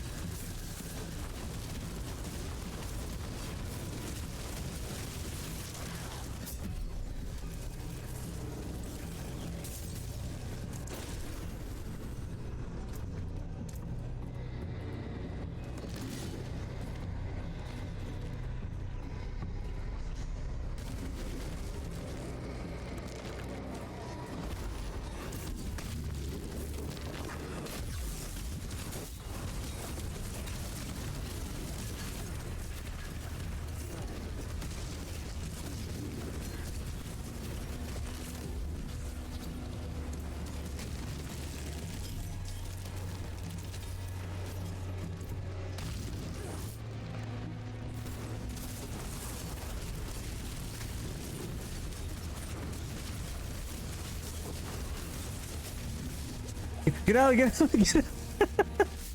Let's skip that. No, no to reprisal.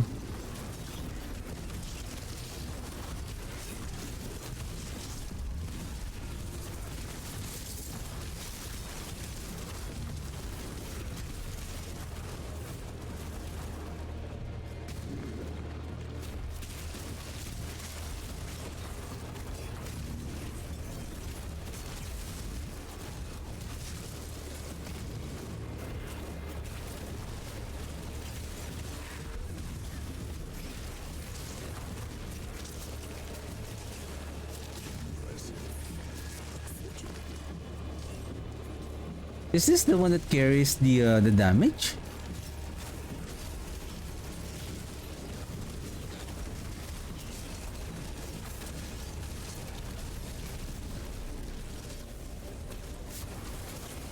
Who's this? Earthquake. Oh, okay. Be careful.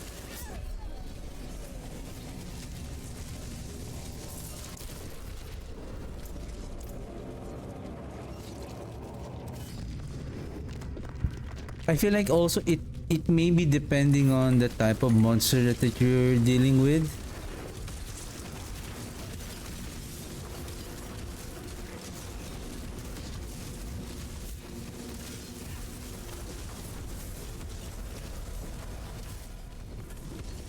Curse this place. I'm being followed.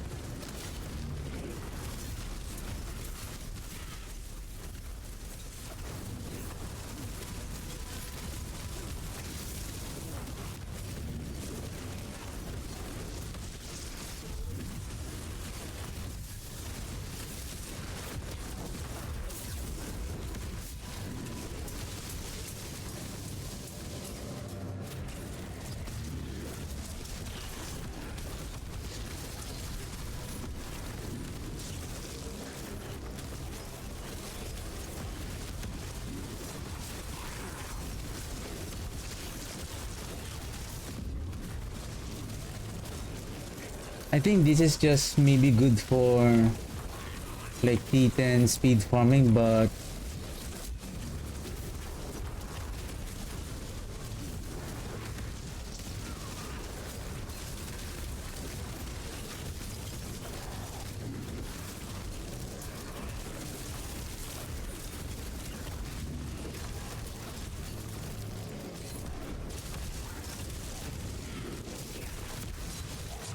ow.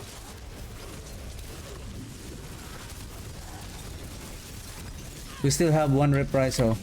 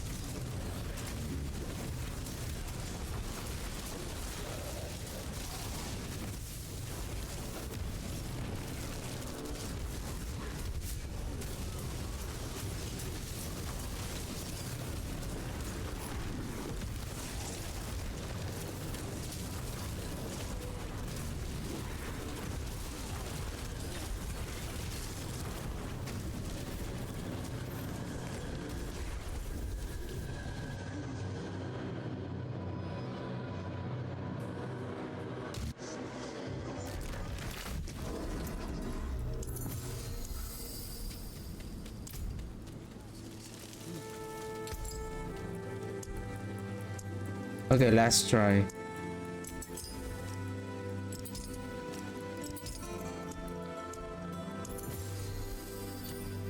Bring me a challenge next time.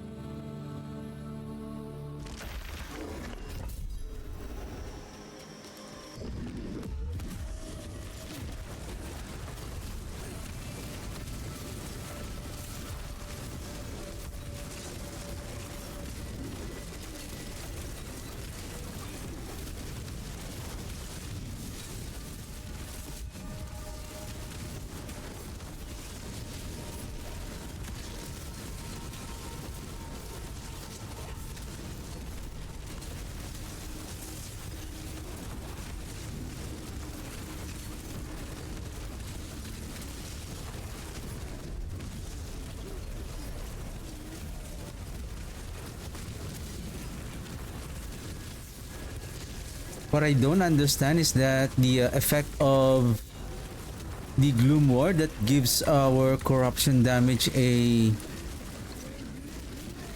780%.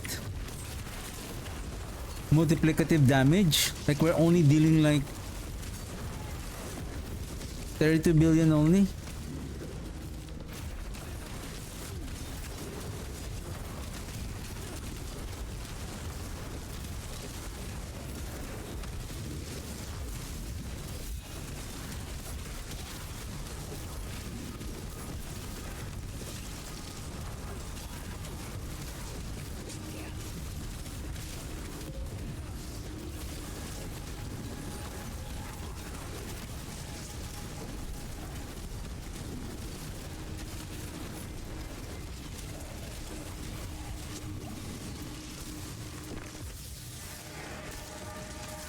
What?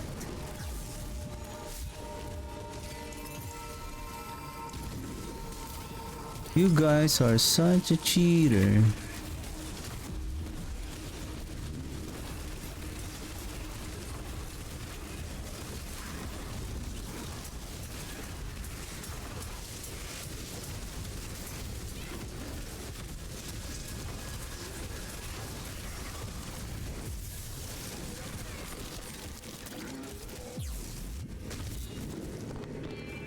Basically, the bloodless scream. It's just you need to meet the condition of freezing the enemies. That's the only thing.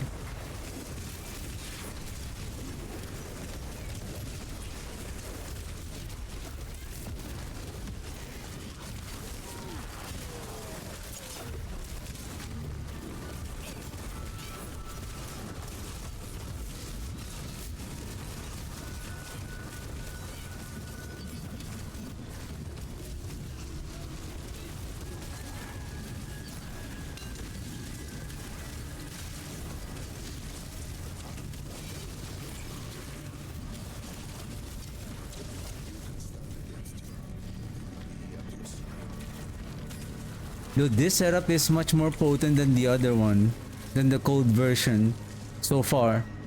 Especially when the enemy is already frozen, you will now see the potency of the damage from the bloodless scream.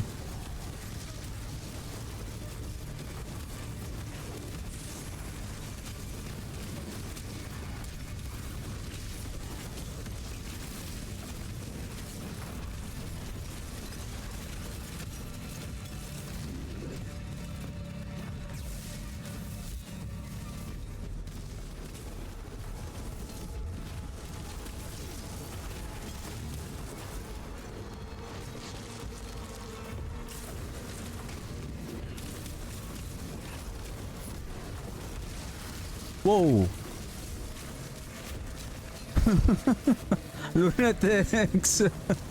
Lunatics!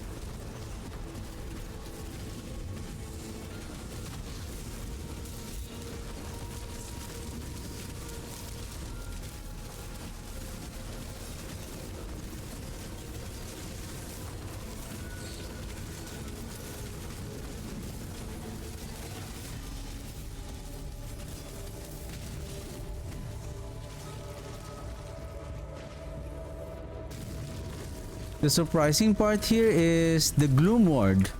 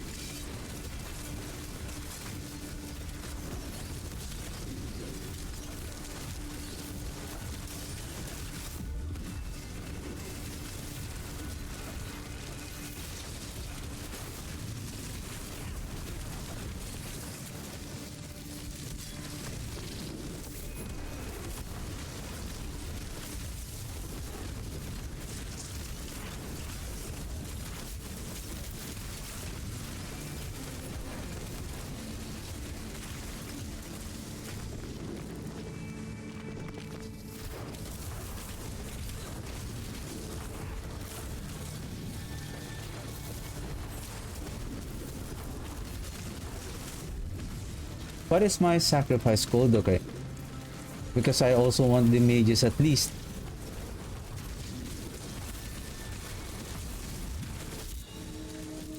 To provide some... Yay, boss! Finally, we will be able to bombard the boss with our magnificent with our magnificent damage. 70, 80, 87, 100D, 114, 128, 129, 142. It keeps on stacking, like it peaks around 540 something.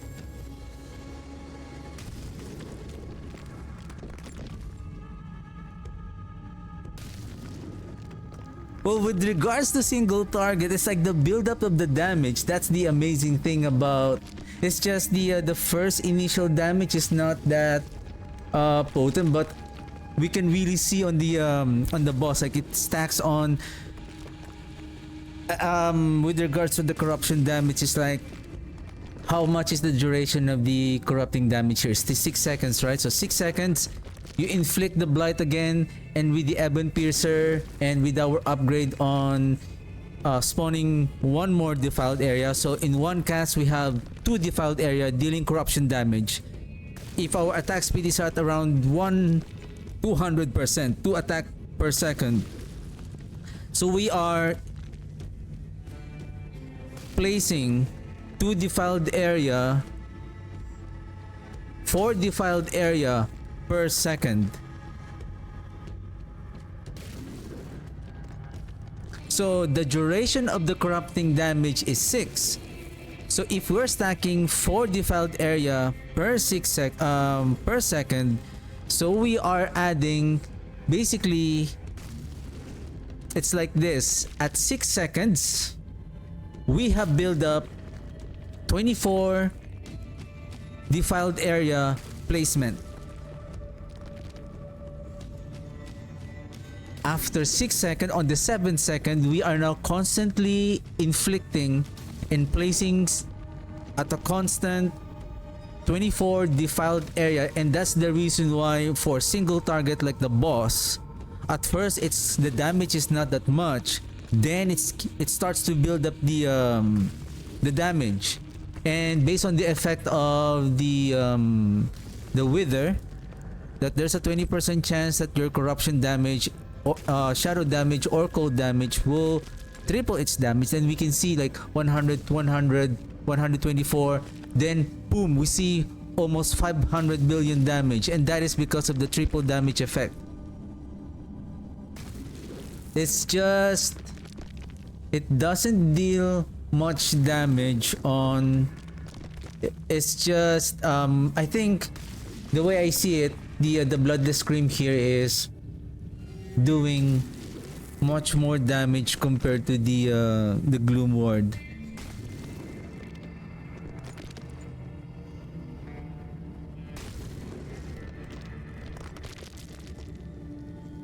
And as we can see here, we have life, we have damage over time, we have shadow damage over time.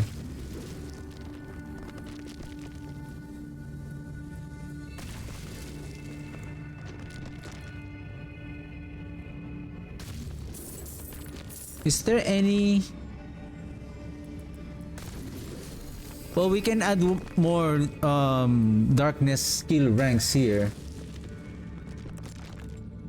And apparently this one is still much more potent.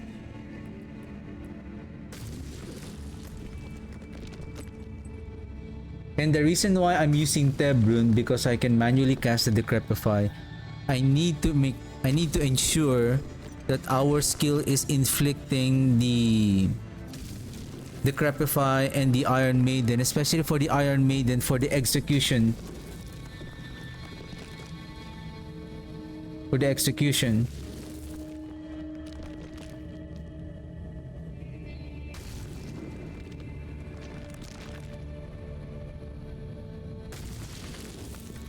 Okay, before I end the stream, let me just double check. Probably I'm just gonna do It's already 8 p.m. It's already... I don't see any... Oh, right! Ah! Ah! Rar! Not gloom! Let me try.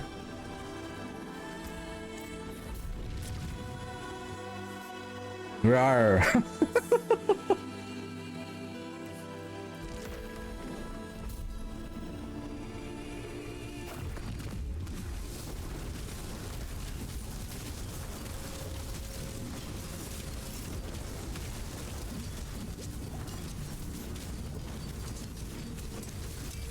Ah, reprisal.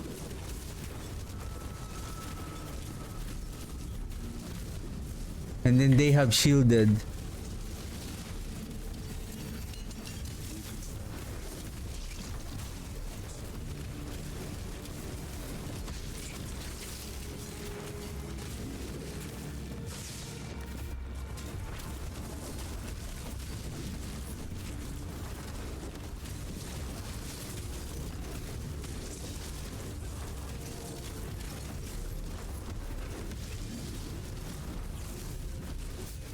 Is it maybe that's the reason why the our cold damage a while ago was not doing damage because of the we don't have the sacrificial aspect? Maybe. Maybe. We can try.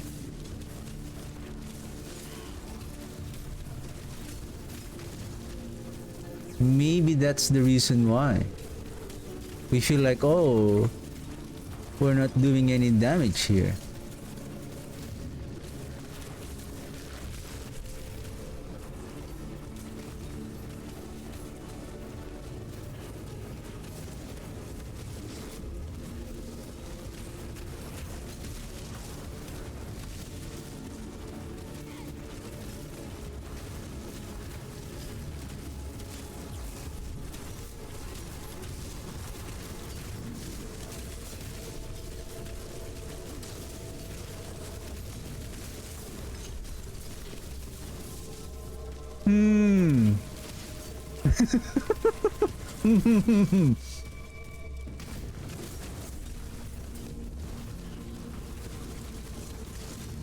So it seems like the bloodless scream is the key. We are halfway on the pit at 2.5 minutes. Not bad.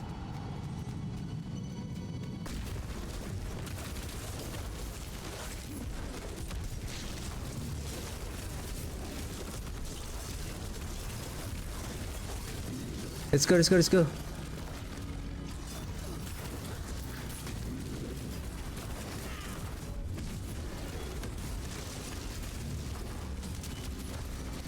I need stronger packs.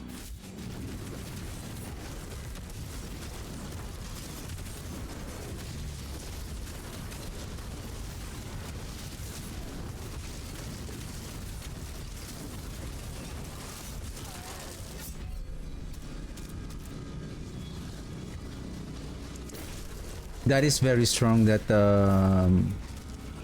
because they move so slow and you don't know that they are there until you're dead.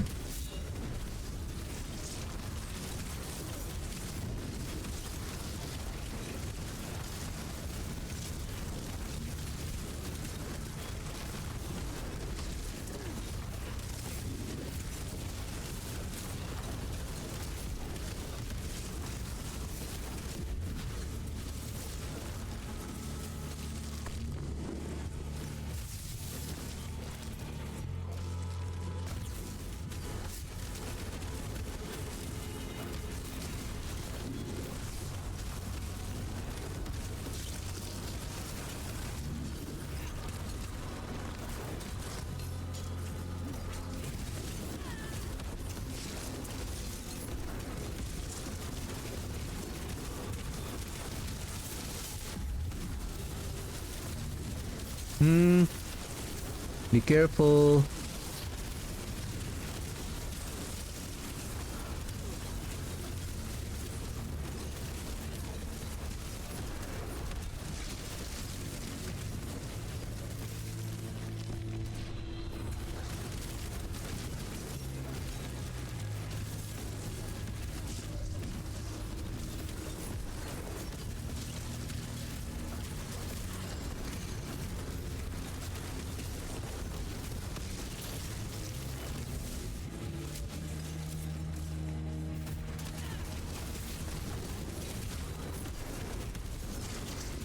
Nice pull, Golem. Good job.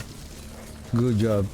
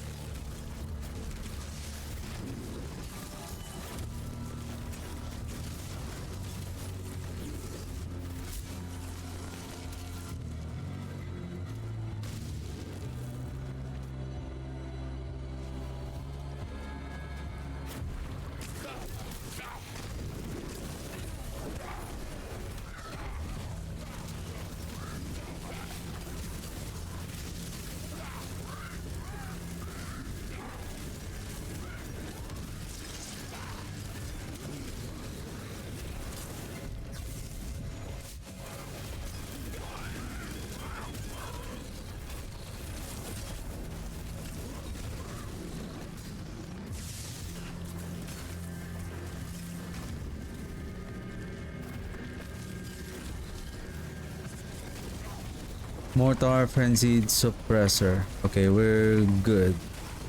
No. Reprisal. Okay, boss time.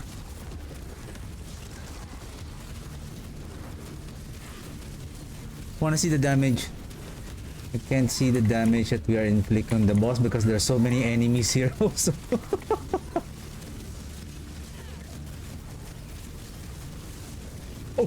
Ooh. Rawr. The beam. Round two. Do that again.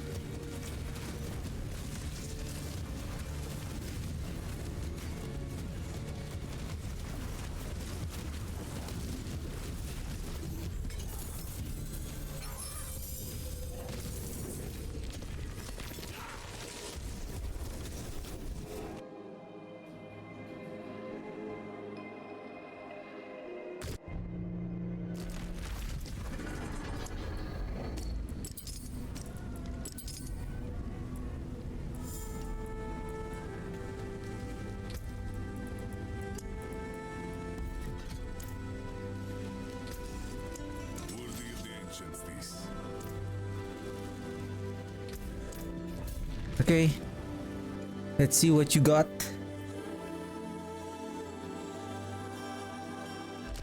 Make me proud.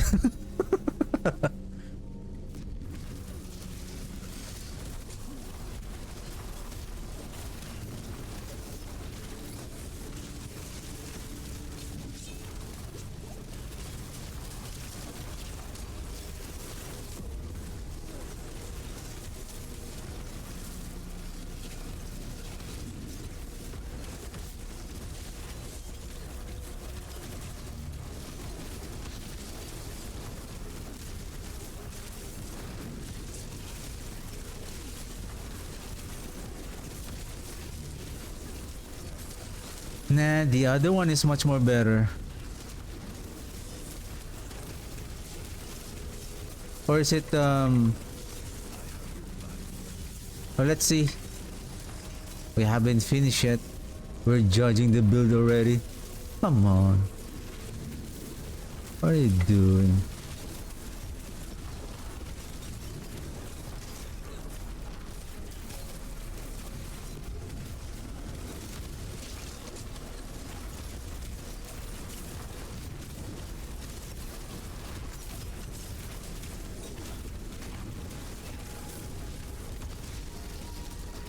Ah, it's not lifelink. Demonic chains. I thought it was the life link.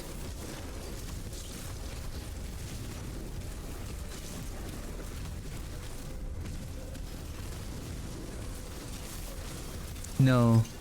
Um, Based on the progress already, like I can really see, like 2 minutes, we're just like this.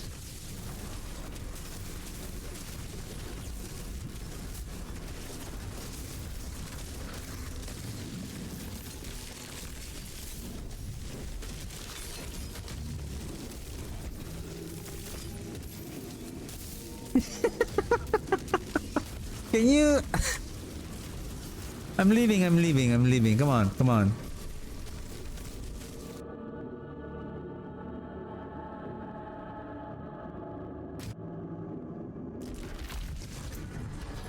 I think the reason why also the other one is much more potent because we're spawning one more defiled area.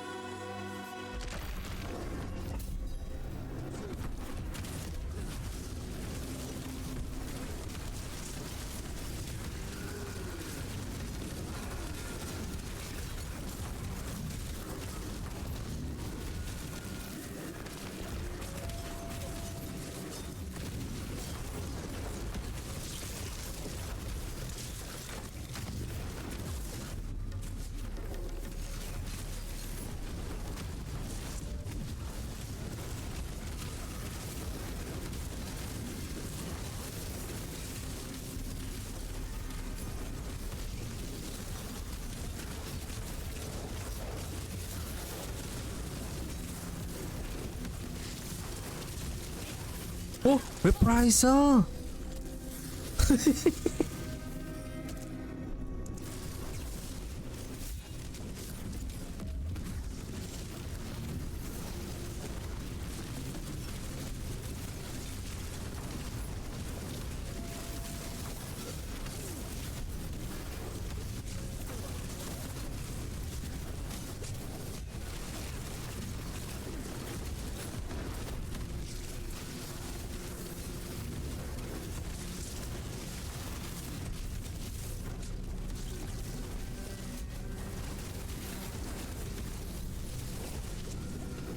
I think I understand now how the reprisal work is that depending on what element, like those meteors, those are I think the fire element reprisal.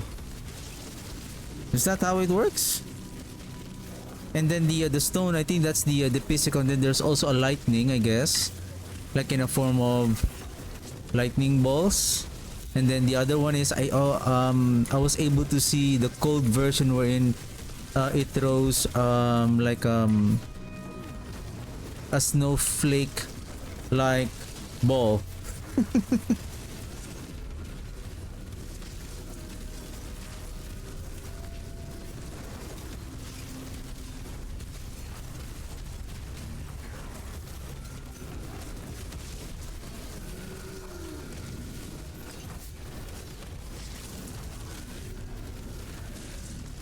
And basically the way I see the how really the blight works is that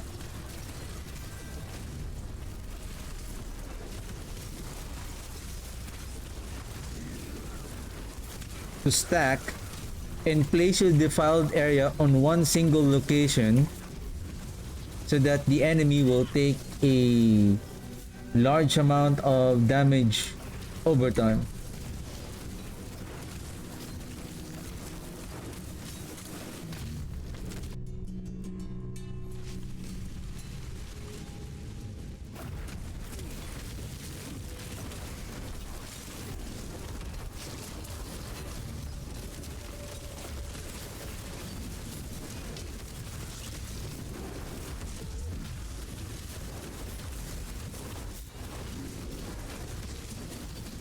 Well, the only thing is if that is the damage that we're doing, like by inflicting through our defiled area. If the enemies move like this, then what?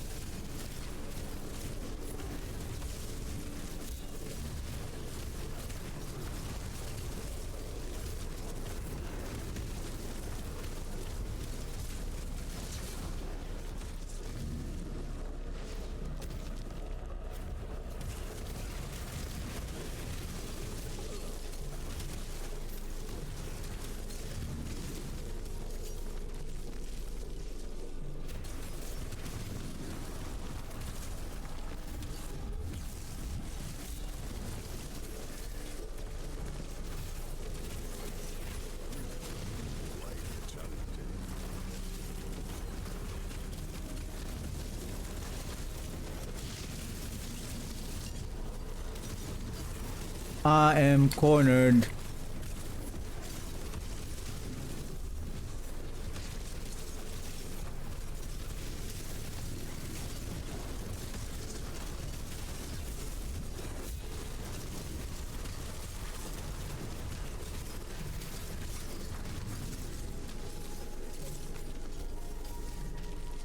We need more damage here.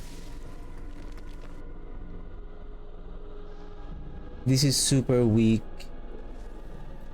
Super weak, super weak.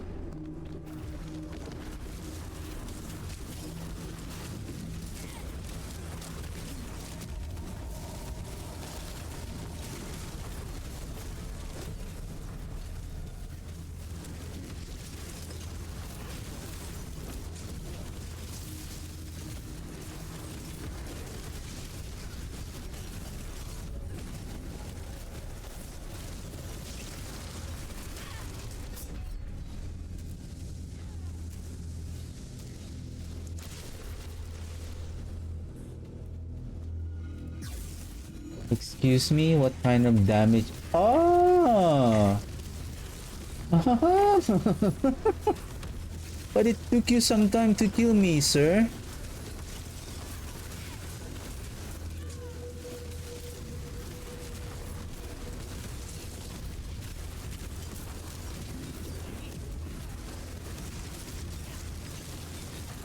Is it reprisal like based on the symbol? Does it mean that it reflects the damage? Is this?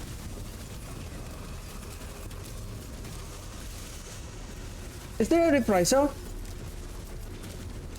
Ah, where did you come from?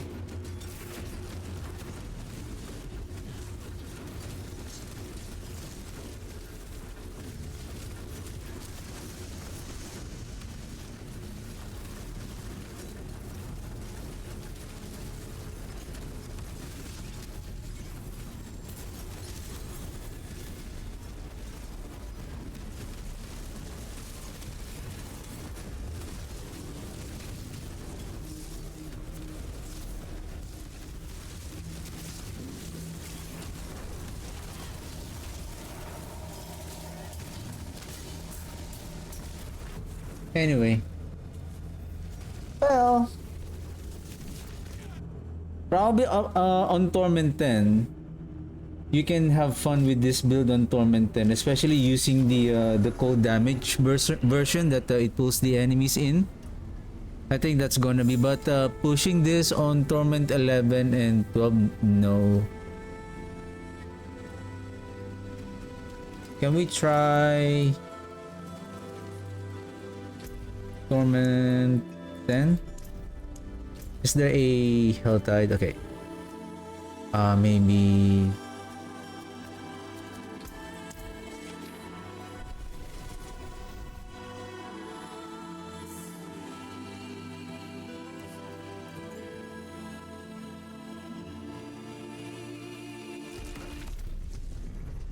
What surprises me is that supposedly the Gloom Ward is doing the damage, but I don't know.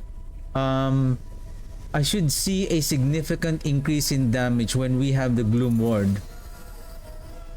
Like 570% of that damage as a corruption damage.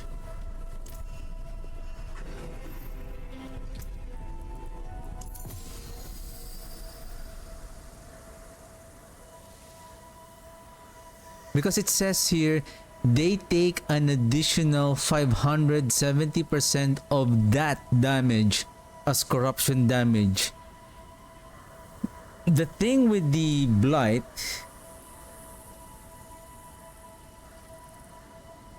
is, what if we do this as a crit type build?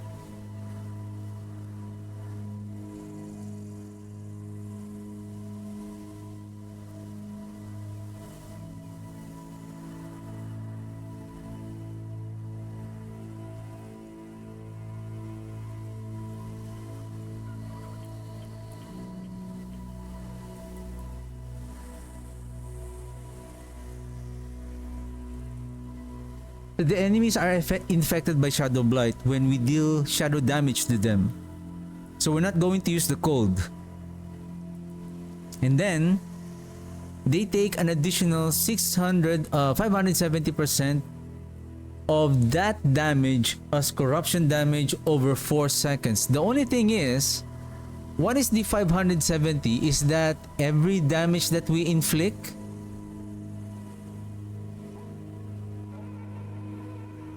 Every 8th time an enemy receives shadow damage from you while they are affected by the Shadow Blight, they take an additional corruption damage.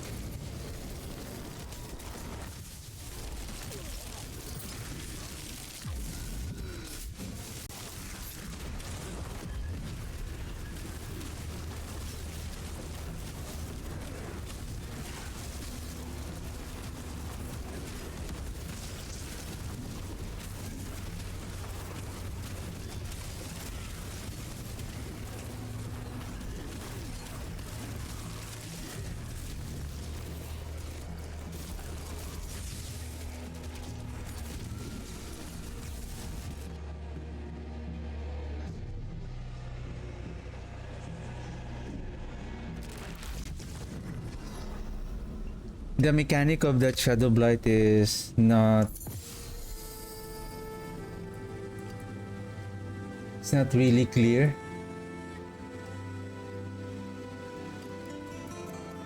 So basically, the idea behind this Shadow Blight is that it is more easier to proc the 8th time through the corruption damage because we're stacking so many defiled areas. So those defiled areas will deal damage, and then that damage is going to, like I said, if we have 4 stacks, and then we can inflict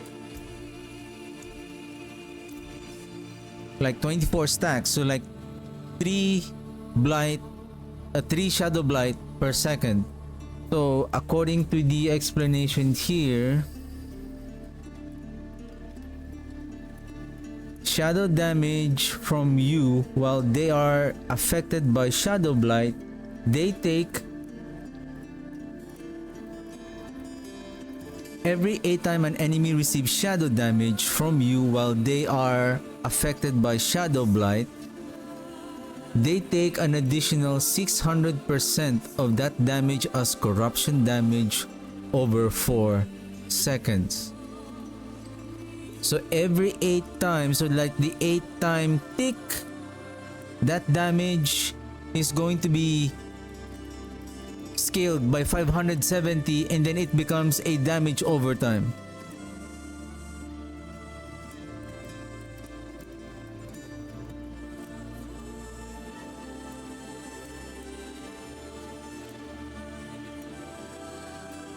So this Gloom Ward, it seems like the idea for this is that you're doing a shadow damage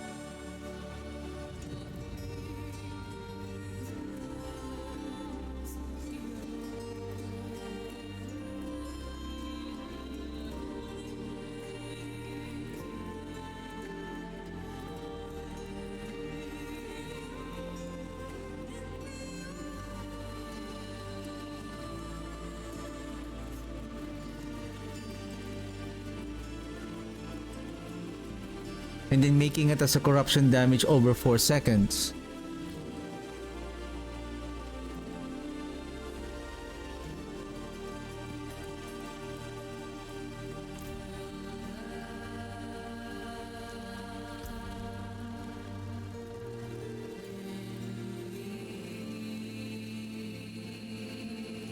Even though we have from 15, 27, so that's 12%, right? 12% additional multiplier damage.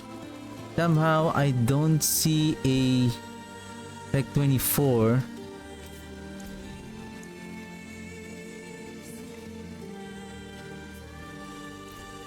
Because the gloom can stack up to 60%, we're only adding 24%. The gloom is up to 60% multiplier damage.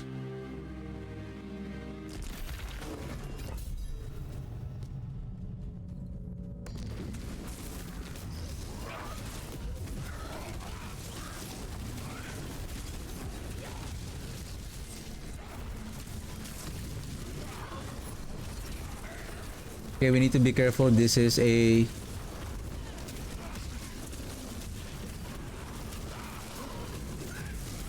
with earthquake.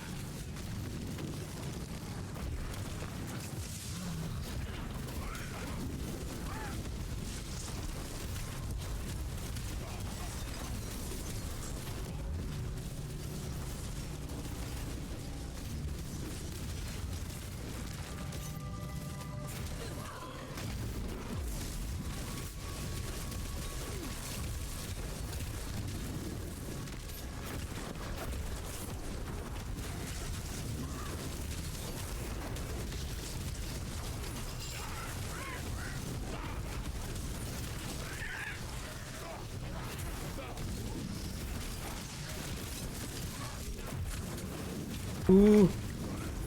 A group of reprisal. And then shielded.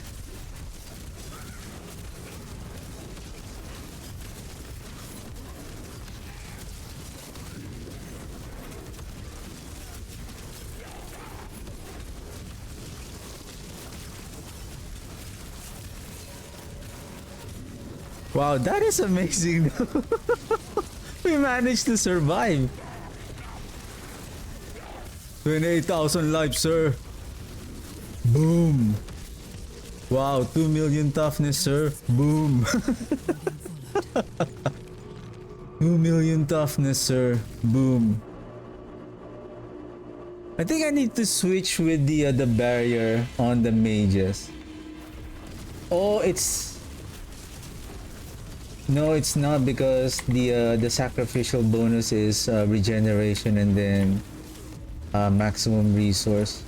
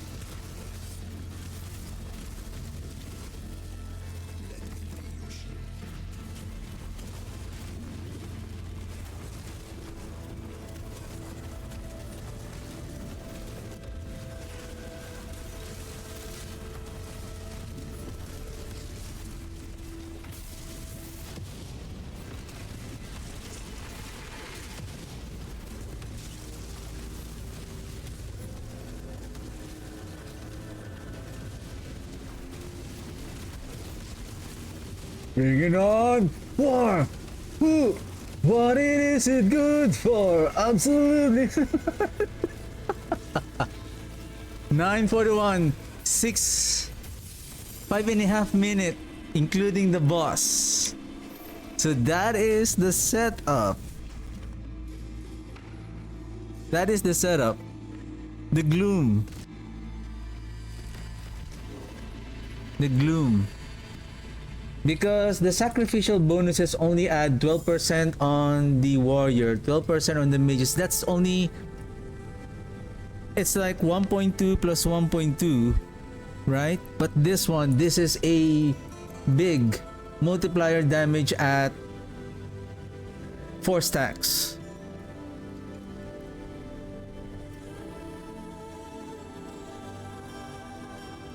How many minions do we have? 4? 3, 1, 5, including the golem. So we were able to maximize the Q rune. Well, the thing is, there are some instances that we don't have the barrier, because I'm thinking about using a conceited decay. I'm gonna check what is there any other besides amplified damage, decay, if there is any. Oh, hued flesh. Do I need the hued flesh? Maybe not. Maybe we can use here the oh shoot. What's that? Crippling darkness. Or the void aspect.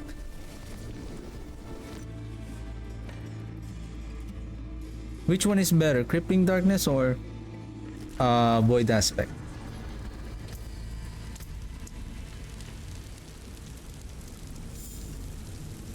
15%. We don't need the weakness, the weakened, because we can inflict this through our Decrepify. What's the other one? Crippling Darkness. So this one is lucky hit.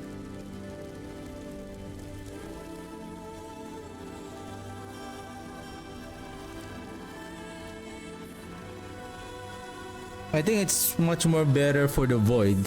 It's better for the void. Now, on the helm, we can still use, do we have it? Can we roll for a mythic item? Oops. Or maybe it's here. Pack of Bone, Hangman, Grandfather, Undercrown, Grey Walker. No, it's not there. The one I'm looking for.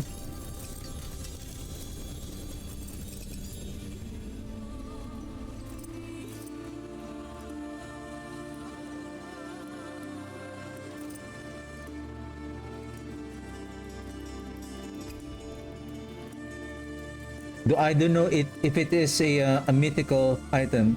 The one I'm talking about is the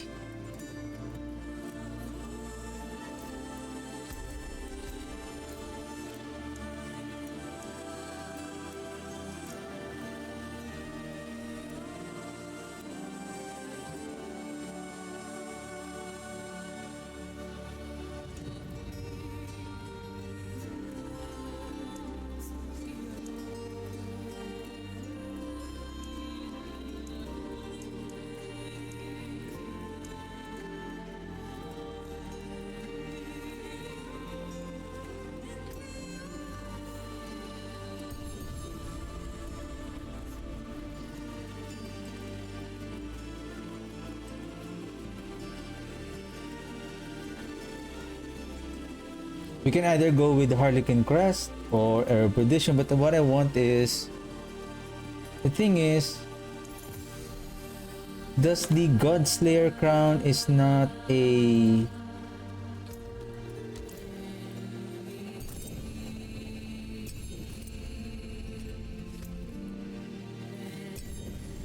maybe not,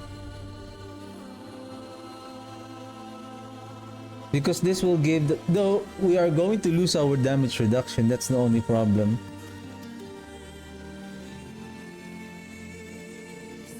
That's the only problem. And then speaking of the pants,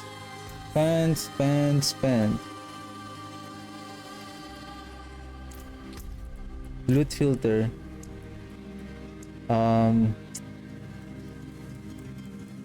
I'm gonna think if there is another unique item that we can use to increase our damage also.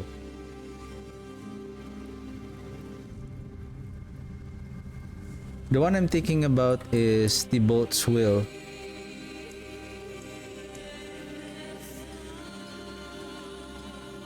Huh? It's not here.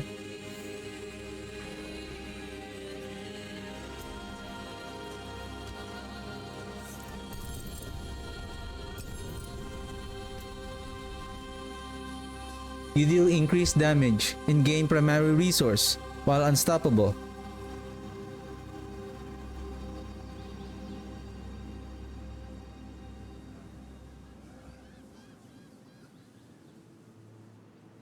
Because we are not getting any benefit from the Blood Moon breaches anymore.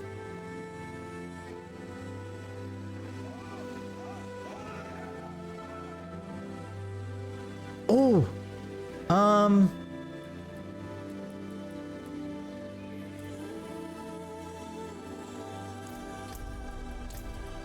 X-File? You don't need to shout. X-File?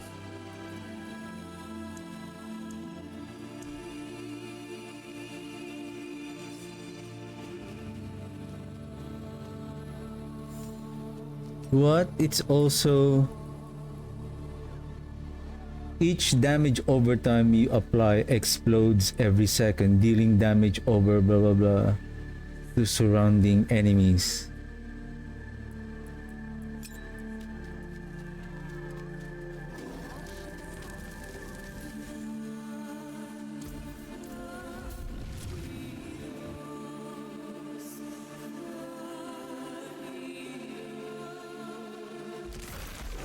What the heck? Guys, you're gross. You look gross.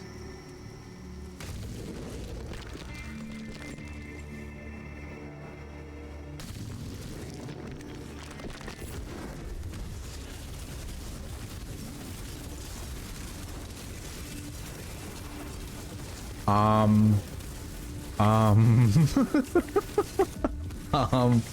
what is that?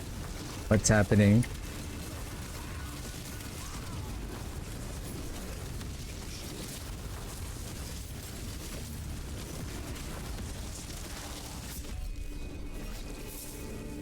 Easy. No, I think on the trash mob it looks okay.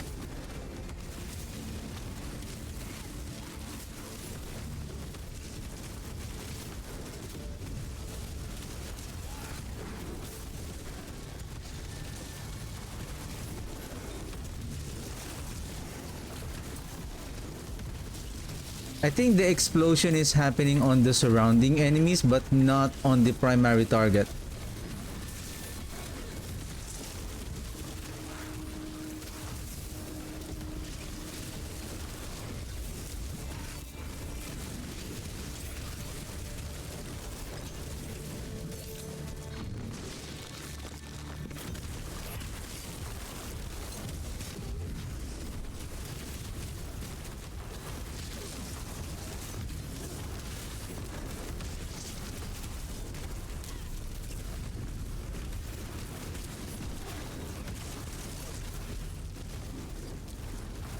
Nah.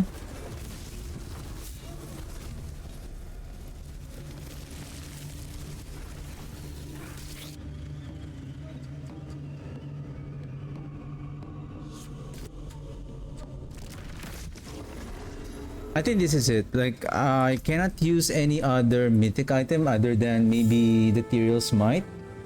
If you have double damage reduction. Well, speaking of damage reduction, no, I think no, damage reduction is only on the shield. But I don't know if there's a damage reduction in the Tyrael's Might. I think, was it a few days ago during the start of the PTR? Was it I found a damage reduction on the Tyrael's Might? So yeah, so far with the setup, we have good survivability. It's just we need this one.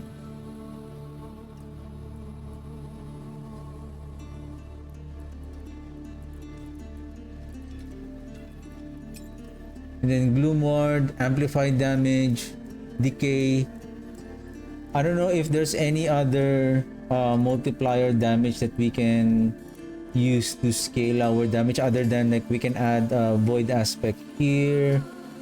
Like this one, cold damage, maybe we can roll for a shadow damage, or well, the thing is the cold variant is it's okay, but this one is much more better in terms of the damage, but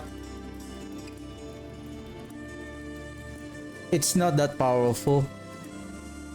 We're hoping for a more improvement on the damage over time.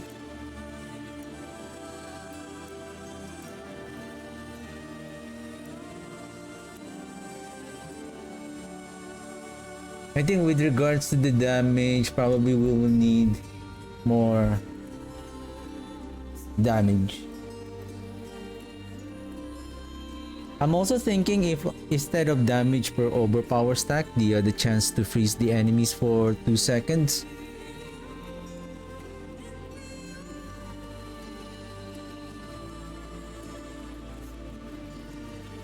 or we can use the exploiter aspect,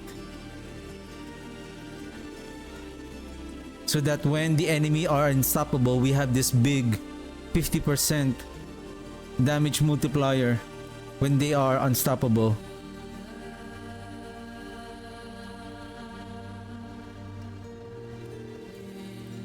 But what we want is like a stable damage, like all throughout.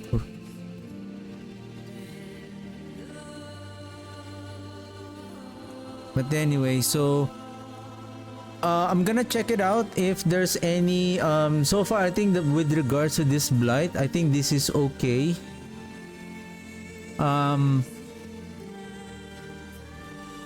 Probably I'm thinking about what other darkness skill that probably I'm gonna try the bone spear.